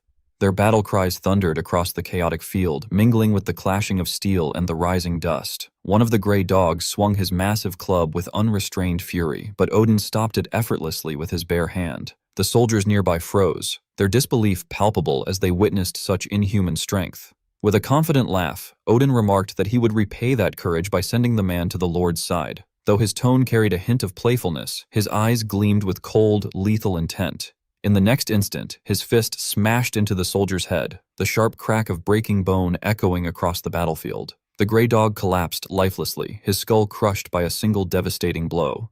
Andrew's eyes widened in shock. He could hardly comprehend what he had just seen. Odin had blocked a weapon with his bare hand and hadn't suffered even a scratch. He wondered what kind of muscles could achieve that, what monstrous strength could hide behind that calm smile. Seeing Odin's overwhelming power, Pin blushed slightly and, with a teasing smirk, remarked that he actually looked rather useful after all. Unwilling to be shown up, Rem charged forward with his axe raised high, his steps pounding the earth like a charging beast. But before he could strike, Ragna swung his sword with terrifying precision, cutting through a gray dog soldier and almost hitting Rem in the process. Rem barely avoided the deadly slash, the blade slicing close enough to brush his hair. Furious, he shouted at Ragna, calling him a mad, lazy bastard and demanding to know if he had tried to cut him too. Ragna, as calm and detached as ever, smirked faintly and replied that it was a shame Rem had dodged. His indifference only enraged Rem further. Before Rem could retort, another grey dog soldier lunged at Ragna with desperate courage, but Ragna merely sidestepped and pierced the man's throat in one fluid motion. Blood sprayed across the dirt as his expression remained as cold as stone. While decapitating another soldier, Rem muttered that one day he would hack Ragna to pieces. Ragna mocked him in return, asking why wait for someday, why not do it now? And if Rem was simply afraid. The tension between them flared once more, even amid the chaos of battle. On the verge of exploding, Rem shouted toward Odin, telling him to inform his god that Ragna would soon be joining him with a new friend. Odin simply smiled and replied calmly that the Lord had said he didn't like friends like that. From behind them, Cries, clearly exasperated by their endless bickering, sighed heavily and asked if they were seriously planning to fight each other right in the middle of a battlefield. Taking advantage of their disarray, one of the Grey Dog soldiers shouted for his comrades to encircle the mad squad while they were divided from within. But before they could carry out the order, Jackson moved like a shadow through their ranks, cutting them down with such speed that none had time to react. Their bodies fell silently to the ground, lifeless, before anyone understood what had happened. Watching his squad mates bicker, Jackson muttered under his breath that they were idiots. Encred, their captain, told the others that there was no need to kill every single Grey Dog since most of them were already destroyed. At that moment, a sharp glint of light flashed from the bushes, immediately catching Jackson's attention. His instincts screamed danger. An arrow shot toward Encred, but Jackson intercepted it before Encred could even react. The arrow clattered uselessly to the ground. Encred glanced at it and quietly asked if their enemies were there. Jackson nodded grimly, confirming that it was the Hawk's Talon. The mere mention of that name made the air around them tighten. Picking up the arrow, Rem smirked and asked Encred if he knew the difference between a sniper and a hunter. Encred blinked, caught off guard by the sudden question. Rem continued without waiting for an answer, his voice low but filled with excitement as he said that hunters were far more enjoyable than snipers, especially when it came to axe hunting, which he considered the true thrill. Encred, half confused and half concerned, asked what he was trying to imply. Holding the arrow between his fingers, Rem replied that when one received a gift, it was only fair to return one. Without another word, he dashed off the cliffs toward the direction of the Hawk's Talon, moving with wild, reckless energy. Pin watched him go and exclaimed in surprise, wondering aloud if he was even allowed to act alone like that. Cries simply shook his head and remarked that Rem wasn't someone who would die easily, suggesting that it was better to just let him be. Andrew then turned to Encred and suggested that they retreat for now, reasoning that the enemy's main force might pursue them from that direction, and if they stayed put, they would become easy targets for the Hawk's Talon. Encred agreed, saying that they would blind the Hawk's Talon as best they could before escaping. The mad squad then set the enemy camp ablaze, flames devouring the tents and smoke spreading thick across the area as they retreated through the chaos. Watching the fire rise behind them, Encred muttered that it seemed this was becoming a habit. Running beside him, Pin tilted her head in confusion, not understanding what he meant. High above the cliff, the Hawk's Talon's vision was obscured by the heavy smoke. One of the soldiers accompanying him scanned the area and said that it seemed the mad squad had slipped out of sight, then asked what they should do next.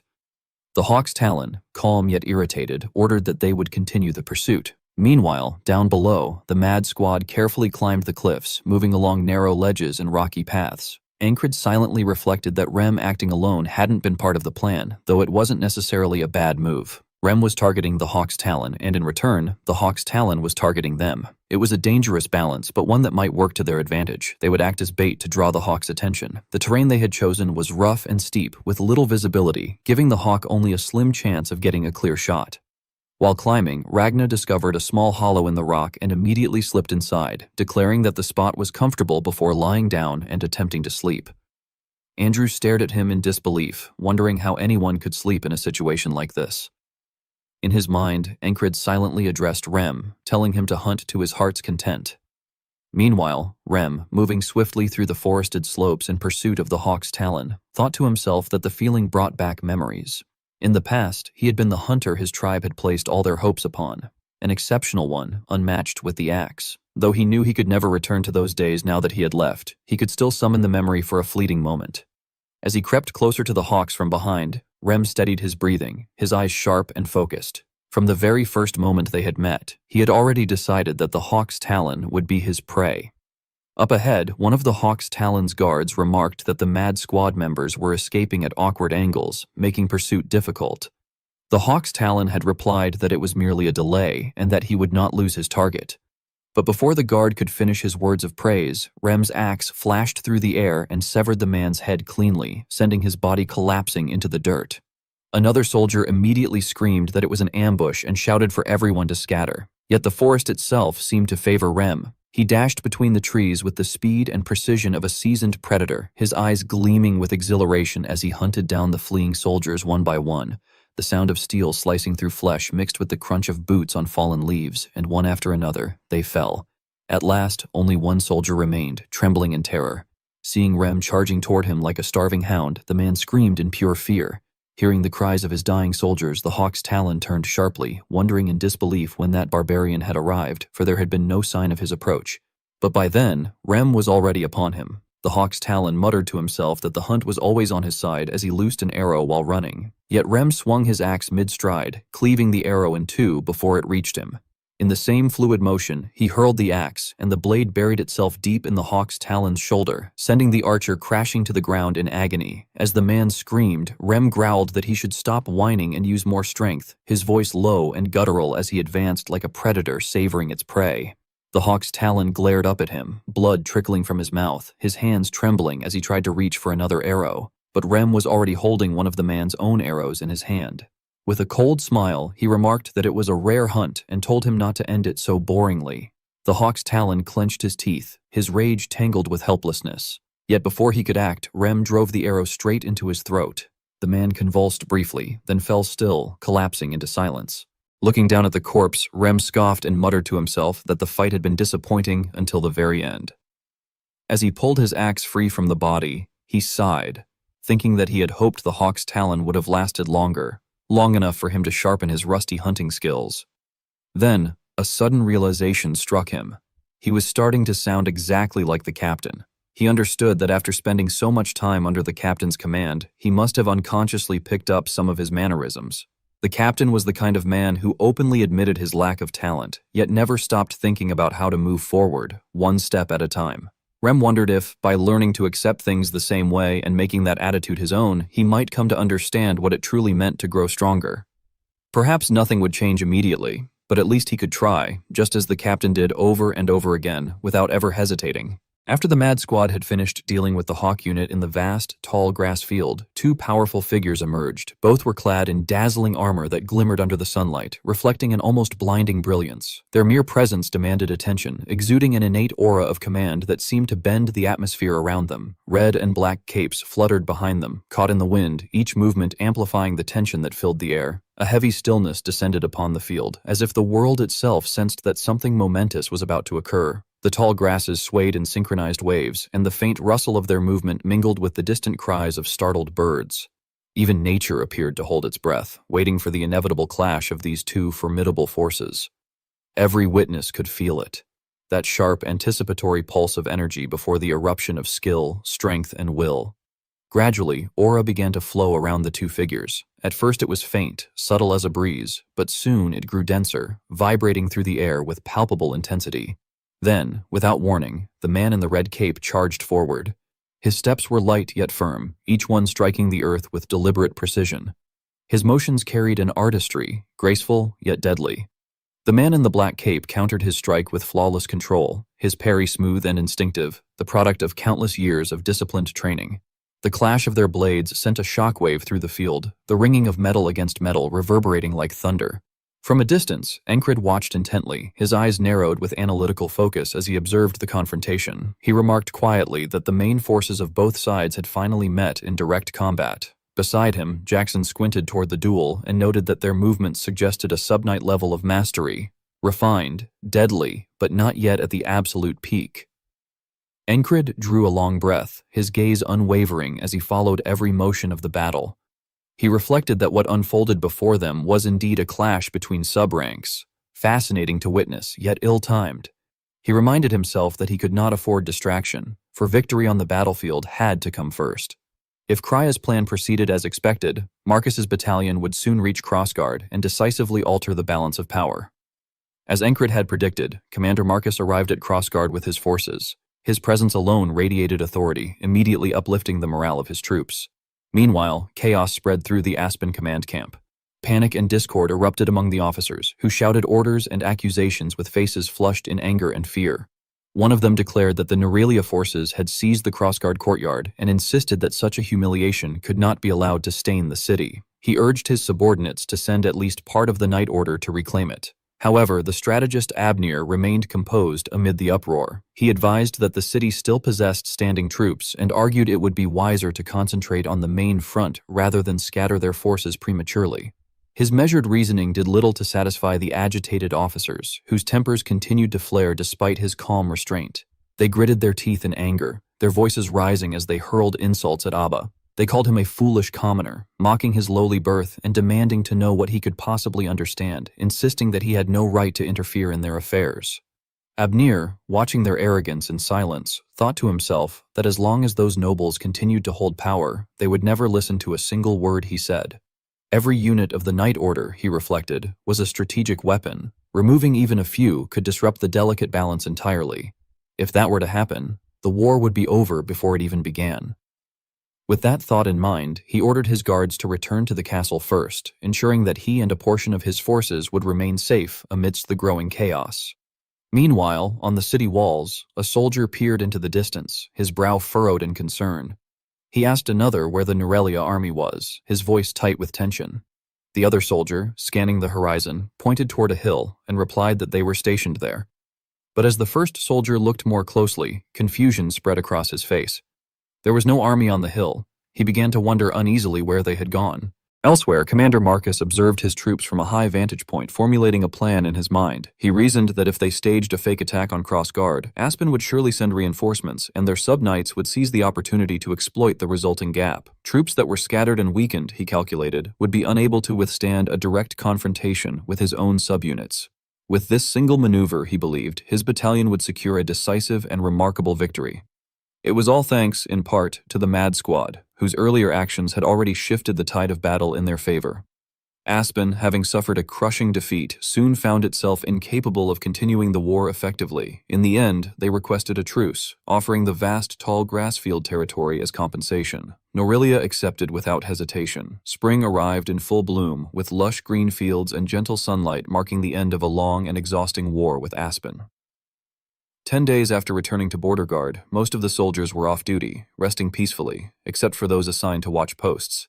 Yet Encred could not afford the same luxury. His mind was burdened with reflections on past battles, techniques to revisit, and strategies to analyze. His thoughts spun ceaselessly between lessons learned and the possibilities that lay ahead. During one of his training sessions, a low-ranking soldier named Pol approached him hesitantly, asking if Encred could teach him a move. His tone was uncertain, almost apologetic. Encred was taken aback. He knew Pol as one of the few soldiers who trained tirelessly, a familiar figure marked by earnest dedication. He asked Pol why he had come to him, explaining that he had never taught anyone before and might not give proper advice. But Pol, undeterred, asked why that should matter, his eyes glimmering with determination and passion. The sight reminded Encred of his own younger self when he had first begun his journey. With a faint smile, he decided he could not refuse. He told Pol to come forward and said that they would spar together. Not far away, Ragna, half asleep, wandered toward the training grounds. When he saw Encred sparring with Pol, he immediately became alert. From a distance, he watched as Pol struggled to keep up, finally collapsing to the ground in exhaustion. Encred, observing calmly, noted that Pol's leg strength was lacking, offering the critique with firmness, but also with the intention to help him improve. Pol, undeterred by exhaustion, requested another round of sparring. Ragnar watched from the sidelines, slightly surprised to see that the lieutenant himself had decided to spar personally. He reminded himself that since Encred had been trained by a great teacher, his instruction would certainly be sound. Yet as he observed the match, he began to notice something subtle. Encred seemed to have forgotten the very basics of swordsmanship. It was a detail Ragnar quietly noted for later, resolving to remind him when the time came. Encred soon adjusted his stance and resumed sparring. As he did, the words of his former instructor resurfaced in his memory, words that spoke of the need to first recognize one's true standing in order to grow stronger. He realized then that he had spent too much time looking upward, comparing himself to those stronger than him, and in doing so had neglected to look below, to the fundamentals, to the roots of skill. For the first time in a long while, clarity began to take shape. He saw where he stood and what he still lacked. With renewed understanding, he shifted his sparring style. Ragnar noticed the change immediately, recognizing the stance as one he himself had taught long ago. A flicker of surprise crossed his face. Encred had managed to correct himself faster than expected. As he watched, Ragnar's face softened into a rare expression of approval. He started to remark that even he, perhaps meaning even Encred, had shown remarkable growth, but before he could finish, Rem interrupted, wondering aloud what Ragnar had been about to say. Then, turning to Odin, Rem suggested that something strange must have gotten into Ragnar's head since he had started muttering to himself. Odin laughed, dismissing the idea, saying that possession did not occur so easily and that Ragnar was probably just praying to God. He then jokingly asked Ragnar what God had said in reply. Ragnar ignored him, which prompted Rem to sneer that perhaps God had told him to get lost. The two soon began to argue again, calling each other barbarians and tugging at each other's collars. Odin stepped in, pretending to mediate while clearly enjoying the chaos. He addressed Rem and Ragnar as brothers, urging them to refrain from foolish violence, though it was evident he had no real intention of stopping them. Encred could only scoff in exasperation, muttering to himself about how they had started again. At that moment, Jackson appeared unexpectedly, warning that there were many eyes watching them. Startled, Encred wondered when Jackson had arrived. He could only mutter under his breath that they were always such noisy bastards. Upon hearing the remark, Jackson questioned whether Encred's sense training was truly functioning as intended. Encred, puzzled by the comment, asked what Jackson meant. Jackson then explained that the attention of the onlookers was not fixed on the soldiers he had referred to as fools, but rather on the lieutenant himself.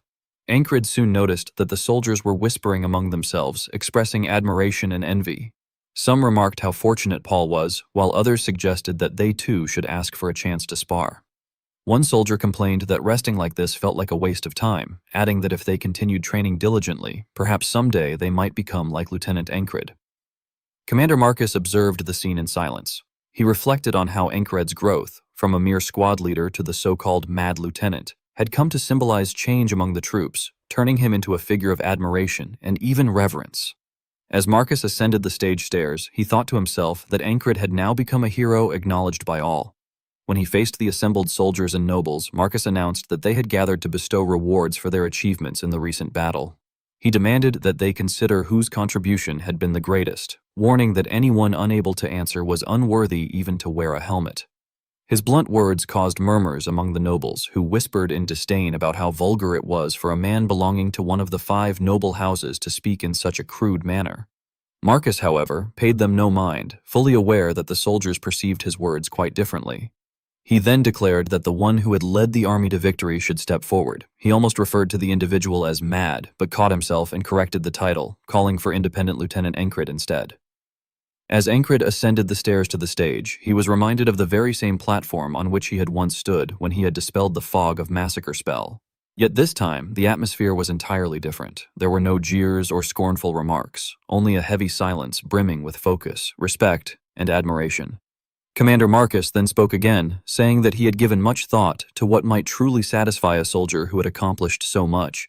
He presented a chest as a symbol of his utmost sincerity and respect. When the commander opened it, Encred's eyes widened in astonishment. Inside lay the royal dagger, its blade gleaming magnificently under the light, a grand symbol of honor, recognition, and the ultimate reward for his unyielding dedication, relentless training, and unwavering effort. Commander Marcus explained to Encred that the dagger he had been given was an identity dagger, a rare and prestigious award bestowed only upon those who had rendered great service to the royal family. He said that the royal dagger symbolized far more than just a weapon. It guaranteed the bearer noble status and authority, granting them the privilege of being treated as an honored guest by the royal household. As Encred held the dagger and traced the intricate details along its ornate hilt, he briefly thought to himself that it seemed overly decorated. Something meant more for display than for actual combat. Yet despite that thought, he could not ignore the weight of the honor it represented. A quiet pride swelled within him, and he felt a deep sense of dignity. This, he realized, was what true honor felt like. As the soldiers around him erupted in cheers, he raised his hand in acknowledgement, a silent gesture of respect to his comrades. He reminded himself that a knight who sought nothing but strength was no different from a mercenary. A true knight, he believed, was one who built honor upon skill and fought for a purpose that transcended battle itself.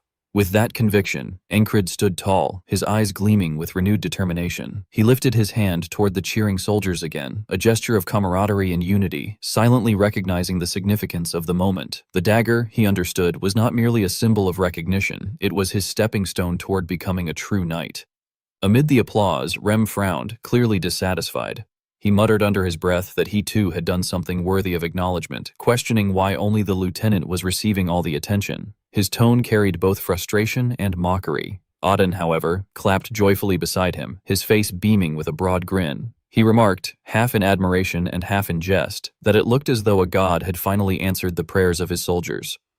Meanwhile, Ragna, still groggy from the long day, sleepily asked whether they were heading back now, his tone casual and uncertain, as if he wasn't entirely sure where the evening was leading. Andrew, on the other hand, cheered loudly, his voice filled with enthusiasm as he declared how amazing Encred was. Commander Marcus, wearing a wide grin, turned to Encred and said he was glad to see the lieutenant pleased with the reward.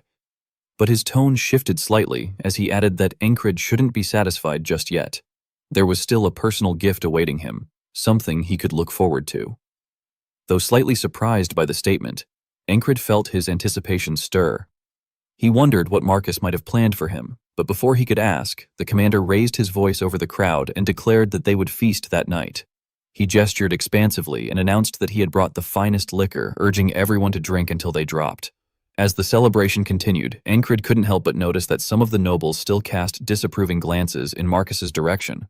Watching them, he smiled faintly to himself, thinking that the commander certainly had a fiery personality. He could already picture what the banquet might hold, feeling a blend of curiosity and unease about it.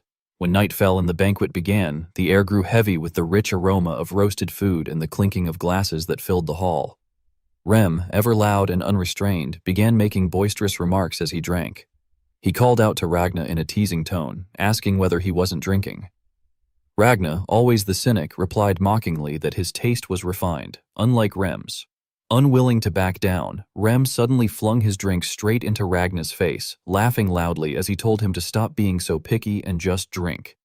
Ragna, furious, grabbed Rem by the collar and growled that the drink was now mixed with barbarian spit. His face twisted in disgust as he glared at Rem. At that moment, Auden, grinning mischievously, overturned an entire barrel of liquor over both of them, drenching them completely. Enred watched the scene unfold, both entertained and faintly amused by the absurdity. Auden chuckled and told the two to behave while drinking. Red-faced and irritated, Rem called Auden a big oaf and muttered that he would dunk him headfirst into another barrel next time. Ragna, still disgusted, grumbled under his breath, but it was clear the chaos had slightly improved his mood. Encred observed all of this with detached amusement. For someone who had once threatened to smash heads if the booze turned out bad, Auden now seemed to be enjoying himself immensely. Amid the laughter and noise, Enred suddenly realized that Jackson was nowhere to be found. He wondered if Jackson had gone into the city, though he doubted it. Jackson didn't seem like the type to enjoy such noisy gatherings. As Enred drifted into thought, Esther climbed into his lap, breaking his reverie. Even then, Encred found his mind wandering elsewhere. He would have much preferred to be training with his sword rather than sitting at a banquet. His brief moment of solitude was soon interrupted when Pin approached, holding 2 drinks in her hands. She asked, in a teasing yet gentle tone, whether he was thinking about training again. She sat beside him and offered him one of the drinks, encouraging him to cheer up and relax. She told him to enjoy the moment and take it easy, her voice carrying a soothing warmth that he couldn't help but notice. She urged him to drink with her, hoping to lift his spirits. Just as he was about to respond, the ferry commander appeared. The moment she stepped forward, all the soldiers fell silent and turned their attention toward her. Encred, too, noticed her approach and was instantly drawn to her presence. She called him a wicked man for sitting so casually with another woman, claiming that her heart was torn to shreds at the sight. Encred, keeping a straight face, replied dryly that she must be right. His tone was casual but carried a trace of playfulness beneath the surface. His remark shifted the soldier's mood immediately. They began murmuring among themselves, accusing him of being heartless. One of them even shook his head in disbelief, saying that he couldn't understand how Encred could say such a thing when the fairy commander's eyes were so full of wounded sorrow. The commander herself played along with their teasing, a faint blush tinting her cheeks. Pin, still flustered, admitted that she hadn't expected Encred to be so callous. Encred merely shrugged and said he hadn't done anything. Meanwhile, Esther watched the entire exchange with growing irritation and disbelief, her expression tightening as the playful scene continued. She believed she was holding back, yet in truth, she was channeling her strength to help him recover and hasten his healing. Despite her efforts, he continued to flirt with other women, a fact that irritated her to no end. Inwardly, she called Encred a cheeky bastard, her annoyance simmering until, in a sudden flash of frustration, she headbutted him. The soldiers around them were stunned into silence, unable to comprehend what they had just witnessed. The leopard, as they often called her, seemed to have grown jealous, and Encred, somehow, had managed to charm across species. They exchanged bewildered glances, unsure how to react to their fairy commander's unexpected outburst.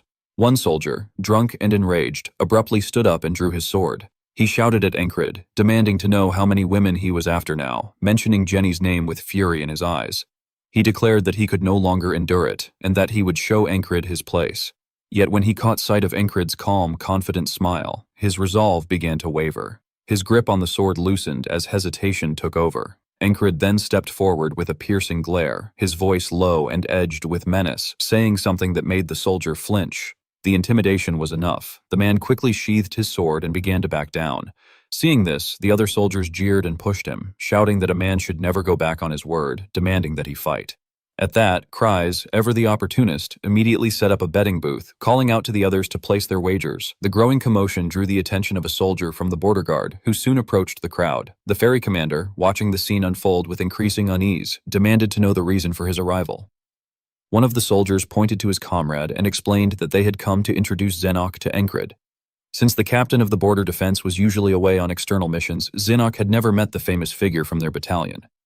The ferry commander raised an eyebrow and remarked that their timing couldn't have been worse. Encred, she said, was likely only interested in duels at the moment. As the challenge was issued, the soldiers began mocking the earlier defeated man, calling him weak and angrily demanding their money back. The humiliated soldier, still grumbling, told them to shut up and try fighting Encred themselves if they thought it was so easy. Encred, carried away by the thrill of competition, thought that his previous opponent had not been enough. When the duel began, his hunger for challenge only grew. He longed to face someone stronger. His eyes wandered across the room until they landed on the ferry commander, but she refused his unspoken challenge. He then turned his gaze toward a soldier from the border defense, yet that man too declined. Perplexed, Encred turned to Cries and asked why they would refuse. Cries only grinned and replied that not everyone was as insane as Encred. Mac, ever the serious one, looked toward Andrew and asked if he truly intended to go through with it. Andrew's eyes burned with determination as he answered that he did. This would be his proof.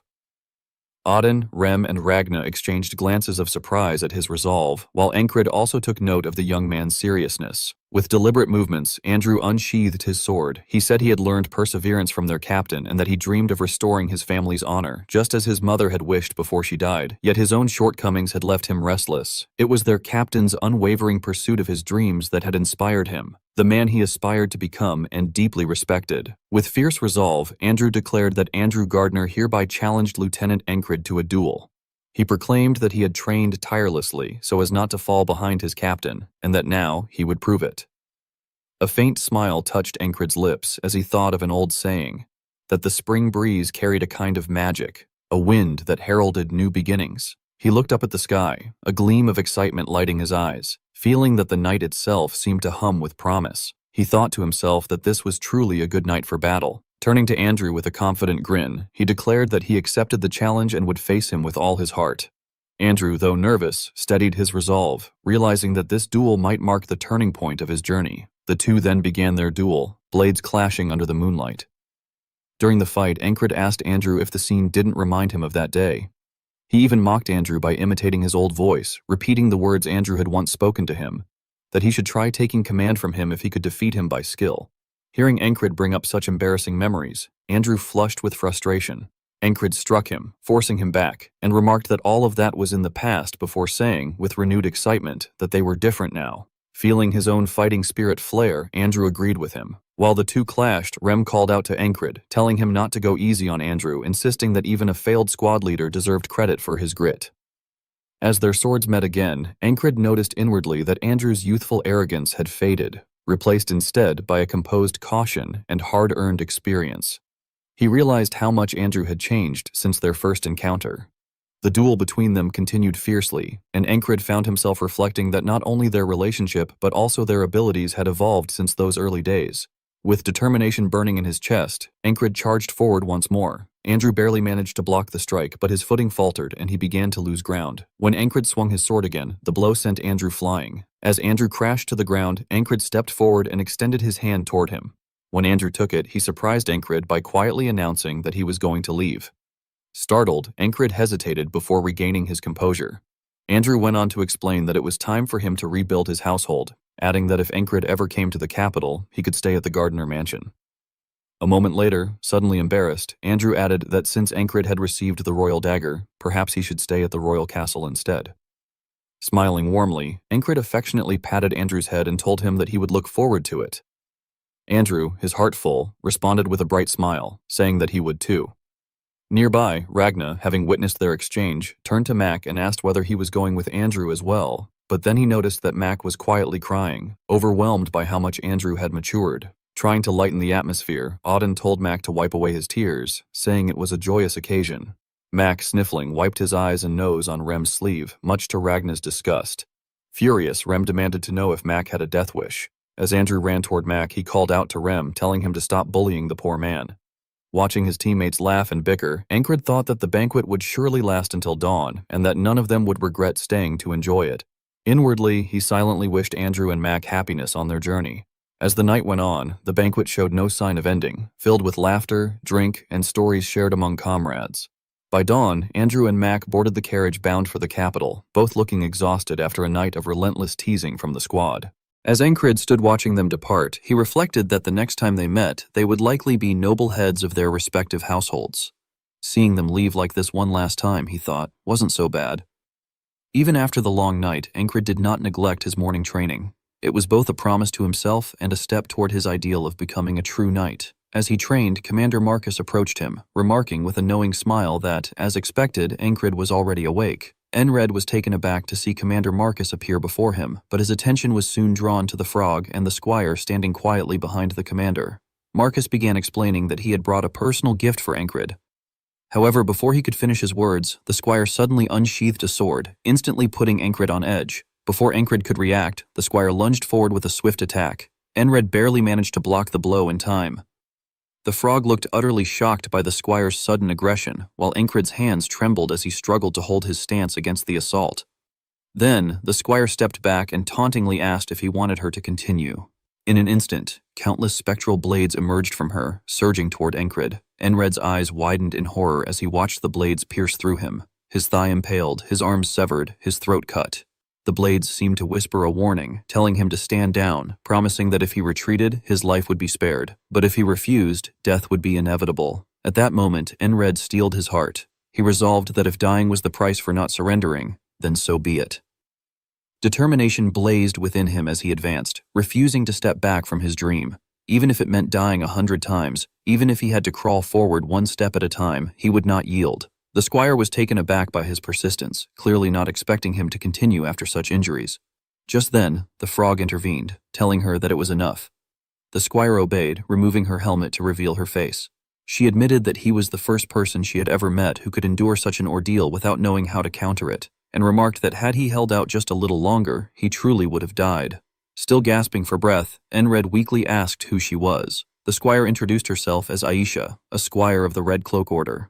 Moments later, Encred's strength gave out and he began to collapse, but Jackson rushed forward and caught him. Furious, Jackson demanded whether being a squire was all it took to do something so brutal. The rest of Encred's squad instantly prepared themselves for combat, their weapons drawn. With a mocking tone, Rem remarked that Aisha's greeting had been rather formal. Aisha turned to look at Encred's companions, her expression curious, and asked who they were. As the frog's eyes glowed, he silently wondered how people like them, the fierce barbarian in front, the quiet one, and the hulking brute, could all be so overwhelmingly talented, with the swordsman at the back being especially impressive. The frog noticed Ragna's blonde hair and red eyes and wondered if the man was from the north. Ragnar looked as though he had just woken up, yet he held his sword with flawless form, like a true master. Seeing each of them display their abilities, the frog couldn't help smiling. Commander Marcus stepped forward and calmly told everyone to stand down, explaining that things were not as they seemed. Ia, surprised, realized who these individuals were and remarked that they must be the lunatics she had heard about, adding that they certainly did seem insane. Rim, furious and on guard, demanded to know what Marcus was talking about, but Marcus ignored him and instead turned to Aya and the frog to ask whether they thought Ankrid could become a knight. The question left everyone in Ankrid's squad taken aback. The frog explained that Marcus had summoned her and Ia because her eyes could determine whether someone possessed talent and potential. That ability, she added, was the gift Marcus had prepared. With a serious expression, the frog declared that it was impossible. She went on to say that Ankrid's limits were too clear and that it was already impressive that he had made it as far as he had. She then looked at Ragnar and asked if he was interested, but Ragnar, completely indifferent, made it clear that he had no intention of accepting. After his refusal, the frog privately thought that she had heard rumors that these lunatics only listened to their leader, and it seemed to be true.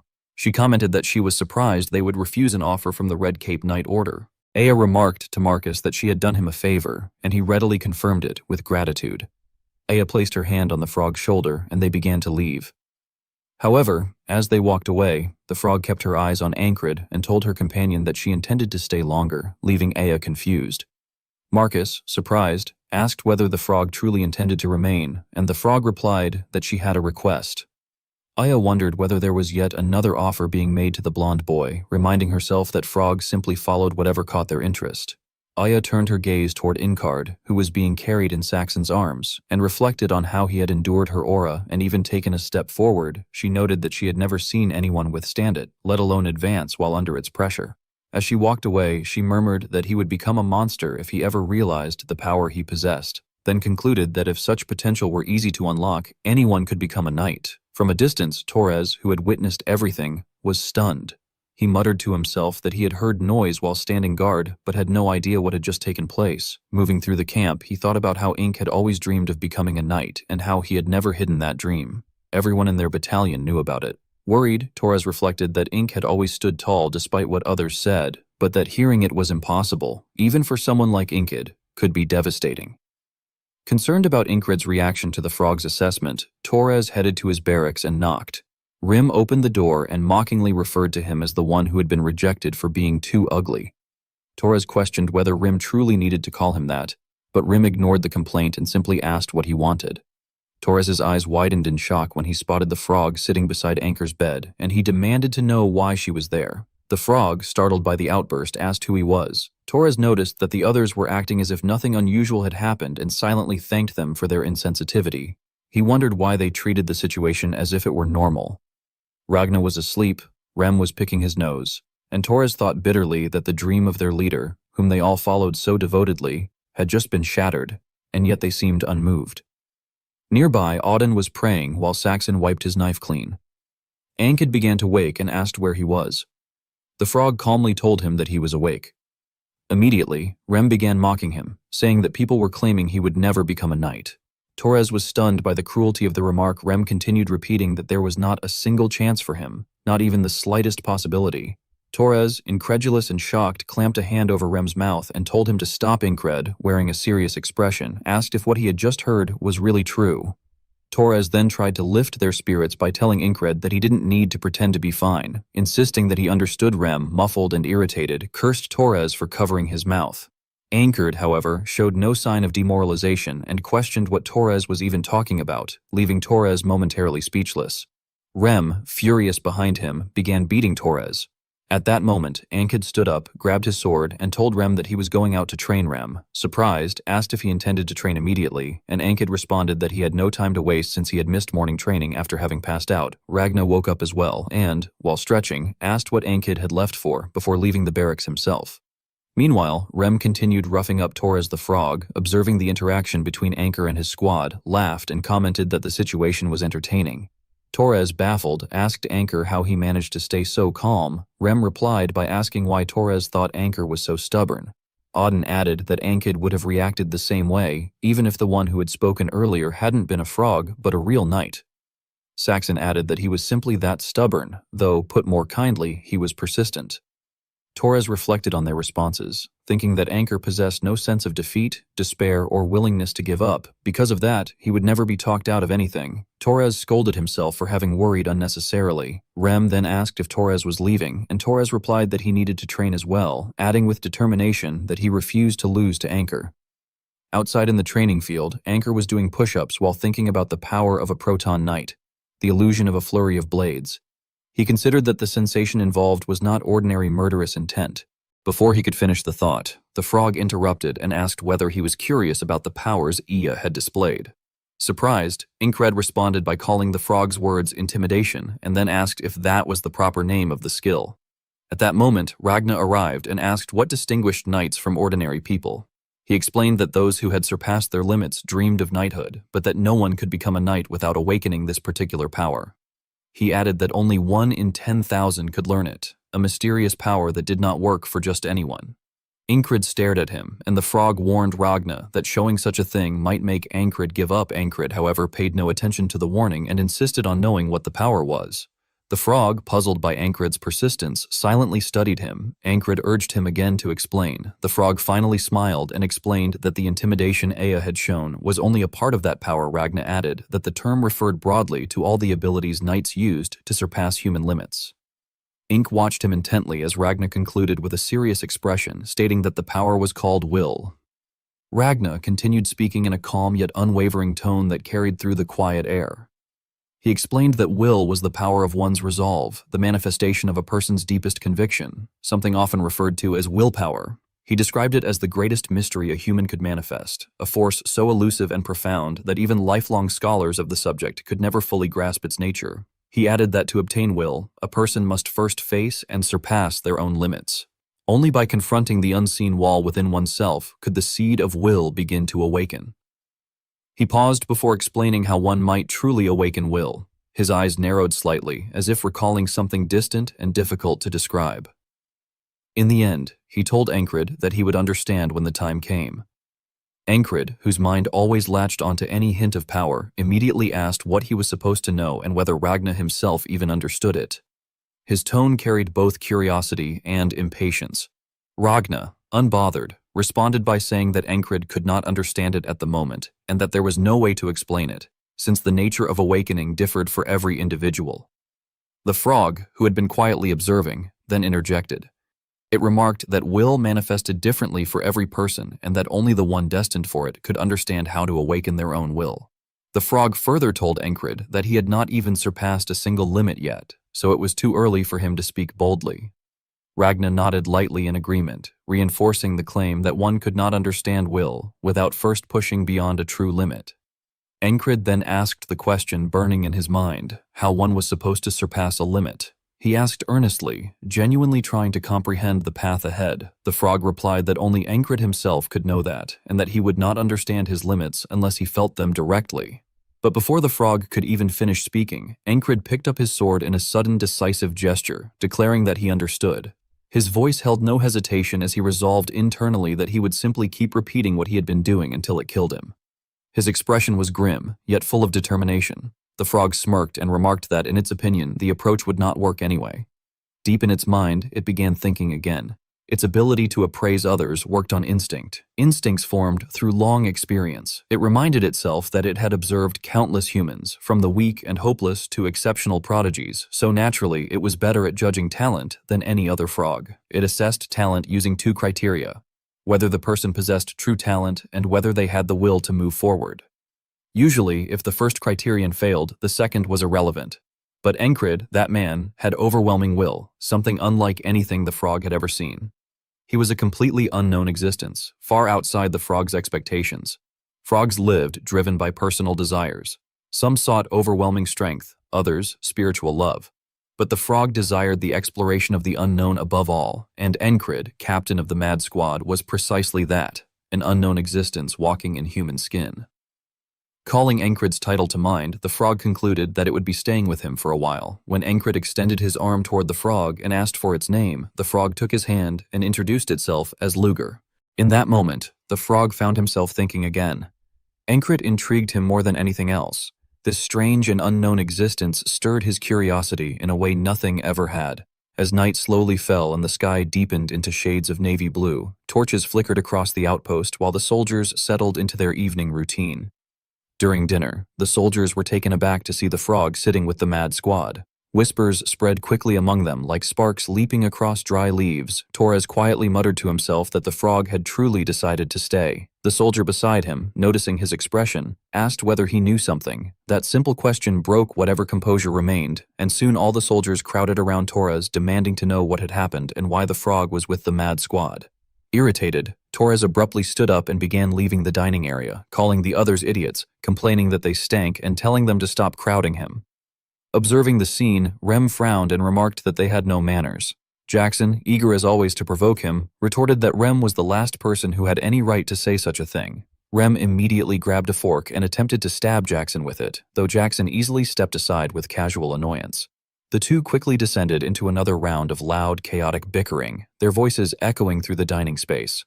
The other soldiers executed a swift, tactical retreat the moment the fight began. Watching them go, someone sighed in disappointment and commented that the pair was completely uncivilized.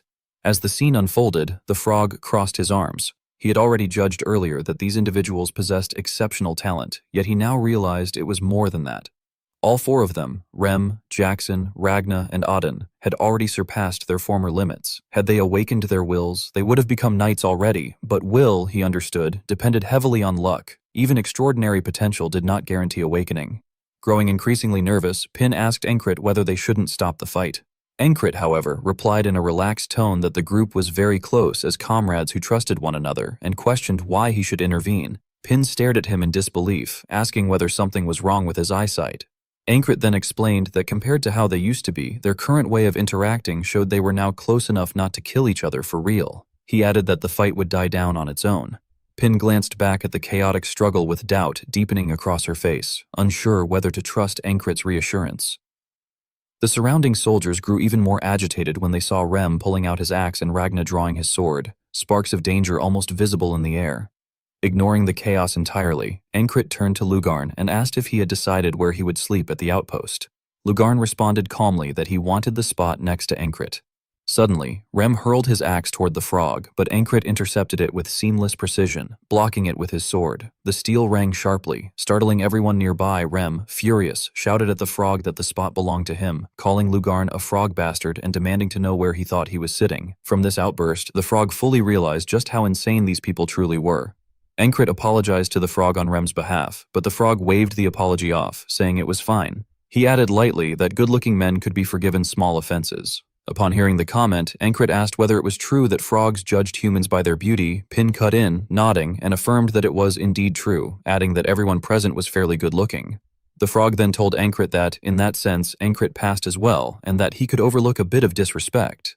The frog then asked Enkrit whether he wanted anything from him. Hearing the question, Enkrit paused to think. Then, with sudden excitement, he declared that he wanted to spar. The frog seemed slightly surprised by the request and asked if Enkrit truly wished to spar after training all day. Enkrit responded with complete seriousness that he intended to spar and then continue training afterward. It was then that the frog realized something important. Enkrit was the craziest of all of them. Pin agreed, noting that a normal person would have collapsed after such intense training sessions. However, Enkrit's mental endurance appeared to far surpass that of ordinary people. The frog began to wonder what Enkrit might become if he were ever to acquire will.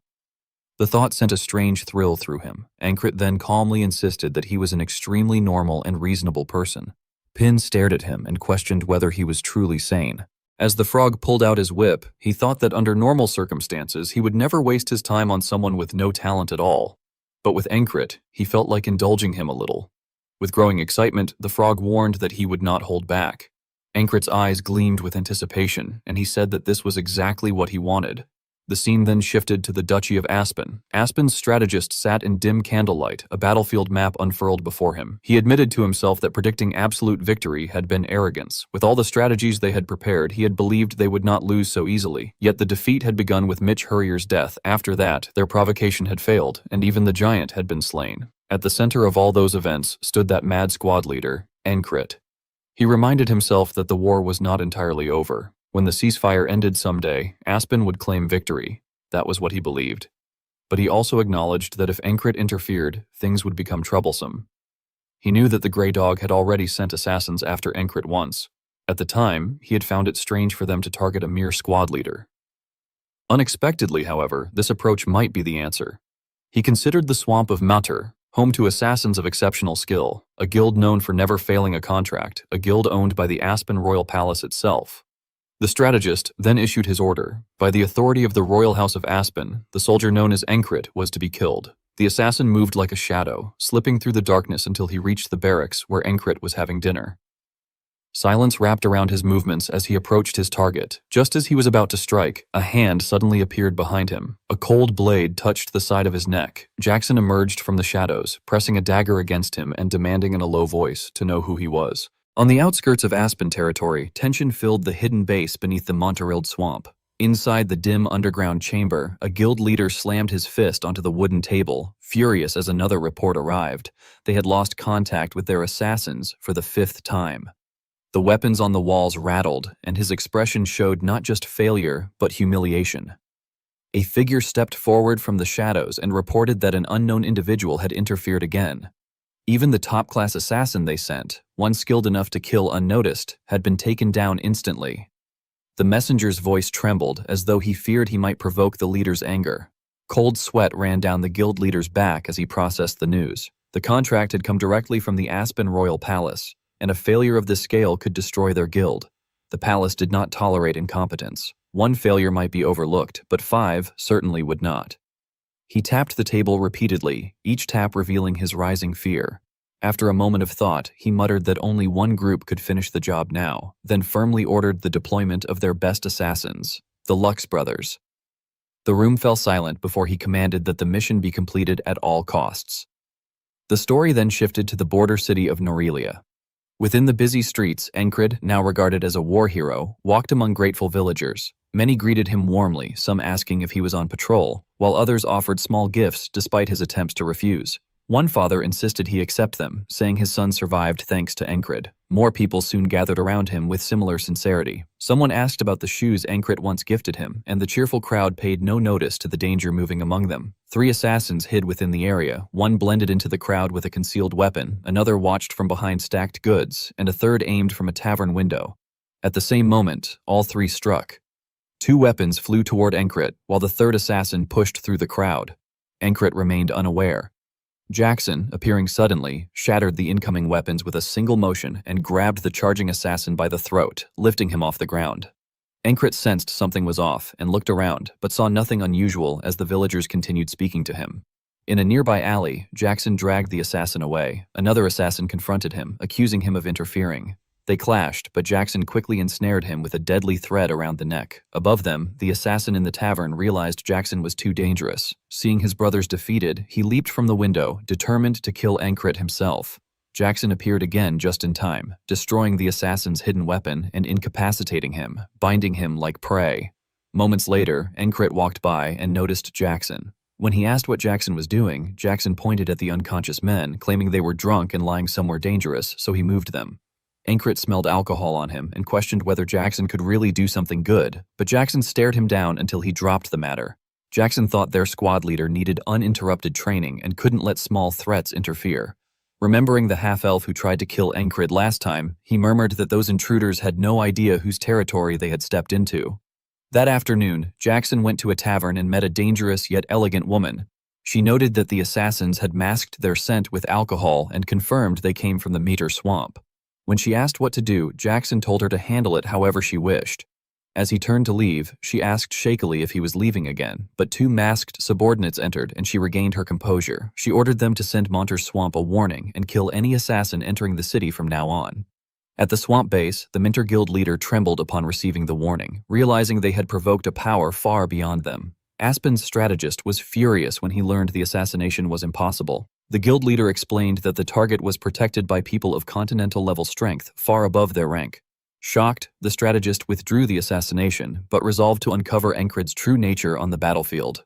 3 months later, back at the border, 2 exhausted soldiers watched Encrit train relentlessly and admitted that his strength clearly came from constant effort.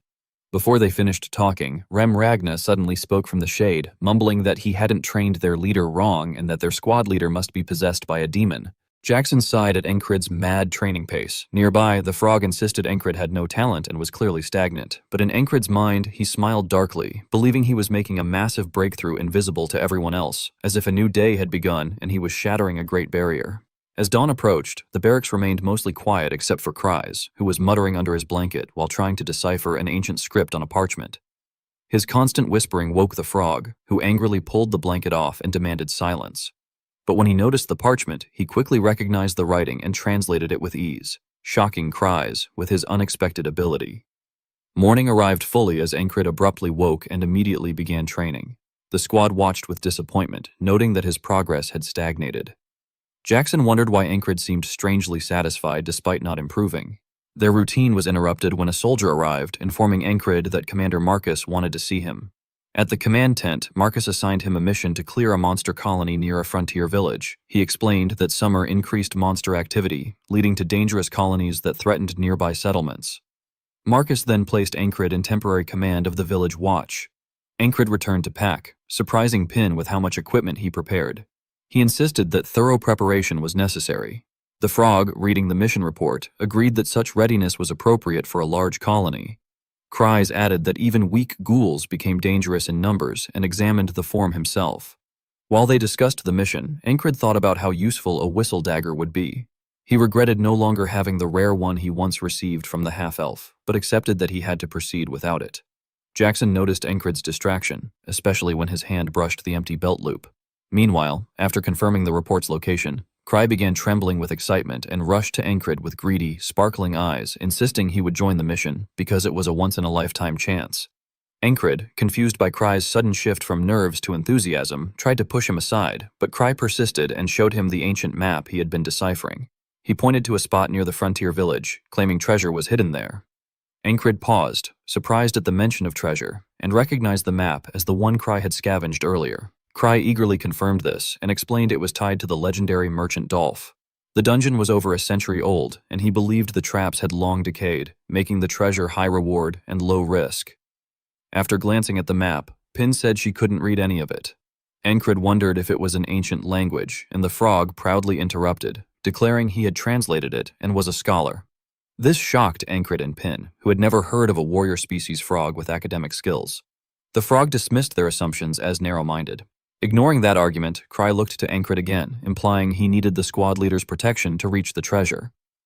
Encrid shrugged and said that if it was just a brief stop, their captain wouldn't prioritize it, though he also wouldn't stop Cry from investigating. Cry grew even more excited. Enrit then stood up and announced they would depart at dawn, telling everyone to prepare, but he quickly realized no one was moving. Rem calmly said he wasn't going. Odin claimed the Lord gave him no answer. Ragna said he preferred to sleep or train. Jackson stated he had something else to handle without giving any details. Cry, surprised the strongest members refused to join, asked Jackson since when he ignored the squad leader, noting he normally followed him like a quiet bodyguard. Jackson ignored him completely and walked out without a word. Enred stayed silent as he observed everyone, not forcing anyone to follow him. Pin nervously asked if their combat strength would drop without Rem, Jackson, and Ragna. The frog then stepped forward and said he would go, reasoning that there was no point in staying without Encrid. Cry brightened immediately, convinced they would be fine with the frog around, and rushed off to pack. Encrid noted each member's behavior, sensing their refusal came from something deeper, but he kept it to himself.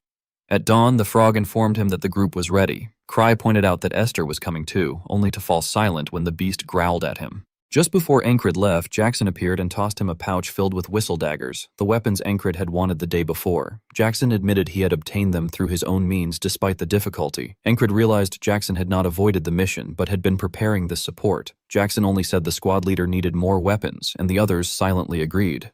Encrid said he understood their real intentions. With a rare, confident smile, he told them that he would show them something when he returned, that he would break through his limits. Jackson watched him disappear into the morning mist. Rem wondered what Encrid was thinking. Ragna said he didn't see the captain improving at all, but Jackson replied that Encrid tended to grow suddenly and unpredictably. Odin said he wanted to trust that confidence and see what surprise Encrid would bring back. Rem lifted his axe and challenged Ragna to a spar, saying he should bet half his life, making their intent clear. They would train while waiting. Ragna warned him not to blame anyone if he died. Odin seriously said he would join too, not wanting to fall behind, and Jackson cracked his knuckles, offering to accompany him.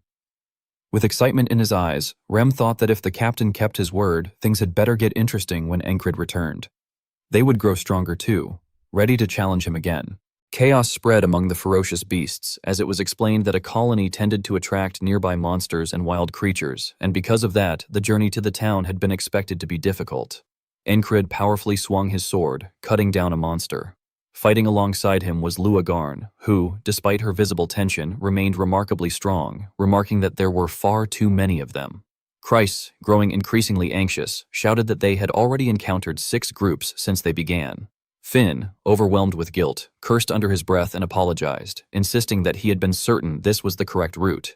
Encred calmly reassured Finn, telling him not to worry and urging the group to keep moving. As dusk fell and moonlight covered a thorny side path where monsters supposedly did not pass, it was noted that Pin knew the way. Suddenly the roars of wild beasts echoed from all directions as they charged toward Encred's group. Finn shouted in disbelief, complaining that they kept running into these beasts again and again. Luagarn voiced her confusion, stating that the situation was strange even with a nearby colony and that this place was not Devil's Gate either.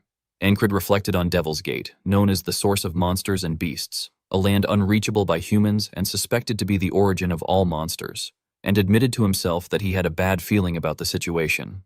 He struck down another monster, and the scene shifted to a strange town filled with guards. The town's mayor greeted Encred's group with seriousness, welcoming them and introducing himself as the leader of the town. Encred replied that he had come in response to a mercenary request regarding a suspected large colony.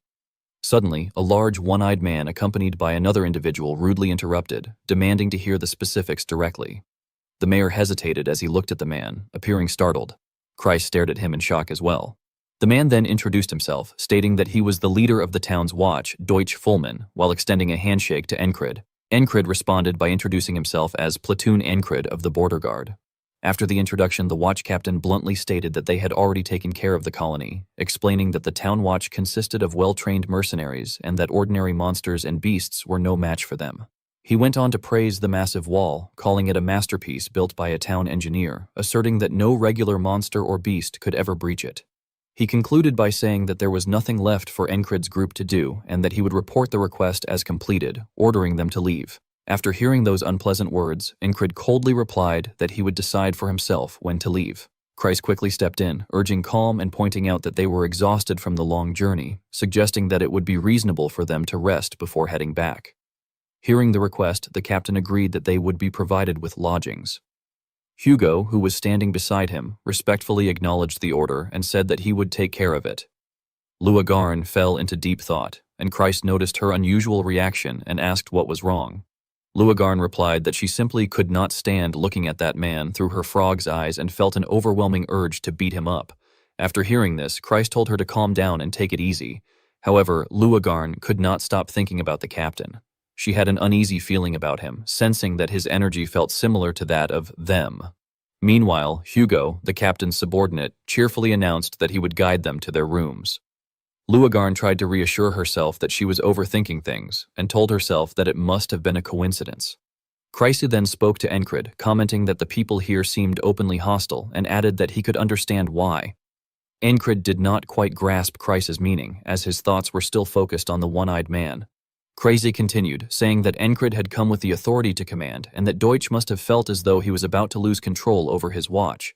Encred replied that he did not think that was the whole story. Nearby, Finn was talking with Luagarni and asked whether she believed it was true that the colony had been eliminated. She answered that it was probably not true, reasoning that based on the number of monsters they had encountered on the way, the colony must still exist. Upon hearing this, Encred said that it did not matter, and that they would do what they had to do. Kreis then asked Encred how long he planned to keep training, and where he had even found those rocks. Encred responded that there was still time left. Finn then yawned, said that it was late, and announced that he was going to bed. Hearing this, Kreis also said that he would do the same and went to rest. On the other hand, Luagarn continued to brood over Encred.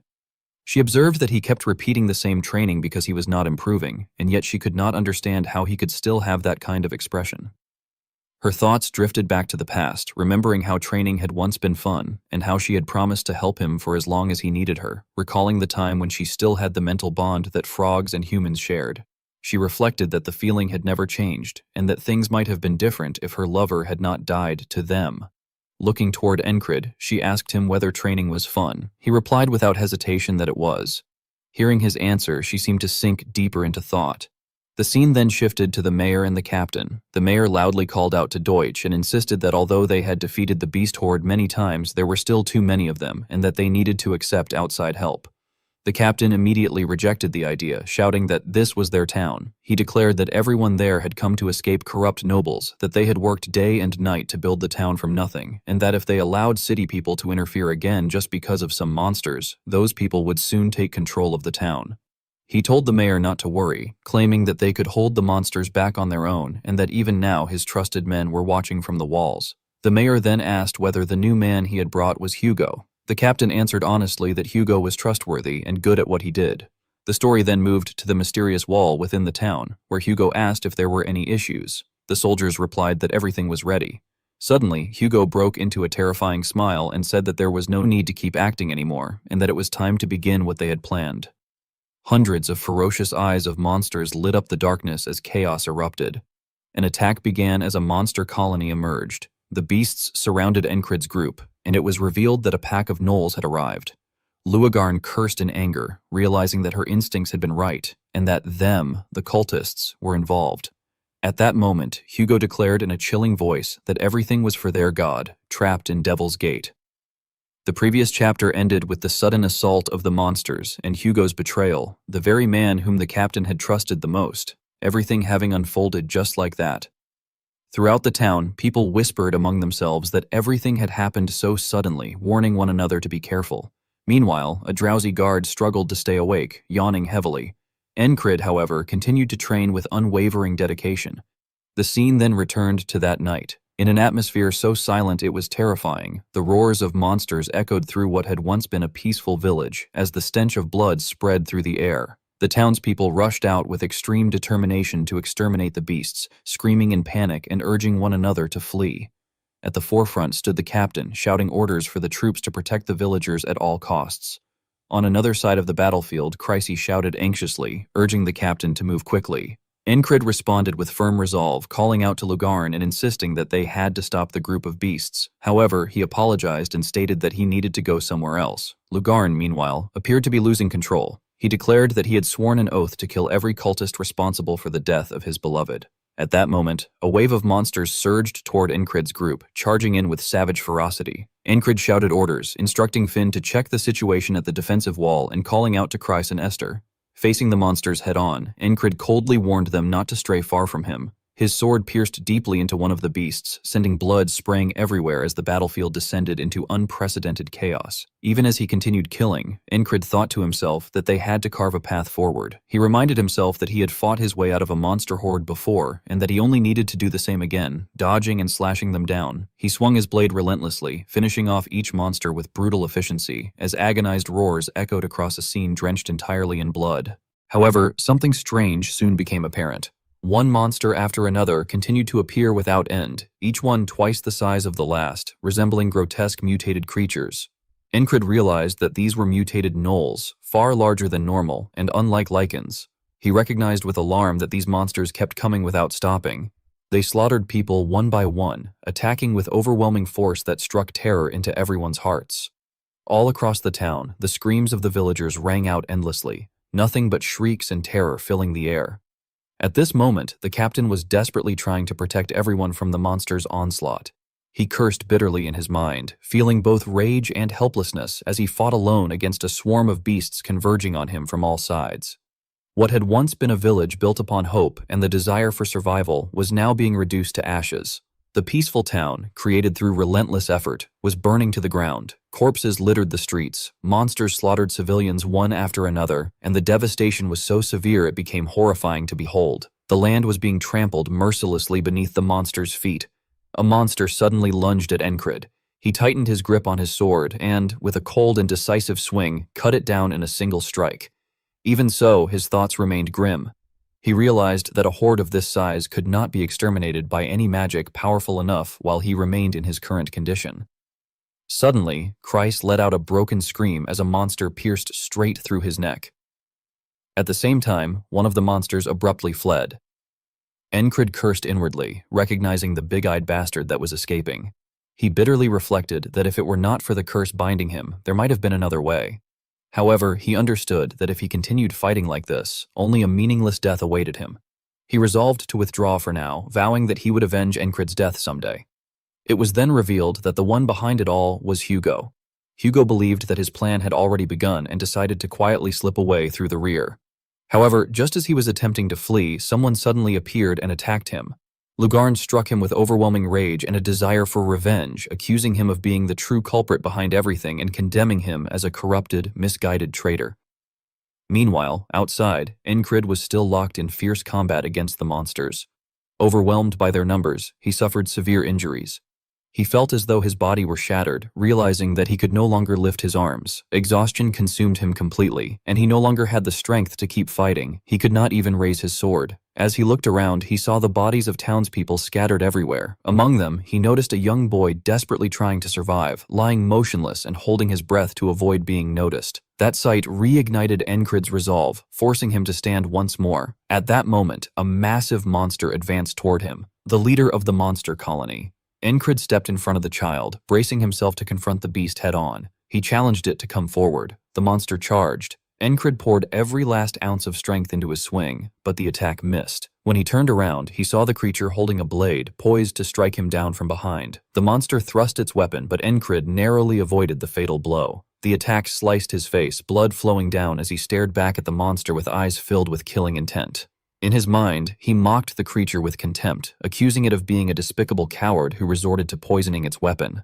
Amid a sea of flames, the village burned fiercely as if everything were being reduced to ash, and the merciless battle between Encrid and the monsters showed no sign of ending. Encrid realized that he was unable to move because of the poison, yet he also understood that he had not been returned to the beginning of today. His screams echoed through the air as he sensed that the leader of the colony was deliberately enjoying watching him suffer instead of finishing him off. Encrid collapsed to the ground, blood spilling everywhere, while the surrounding monsters howled in delight. Even so, he refused to give up. Anger burned in his eyes as he resolved that killing the leader was the only way to destroy the entire colony. He recognized that, unlike most gnolls with their short legs, this leader was exceptionally fast and had even coated its blade with poison, which meant that he could not allow it to wound him even slightly. The leader monster was truly a formidable challenge for Encrid, completely different from the others, and he knew he had no choice but to kill it. He questioned how a single human was supposed to face such a situation and wondered what one person could possibly do against a wave of monsters. His thoughts drifted to Krace, recalling that he had told him to stay behind him, yet he could no longer sense him and assumed he was probably dead. He also remembered sending Pin beyond the walls, only for her not to return, which made him believe that something terrible must have happened there as well. Lugarn had once remarked in surprise that someone being fully armed so early was unusual. Although everyone else had been asleep at the time, she had remained awake, sitting quietly in a corner. Encrid had asked her whether she knew anything about the cultists. She had been taken aback and remained silent at first, but the anger in her eyes had been unmistakable.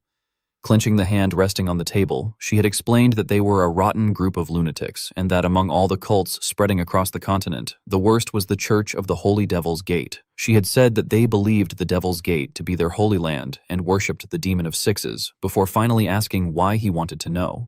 Encrid had then recalled the monsters attacking the village and stated that gnolls had appeared in the town, adding that he had an ominous feeling about it.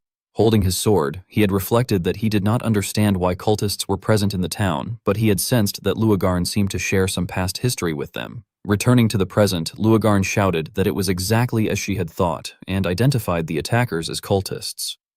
She remarked that having a frog on their side would have been helpful, but there was no time left to persuade her. The leader monster continued its assault on Encrid, yet he managed to drive his blade straight through it. He reflected once more on what a single human could do against a wave of monsters and concluded that he had no choice but to use everything he had built up so far. Krace and Finn ran together with monsters close behind them. Krace shouted for their boss, trying to understand what was happening, while the captain yelled for the watch to protect the others. As they ran, everyone suddenly witnessed a scene they could scarcely believe. Encrid standing firm as he cut down the strongest monster.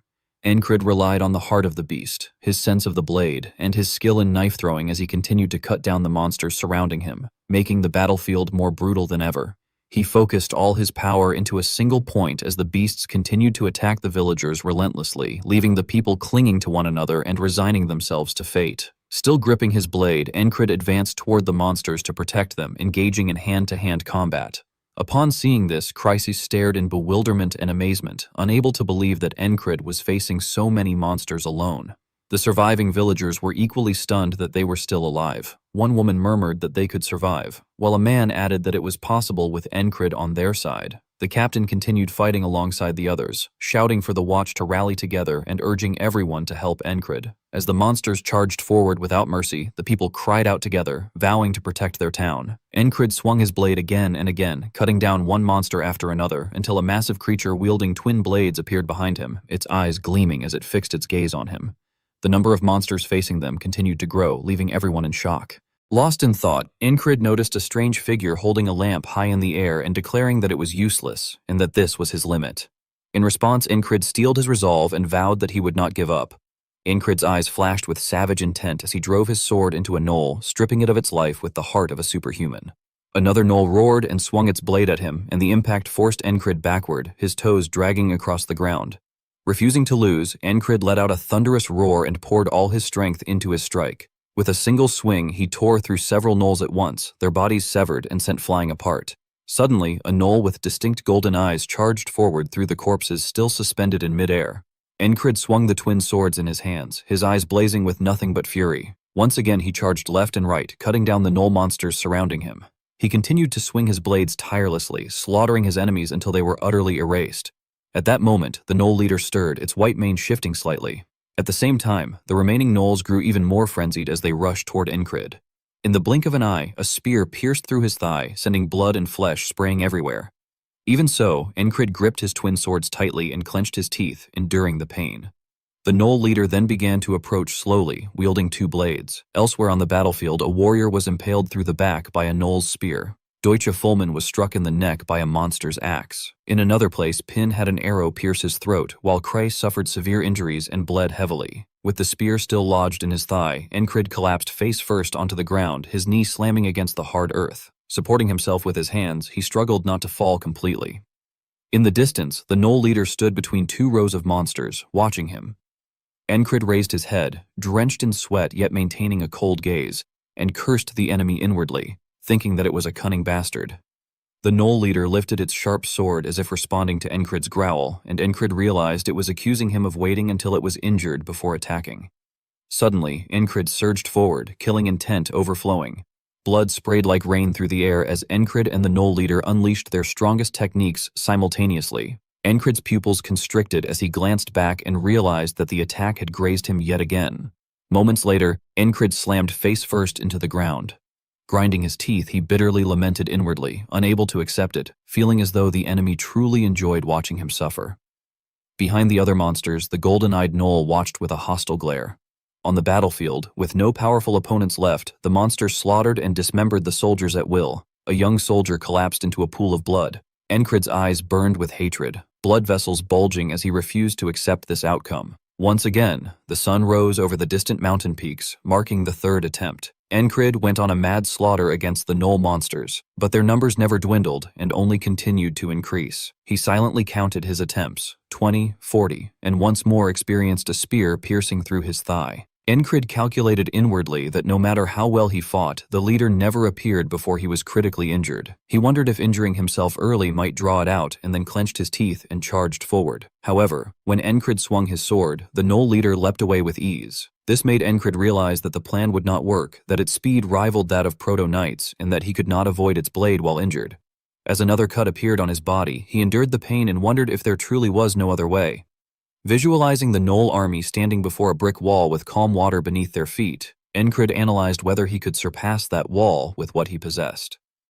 Suddenly, he recalled sitting with Jackson in the team's resting room, when Jackson had remarked that Encrid's dodging sense was only halfway there, a statement that had deeply confused him. Jackson, sitting on the bed, had glanced at him and explained that the matter was not about watching and dodging, but something more fundamental. In the present, Encrid woke up on his bed. Unlike usual, he did not jump up immediately, but stared at the ceiling in thought. After a while, he sat up while the others remained fast asleep. Then, in a low voice, he murmured the realization of coordination. Shortly afterward, the alarm bell rang repeatedly. After changing into his uniform, Encrid resolved inwardly that if what he had was not enough, then he would have to try something new. He remembered Jackson pointing with his finger and telling him to reduce the thinking time required to act. back on the battlefield, a gnoll lunged at him with its mouth wide open, sharp teeth exposed. Encrid lowered his body and dodged its attack. He evaded that one only for another monster to strike immediately after. Suddenly, he frowned tightly as he noticed a spear approaching his face at point-blank range. Jackson's words echoed in his mind, urging him not to hesitate. Even so, the gnoll's spear still struck its target, and Encrid collapsed heavily to the ground as blood burst from his head. He lost his life there, while the gnoll moved on to seek a new target. Once again, Encrid experienced the same scene of the gnoll charging at him with its jaws wide open. This time, when it thrust its spear, he anticipated it and leaned backward, narrowly avoiding the blow. Staring at the monster's snarling sharp teeth beside him, Encrid frowned deeply and recalled Jackson's teaching that he should be ready to react to anything. At the same moment, the gnoll bit down on Encrid's neck. Repeating the cycle once more, Encrid managed to escape the bite and surged forward to attack the monster before it could pounce again, reflecting on Jackson's words about repeating actions until they were ingrained in the body. With eyes as cold and sharp as blades, Encrid thrust his sword straight through the gnoll's head. He reminded himself of the need for precise judgments, quick movements, and the strength to support them all, yet he was struck again and collapsed with a spear piercing his heart. Lying beneath the gnoll's feet, he reflected that proper coordination only occurred when all of those elements worked together. After dying time and time again, Encrid accumulated experience with each death. This time, he tilted his body, allowing the spear to graze past his face.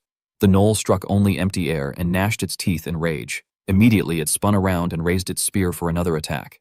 Encrid, utterly exhausted and drenched in sweat, gasped for breath. When all the soldiers had fallen, Encrid became the last one to be killed by the monster, marking the 100th attempt. As the gnoll pulled out its spear, his blood and flesh gushed out violently. Then came the 101st attempt, during which Encrid was once again able to avoid that strike. The monster swung its deathly axe toward him. Encrid slightly lowered his body, gripped his sword tightly, and pressed forward, urging himself to keep going. When the two clashed, blood poured down like rain. Encrid's blue eyes flashed with icy resolve as he furrowed his brow and continued swinging his sword, determined to last just a little longer until he could fully understand the true nature of the dodging sense. The townspeople screamed in terror when they saw the gnolls charging toward them, crying out in panic that monsters were attacking. Seeing that the situation was spiraling out of control, Deutsche urgently shouted for everyone to protect the townsfolk and kill the attackers. Suddenly, something made him break out in a cold sweat in shock. Nearby, Kreis, who was fighting alongside Pin, stared in disbelief and blurted out that it looked as though their platoon leader had appeared. Esther also widened her eyes, silently doubting her own sight, as she thought that he must have lost his mind to charge into such a large group of gnolls. On the other side, Encrid moved like lightning, narrowly dodging a spear thrust aimed at him. Watching this, Esther wondered what he was trying to accomplish. Encrid panted as he rapidly assessed the battlefield, calculating that he needed to use only the minimum amount of movement to avoid exhausting himself too early. He slipped through an opening on the gnoll's left side, reminding himself to predict their attacks and stay one step ahead. The monster quickly followed up with another strike, but once again missed its target. Encrid planted his hand on the ground and twisted his body, only for another spear to graze his shoulder moments later. As he glanced at the blade coming for him, Encrid analyzed the situation, thinking that he had to process all of this even while fighting. This time, however, the gnoll's weapon sliced across his neck. Flesh and blood dripped to the ground, forming a small pool, before blood burst out like rain, splattering in every direction. Encrid collapsed onto the ground, propping himself up with both hands as he looked at the gnoll leader standing between two lines of monsters. Refusing to accept defeat, he swung his sword and lunged forward with resolute eyes, thinking that the leader only revealed itself when he was critically wounded. At the same time, the gnoll slashed a deep cut along his arm. As blood sprayed out, Encrid reminded himself that there was a trick he had learned after dying many times to this poison. He lowered his center of gravity, bracing his hand against the ground to evade the monster's attacks. Even so, the gnolls riddled him with spear thrusts as he lay on the ground. In his heart, Encrid reflected that this fate was far better than writhing endlessly in agony. Once again, everything repeated. Encrid suddenly sat upright on the bed in the squad's resting quarters. He realized that the day itself was designed to train his sense of dodging. Nearby, Luagarn rested her chin on her hand and asked why he was fully armed so early in the day. Her words startled Encrid, making him turn his head toward her. He carefully observed Luagarn and recalled that she had not changed at all across all of these repeated todays, always chasing after the cultists and never returning. Encrid then asked whether she knew about the cultists. Luagarn, still propping up her chin, replied that they were the most dangerous cultist group on the continent. committing atrocious acts for their so-called god and operating within the Devil's Gate. She added that they also sacrificed humans in summoning rituals. Hearing this, Encrid grew suspicious and thought about a rumor circulating in the mercenary world regarding a salamander that spewed flames from its entire body. Imagining a monster wreathed in blazing fire, he stated that it must have been summoned by the cultists. Luagarn grew pensive before denying that it was merely a rumor, explaining that she had personally witnessed the cultists summoning the salamander with her own eyes. Outside, the sun had begun to rise over the mountain peaks. At the same time, somewhere in the forest, the howls of the Gnoll pack echoed far and wide. Encrid dashed outside, realizing that the monsters attacked at daybreak. He charged straight into the Gnoll horde, recalling that they fought as a massive swarm with countless attack patterns. A faint smile formed on his lips as he thought that he finally understood. A Gnoll wielding a spear rushed forward to strike, but Encrid arched his body to the side and avoided the blow. He thrust his sword toward another Gnoll while silently counting the repetitions in his mind. 170 times, 180 times, 190 times. Encrid grabbed the arm of an ashen-colored Gnoll and used its own weapon to wound another monster. As he blocked and countered in rapid succession, he reflected that he simply repeated the process, moving as his senses guided him, dodging, blocking, or countering, knowing that choosing the best option often depended on instinct. After bringing one Gnoll down, he immediately prepared to push forward. However, another monster suddenly seized his sword, holding it tightly. Encrid glanced back in confusion and silently added this detail to his accumulated experiences. He unfastened the belt securing his sword sheath, threw it aside, and charged toward the Gnoll in front of him. Time passed quickly. The sun leaned toward the west, flames filled the sky, and the Gnoll pack surged violently in one direction. As the blood-red sun slowly descended toward the foot of the mountain, Encrid noted that the sun was setting. Covered in blood and drenched in sweat, he narrowly avoided 3 weapons striking from different angles. With the sun hovering at the edge of the horizon, Encrid once again recognized that the sun was setting. Encrid, drenched in sweat, leaned backward to evade a thrusting spear. The sun had been reduced to its final lingering rays at the foot of the mountains, and as it nearly disappeared beyond the horizon and night fell, Encrid found himself alone amid the smoke and dust, surrounded by a pack of gnolls. Though completely unarmed, he continued to charge forward to confront them head-on. Their weapons struck at him relentlessly, one after another, while a blood-red moon began to rise faintly along the horizon. By the time the crimson moon stood high in the sky, Encrid was still alive, gazing upward. His eyes burned brightly, and a self-satisfied smile spread across his face. With one hand, he seized the monster's spear, his smile never fading. A drop of sweat fell, reflecting the image of the blood moon within it. The droplet struck the surface of a tranquil lake, sending ripples spreading outward in shimmering circles. As Encrid leaned back again, narrowly dodging 2 weapons slashing toward him, he reflected that the key to the technique was not merely noticing attacks and moving out of the way quickly. Another droplet fell upon the lake's surface. Slipping past a line of gnolls, he affirmed inwardly that the true essence lay in tuning his senses to the point where his body could react automatically. Sweat poured down like rain, yet Encrid felt no fatigue as he continued smiling to himself, recognizing that this was the essence of the dodging sense. His gaze gradually relaxed, and the smile faded from his face. He then closed his eyes, concentrating deeply as he told himself that this ability now belonged to him. When he finally opened his eyes, he turned to look in a certain direction. Upon the rippling surface of the water, it seemed to him that only he remained within the vast, silent space. He murmured inwardly that the other party must already understand as well. Gazing at the mysterious figure holding a lantern aboard a lone wooden boat, he added in thought that merely bearing such a thing was not everything. His pupils widened as he stared straight ahead. In the present moment, he was lying flat on his own bed. Encrid smiled faintly as he confirmed to himself that he did indeed understand, that he already had a plan in mind, and that this marked the 200th today, the day he had endured everything without dying. Nearby, Kreis was still sleeping soundly on his bed. Suddenly, Encrid yanked the blanket off him, startling Kreis awake in panic. Sitting up in confusion, Kreis wondered aloud what had just happened and complained that he had been startled, only to see Encrid loudly ordering everyone to get up. As the others responded sluggishly with yawns, Encrid instructed Pin and Esther that they would be moving out with him and should prepare immediately. Turning to the red-haired youth who still looked dazed, Encrid told Kreis that he had another task he needed him to handle. From the upper bunk, Luagarn sat up and asked curiously what was going on so early in the morning. Encrid offered no explanation, merely stating that there was not much time. In his mind, he reasoned that the gnoll hordes would arrive at sunrise.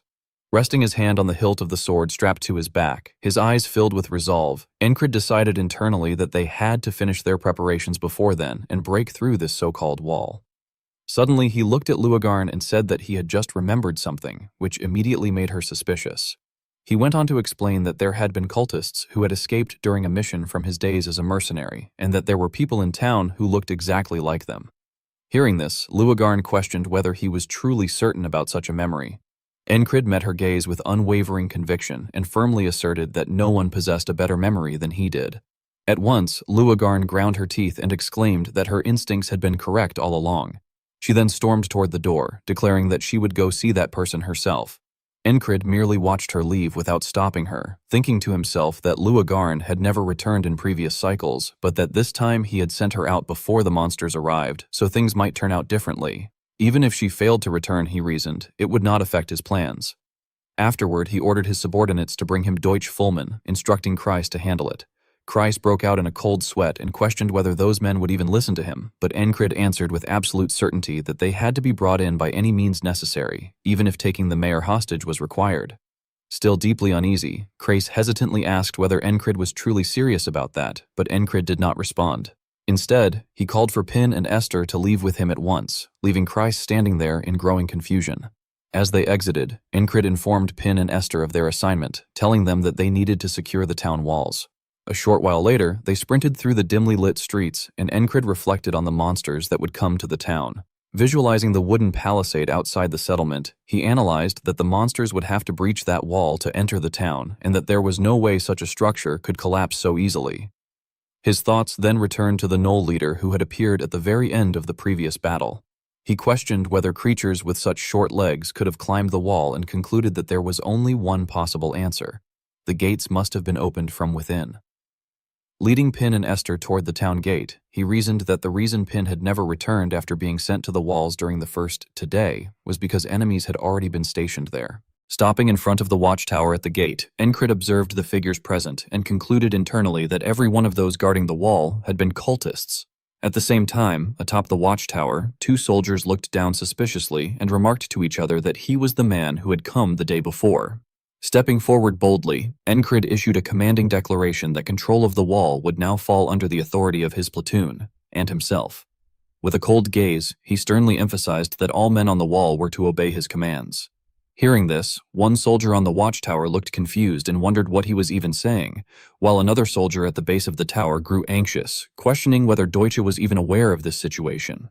Encred drew his sword and resolutely stated that any disobedience would result in immediate execution. At once, several soldiers on the watchtower shouted angrily, cursing him as a bastard. At the same time, Encred recalled the death bell from previous regressions, remembering that the bell had rung whenever the monsters attacked. Raising his sword, he hardened his resolve, refusing to allow the soldiers to reject his orders, and reasoned to himself that if everyone here were cultists, the bell would never have rung, meaning that at least one innocent watchman was present.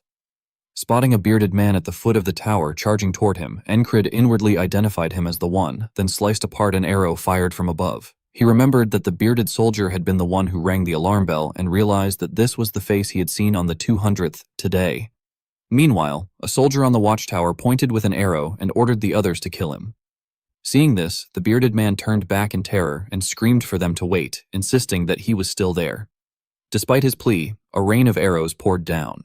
Encred rushed forward, shielding the man from behind and knocking the arrows away. At another corner, Esther clawed her way up the wooden palisade and climbed onto the tower to attack the soldiers above. Esther pounced on one soldier, preventing him from firing, while at the same time Pin was also climbing the tower. As soon as she arrived, she grabbed another soldier by the arm and slammed him face down onto the floor. Down in the yard, Encred calmly waited as the first sunlight touched his body, noting that the sun was rising. Watching the rays pass through the wooden stakes, he immediately understood that sunrise meant the gnolls were coming.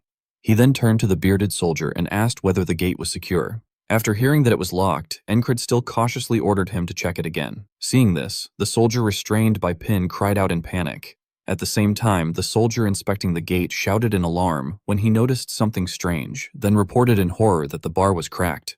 Outside the walls, the gnolls were surging forward in droves. From the watchtower, Pin saw them approaching and shouted a warning that the colony was advancing. The bearded soldier hurriedly grabbed another intact bar and shouted that they needed to replace it immediately. Suddenly, the soldier pinned by Pin twisted his arms behind his back, unleashed death energy toward the bearded man, and shouted angrily that they should not interfere with what they had done for their god. Nearby, another soldier whose arm was being bitten by Esther fired death energy with his free hand. Sensing the danger, Encred shouted an urgent order to push those bastards over. Without hesitation, Pin gritted her teeth, grabbed the spell-casting soldier by the collar, and lifted him up. Then she and Esther threw both soldiers over the wall, while their streams of death energy shot straight into the sky.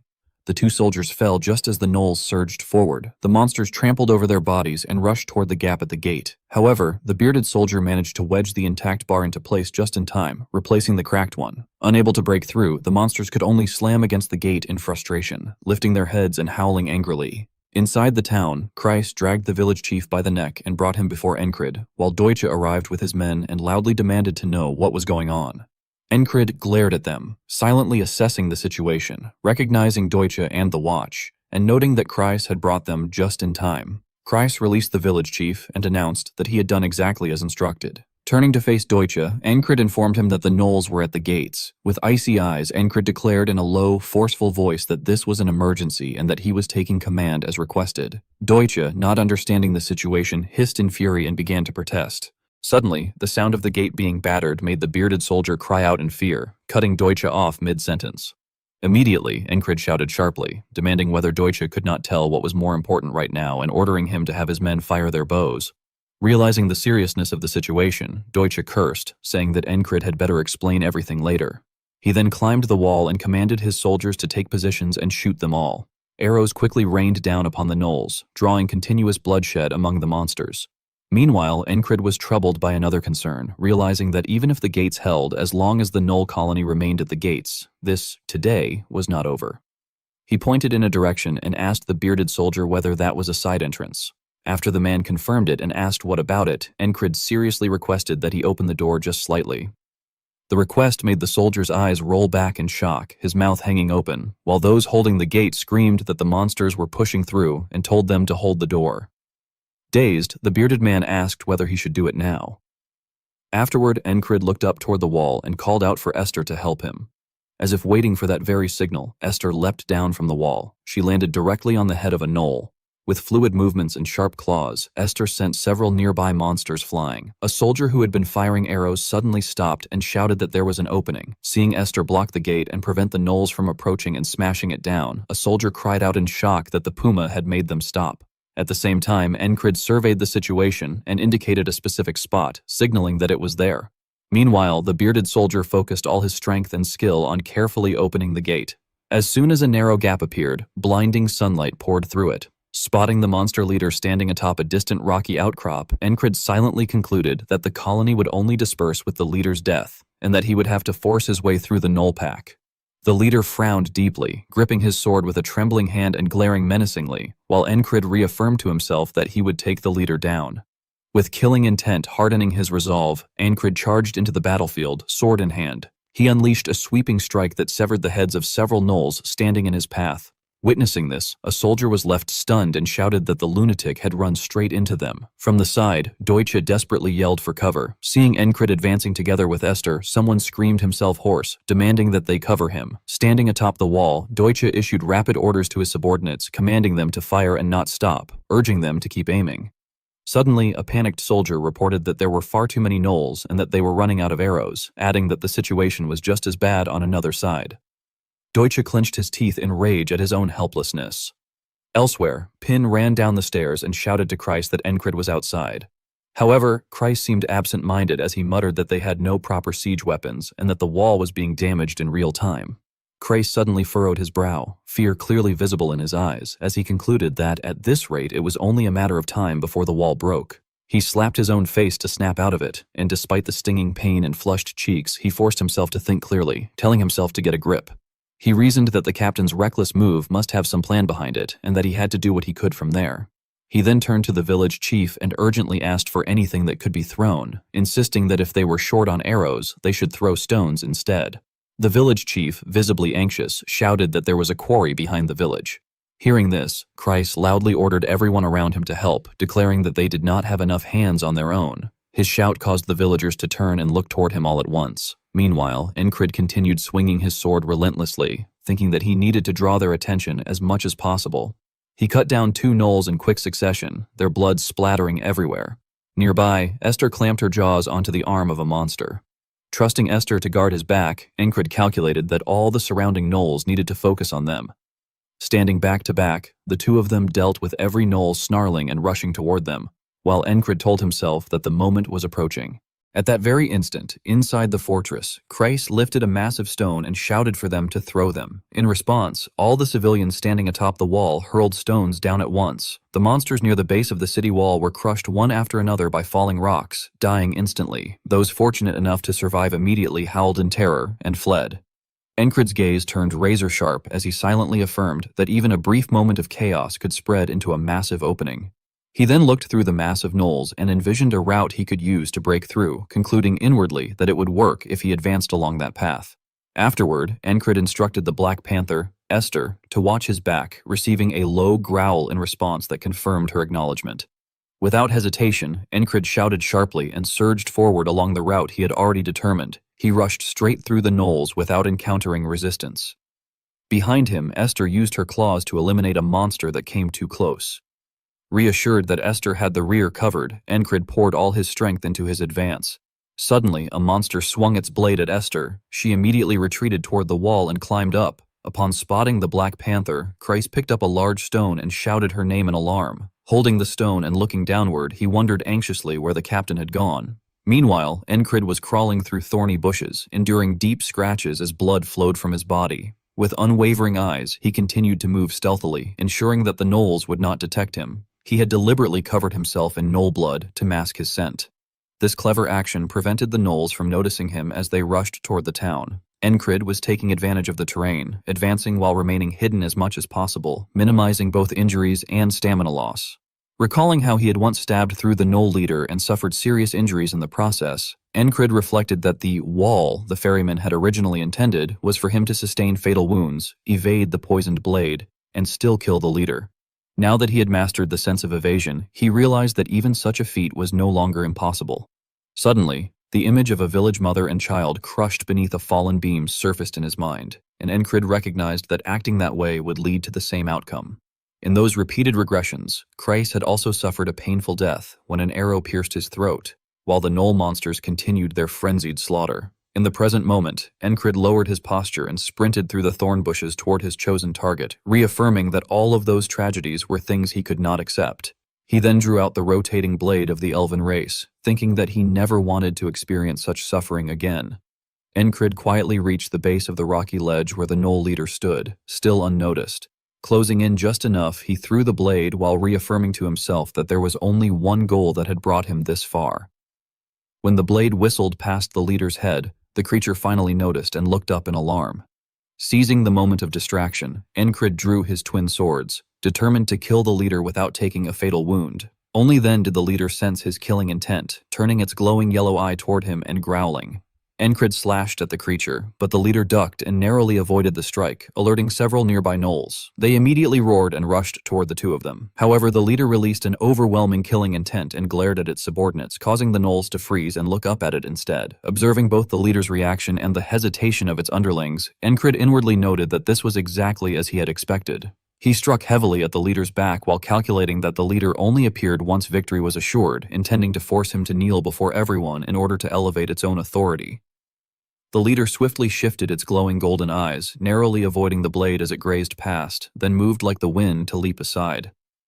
At that moment, Encred shouted aloud to drive his resolve forward. Wherever the leader fled, Encred pursued relentlessly, swinging his swords to stay close. Suddenly, the leader threw a punch at him, but Encred bent low and evaded it. Fixing his cold blue gaze on the creature, Encred read its intentions clearly, realizing that the human who had dared to grab its back and tarnish its authority would be punished personally, without allowing any other gnolls to interfere. The leader tilted his body, searching for an opening to attack Encred. Then, without warning, he swung his twin blades toward him. Encred had already anticipated this move and thought that it was the leader's fatal mistake. At the same time, Encred counterattacked, severing both arms that held the blades. Losing both arms at once, the leader stared in terror, his eyes widening in shock. Encred did not stop there and continued swinging his sword. The gnolls below looked up in stunned disbelief. Meanwhile, on the city wall, Kreis witnessed the battle between Encred and the gnoll leader, his eyes widening and his mouth falling open as he stammered that the one fighting was the captain. At that moment, Encred drove his sword forcefully into the ground between the gnoll leader's legs.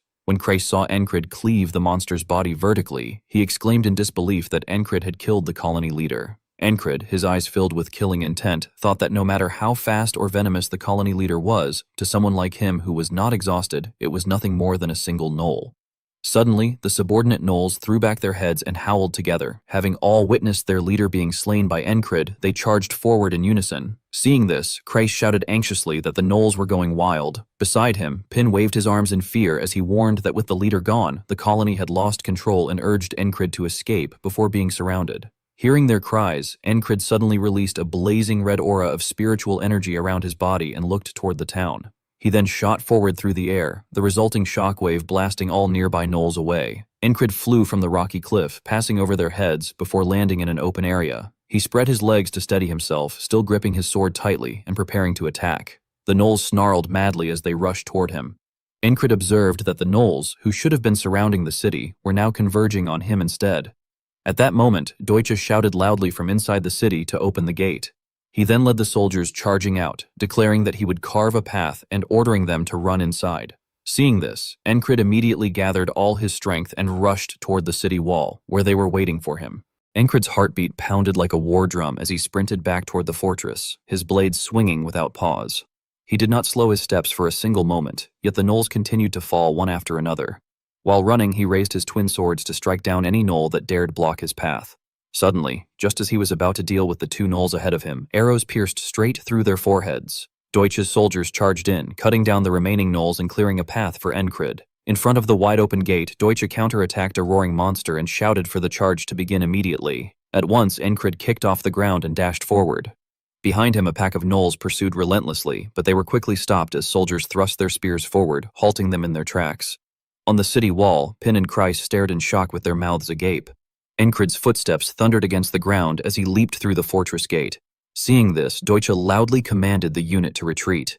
The soldiers then pulled back together, running into the fortress while shouting for everyone to enter the gate at once. The gate slammed shut just as the first gnoll lunged forward. In the next instant, blocked outside, the gnolls howled in fury. At the same time, civilians on the wall began throwing stones downward, shouting for the gnolls to get away. Immediately, heavy rocks struck the gnolls' heads one after another. As the monsters fled in panic, the people continued to curse and urged one another to throw more stones and crush them. Only after retreating some distance did a few gnolls turn back to shriek in rage. Inside the fortress, the soldiers who had rushed out to clear the path for Encred collapsed where they stood, some dropping to one knee, others lying flat on the ground, gasping for breath. On the wall, Kreis was drenched in sweat, while several civilians beside him were still holding stones, ready to throw. However, the land outside the walls was now littered only with corpses lying in pools of blood, with not a single gnoll left alive. Only then did Kreis raise his arm high and shout loudly that the gnoll colony had retreated. The civilians rejoiced, embracing one another as they declared that they were safe. The soldiers also raised their hands to the sky, cheering that they had succeeded. Yet Encred lay face down on the ground, and Deutsche stood watching him, both showing no outward emotion. Deutsche cast a sideways glance and reflected silently that everything had happened in an instant. But it had been enough to see that the village had been on the brink of destruction, and that this squad leader had saved it. Encred then pushed himself up into a seated position, though his head remained bowed toward the ground. Seeing this, Deutsche felt a surge of emotion, thinking that this was a man who had come only to complete a contract and risk his life, for a place that meant nothing to him. Suddenly, Encred lifted his head and stated that Deutsche had said he owed him an explanation. However, Deutsche turned around and walked away, remarking that he would call for the village physician, a statement that left Encred confused. Shortly after, Deutsche slightly turned his head back and explained that, first of all, they needed to examine Encred's condition. Before long, the sun sank behind the mountains, and the village returned to its former quiet. Inside the conference room, Deutsche stood facing Encred's group with suspicion, voicing his disbelief at the possibility that one of his own children could be a cult worshipper. Standing nearby, Kreis confirmed the suspicion, saying that everything finally made sense now and that it was impossible for such a massive colony to have formed naturally. Resting his chin on his hand, his gaze steady and analytical, he further explained that even large colonies usually numbered only a few hundred, yet the one they had encountered earlier was close to 1,000, with every gnoll fully armed. If cult worshippers had been involved, then everything became logically consistent. Hearing this, the village chief questioned why the cult would target their village in the first place, only for Christ to respond that one could not understand the logic of cult worshippers. Imagining heretics standing atop tall watchtowers casting spells upon the gnolls below, he explained that they were fanatics who worshipped the demon realm and believed it was their duty to expand it. Based on this assumption, he concluded that they had likely planned to use the village as a base to construct a so-called Gnoll Kingdom. The village chief clutched his head in fear, repeating the words Gnoll Kingdom in disbelief. Meanwhile, Deutsche hesitantly voiced his doubt, suggesting that since they had managed to defeat the enemy, the village should be safe for now. Encred, however, firmly denied this, stating that it was not over yet. In his thoughts, he reflected that killing the colony leader had broken the repetition of today, but it did not mean the threat was gone. He then turned his gaze toward the captain of the guard and revealed that Rua Garn was still pursuing the cult worshipper who had escaped. Upon hearing this, Deutsche panicked and asked whether that meant there were still 2 gatekeepers remaining. Thinking of the bald man with a tied headscarf, the village chief expressed his concern, noting that the man was still missing and questioning whether Hugo was still at large. Encred bluntly admitted that Hugo was likely the mastermind behind the chaos. Beside him, Pin clenched her teeth and added that if they failed to capture him, the village would remain in danger. Turning to her, Encred calmly reassured her that Frog was still in pursuit and that they would wait for Ruagarn to return. At the same time, somewhere across the open fields, Ruagarn was chasing down the heretic. Suddenly, the man spun around and unleashed a surge of necromantic energy while shouting for Frog to surrender immediately. Ruagarn narrowly avoided the attack by lowering her body at the last moment. In the next instant, she moved like lightning and grabbed Hugo's arm, causing him to panic. However, in the blink of an eye, Hugo transformed into air itself, slipping free from Ruagarni's grasp. Fury rising within her, she cursed inwardly at the familiar outcome and attributed it to the power of the cult. She reflected that this very ability was the reason that the despicable cult known as the Sanctum of the Demon Realm continued to gain new followers. Visualizing a hand infused with deathly magic being bestowed upon a believer, she concluded that it was because anyone could so easily obtain power through it, radically changing their lives. Suddenly, Hugo reappeared behind Ruagarni. He immediately turned and fled once more, prompting her to grimly assess the situation. Judging by the sheer number of abilities he could wield, she deduced that he was a priest who had been deeply involved in the cult for a long time and that he had managed to evade her precisely because of those powers. After that, Ruagarni lashed her whip toward him. In an instant, the tip of the whip coiled several times around Hugo's body, forcing him to a halt.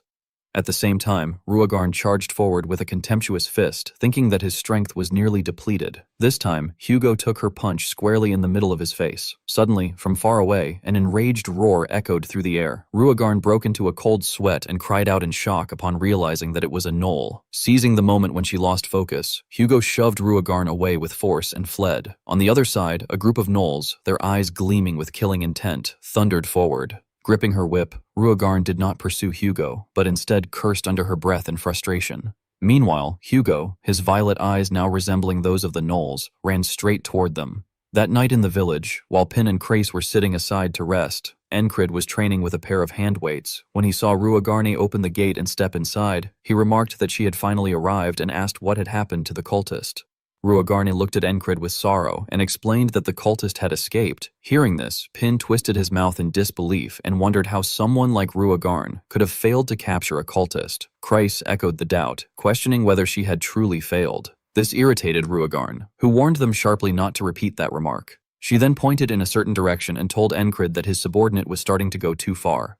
Sweat pouring down his face, Encred tried to respond by mentioning the half-frog brute, but before he could finish, Ruagarn cut him off, accusing him of being the worst offender. She crossed her arms and, while watching Encred continue lifting weights, recounted the incident with clear annoyance. She muttered that if that group had not appeared at the very last moment, things would have ended differently, explaining that the cultist had used his power to control the colony leader and escape.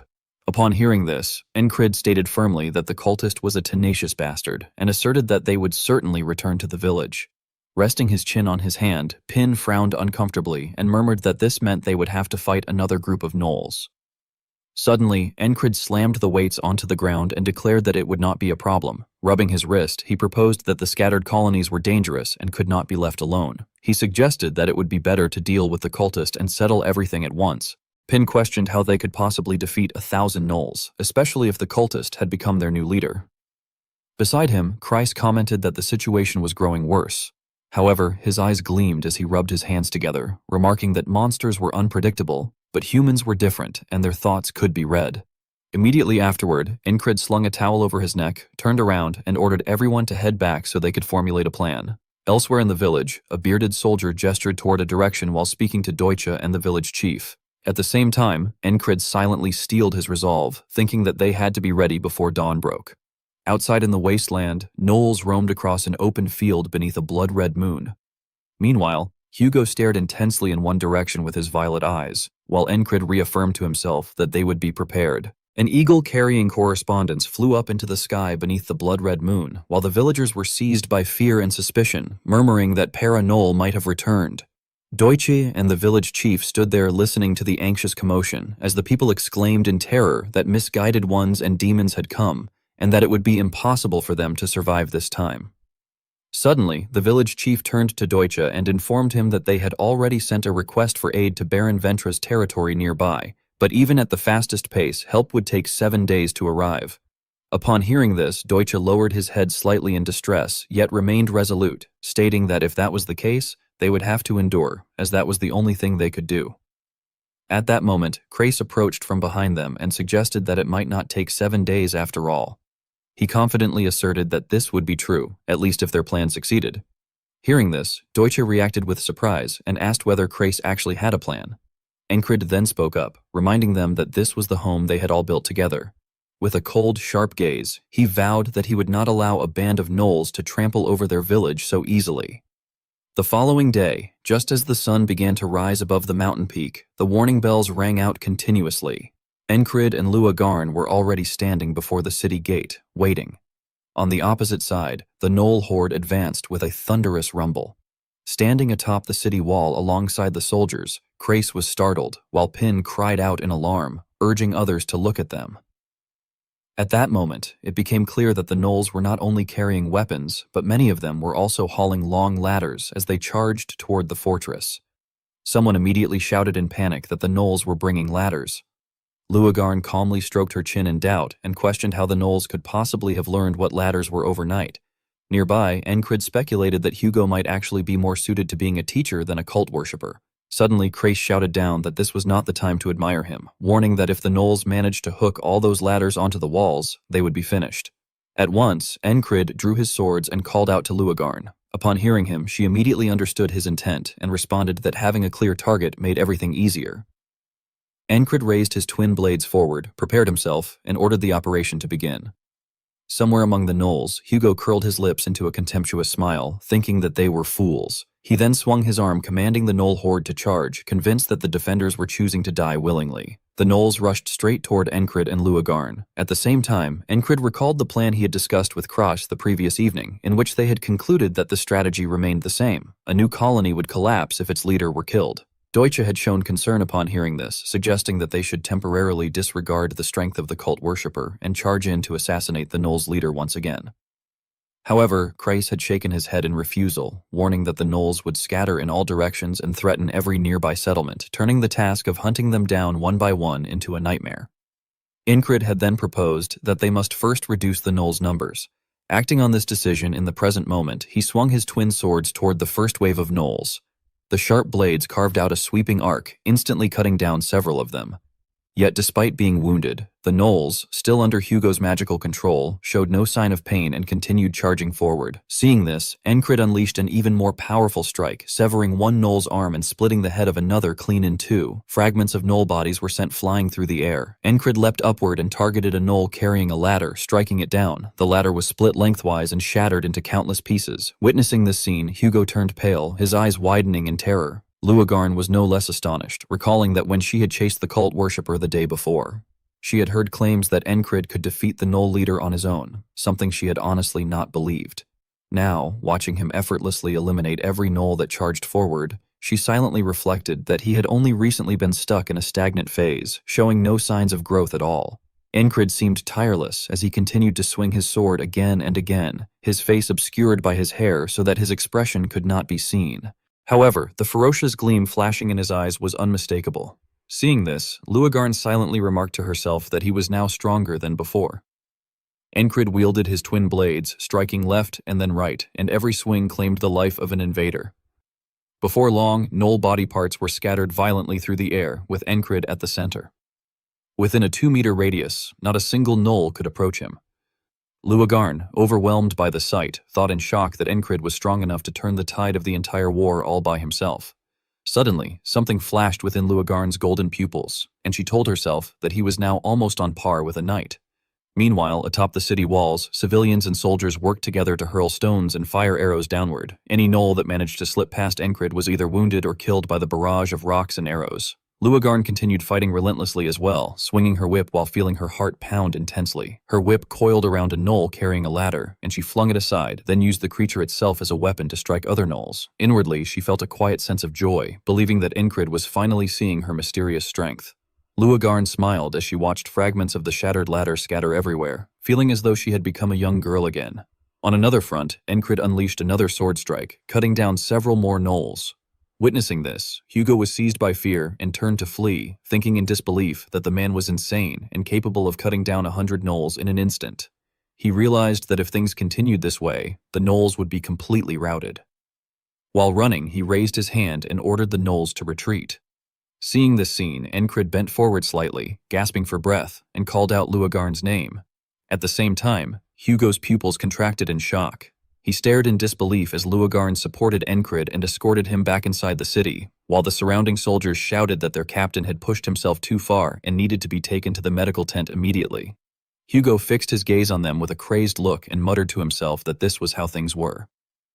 The scene shifted back to the previous night. Deutsche stood with his arms crossed, looking at Kreis with confusion, and asked what Kreis planned to do to capture the cult worshipper if the captain and his unit managed to repel the Knoll forces. With a worried expression, Deutsche shared his understanding of the man who had once been his subordinate, stating that Hugo would never willingly show himself and that he was extremely meticulous and cautious. However, Kreis replied with great confidence, smiling as he said that men like Hugo would relentlessly pursue something once they were made to believe in it. Sure enough, in the present moment, after witnessing Luagarn supporting Encred, Hugo ordered the Knolls to turn back and resume their attack. He reasoned that the captain was simply too strong, and as long as Encred remained there, he would never be able to conquer the village. Recalling how Encred had weakened and needed support, Hugo assessed that such power could not last forever. He curled his lips into a delighted grin, thinking that all he needed to do was slowly drain Encred's strength. Imagining Encred fighting alone against an overwhelming horde of Knolls, Hugo calculated silently that 1 day, 2 days, 3 days, even 4 days of continuous attacks using guerrilla tactics would be enough.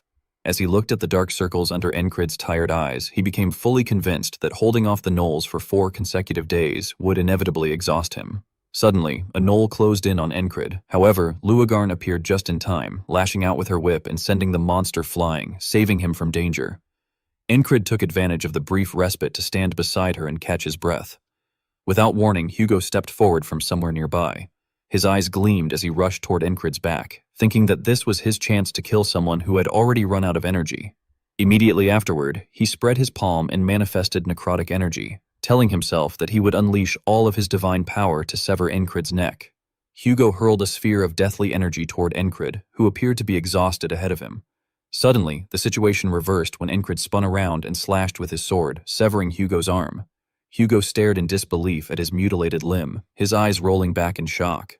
Encred calmly wiped the dark bruise beneath his eye and remarked that acting like that was quite difficult after all, before fixing Hugo with a cold, sharp gaze and pointing his sword at him. From atop the city wall, Cross looked down and assessed the situation, noting that Encred had begun the battle by openly displaying his strength, which convinced the cult fanatic that the Knolls would be unable to stop him.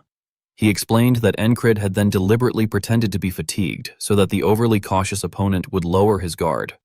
Observing the pile of Knoll corpses outside the wall, Kreis added that, given Hugo's personality, he would certainly attempt to use the Knolls to continue assaulting the captain, and that thanks to this, they had managed to wipe out most of the Knoll horde there. After that, Kreis beamed brightly and said that the moment the cult devotee appeared, he had immediately fallen straight into their trap. Only then did Hugo realize his predicament. Clutching his bleeding arm, he screamed in fury, accusing them of being filthy bastards and demanding to know whether they had deceived him. Under the sunlight, Encred looked at him with contempt and stated that only a fool would fall for such a cheap trick. Standing atop the fortress wall, Deutsche pointed forward and ordered the archers to take aim. Immediately, the bows were directed toward Hugo, who was being pressed by Encrid and Luagarn. Luagarn stepped forward threateningly, telling Hugo not to expect any chance of escape. Seeing this, Hugo clenched his teeth and thought that the situation was bad, realizing that the madman's strength exceeded his expectations and that his escape route had been completely blocked. Unable to attack and with no path to retreat, Hugo lamented inwardly that this was the grand mission of the Sanctum of the Demon Realm. He then glared fiercely, raised his hand and generated deathly magic while asking if they thought it was already over. At the same moment, the blood beneath Hugo's feet suddenly rose and manifested into entities, forming a swirling vortex that surrounded him. Hugo declared that even if he had to sacrifice his life, he would fulfill Sanctum's mission. However, witnessing this scene, Encrid began to speak in surprise, while Luagarn stepped in front of him and warned him to be careful. Meanwhile, a monstrous creature of blood and death appeared behind Hugo, opening its crimson mouth and growling. Observing it, Luagarn explained that it was a summoning spell. With madness filling his eyes, Hugo commanded the creature, ordering the Hound of Huaren to tear them apart. The monster immediately charged toward the two of them. At the same time, Encrid and Luagarn leapt in opposite directions to evade it. Luagarn then swung her whip to attack the Hound of Huaren, and the whip moved as fast as lightning, splitting the monster's head in two. However, within moments, the creature's severed head reattached itself as if nothing had happened. This sight horrified Luagarn. Tightening her grip on the whip and pressing her lips together, she stated that although its form was visible, it could not be physically touched and attacks simply passed through it, explaining that the cultist had summoned a wraith. She then swung her whip above her head, and it transformed into a will-o'-the-wisp-like stream of light as she stated that physical attacks were useless against a wraith. Witnessing this, Encrid exclaimed in astonishment, asking whether the whip was a magical artifact. As she rushed forward to confront the Hound of Huaren, Luagarn replied that she had long hunted cultists and had therefore prepared for situations like this. The magical whip wrapped several times around the Hound of Huaren's foreleg, and she continued explaining her preparedness. With that, Luagarn yanked the whip forcefully, severing the monster's front leg. Unable to regenerate due to the whip's magic, the creature howled in rage. Watching the battle from outside the combat circle, Hugo evaluated the situation inwardly, thinking that the beast could rampage as much as it wanted because Frock, the Hound of Huaren, was merely bait to draw their attention. Suddenly, Hugo extended his hand and launched deathly magic while thinking that this was a summoned creature he had called forth with his entire power. The deathly energy shot toward the severed hand lying on the ground. Simultaneously, something began growing from the cut on his arm. Hugo sneered inwardly, thinking that unlike creatures that attacked and vanished, the wraith would tear out its target's heart without fail. Eventually, the manifestation formed into a headless, humanoid monster, which Hugo named the Arm of the Warrior. At the same time, Hugo coughed up a mouthful of blood, startling himself as he realized he had overexerted and that his body could not withstand summoning two creatures simultaneously. With bloodshot eyes and gritted teeth, he nevertheless resolved to continue. Meanwhile, the Arm of the Warrior suddenly appeared behind Encrid and raised its weapon to launch a surprise attack. Sensing the killing intent, Encrid swiftly turned his head. Nearby, Luagarn lashed out with her magical whip and shouted a warning for him to watch out. At that moment, madness surged in Hugo's bloodshot eyes as he laughed inwardly, believing it was too late to evade, asserting that the wraith's attack would penetrate any defense as long as he could kill Encrid. Seeing the Arm of the Warrior slash toward Encrid, Hugo smugly thought that he had won. However, Encrid's blade had already been swung. Elsewhere, Esther's eyes suddenly glowed with deathly light.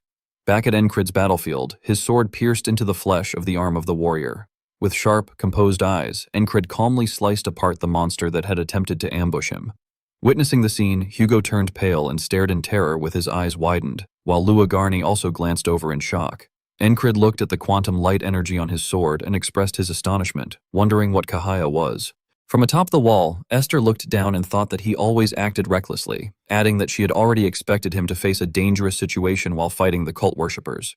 She then recalled how she had touched her claw to Encrid's sword earlier and told herself that, the previous night, she had secretly infused mana into the sword. Returning to the present, Esther turned around and cast a subtle glance, indicating that he should consider it a gift from her. On the battlefield, Hugo pointed at Encrid and shouted angrily, demanding to know what that sword was. However, Encrid remained silent and only gave a faint smile. He then shifted the tip of his sword toward Hugo and calmly replied that he did not know. Hearing this left Hugo stunned, after which he opened his mouth and furiously yelled, asking if that was all he had to say after everything that had just happened. At that moment, Hugo suddenly dropped to one knee and spat out a mouthful of blood. As sweat poured down his body and his pupils bulged, he clutched his chest and screamed internally, cursing while realizing that the side effects of the failed summoning were attacking his heart. With veins bulging across his face, Hugo staggered before collapsing face first onto the ground. Encred watched the dust rise as Hugo hit the ground and reacted with suspicion. On Luagarn's side, the hound Hueren suddenly vanished, leaving her confused. Luagarn widened her eyes and remarked that the wraith had suddenly disappeared. Behind them, Encred approached, turned Hugo's body over to check him, and stated that there was no need to fight anymore. Squatting beside Hugo's corpse, he looked up and announced that the cult worshipper was already dead. Suddenly, the gnolls were released from Hugo's control and threw their heads back as they howled. Luagarn then watched them scatter in panic and commented that the remnants of the brainwashed monsters were fleeing. At the same time, a soldier shouted excitedly, declaring that the troops should launch their final assault. The soldiers then opened the gate, charged out toward the gnolls, and yelled that they must eliminate them so they would never threaten the village again. After some time had passed, Deutsche approached Encred from behind and addressed him as squad leader Encred. He then bowed and expressed his gratitude for protecting their village, while apologizing for the disrespect he had shown on the first day. However, Encred responded that he had merely carried out the duty he had been given, and added that the same likely applied to Deutsche. Encred then held his sword and walked toward Luagarne, who was still swinging her whip, telling her that they should deal with the remaining enemies. Watching him leave, Deutsche broke into a sweat and muttered that the man was truly remarkable, while the village chief behind him added that he was truly safe now. Deutsche immediately regained his composure, grabbed his weapon, and warned the chief that there were still enemies outside, but the chief waved his hand dismissively and said it was fine because they were not a threat. The chief then glanced upward, causing Deutsche to become puzzled. Turning around, the chief looked at the fortress wall made of sharpened wooden stakes and remarked that the fortress was badly damaged. Deutsche followed his gaze and reassured him that it was only temporary, adding that if they wished to develop it into a proper city, they would need to rebuild the fortress more solidly. Hearing this, the chief agreed that he was absolutely right. Beneath the fluttering leaves, soldiers frantically stabbed and slashed at the gnoll horde. Suddenly, the chief suggested discussing the name of the fortress that would be built and proposed a possible name. Meanwhile, on the battlefield, Encred continued relentlessly slaughtering monsters. Watching him, Deutsche murmured that it was beautiful and insisted that no better name could exist. He then looked at the soldiers eliminating the gnolls behind Encred and asked for the chief's opinion, adding that he was certain the entire village would agree. Time quickly passed, and the soldiers joyfully raised their weapons and cheered. The villagers on the wall were equally excited, while Deutsche continued by stating that the fortress would be named after the hero who had saved the village. Deutsche and the village chief then smiled together as they looked ahead, where Encred was raising his sword in victory. Around him, the soldiers celebrated and followed suit, and Deutsche loudly finalized the new name of the village as Encred Wall. After defeating the gnoll, the villagers and the warriors raised their cups together and cheered, shouting that they were celebrating. As they congratulated one another, they excitedly called out for another round and praised the homemade cheese. Pin suddenly raised her voice and insisted that he could not just leave like that, pleading with their village hero to let them celebrate first. Standing with one hand on her hip and drinking beer while watching everyone, she remarked that although that was what they said, they were actually the ones enjoying themselves.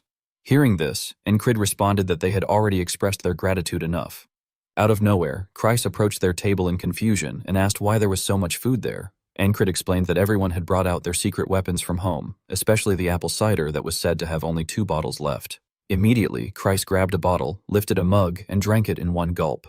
Her eyes lit up with excitement as she declared that if they distributed it as border guards, they would surely become rich.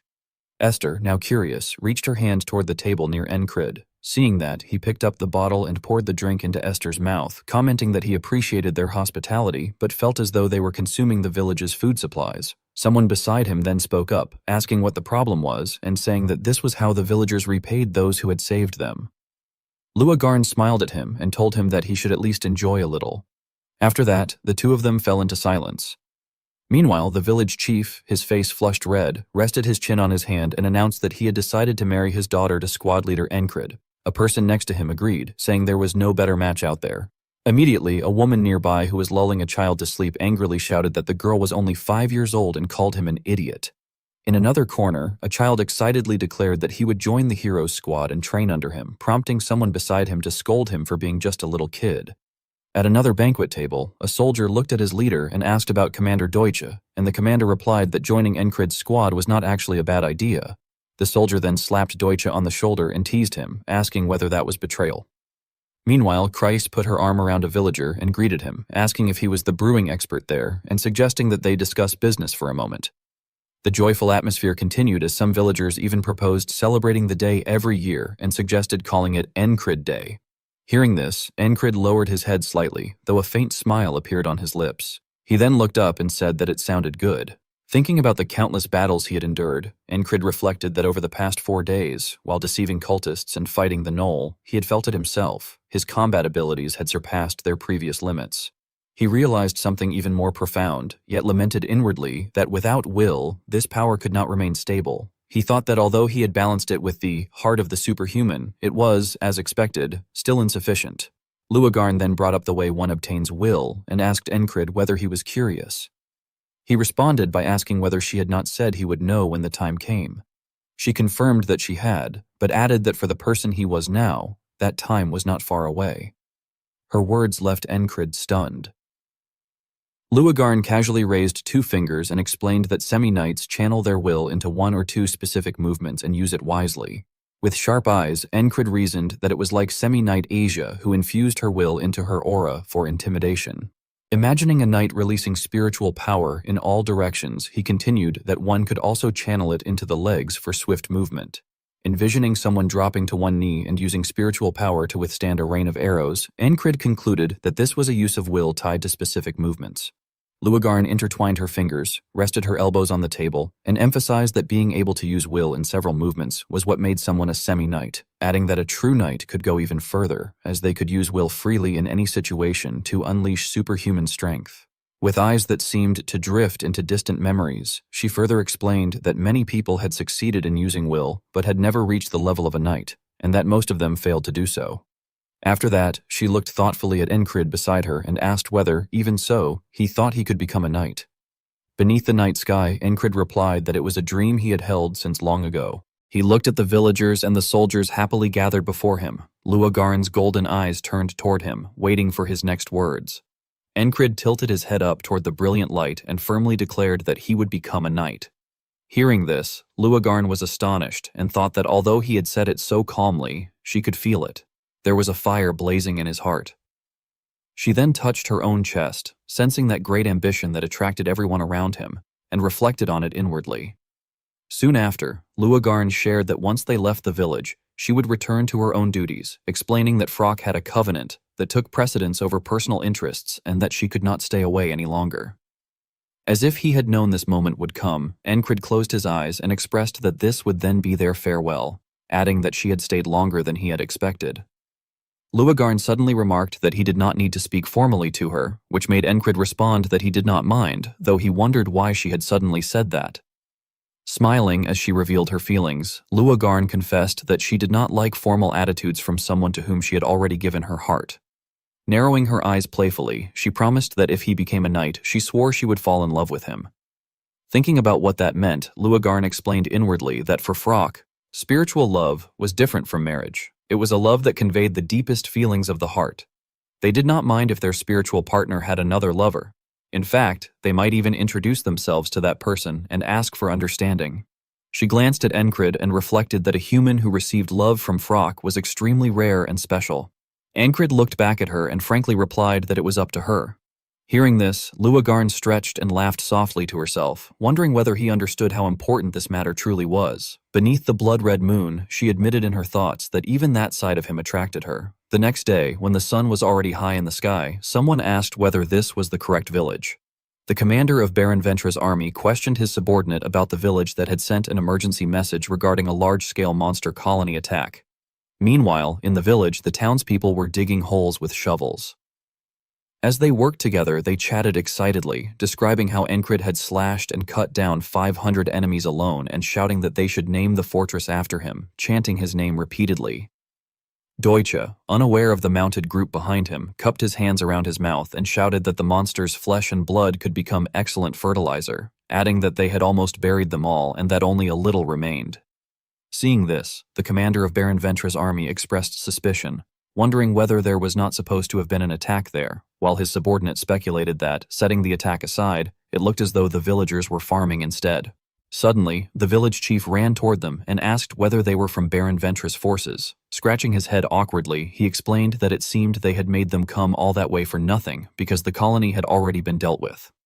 Upon hearing that, the commander of Baron Ventress' army asked how they had handled it, and the village chief informed him that because of interference from cult worshippers, the colony that had arrived had grown extremely large. He added that they had thought they would die at that time, but the commander of Baron Ventress' army listened in astonishment as the village chief explained that there had been a great hero who had cut down 500 monsters and defeated cult worshippers to save the village. The man standing behind him could not hide his doubt and asked whether that hero was the very Encrid they had been singing about.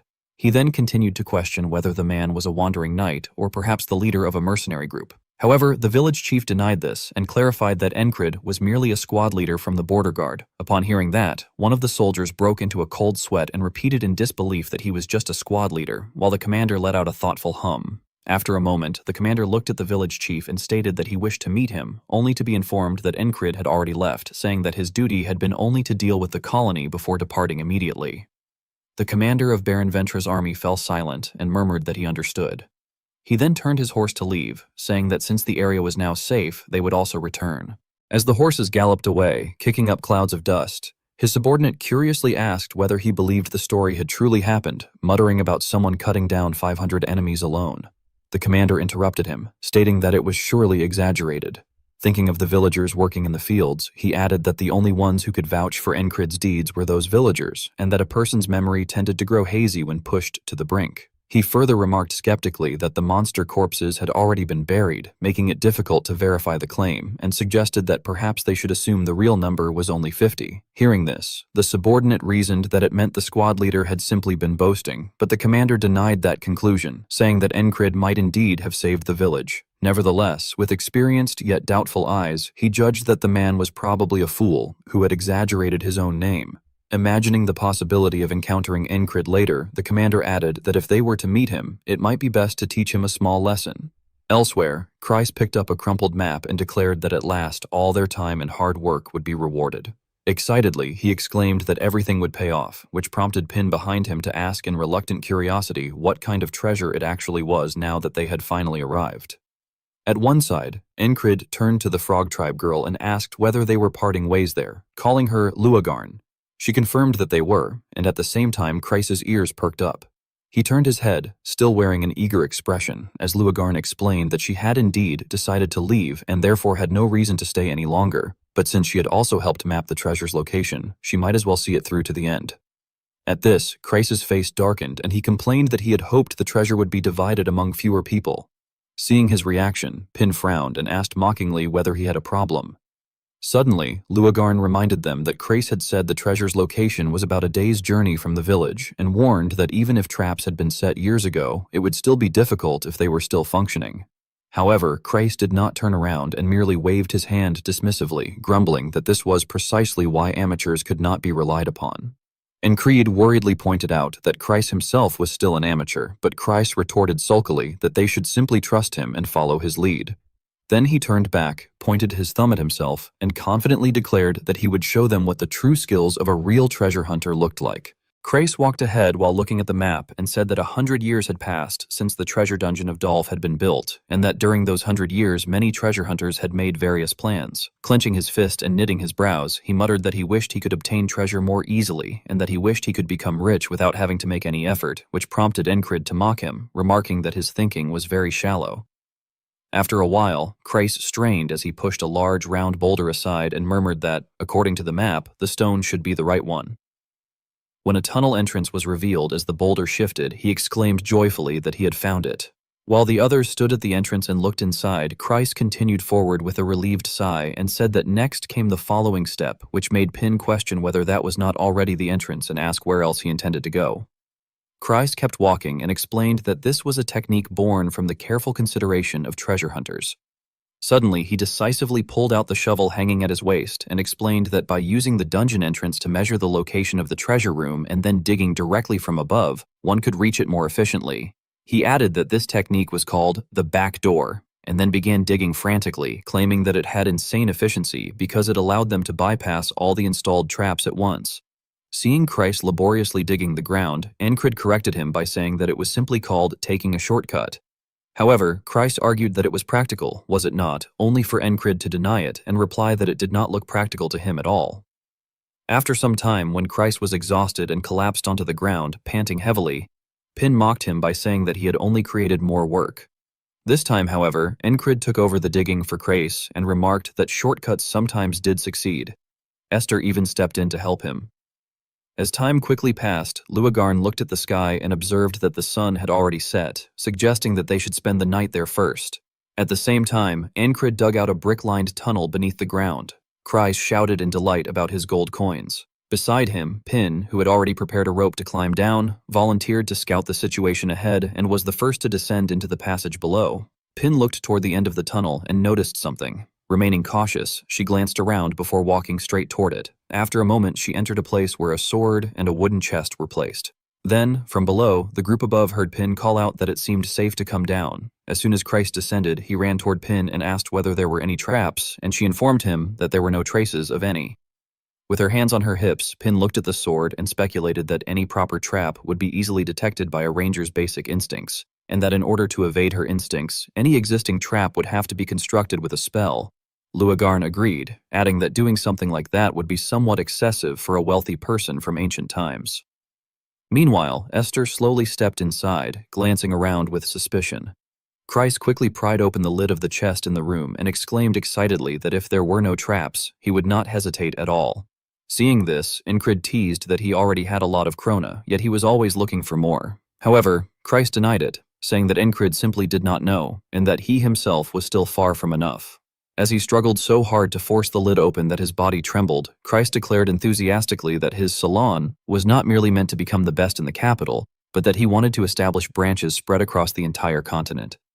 Watching him try without success, Encrid curiously asked whether he truly wanted it that much, and upon hearing Christ confirm that of course he did, Christ added, with eyes as if gazing into the future, that the salon was the perfect place to gather krona, and that only krona could save people's lives. Suddenly, Esther sniffed the air and thought that something felt strange, as there was a faint scent lingering. Sensitive as she was, she noticed a pale blue aura emanating from the location of the chest and the sword. Immediately grinding her teeth and taking a cautious stance, she told herself that there was a spell inside the treasure box. Then she roared a warning at Christ, telling Big Eyes to get away from there. At the same moment, Christ managed to open the chest. Instantly, magic from within spread outward. It enveloped Encrid and Christ first, as they were the closest. The magic then quickly extended toward Luagarn and Pin, trapping them even though the two reacted swiftly and tried to run away. Only Esther remained outside the range of the magic at first. She attempted to run toward the door, but the magical layer had already reached the lower half of her body. In the blink of an eye, the magic covered her up to her head, and in the end, she was knocked back inside the magical barrier. Encrid rushed forward and caught Esther, holding her in his arms as he looked at the magical membrane and asked Pin whether she had not said earlier that there was no trap. Pin frowned and asked in return how she could possibly have known, since this was a magic trap. Meanwhile, Luagarn assessed the situation and stated that it was bad as they were completely trapped inside.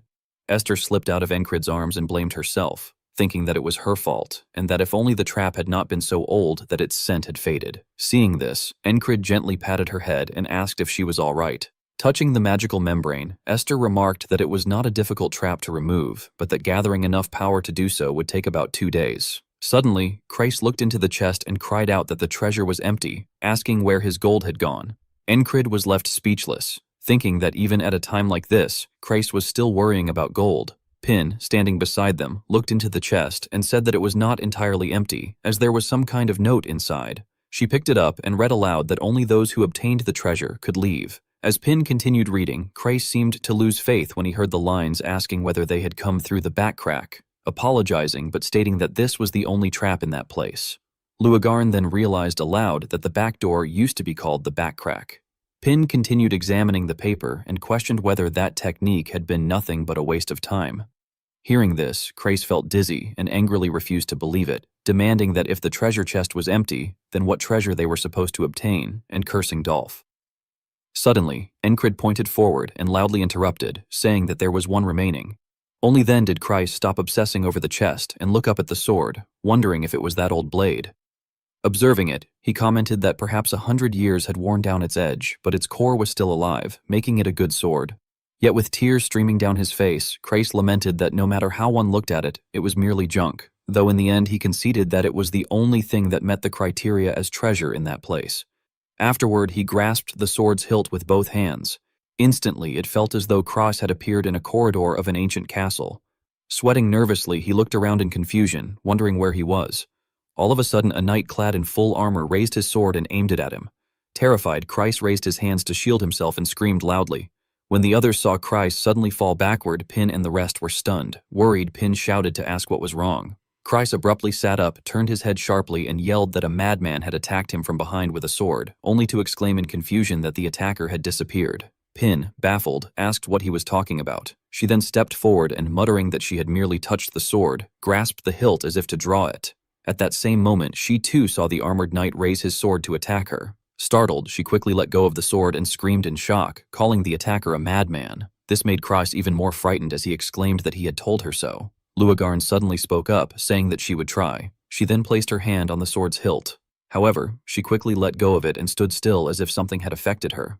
Seeing this, Encrid silently assessed that Frock skin had a distinctively smooth texture, which was why Frock weapons, known as loop weapons, were designed with rings on their handles. He imagined a dagger hilt with 2 loops attached to it. On the other side, Luagarn switched hands and touched the hilt of the ancient sword, thinking that the sword did not have a handle and that it would therefore be difficult for a Frock to wield. She then stammered that she almost could see it and, after a brief moment, declared that she could now see the creature that had used the sword. The 3 cries broke into cold sweat when Luagarn informed them that the sword appeared to be a demonic sword possessed by a spirit. With one hand resting on the hilt, she turned to the others and continued that if Dolph's records were trustworthy, then they would have to kill the spirit and pull out the sword in order to deactivate the magic trap. Hearing this, Crace suggested whether they could simply ignore the spirit and pull the sword out directly. Luagarn warned him that the spirit would split his skull before he could do so, prompting Kreis to grumble in reluctant admiration. Meanwhile, Encrid stepped forward toward the ancient sword and reflected that a demonic sword that harbored a spirit could not be affected by physical strength, as such beings could only be erased by holy energy or incantations. He then grasped the sword's hilt.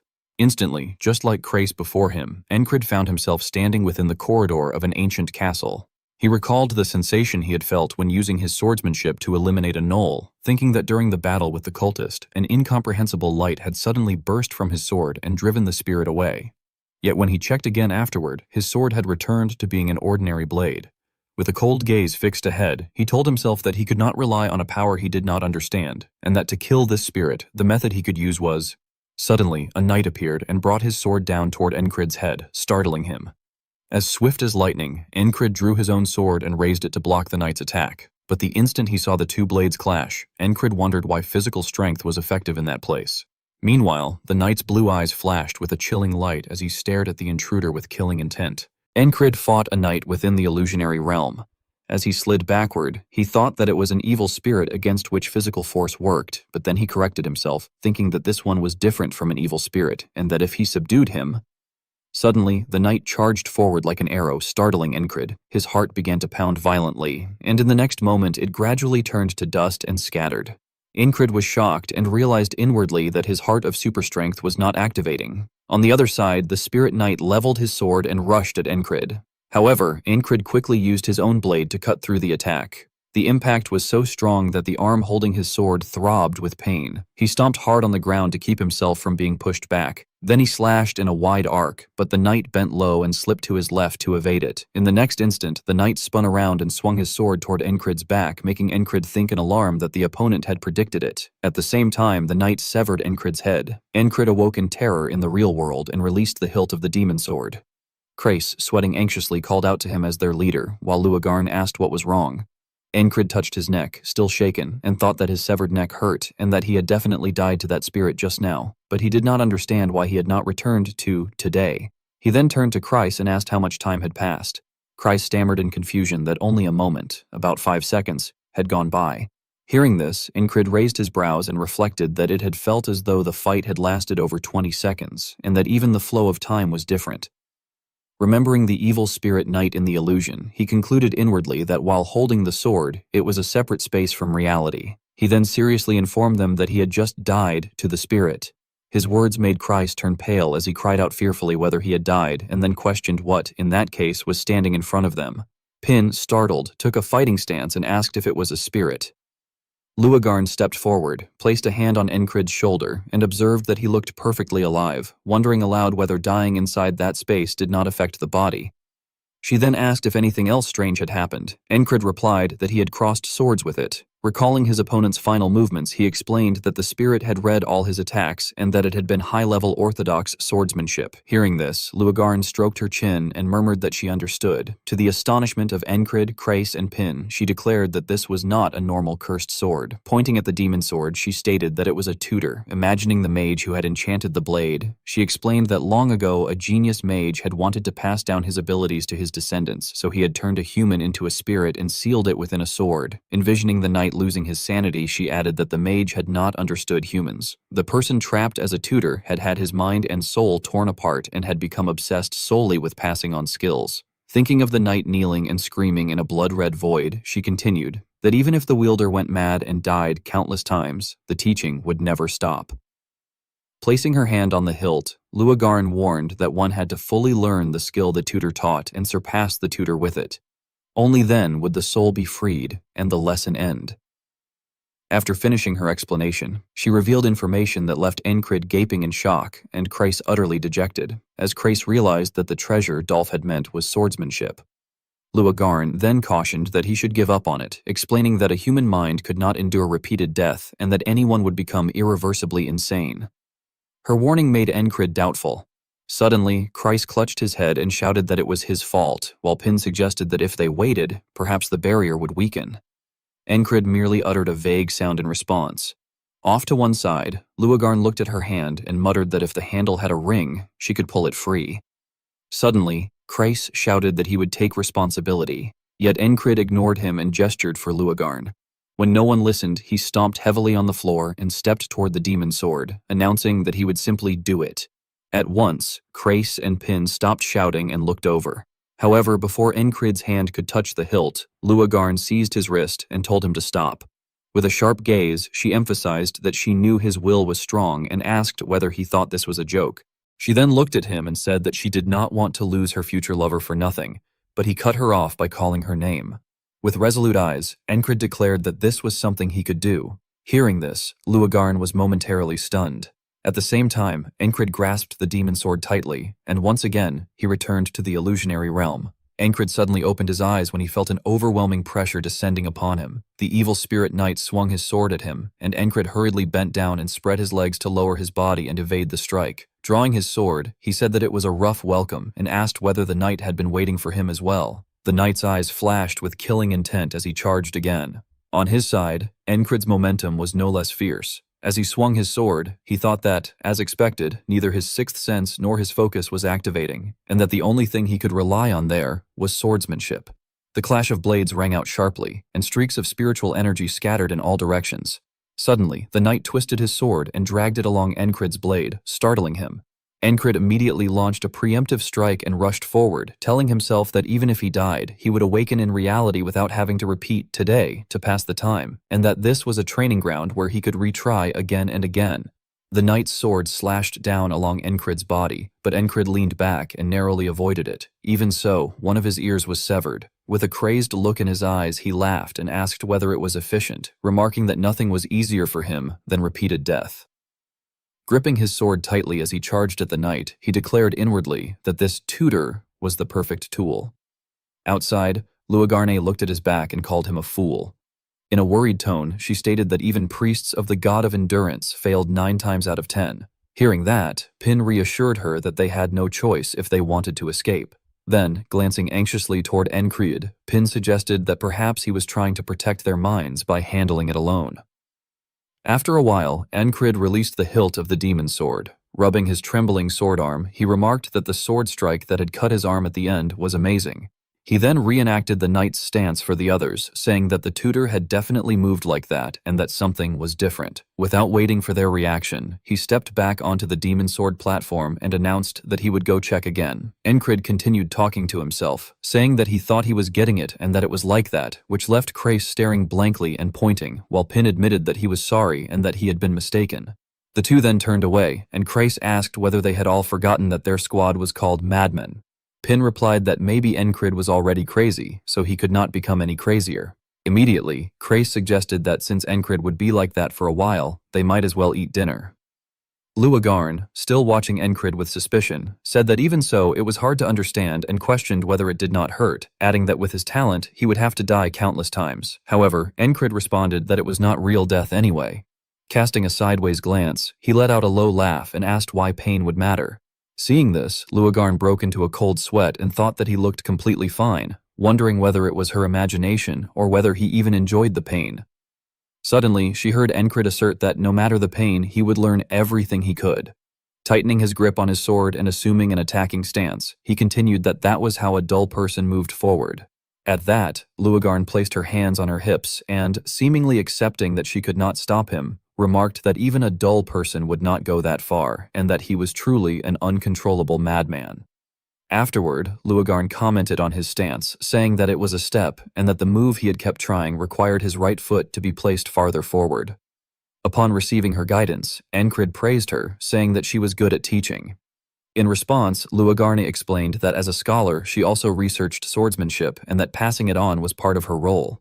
Smiling, she emphasized that teaching was her specialty, adding that by the oath she could not teach new techniques but could supplement with other forms of swordsmanship. Her words made Encrid hesitate, and he said that meant, to which Luagarn replied that if he was going to try anyway, she would help. With a sincere smile, she promised that she would help him surpass the tutor's orthodox swordsmanship. Hearing this, Encrid's eyes lit up and he smiled in excitement.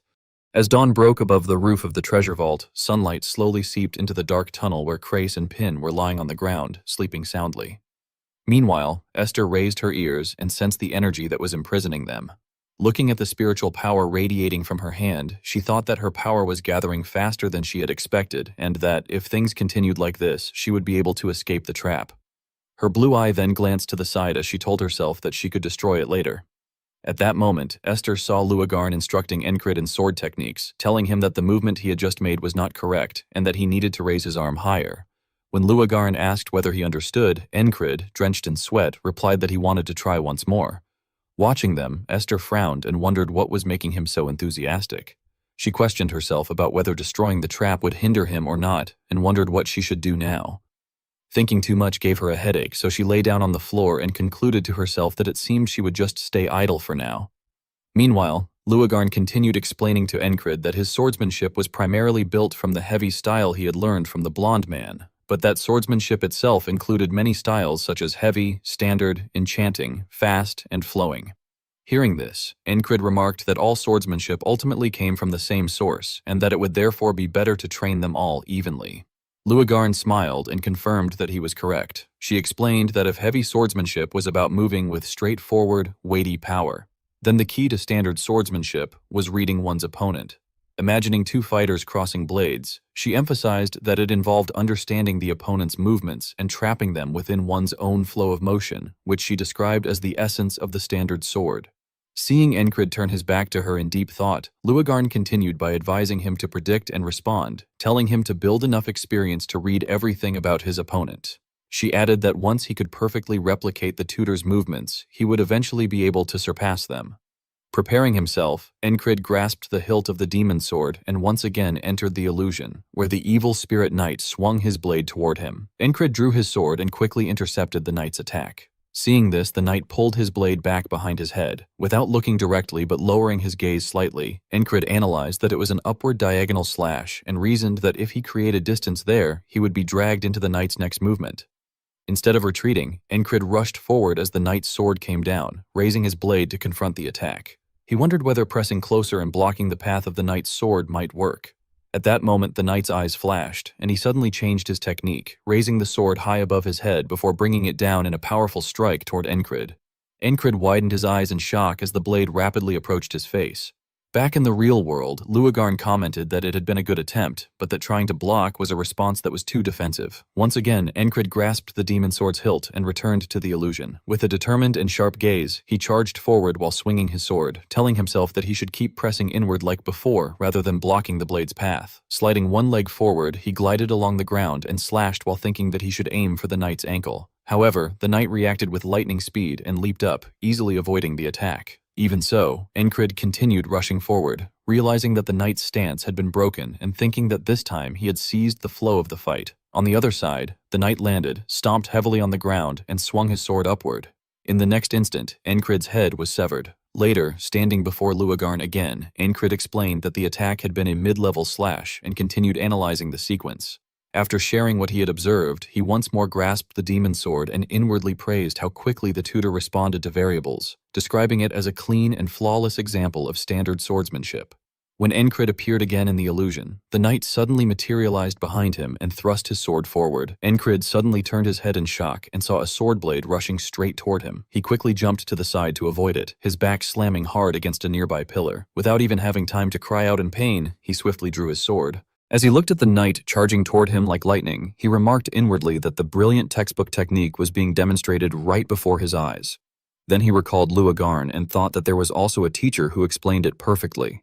His eyes flashed with excitement as he smiled to himself and wondered whether it was really all right to learn swordsmanship this easily, adding that it was truly thrilling. While continuously clashing swords with the knight, Encrid felt grateful inwardly that he had listened to Chrysa's nagging and joined the treasure hunt. Outside, the sunlight was gradually turning orange.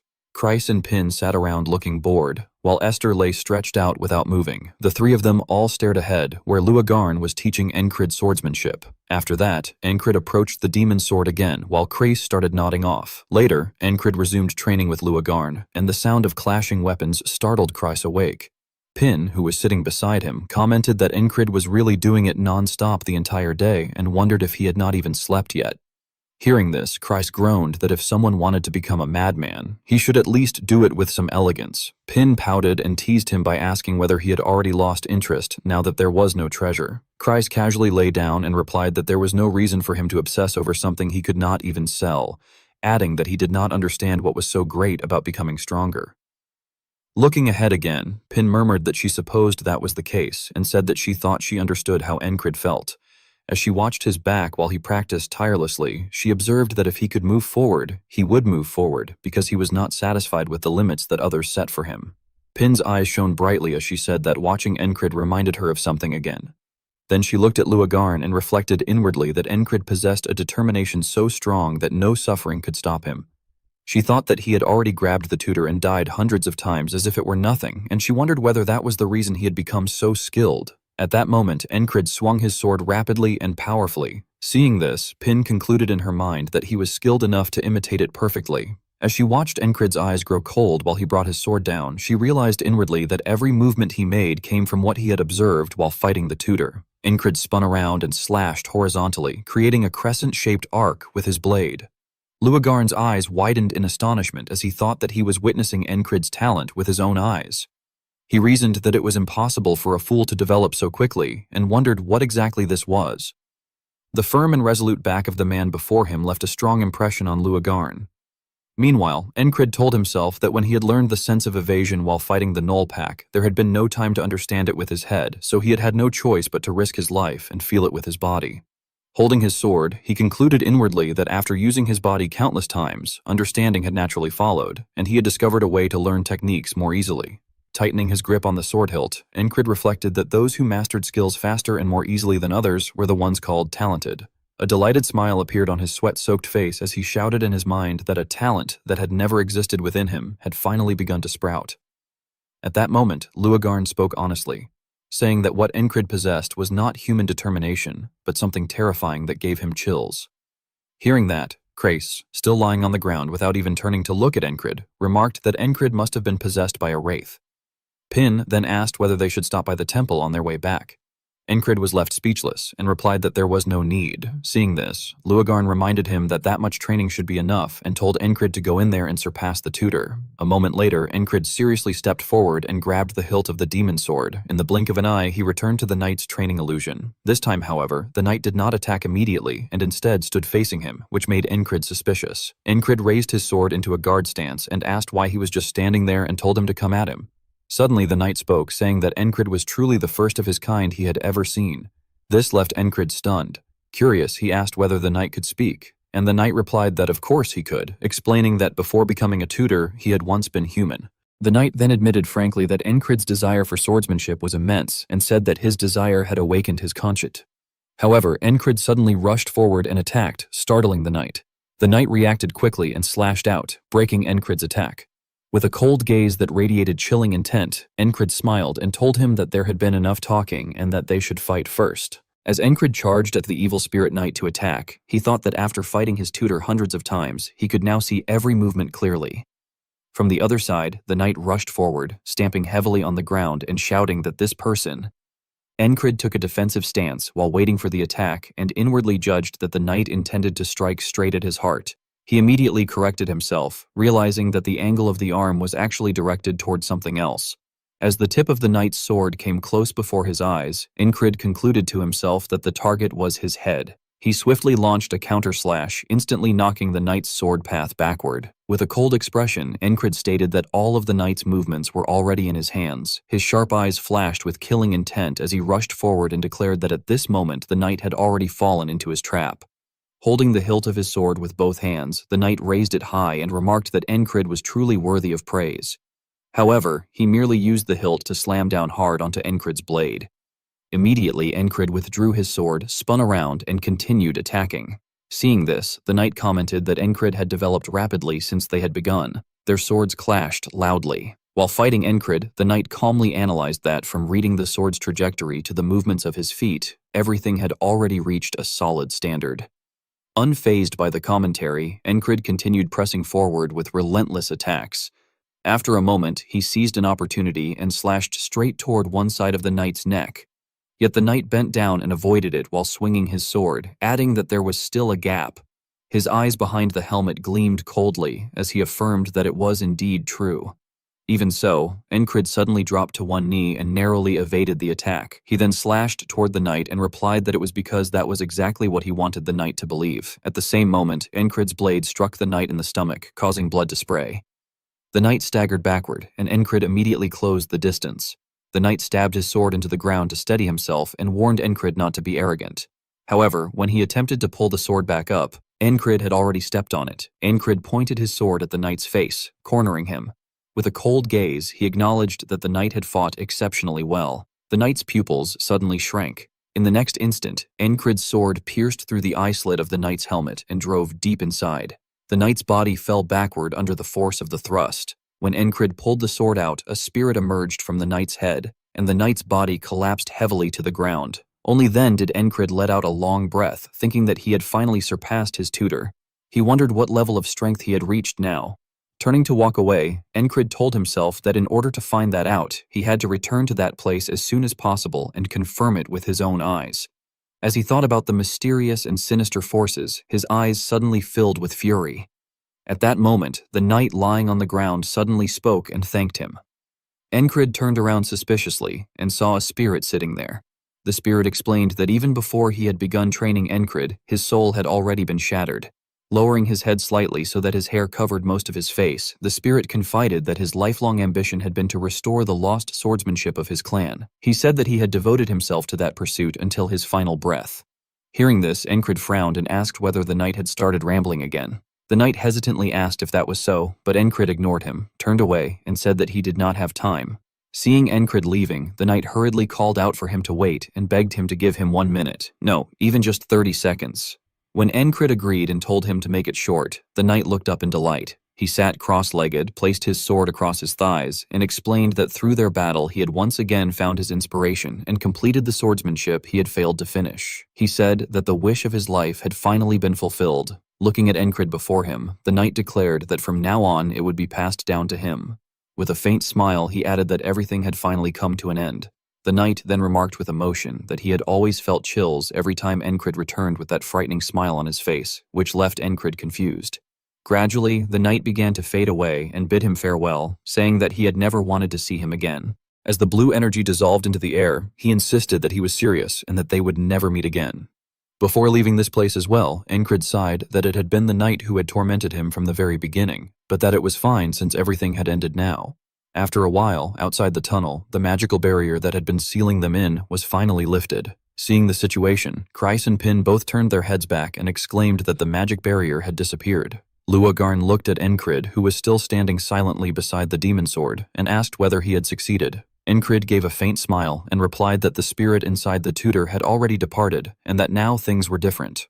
Encrid then gripped the sword's hilt tightly and pulled with force, easily drawing it out of the stone pedestal. After examining the demon sword, he remarked that the sword had returned to its original form. Seeing this, Krace excitedly ran over and shouted that they could finally leave. However, Pin gestured toward the outside and suggested that since it was already past midnight, perhaps they should rest there first. Holding the demon sword, Encrid speculated that the tutor had clearly been deliberately stalling for time, which made Luagarn wonder in confusion what had actually happened to him. Meanwhile, Esther widened her eyes in astonishment and thought to herself how Encrid could possibly have pulled out that sword. At that moment, Encrid remained extremely calm, without a single drop of sweat on his body. Soon afterward, the whole group lay down on the ground and slept soundly. After some time, Esther quietly approached the deeply sleeping Encrid. Her leopard-like eyes shone brightly as she stared at him, and she even stuck out her tongue and licked his face. At the same time, Encrid found himself transported into an aurora-like space where he was lying on a bed of flowers. When Encrid opened his eyes, he did not understand what had happened. He quickly sat up in surprise and thought that the place felt like the garden he had once known so well. Suddenly, someone stepped onto the flower-covered ground and commented that purifying the tutor's soul purely through ability, without using any magic at all, was something that even the most extraordinary geniuses could not guarantee they could accomplish. Standing behind Encrid, Esther appeared in human form amid falling petals. Encrid turned around to look at her and asked whether it was truly that extraordinary. Esther replied that he did not even understand the magnitude of the miracle he had just performed. However, she soon paused and added that because of that event, she had been able to preserve a reserve of her mana. After a while, Encrid opened his eyes again and realized that he had returned to the tunnel. He simply lay there staring at the ceiling. Then he noticed the gaze of the leopard Esther beside him and glanced sideways at her. Esther twitched her nose while observing him as well. Encrid continued staring silently without saying a word. Before long, the first rays of sunlight shone down through a hole in the tunnel's ceiling. Encrid sat up and gripped the sword firmly. When he stood and began to walk somewhere, Krace rubbed his eyes, raised his head, and curiously asked where the squad leader was going. Encrid did not answer, quietly drawing the sword from its sheath. A moment later, while watching his back, Krace heard Encrid say that it was time for morning training. Upon hearing that, both Krace and Pin, who had only just woken up, were left staring in silence. Outside, the dawn light was just beginning to appear beyond the distant mountains, and Krace grumbled that the man's dedication was truly terrifying. When the sun had risen high, someone exclaimed that it was time to set off. Hearing this, Encrid turned and began walking while reminding Krace to stop whining and move quickly. However, Krace remained seated, clutching the shattered chest and crying, complaining that his leader was truly heartless and that although Encrid was skilled in swordsmanship, his dream of becoming rich had been completely shattered. Seeing this, Encrid approached and pointed at the chest, asking how it had ended up so badly damaged. Krace replied that the shock from a magical trap had likely caused it to crack. Suddenly, Krace noticed a golden light shining from inside the chest and reacted with confusion. When he opened it and saw the brilliant golden color within, he excitedly shouted that there was something inside. Beneath the ground where the chest had rested, a large pile of ancient gold coins was revealed, prompting Krace to cry out in joy upon discovering the treasure. He lifted a heavy bag of gold, and soon after, with each of them carrying a bag, they left the tunnel. Delighted, Krace remarked that Dolph had turned out not to be entirely a scoundrel, while Luagarn responded indifferently that she was not particularly interested in treasure. Hearing this, Krace turned back and began to protest, but Encrid advised Luagarn to just take it, stating that the spoils should be shared fairly. After a while, noticing the demon sword strapped to Encrid's back, Krace mockingly commented that such words were coming from a boss who took more for himself. Pointing at the sword, he added that it was tutor and suggested it would probably fetch a high price if sold, then asked whether Encrid intended to sell it. When Encrid replied that he would not, Krace questioned why, asking if it was because he was a madman obsessed with swords. Encrid responded that the lunatic obsessed with Krona had gone out of control. Looking at the sword at his side, he explained that the weapon he had used to fight the Null was quite damaged and that with some maintenance, this sword could still be useful to him. At that moment, Luagarn, who was ahead of them, spoke up and said that in that case, she would take her leave. While Pin bowed to her, Encrid gently said goodbye, and Krace enthusiastically waved, telling her to be careful. After that, they split into two different directions. Suddenly, Luagarn stopped walking. Seeing this, Encrid glanced back at her with curiosity.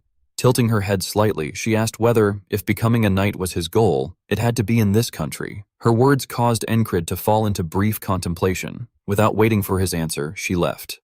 As Encrid continued standing still, Kreis called out to him, asking what was wrong. Only then did Encrid close his eyes and murmur that it would be soon, reflecting that when he had first dreamed of such a thing as a child, he had not even understood the concept of a country. He then stepped forward and followed after Kreis, Pin, and Esther. Encrid, with a contemplative gaze, thought that when he grew older, he had come to realize that a knight bound to a nation by an oath of loyalty was different from what he had once dreamed of, and he wondered whether there might be another path. Under the blazing sunlight, they all headed in one direction, and somewhere, weapons were sent flying into the air. Rem, looking down coldly, told the others to start sparring and urged them to wager about half their lives. At the training ground, he overwhelmed his opponent to the point that the latter could not counterattack. In another bout, his wooden weapon was shattered by the opponent's sword, yet this only caused the killing intent in Rem's eyes to flare up as he cast a sharp glance at his foe. Watching from the side, several soldiers trembled and whispered among themselves, questioning whether those people were truly human and admitting that they were too afraid to even set foot on the training ground. One of them, sweating profusely, looked at his own sword and wondered what the point of trying was, before throwing it to the ground and lamenting that he would never have the chance to fight people like them. Meanwhile, a man hiding behind a wooden post silently cursed them as cowards. As he observed, he analyzed that fighting at such intensity meant there was much to be learned, thinking that Paul, after slacking off in training, had been reborn as a more spirited soldier.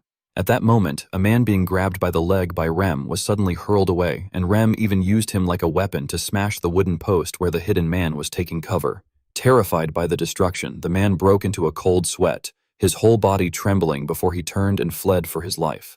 Elsewhere, Marcus, looking out the window, remarked that the place was being called a training ground exclusively for madmen. He took a sip of hot tea and added that he had heard rumors spreading within the unit, saying that the soldiers had lost morale after witnessing those sparring sessions. He then ordered the elven captain that one solution was to separate them completely and instructed her to carry it out. She slightly bowed and agreed, but before she could continue, Marcus cut her off and added one more thing, questioning her with a sharp gaze about the rumor that she had also fought alongside them and whether it was true.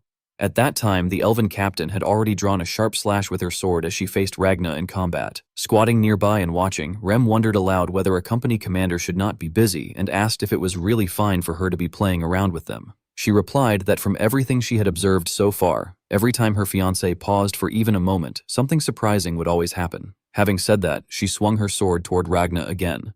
Under the bright moonlight, the captain loudly declared that merely accepting things was not a fitting way for a lover. Hearing this, Auden smiled with narrowed eyes and remarked that the time seemed to be approaching, while Rem, still squatting, said he could not wait. Suddenly, Rem threw his head back and laughed wildly, declaring that if nothing impressive happened when that person arrived, he would beat them half to death.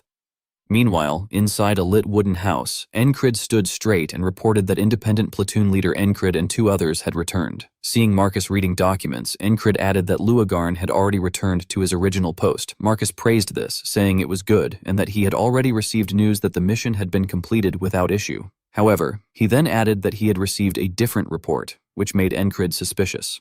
Looking at a white letter sealed in red, Marcus stated that a border village claimed Encrid was the hero who had defeated cultists and killed 1,000 gnolls, while another report from a commander in Baron Ventra's forces suggested they should warn him not to exaggerate his achievements, stating that it was only 50 gnolls.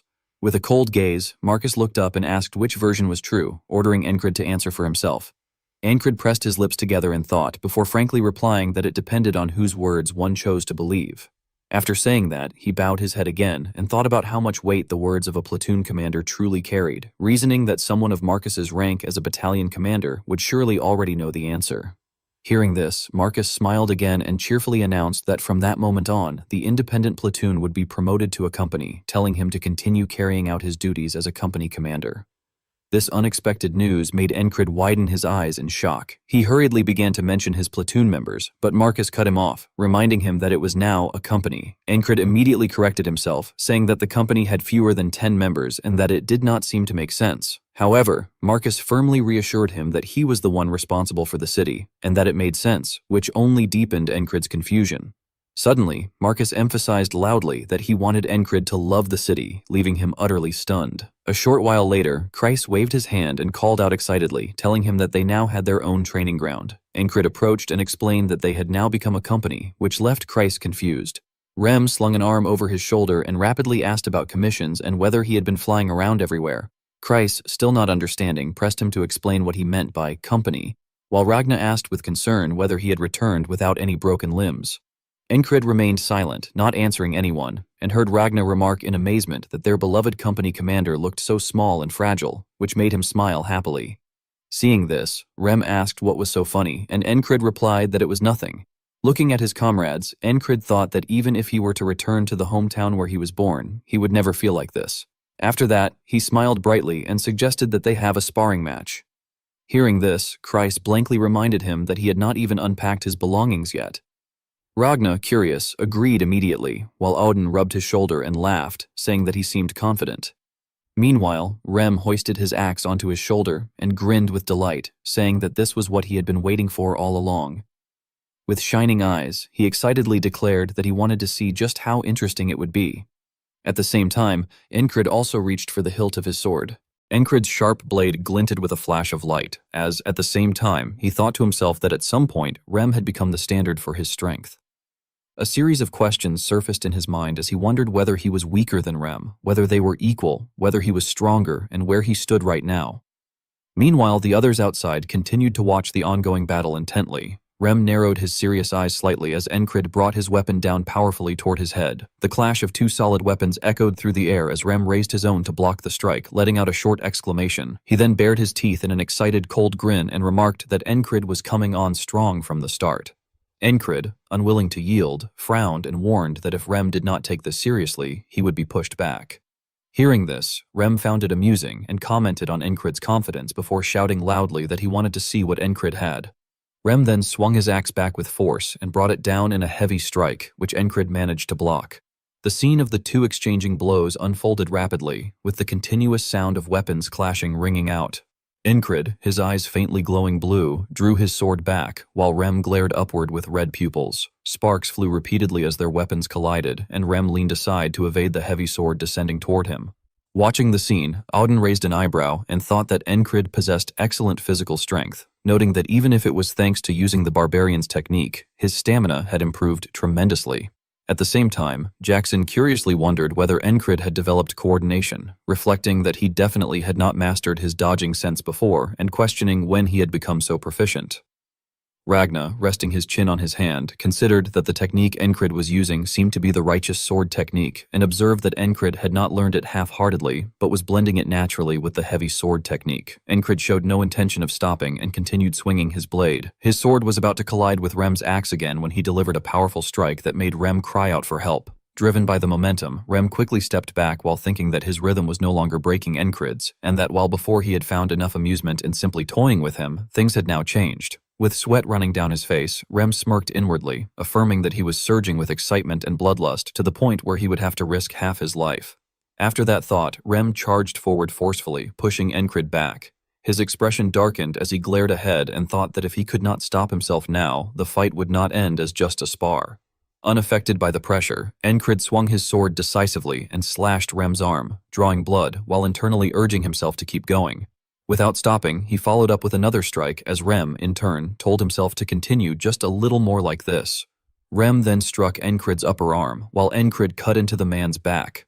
A thrill-filled smile spread across Rem's face as he swung his axe forward again, thinking that he would push on until he could truly risk his life. The sharp blade of the axe was about to reach Encred's shoulder, but he immediately twisted his body to evade the attack. Seeing this, Rem was startled and thought that Encred had not been able to raise his guard, and that it was already too late for him to pull his axe back. Suddenly, a blade appeared before Rem's eyes and severed the handle of his axe. The sound of the broken weapon hitting the ground echoed throughout the area as he stared ahead in shock, drenched in sweat. At that moment, Jackson, standing behind, spoke in a low voice and accused him of trying to kill his opponent the moment he saw an opening. Rem, irritated, retorted that he wanted to know why Jackson was stepping in, insisting that he would have stopped cleanly on his own. Odin, raising his eyebrow, hesitated before admitting that he could also understand why Rem had been unable to stop himself. Ragna narrowed his eyes slightly and remarked that he was surprised, adding that Encred had been growing steadily. Although Encred was almost completely exhausted, he still forced himself to stand, while Ragna's firm voice continued, saying that before they knew it, Encred had already caught right up to them. Christ gently patted Encrid's back and asked with concern why he had pushed himself so hard and suggested that he should just rest, but Encrid wiped the sweat from his face and replied that it was too early for him to collapse from something like that. Then, with a confident smile, Encrid looked up and challenged who would be next, to which Jackson, Auden, and Ragna answered in unison that it would be them. Encrid then spoke sternly, urging them to hurry up and decide. Watching the scene, Rem narrowed his eyes and thought to himself with disbelief, wondering when Encrid had come this far and reflecting that on the day he first met him, he could not have imagined this at all. The scene shifted to a training camp under a clear blue sky, where a young man was knocked hard to the ground and cried out in pain, asking what had just happened. Nearby, Rem's self-satisfied voice told him not to get involved, referring to it as the reject squad. The man on the ground, frightened, questioned why he had been attacked while he was just standing there, while Rem casually replied that it was simply because he was bored. Suddenly, a hand shot out and stopped Rem's fist midair, and the terrified young man, drenched in sweat, scrambled away. Annoyed at being interrupted, Rem demanded to know who it was, and Encrid, completely fearless, raised his brow and answered that he was their new squad leader, adding that every leader they had before had been a complete, half-witted idiot. At that moment, a bald man loudly declared that he was their commander and demanded more respect, but before he could finish, a sword struck him in the face. The owner of the sword, Ragna, clicked his tongue in irritation and remarked that the man was in the way. Another scene appeared, showing a fully armed man shouting energetically for Squad 444 to follow his lead, but before he could do anything, a sharp spear pierced through his neck. A man wearing a smug expression grinned and said that he had heard they fought well and wanted to see who was better. Someone shouted urgently for the medical barracks, and after Auden knocked the man flat to the ground, he quietly clasped his hands and prayed that the man might go to heaven. Another furious shout rang out, reporting that someone over there was in critical condition, drawing weary reactions from those present. The scene then shifted inside a room, where Rem sat on the bed, frowning as he questioned whether all those idiots had their brains roasted in their skulls and complained about someone barking orders at them. Christ calmly wiped his belongings with a cloth and replied that the man probably just wanted to make a name for himself, reasoning that even though they were rejects, managing capable people like them would still be considered an achievement. Rem frowned and let out a sigh, commenting that those weak fools sure had wild dreams, and added that he had assumed the new guy, Encrid, would be no different, thinking he would just be another idiot barking orders without knowing his place. Returning to the past, as Rem pressed his opponent's face down, a loud voice suddenly demanded to know what he was doing as the leader of the reject squad. A man pointed at him and angrily scolded Encrid, asking whether he could not see that his squad member was causing trouble and telling him that if he was the leader, he should get him under control. Hearing those words, Encrid broke into a slight sweat and reluctantly agreed. He then glanced sideways and told Rem to do as the man said before returning to his sword training, completely ignoring Rem's gaze.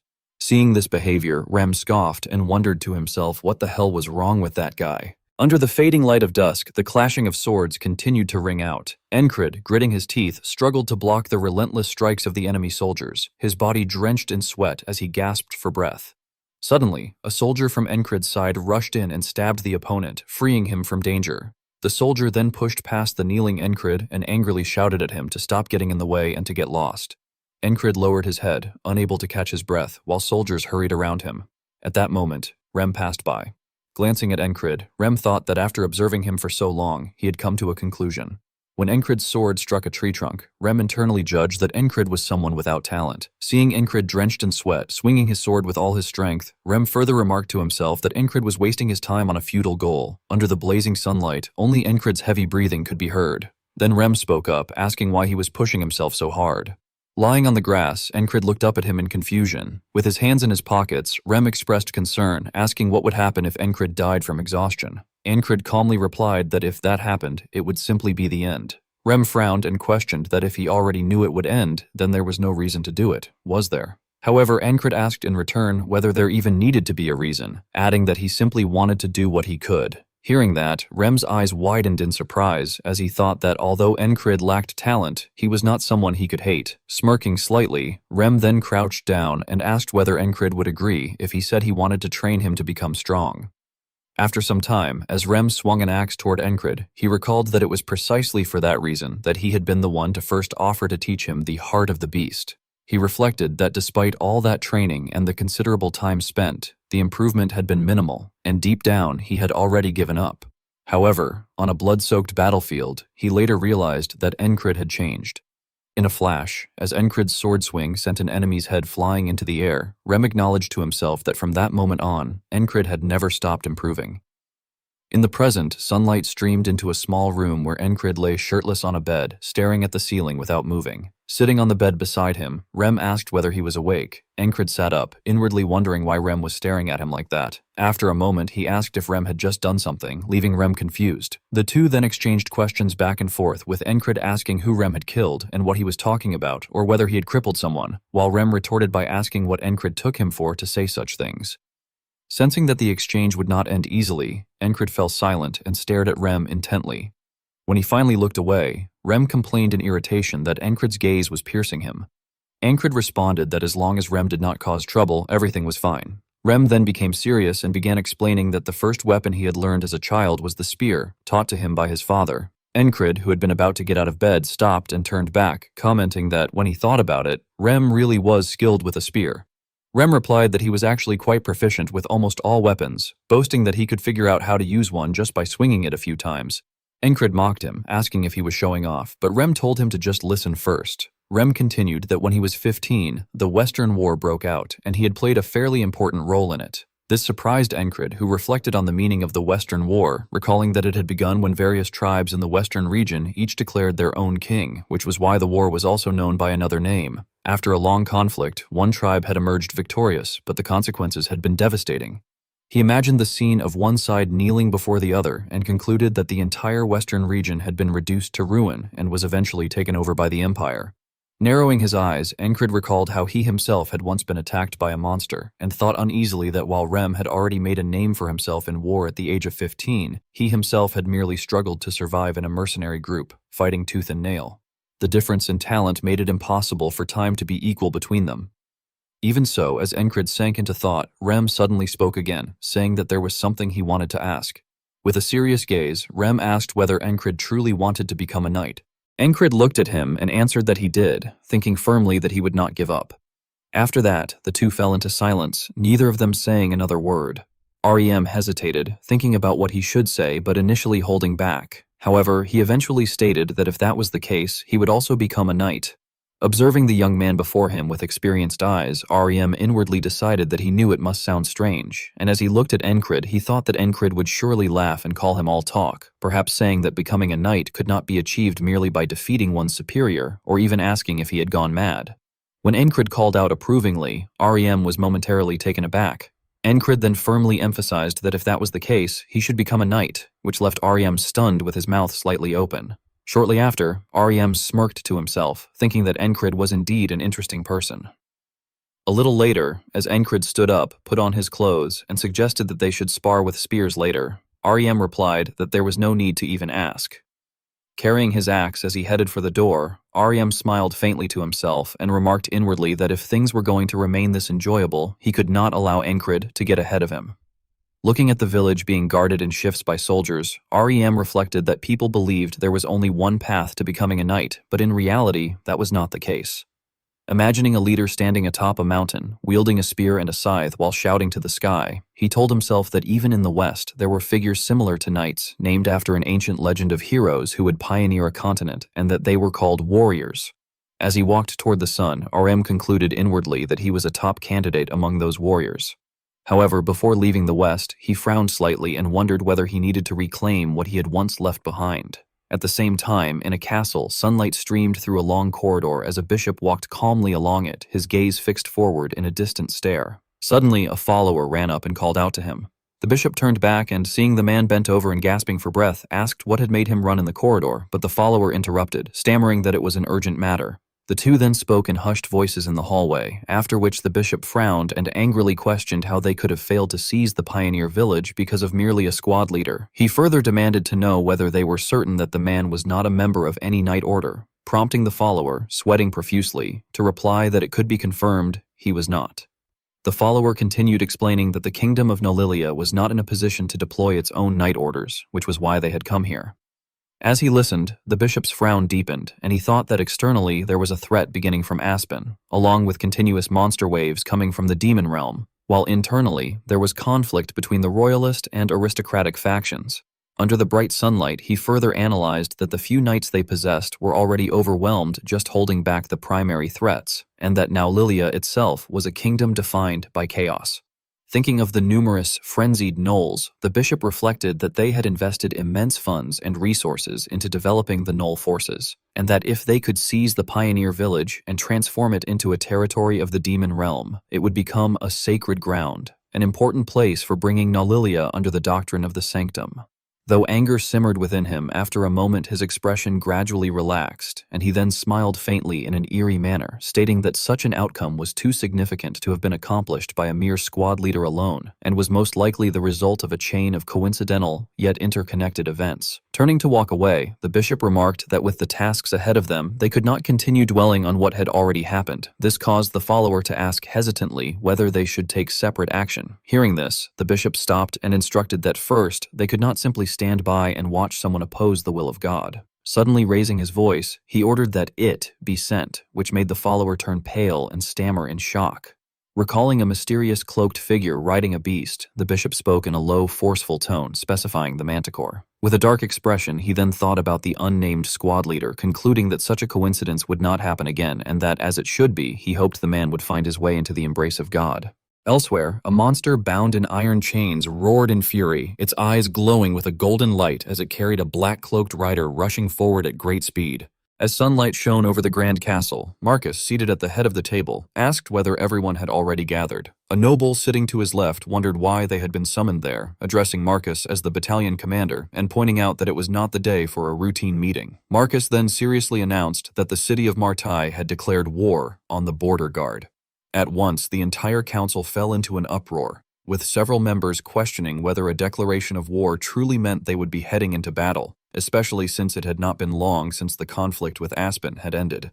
With a cold gaze, Marcus silently reflected on Martai, recalling its ambiguous location on the map within a forested region. He analyzed inwardly that the territory had long been contested between Naulilia and the Eastern mercenary king. Although it currently belonged to Naulilia, its long history meant many inhabitants were of Eastern descent and they were skilled fighters. Thinking of a certain figure, Marcus further noted to himself that someone known as a general now controlled Martai and was expanding its influence as a mercenary city. The captain under Encrid then expressed his opinion that the border guard was not only a military city but also a vital trade route, suggesting that Martai likely intended to seize it and use it as a central hub to expand further. Hearing this, Marcus nodded in agreement. Seeing this, a bald nobleman clenched his fist anxiously and asked what they were supposed to do, pointing out that their soldiers were still exhausted from the battle with Aspen and arguing that it would be impossible to face a full army from Martai under such conditions. Another person then suggested that they should request aid from neighboring territories as soon as possible.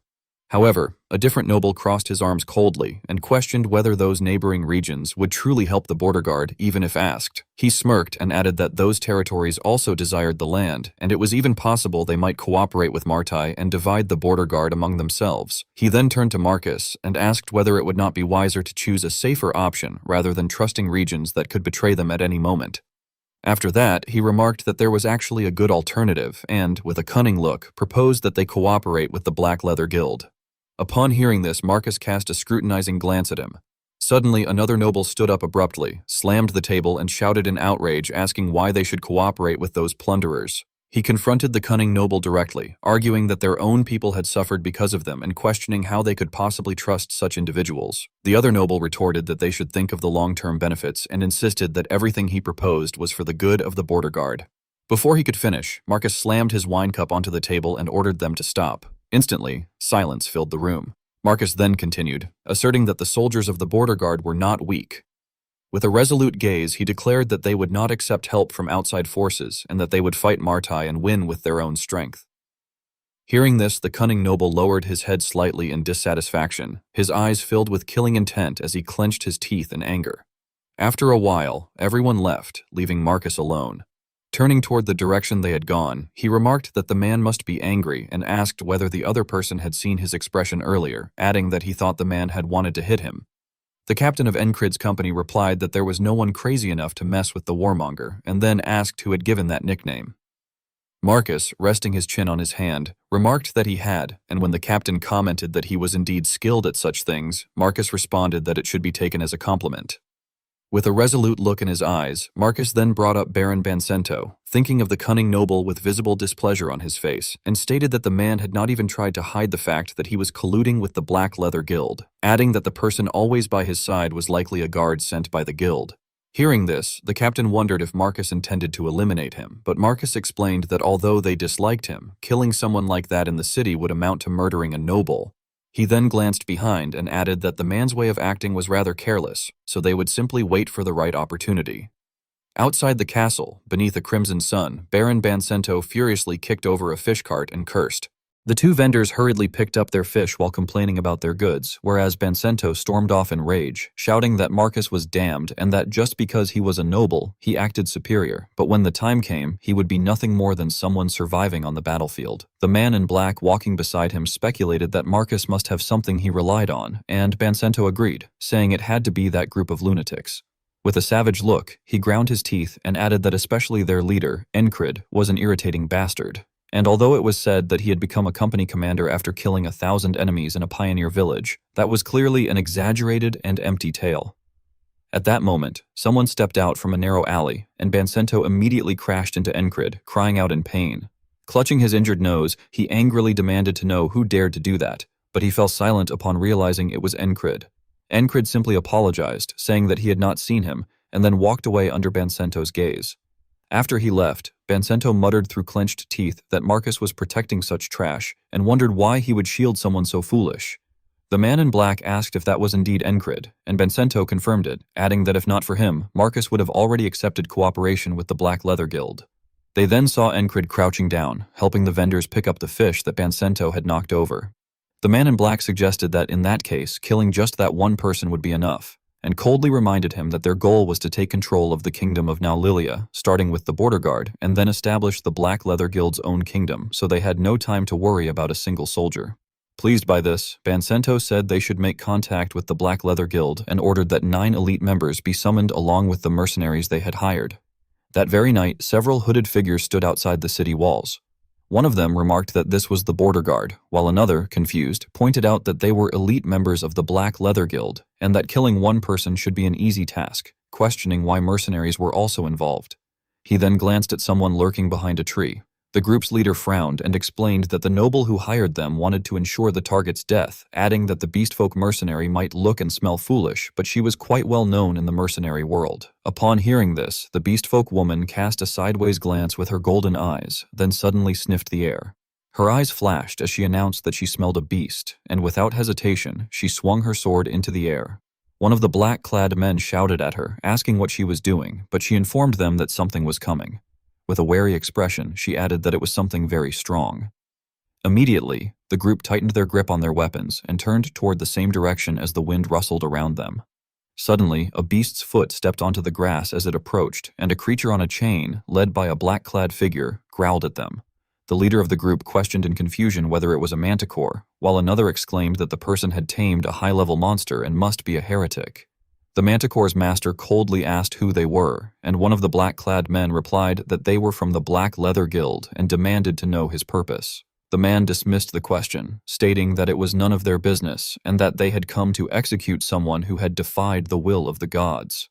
With killing intent in his violet eyes, he declared that their target was Encrid, the leader of an independent border guard unit, and that they would kill him. Hearing the name, the leader muttered Encrid in surprise, then grinned with interest.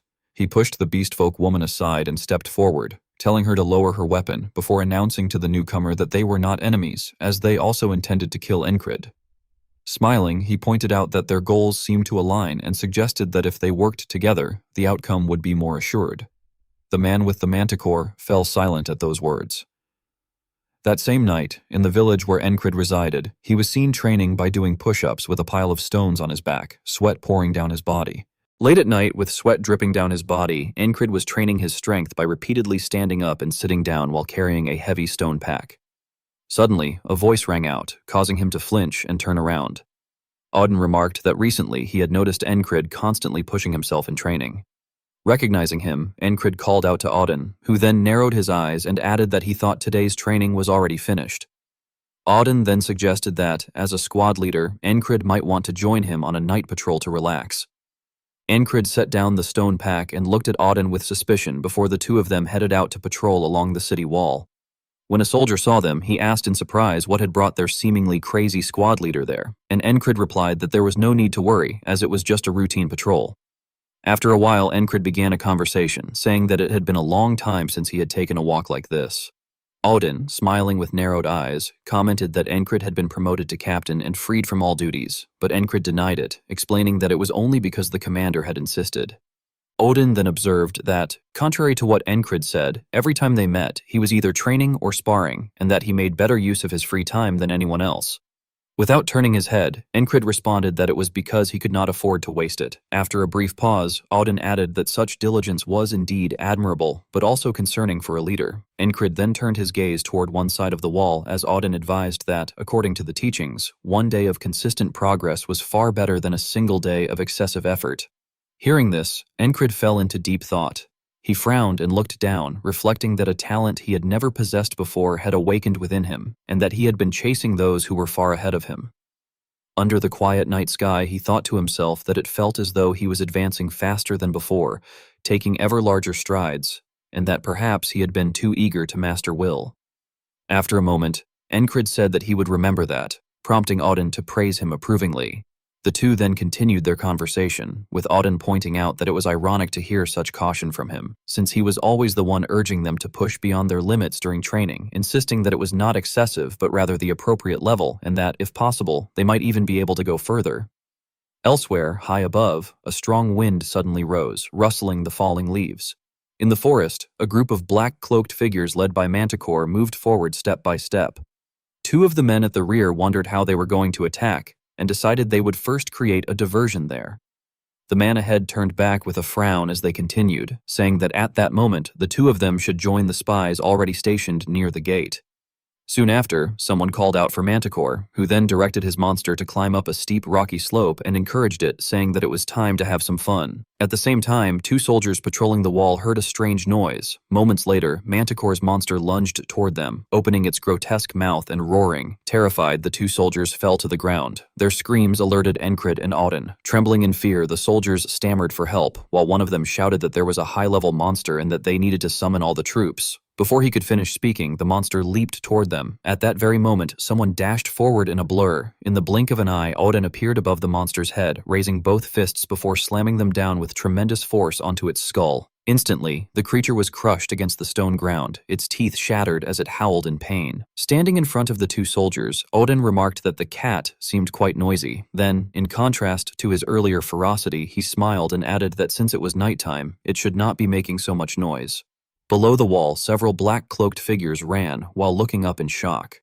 Upon seeing Auden's figure, one of them exclaimed in disbelief whether that was a bear, noting that Manticore's monster had been defeated. He then stretched out his hand toward the main gate and urgently ordered that they had to get inside before being discovered and to open the gate quickly. Inside the gate, two guards stood watch without moving.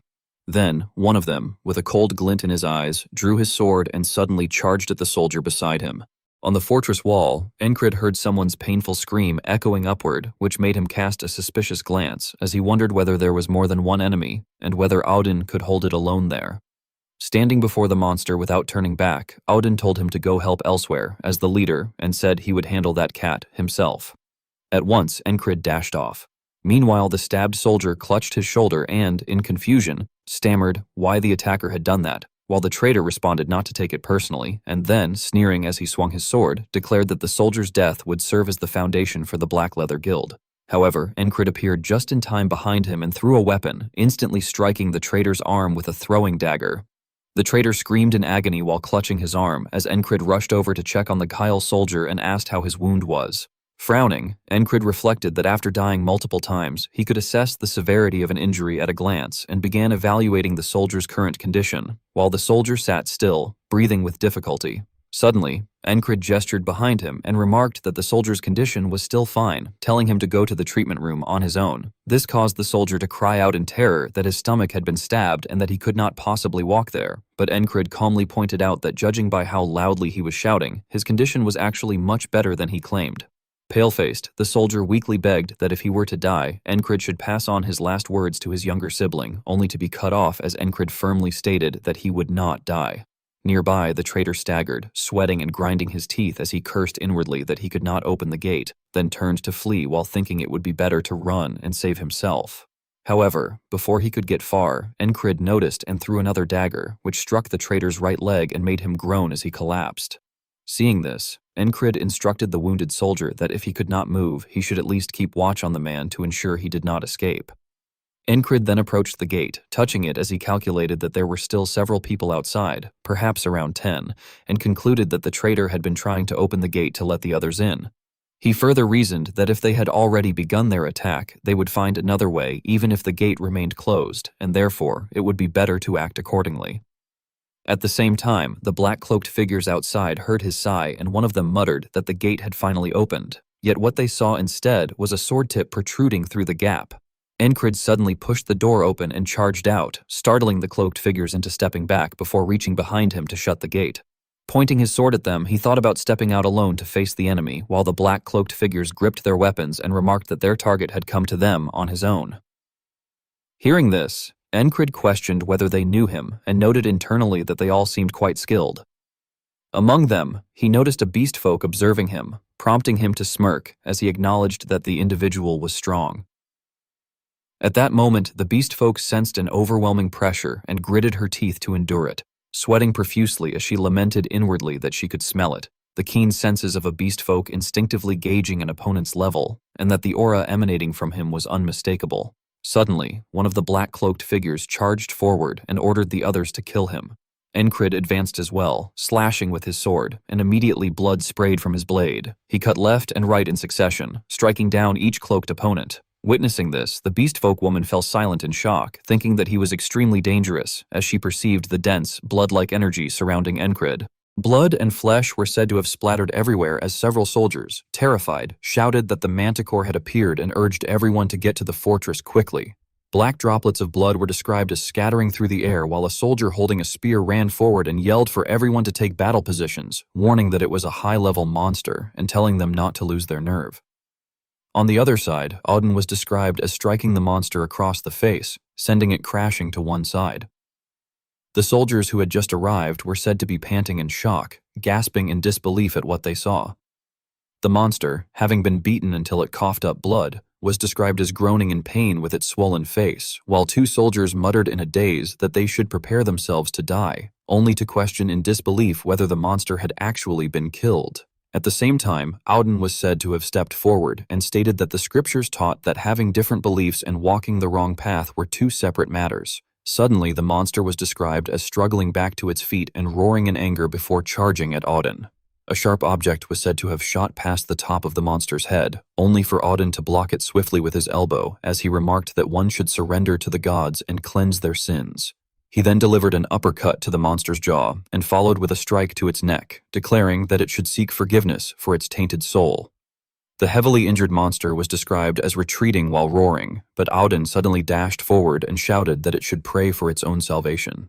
He was said to have launched a powerful blow that sent the monster flying into the air, leaving the soldiers wide-eyed and aghast. The monster then fell onto a lightning rod atop a rooftop and was impaled, prompting distant soldiers to cry out in shock that the monster was dead and that they needed to bring the body down and find a ladder. Auden's gaze was described as turning cold as he looked in the opposite direction and thought that high-level monsters also possessed high intelligence, yet this one had attacked a human-built fortress and had not retreated even when the situation was unfavorable, which he considered to be unlike the usual behavior of a manticore. At that moment, a man hiding behind a tree was said to have been startled upon being noticed by Auden. The hooded figure hurriedly fled, cursing in panic. Auden was described as climbing onto the fortress wall and remarking with killing intent that the man was a loyal follower of a heretical cult.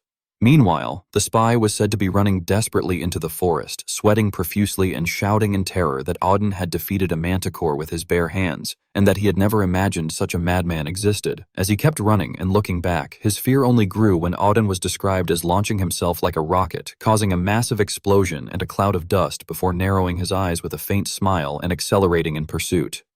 This sight made the hooded man so terrified that he screamed uncontrollably.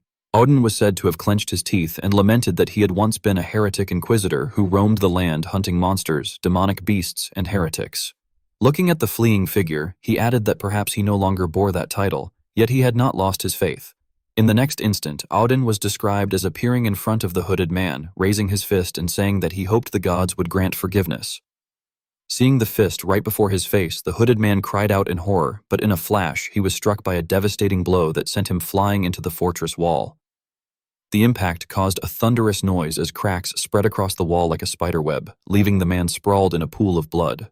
Elsewhere, Ragnar was described as casually carrying his sword on his shoulder while Reem whistled and remarked that if he had known it would be like this, he would have joined earlier, jokingly asking whether Auden had been enjoying himself alone.